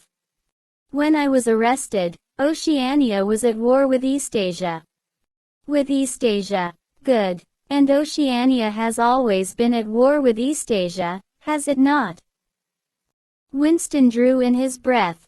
He opened his mouth to speak and then did not speak. He could not take his eyes away from the dial. "The truth, please, Winston. Your truth. Tell me what you think you remember." "I remember that until only a week before I was arrested, we were not at war with Eastasia at all. We were in alliance with them. The war was against Eurasia. That had lasted for 4 years. Before that..." O'Brien stopped him with a movement of the hand. "Another example," he said. "Some years ago you had a very serious delusion indeed. You believed that 3 men, 3 one-time party members named Jones, Aronson, and Rutherford, men who were executed for treachery and sabotage after making the fullest possible confession, were not guilty of the crimes they were charged with. You believed that you had seen unmistakable documentary evidence proving that their confessions were false. There was a certain photograph about which you had a hallucination. You believed that you had actually held it in your hands. It was a photograph something like this." Quote. An oblong slip of newspaper had appeared between O'Brien's fingers. For perhaps 5 seconds it was within the angle of Winston's vision. It was a photograph, and there was no question of its identity. It was the photograph. It was another copy of the photograph of Jones, Aronson, and Rutherford at the party function in New York, which he had chanced upon 11 years ago and promptly destroyed. For only an instant it was before his eyes, then it was out of sight again. But he had seen it, unquestionably he had seen it. He made a desperate, agonizing effort to wrench the top half of his body free. It was impossible to move so much as a centimeter in any direction. For the moment he had even forgotten the dial. All he wanted was to hold the photograph in his fingers again, or at least to see it. "It exists," he cried. "No," said O'Brien. He stepped across the room. There was a memory hole in the opposite wall. O'Brien lifted the grating. Unseen, the frail slip of paper was whirling away on the current of warm air. It was vanishing in a flash of flame. O'Brien turned away from the wall. "Ashes," he said. "Not even identifiable ashes. Dust. It does not exist. It never existed. But it did exist. It does exist. It exists in memory. I remember it. You remember it." "I do not remember it," said O'Brien. Winston's heart sank. That was doublethink. He had a feeling of deadly helplessness. If he could have been certain that O'Brien was lying, it would not have seemed to matter. But it was perfectly possible that O'Brien had really forgotten the photograph. And if so, then already he would have forgotten his denial of remembering it, and forgotten the act of forgetting. How could one be sure that it was simply trickery? Perhaps that lunatic dislocation in the mind could really happen. That was the thought that defeated him. O'Brien was looking down at him speculatively. More than ever he had the air of a teacher taking pains with a wayward but promising child. "There is a party slogan dealing with the control of the past," he said. "Repeat it, if you please." "Who controls the past controls the future. Who controls the present controls the past," repeated Winston obediently. "Who controls the present controls the past," said O'Brien, nodding his head with slow approval. "Is it your opinion, Winston, that the past has real existence?" Again the feeling of helplessness descended upon Winston. His eyes flitted towards the dial. He not only did not know whether yes or no was the answer that would save him from pain, he did not even know which answer he believed to be the true one. O'Brien smiled faintly. "You are no metaphysician, Winston," he said. "Until this moment you had never considered what is meant by existence. I will put it more precisely. Does the past exist concretely, in space? Is there somewhere or other a place, a world of solid objects, where the past is still happening?" "No." "Then where does the past exist, if at all?" "In records. It is written down." "In records. And?" "In the mind. In human memories." "In memory. Very well, then. We, the party, control all records, and we control all memories. Then we control the past, do we not?" "But how can you stop people remembering things?" cried Winston, again momentarily forgetting the dial. "It is involuntary. It is outside oneself. How can you control memory? You have not controlled mine." O'Brien's manner grew stern again. He laid his hand on the dial. "On the contrary," he said, "you have not controlled it. That is what has brought you here. You are here because you have failed in humility, in self-discipline. You would not make the act of submission which is the price of sanity. You preferred to be a lunatic, a minority of one. Only the disciplined mind can see reality, Winston.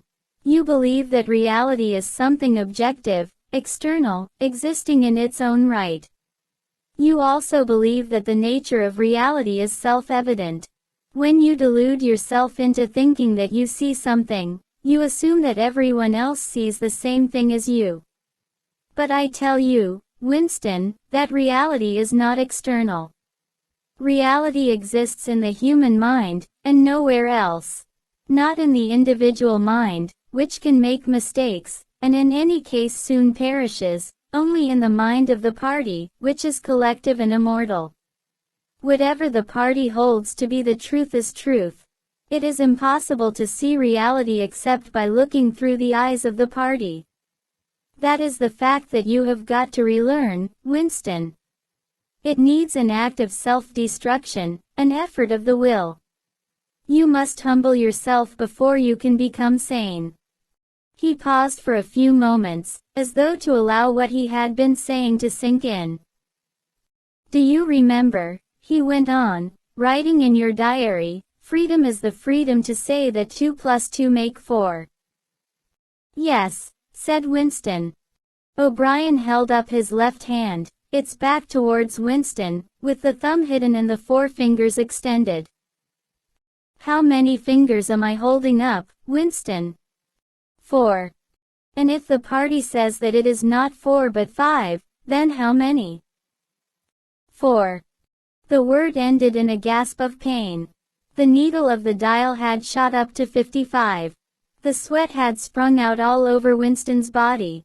The air tore into his lungs and issued again in deep groans which even by clenching his teeth he could not stop. O'Brien watched him, the 4 fingers still extended. He drew back the lever. This time the pain was only slightly eased. How many fingers, Winston? 4. The needle went up to 60. How many fingers, Winston? 4. 4. What else can I say? 4. The needle must have risen again, but he did not look at it. The heavy, stern face and the 4 fingers filled his vision. The fingers stood up before his eyes like pillars, enormous, blurry, and seeming to vibrate, but unmistakably 4. How many fingers, Winston? 4. Stop it, stop it. How can you go on? 4. 4. How many fingers, Winston? 5. 5. 5. No, Winston, that is no use. You are lying. You still think there are 4. How many fingers, please? 4. 5. 4. Anything you like. Only stop it. Stop the pain. Abruptly he was sitting up with O'Brien's arm round his shoulders. He had perhaps lost consciousness for a few seconds. The bonds that had held his body down were loosened. He felt very cold. He was shaking uncontrollably. His teeth were chattering, the tears were rolling down his cheeks. For a moment he clung to O'Brien like a baby, curiously comforted by the heavy arm round his shoulders. He had the feeling that O'Brien was his protector, that the pain was something that came from outside, from some other source, and that it was O'Brien who would save him from it. You are a slow learner, Winston, said O'Brien gently. How can I help it? He blubbered. How can I help seeing what is in front of my eyes? 2 and 2 are 4. Sometimes, Winston, sometimes they are 5, sometimes they are 3, sometimes they are all of them at once. You must try harder. It is not easy to become sane. He laid Winston down on the bed. The grip on his limbs tightened again, but the pain had ebbed away and the trembling had stopped, leaving him merely weak and cold. O'Brien motioned with his head to the man in the white coat, who had stood immobile throughout the proceedings. The man in the white coat bent down and looked closely into Winston's eyes, felt his pulse, laid an ear against his chest, tapped here and there, then he nodded to O'Brien. Again, said O'Brien. The pain flowed into Winston's body. The needle must be at 70, 75. He had shut his eyes this time. He knew that the fingers were still there, and still 4. All that mattered was somehow to stay alive until the spasm was over. He had ceased to notice whether he was crying out or not. The pain lessened again. He opened his eyes. O'Brien had drawn back the lever. How many fingers, Winston? 4. I suppose there are 4. I would see 5 if I could. I am trying to see 5. Which do you wish? To persuade me that you see 5, or really to see them? Really to see them. Again, said O'Brien. Perhaps the needle was at 80, 90. Winston could only intermittently remember why the pain was happening. Behind his screwed-up eyelids a forest of fingers seemed to be moving in a sort of dance, weaving in and out, disappearing behind one another and reappearing again. He was trying to count them, he could not remember why. He knew only that it was impossible to count them, and that this was somehow due to the mysterious identity between 5 and 4. The pain died down again. When he opened his eyes it was to find that he was still seeing the same thing. Innumerable fingers, like moving trees, were still streaming past in either direction, crossing and recrossing. He shut his eyes again. How many fingers am I holding up, Winston? I don't know. I don't know. You will kill me if you do that again. 4, 5, 6, in all honesty I don't know. Better, said O'Brien. A needle slid into Winston's arm. Almost in the same instant a blissful, healing warmth spread all through his body. The pain was already half forgotten. He opened his eyes and looked up gratefully at O'Brien. At sight of the heavy, lined face, so ugly and so intelligent, his heart seemed to turn over. If he could have moved he would have stretched out a hand and laid it on O'Brien's arm. He had never loved him so deeply as at this moment, and not merely because he had stopped the pain. The old feeling, that at bottom it did not matter whether O'Brien was a friend or an enemy, had come back. O'Brien was a person who could be talked to. Perhaps one did not want to be loved so much as to be understood. O'Brien had tortured him to the edge of lunacy, and in a little while, it was certain, he would send him to his death. It made no difference. In some sense that went deeper than friendship, they were intimates, somewhere or other, although the actual words might never be spoken, there was a place where they could meet and talk. O'Brien was looking down at him with an expression which suggested that the same thought might be in his own mind. When he spoke it was in an easy, conversational tone. Do you know where you are, Winston? He said.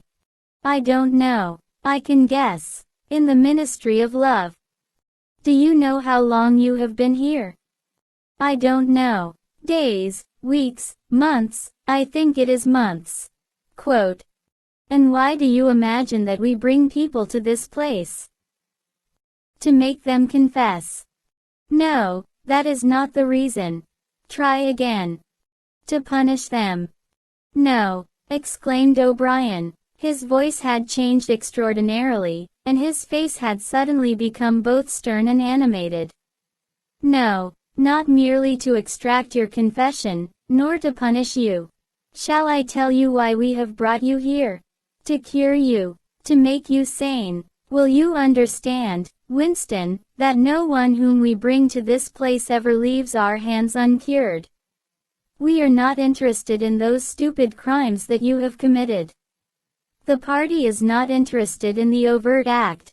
The thought is all we care about. We do not merely destroy our enemies, we change them. Do you understand what I mean by that? He was bending over Winston. His face looked enormous because of its nearness, and hideously ugly because it was seen from below. Moreover, it was filled with a sort of exaltation, a lunatic intensity.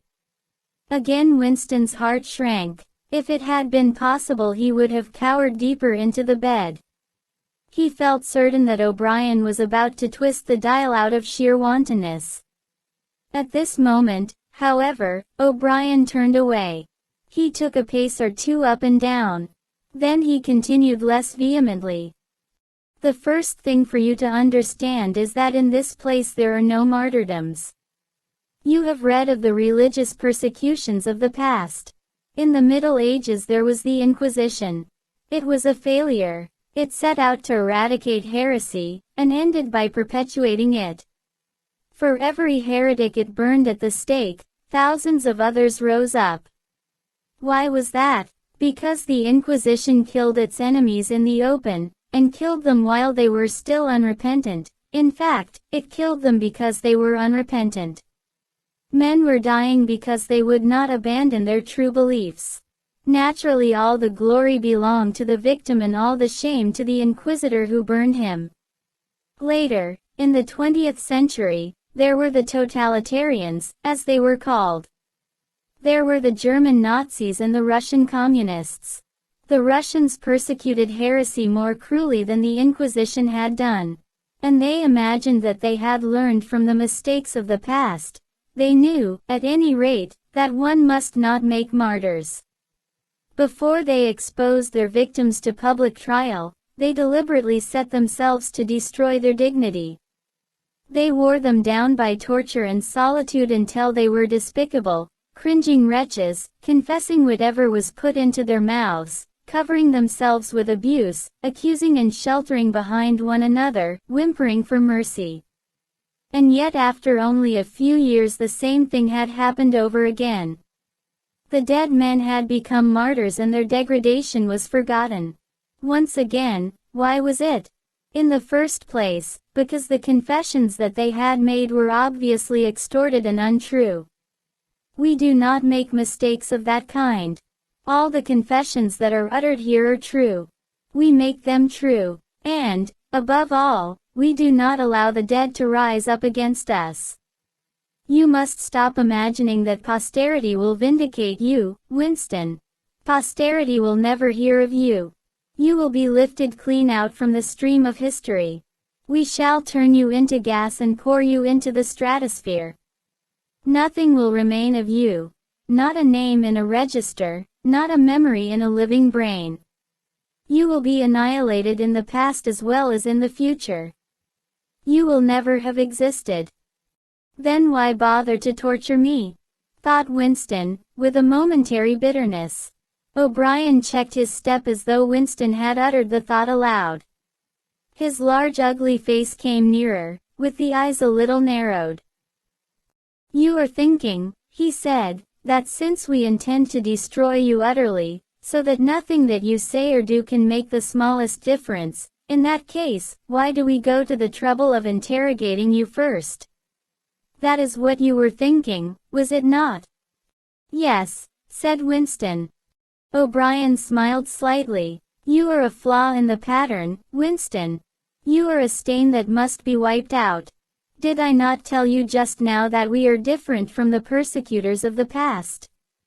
We are not content with negative obedience, nor even with the most abject submission. When finally you surrender to us, it must be of your own free will. We do not destroy the heretic because he resists us. So long as he resists us, we never destroy him.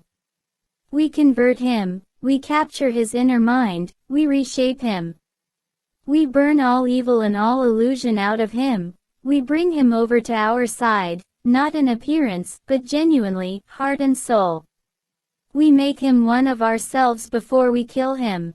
It is intolerable to us that an erroneous thought should exist anywhere in the world, however secret and powerless it may be.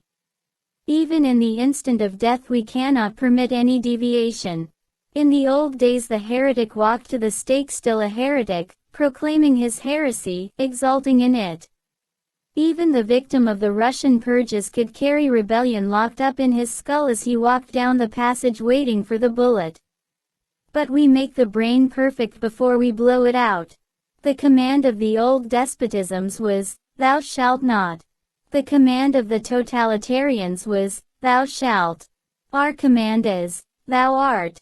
No one whom we bring to this place ever stands out against us. Everyone is washed clean, even those three miserable traitors in whose innocence you once believed. Jones, Aronson, and Rutherford. In the end we broke them down. I took part in their interrogation myself.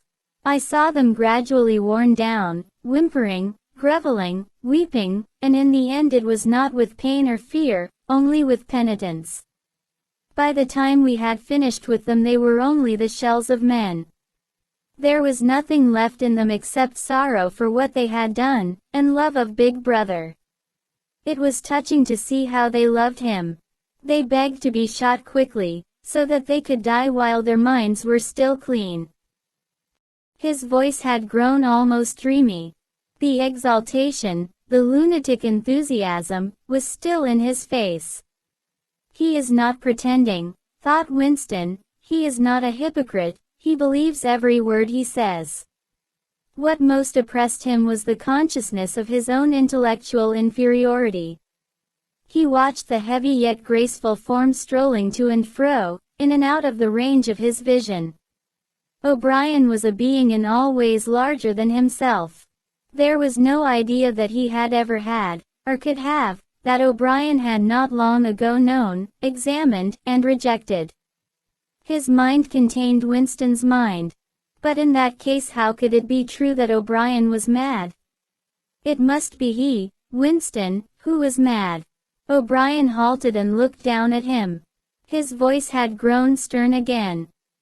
Do not imagine that you will save yourself, Winston, however completely you surrender to us. No one who has once gone astray is ever spared. And even if we chose to let you live out the natural term of your life, still you would never escape from us. What happens to you here is forever. Understand that in advance. We shall crush you down to the point from which there is no coming back. Things will happen to you from which you could not recover, if you lived 1,000 years. Never again will you be capable of ordinary human feeling. Everything will be dead inside you.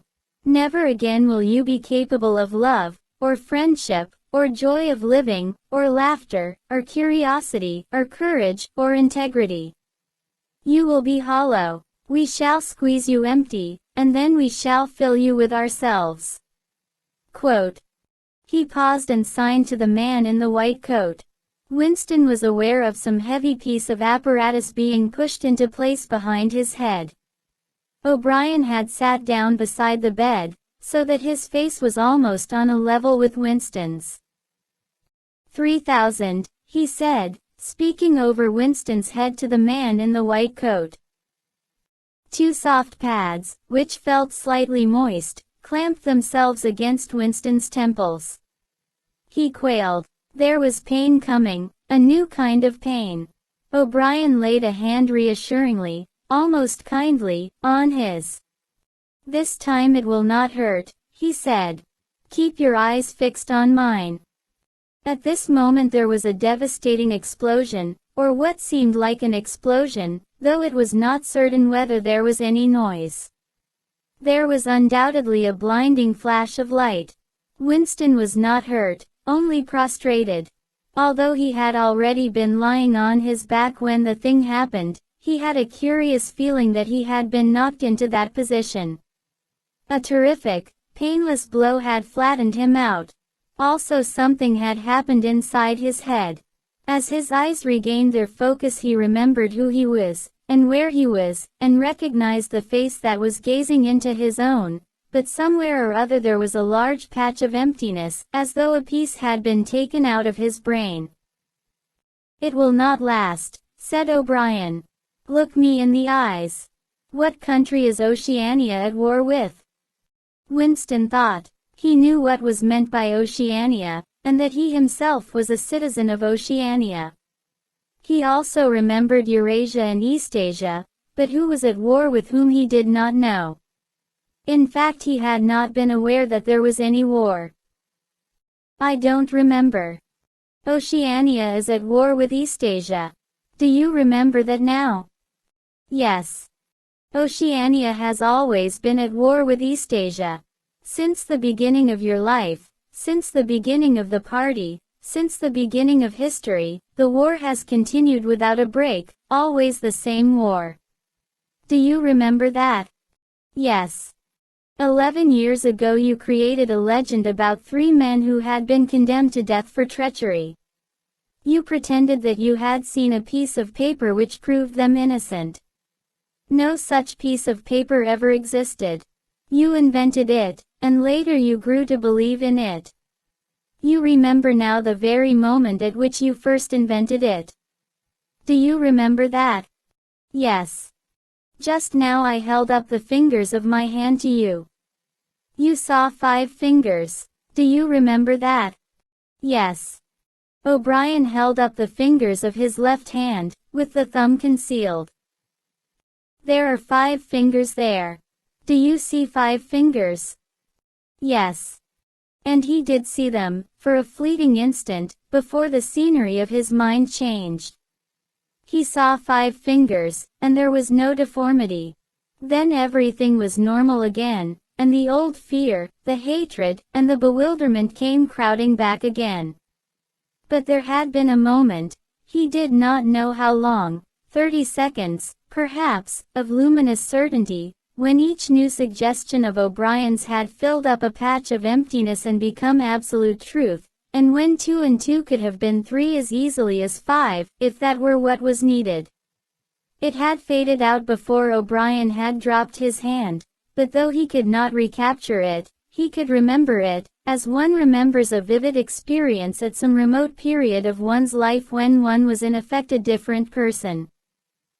"You see now," said O'Brien, "that it is at any rate possible." "Yes," said Winston. O'Brien stood up with a satisfied air. Over to his left Winston saw the man in the white coat break an ampule and draw back the plunger of a syringe. O'Brien turned to Winston with a smile. In almost the old manner he resettled his spectacles on his nose. "Do you remember writing in your diary," he said, "that it did not matter whether I was a friend or an enemy, since I was at least a person who understood you and could be talked to? You were right. I enjoy talking to you. Your mind appeals to me. It resembles my own mind except that you happen to be insane. Before we